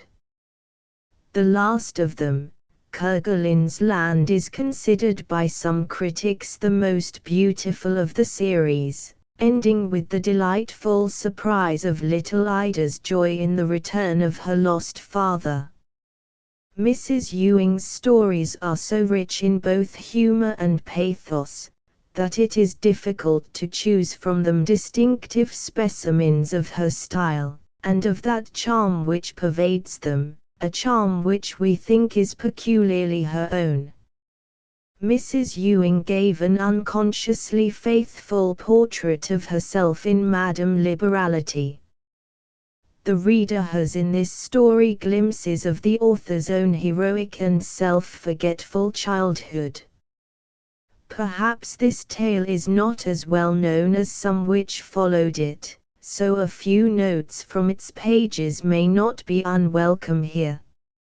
Madame Liberality, when a little girl, was accustomed to pick out all the plums from her own slice of cake and afterwards make a feast with them for her brothers and sisters and the dolls. Oyster shells served for plates, and if by any chance the plums did not go round the party, the shell before Madame Liberality's place was always the empty one. Her eldest brother had given her the title of Madame Liberality, and yet he could, with refreshing frankness, shake his head at her and say, "You are the most meanest and the generousest person I ever knew." Madame Liberality wept over this accusation, and it was the grain of truth in it that made her cry, for it was too true that she screwed, and saved, and pinched to have the pleasure of giving away. Tom, on the contrary, gave away without pinching and saving. This sounds much handsomer, and it was poor Tom's misfortune that he always believed it to be so, though he gave away what did not belong to him, and fell back for the supply of his own pretty numerous wants upon other people, not forgetting Madame Liberality. What a clever analysis of character is this! We have all known the Toms, for they are numerous, and some of us have known and but scantily appreciated the far rarer Madame Liberalities. It is difficult to read unmoved of the brave child's journey alone to the doctor to have a tooth taken out which had caused her much suffering. Then when about to claim the shilling from her mother, which was the accustomed reward for the unpleasant operation, she remembered the agreement was a shilling for a tooth with fangs, 6pence for a tooth without them. She did so want the larger sum to spend on Christmas presents, so, finding a fang left in her jaw, she went back to the doctor, had it extracted, and staggered home once more, very giddy but very happy, with the tooth and the fang safe in a pill box. Moralists say a great deal about pain treading so very closely on the heels of pleasure in this life, but they are not always wise or grateful enough to speak of the pleasure which springs out of pain. And yet there is a bliss which comes just when pain has ceased, whose rapture rivals even the high happiness of unbroken health. Relief is certainly one of the most delicious sensations which poor humanity can enjoy. Madame Liberality often suffered terrible pain from quinsy. Thus we read sympathetically of her heroic efforts one Christmas Eve, when nearly suffocated with this relentless disease, to go on with her preparations to get her little gifts ready for the family. And how we rejoice when a cart rumbles up to the door and brings a load of beautiful presents, sent by a benevolent lady who has known Madame Liberality's desire to make purchases for her brothers and sisters, and has determined to give her this delightful surprise. The story of Madame Liberality, from childhood to maturity, is, we think, written in Mrs. Ewing's best manner, though, perhaps, it has never gained the widespread popularity of Jackanapes and the Story of a Short Life or a Flatiron for a Farthing. Of the last named story, Mrs. Bundle is almost the central figure. In the childhood of Reginald Dacre, who writes his own reminiscences, she played a prominent part. Loyal and true, she held the old traditions of faithful service. Her master's people were her people, and she had but few interests apart from them. The portrait of Reginald's mother hung in his father's dressing room, and was his resort in the early days of his childish sorrows. Once when his dog Rubens had been kicked by a guest in his father's house, Reginald went to that picture of his golden-haired mother and wept out his plaintive entreaties that Mamma would come back to Rubens and to him, they were so miserable. Then he says, in the darkness came a sob that was purely human, and I was clasped in a woman's arms and covered with tender kisses and soothing caresses. For one wild moment, in my excitement and the boundless faith of childhood, I thought my mother had heard me and come back. But it was only Nurse Bundle. Then, passing over many years, when Reginald Dacre brought his bride to his old home, this faithful friend, after giving her loving welcome to the new Mrs. Dacre, went, in the confusion and bewilderment of old age, with its strange mingling of past and present, to the room where the portrait of her lost lady with the golden hair still hung, and there, the story goes on to say, there, where years before she had held me in her arms with tears, I, weeping also, held her now in mine, quite dead. This is one of the most pathetic incidents in all Mrs. Ewing's works, told without the least exaggeration and with the simplicity which is one of the characteristics of her style. Lob Lie by the Fire contains some of the author's brightest flashes of humor, and yet it closes with a description of McAllister's death, drawn with the tender hand with which that solemn mystery is ever touched by Mrs. Ewing, beautiful in its pathetic simplicity. Nothing in its way can be more profoundly touching than the few words which end this story. After a while McAllister repeated the last word, home. And as he spoke there spread over his face a smile so tender and so full of happiness that John Broome held his breath as he watched him.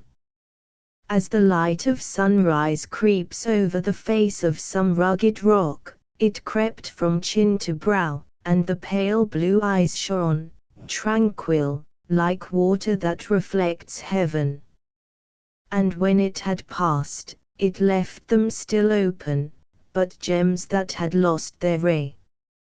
Jackanapes is so well known, almost the best known of the author's charming stories, that we will not dwell on the pathos of that last scene, when Jackanapes, like one in the old allegory, heard the trumpets calling for him on the other side, the gallant boy who had laid down his life for his friend.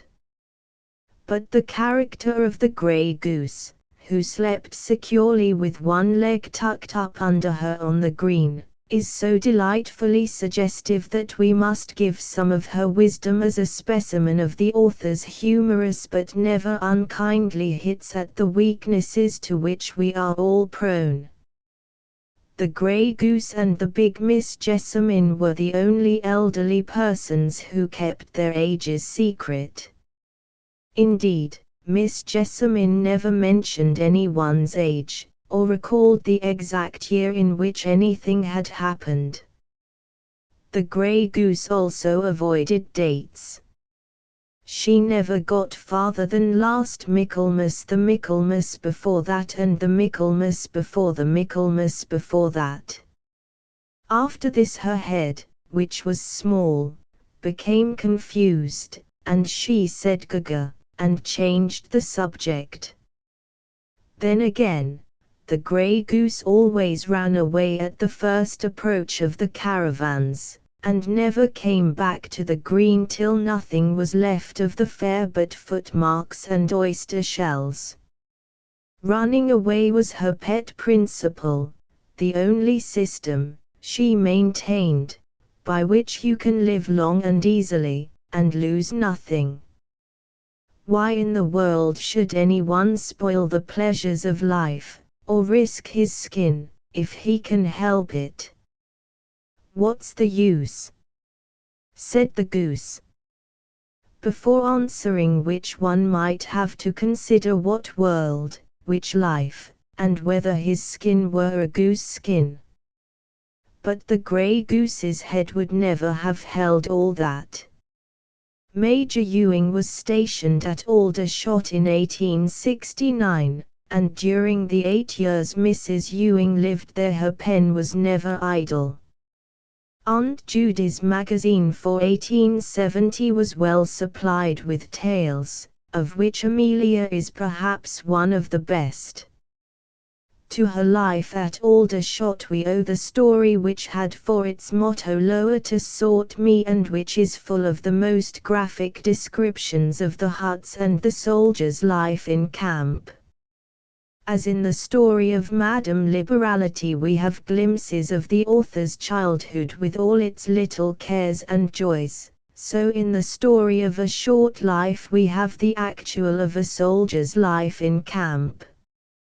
O'Reilly, the useful man of all trades, with his warm Irish heart, and his devotion to the colonel's wife, his erratic and haphazard way of performing his duties, his admiration for the little gentleman in his velvet coat and lace collar, who stood erect by his side when the funeral passed to the music of the Dead March, imitating his soldier-like bearing and salute, is a vivid picture touched by the skilled hand of a word painter. So also is the figure of the V.C., who in his first talk with the crippled child, stands before us as the ideal of a brave soldier, who sets but little store on his achievements, modest as the truly great always are, and encouraging the boy to fight a brave battle against irritable temper and impatience at the heavy cross of suffering laid upon him. You are AV.C, Leonard is saying, and you ought to know. I suppose nothing, not even if I could be good always from this minute right away till I die, nothing could ever count up to the courage of AV.C. God knows it could, 1,000 times over, was the V.C.'s reply. Where are you going? Please don't go. Look at me. They're not going to chop the Queen's head off, are they? Heaven forbid. What are you thinking about? Why, because, look at me again, You've winked it away, but your eyes were full of tears, and the only other brave man I ever heard of crying was Uncle Rupert, and that was because he knew they were going to chop the poor king's head off. That was enough to make anybody cry. They were in the room where the picture of the young Cavalier ancestor of Leonard hung. He always called him Uncle Rupert, and he would meditate on the young face with the eyes dim with tears, eyes which always seemed to follow him, and, as he fancied, watched him sorrowfully, now no longer able to jump about and play with the sweep, but lying helpless on his couch, or limping about on his crutches, often with pain and difficulty. This conversation between the VC and Leonard was the beginning of a strong friendship which was put to the test one Sunday when Leonard lay dying in the hut of his uncle, the barrack master.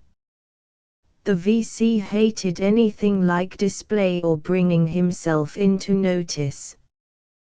Thus it cost him something to take up his position outside the iron church in the camp, that Leonard might hear the last verses of the tug-of-war hymn. The V.C.'s attachment to his little friend triumphed over his dislike to stand alone singing, "The Son of God goes forth to war, a kingly crown to gain." The melodious voice of the gallant young soldier rang through the air and reached the dying ears of little Leonard. The soldiers loved this hymn, and the organist could never keep them back. The soldiers, the story says, had begun to tug.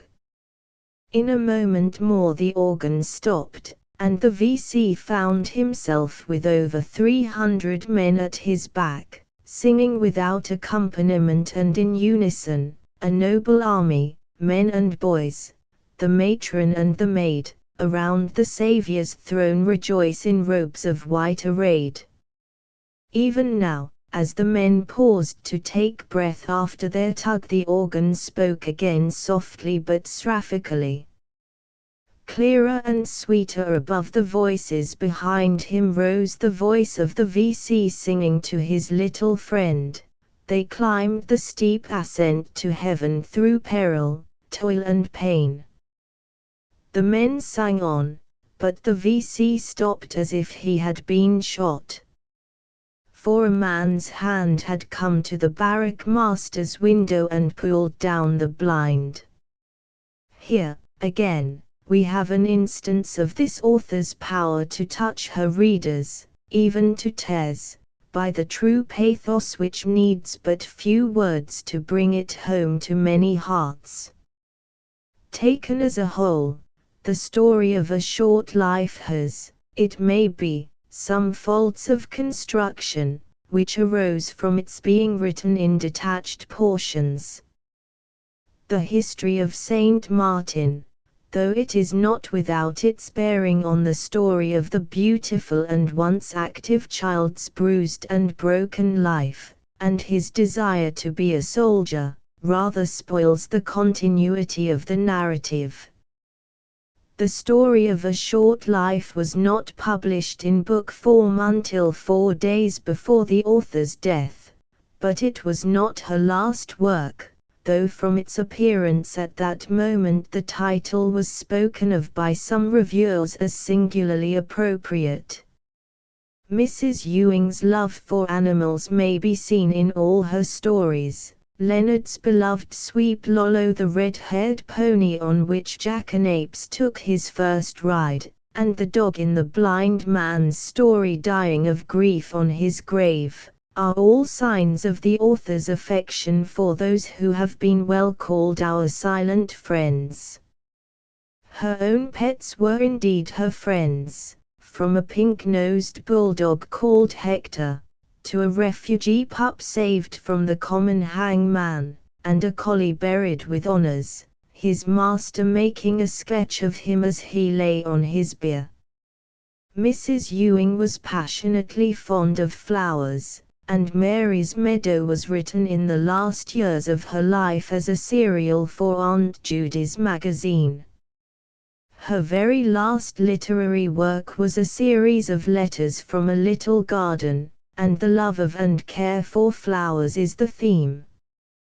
Much of Mrs. Ewing's work cannot be noticed in a paper which is necessarily short. but enough has been said to show what was her peculiar gift as a writer for children.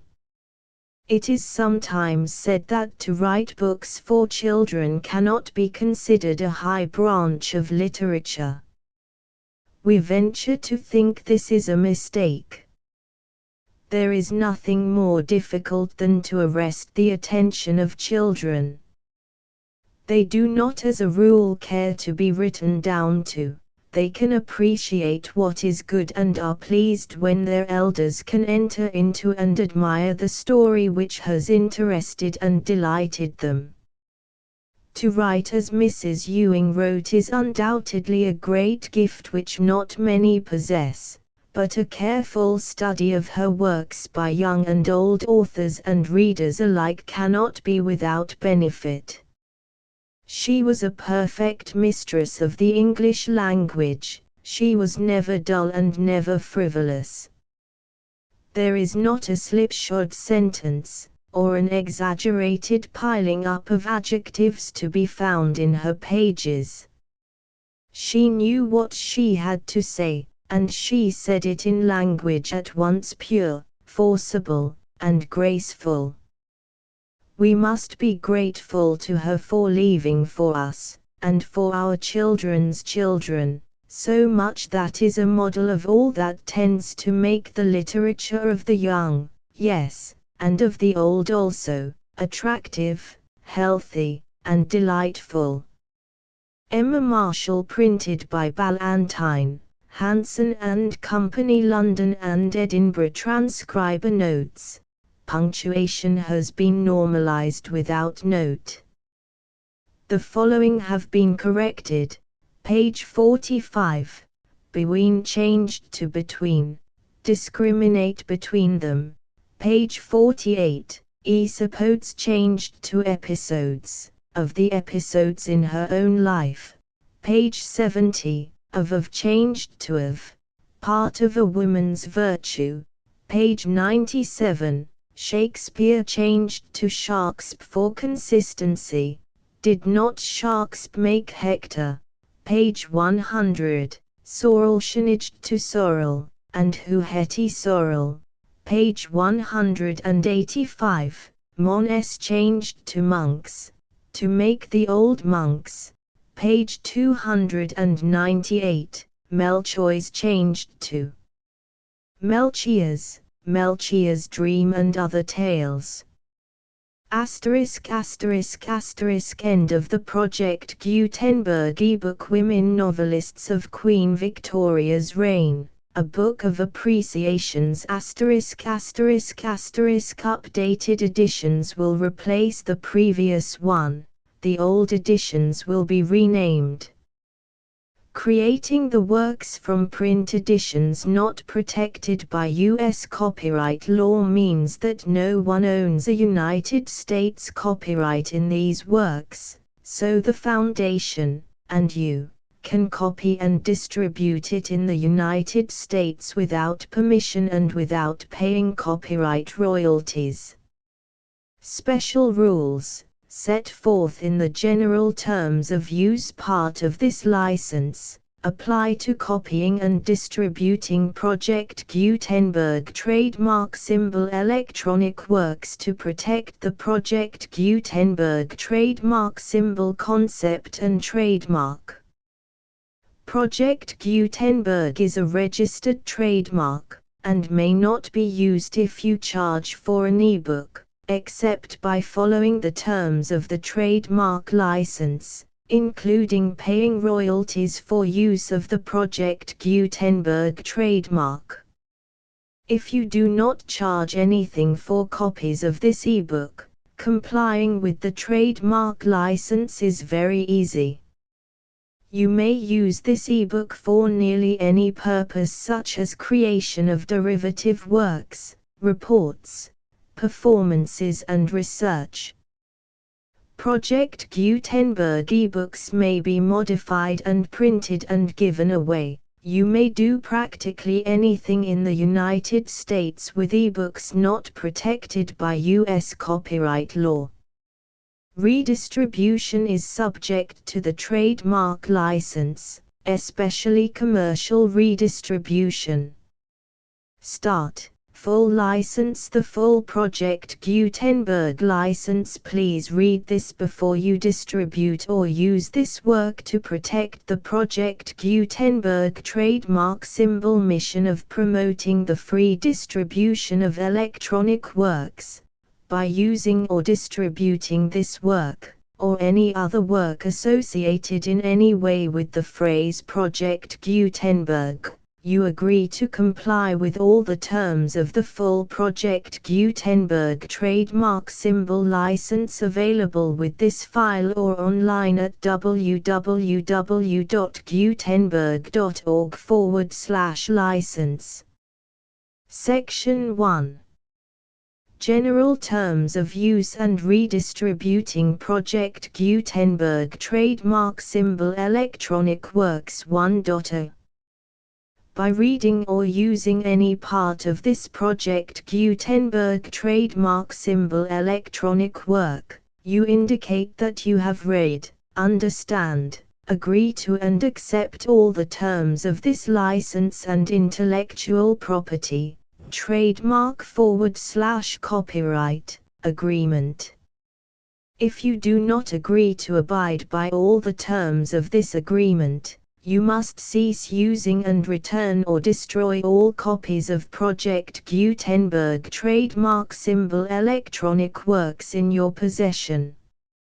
If you paid a fee for obtaining a copy of or access to a Project Gutenberg trademark symbol electronic work and you do not agree to be bound by the terms of this agreement, you may obtain a refund from the person or entity to whom you paid the fee as set forth in paragraph 1.e.8. 1.b Project Gutenberg is a registered trademark. It may only be used on or associated in any way with an electronic work by people who agree to be bound by the terms of this agreement. There are a few things that you can do with most Project Gutenberg trademark symbol electronic works even without complying with the full terms of this agreement. See paragraph 1.c below. There are a lot of things you can do with Project Gutenberg trademark symbol electronic works if you follow the terms of this agreement and help preserve free future access to Project Gutenberg trademark symbol electronic works. See paragraph 1.e below. 1.c.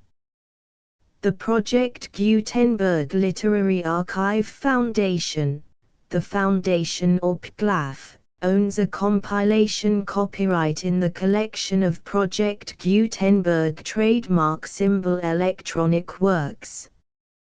Nearly all the individual works in the collection are in the public domain in the United States. If an individual work is unprotected by copyright law in the United States and you are located in the United States, we do not claim a right to prevent you from copying, distributing, performing, displaying or creating derivative works based on the work as long as all references to Project Gutenberg are removed. Of course, we hope that you will support the Project Gutenberg trademark symbol mission of promoting free access to electronic works by freely sharing Project Gutenberg trademark symbol works in compliance with the terms of this agreement for keeping the Project Gutenberg trademark symbol name associated with the work. You can easily comply with the terms of this agreement by keeping this work in the same format with its attached full Project Gutenberg trademark symbol license when you share it without charge with others. 1.d.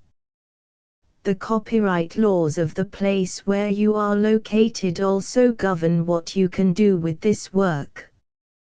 Copyright laws in most countries are in a constant state of change. If you are outside the United States, Check the laws of your country in addition to the terms of this agreement before downloading, copying, displaying, performing, distributing or creating derivative works based on this work or any other Project Gutenberg trademark symbol work. The Foundation makes no representations concerning the copyright status of any work in any country other than the United States.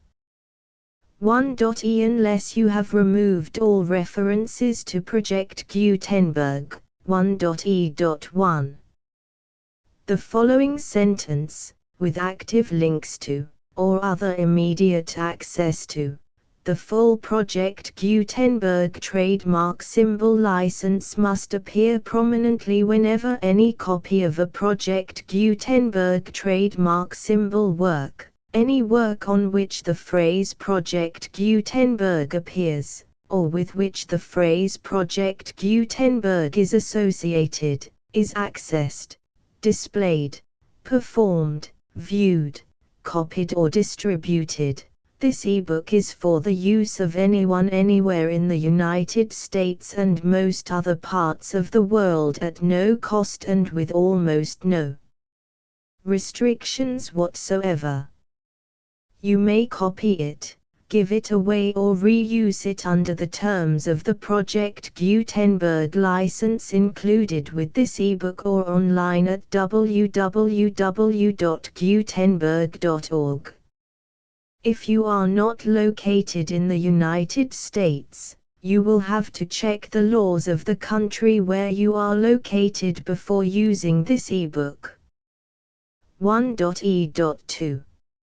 If an individual Project Gutenberg trademark symbol electronic work is derived from texts not protected by U.S. copyright law, does not contain a notice indicating that it is posted with permission of the copyright holder, the work can be copied and distributed to anyone in the United States without paying any fees or charges.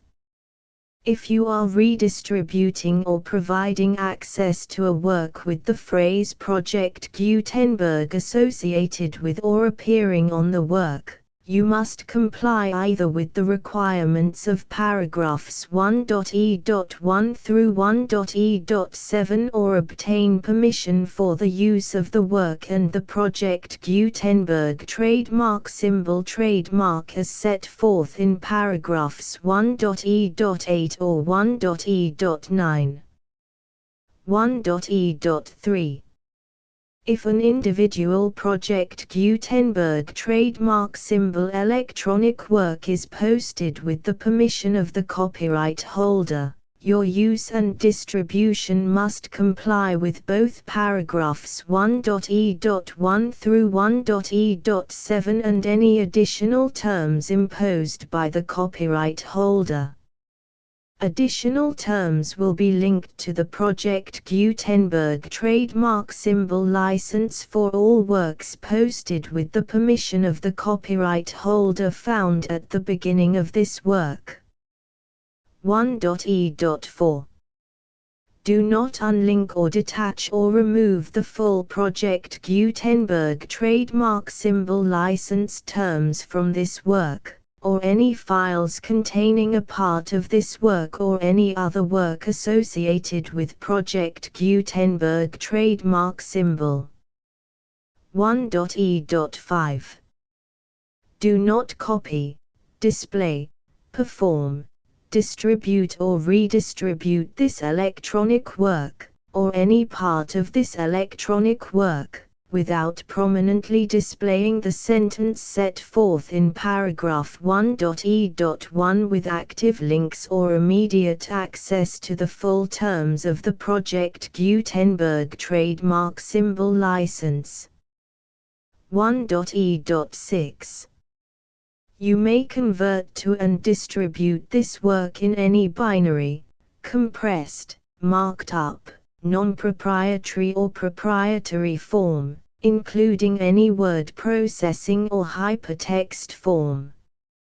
However, If you provide access to or distribute copies of a Project Gutenberg trademark symbol work in a format other than plain vanilla ASCII or other format used in the official version posted on the official Project Gutenberg trademark symbol website, www.gutenberg.org, you must, at no additional cost, fee or expense to the user, provide a copy, a means of exporting a copy, or a means of obtaining a copy upon request, of the work in its original plain vanilla ASCII or other form. Any alternate format must include the full Project Gutenberg trademark symbol license as specified in paragraph 1.e.1. 1.e.7. Do not charge a fee for access to, viewing, displaying, performing, copying or distributing any Project Gutenberg trademark symbol works unless you comply with paragraph 1.e.8 or 1.e.9. 1.e.8. You may charge a reasonable fee for copies of or providing access to or distributing Project Gutenberg trademark symbol electronic works provided that you pay a royalty fee of 20% of the gross profits you derive from the use of Project Gutenberg trademark symbol works calculated using the method you already use to calculate your applicable taxes. The fee is owed to the owner of the Project Gutenberg trademark symbol trademark, but he has agreed to donate royalties under this paragraph to the Project Gutenberg Literary Archive Foundation. Royalty payments must be paid within 60 days following each date on which you prepare, or are legally required to prepare, your periodic tax returns.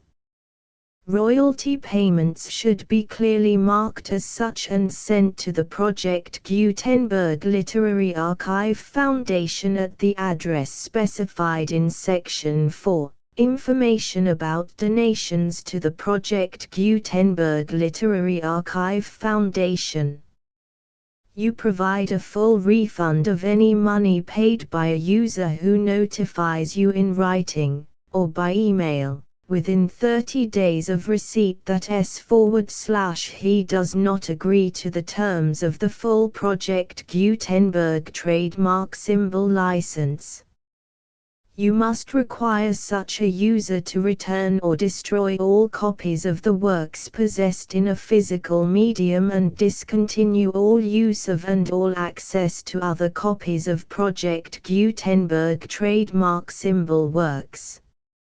You provide, in accordance with paragraph 1.f.3, a full refund of any money paid for a work or a replacement copy, if a defect in the electronic work is discovered and reported to you within 90 days of receipt of the work.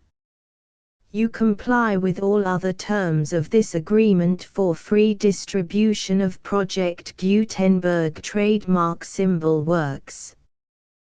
1.e.9. If you wish to charge a fee or distribute a Project Gutenberg trademark symbol electronic work or group of works on different terms than are set forth in this agreement, you must obtain permission in writing from the Project Gutenberg Literary Archive Foundation, the manager of the Project Gutenberg trademark symbol trademark. Contact the Foundation as set forth in Section 3 below. 1.f1.f.1. Project Gutenberg volunteers and employees expend considerable effort to identify, do copyright research on, transcribe and proofread works not protected by U.S. copyright law in creating the Project Gutenberg trademark symbol collection. Despite these efforts, Project Gutenberg trademark symbol electronic works, and the medium on which they may be stored, may contain defects such as, but not limited to, incomplete, inaccurate or corrupt data, transcription errors, a copyright or other intellectual property infringement, a defective or damaged disk or other medium, a computer virus, or computer codes that damage or cannot be read by your equipment. 1.f.2 Limited warranty. Disclaimer of damages, except for the right of replacement or refund described in paragraph 1.f.3. The Project Gutenberg Literary Archive Foundation, the owner of the Project Gutenberg trademark symbol trademark, and any other party distributing a Project Gutenberg trademark symbol electronic work under this agreement, disclaim all liability to you for damages, costs and expenses, including legal fees. You agree that you have no remedies for negligence, strict liability, breach of warranty or breach of contract except those provided in paragraph 1.f.3. You agree that the Foundation, the trademark owner, and any distributor under this agreement will not be liable to you for actual, direct, indirect, consequential, punitive or incidental damages even if you give notice of the possibility of such damage. 1.f.3 Limited right of replacement or refund. If you discover a defect in this electronic work within 90 days of receiving it, you can receive a refund of the money, if any, you paid for it by sending a written explanation to the person you received the work from. If you received the work on a physical medium, you must return the medium with your written explanation. The person or entity that provided you with the defective work may elect to provide a replacement copy in lieu of a refund. If you received the work electronically, the person or entity providing it to you may choose to give you a second opportunity to receive the work electronically in lieu of a refund. If the second copy is also defective, you may demand a refund in writing without further opportunities to fix the problem.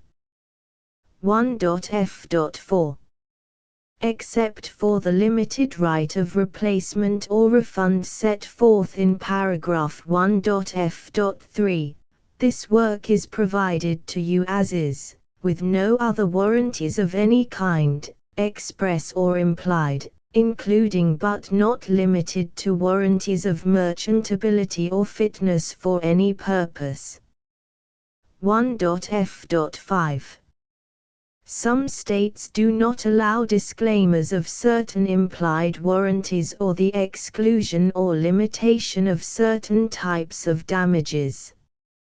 If any disclaimer or limitation set forth in this agreement violates the law of the state applicable to this agreement, the agreement shall be interpreted to make the maximum disclaimer or limitation permitted by the applicable state law. The invalidity or unenforceability of any provision of this agreement shall not void the remaining provisions. 1.f.6 Indemnity. You agree to indemnify and hold the Foundation, the trademark owner, any agent or employee of the Foundation, anyone providing copies of Project Gutenberg trademark symbol electronic works in accordance with this agreement, and any volunteers associated with the production, promotion and distribution of Project Gutenberg trademark symbol electronic works, harmless from all liability, costs and expenses, including legal fees, that arise directly or indirectly from any of the following which you do or cause to occur. A. Distribution of this or any Project Gutenberg trademark symbol work. B. Alteration, modification, or additions or deletions to any Project Gutenberg trademark symbol work, and C. Any defect you cause. Section 2. Information about the mission of Project Gutenberg trademark symbol. Project Gutenberg trademark symbol is synonymous with the free distribution of electronic works in formats readable by the widest variety of computers, including obsolete, old, middle-aged and new computers. It exists because of the efforts of hundreds of volunteers and donations from people in all walks of life. Volunteers and financial support to provide volunteers with the assistance they need are critical to reaching Project Gutenberg trademark symbol's goals and ensuring that the Project Gutenberg trademark symbol collection will remain freely available for generations to come. In 2001, the Project Gutenberg Literary Archive Foundation was created to provide a secure and permanent future for Project Gutenberg trademark symbol and future generations. To learn more about the Project Gutenberg Literary Archive Foundation and how your efforts and donations can help, see sections 3 and 4 and the Foundation information page at www.gutenberg.org. Section 3.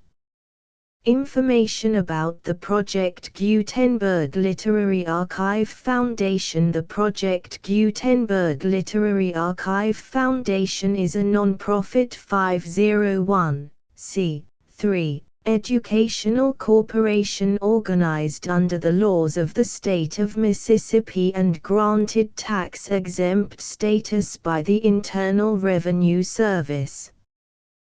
The Foundation's IN or Federal Tax Identification Number is 64-6221541. Contributions to the Project Gutenberg Literary Archive Foundation are tax-deductible to the full extent permitted by U.S. federal laws and your state's laws. The Foundation's business office is located at 809 North 1500 West, Salt Lake City, UT 84116, 801-596-1887. Email contact links and up-to-date contact information can be found at the Foundation's website and official page at www.gutenberg.org/contact section 4. Information about donations to the Project Gutenberg Literary Archive Foundation. Project Gutenberg trademark symbol depends upon and cannot survive without widespread public support and donations to carry out its mission of increasing the number of public domain and licensed works that can be freely distributed in machine-readable form accessible by the widest array of equipment, including outdated equipment. Many small donations, $1 to $5,000, are particularly important to maintaining tax-exempt status with the IRS. The Foundation is committed to complying with the laws regulating charities and charitable donations in all 50 states of the United States. Compliance requirements are not uniform and it takes a considerable effort, much paperwork and many fees to meet and keep up with these requirements. We do not solicit donations in locations where we have not received written confirmation of compliance. To send donations or determine the status of compliance for any particular state, visit www.gutenberg.org/donate. While we cannot and do not solicit contributions from states where we have not met the solicitation requirements, we know of no prohibition against accepting unsolicited donations from donors in such states who approach us with offers to donate. International donations are gratefully accepted, but we cannot make any statements concerning tax treatment of donations received from outside the United States. U.S. laws alone swamp our small staff. Please check the Project Gutenberg web pages for current donation methods and addresses. Donations are accepted in a number of other ways, including checks, online payments and credit card donations. To donate, please visit www.gutenberg.org/donate. Section 5. General information about Project Gutenberg trademark symbol electronic works. Professor Michael S. Hart was the originator of the Project Gutenberg trademark symbol concept of a library of electronic works that could be freely shared with anyone.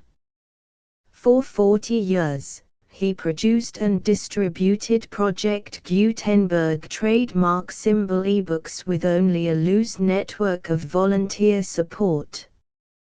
Project Gutenberg trademark symbol ebooks are often created from several printed editions, all of which are confirmed as not protected by copyright in the US unless a copyright notice is included. Thus, we do not necessarily keep ebooks in compliance with any particular paper edition. Most people start at our website, which has the main PG search facility, www.gutenberg.org.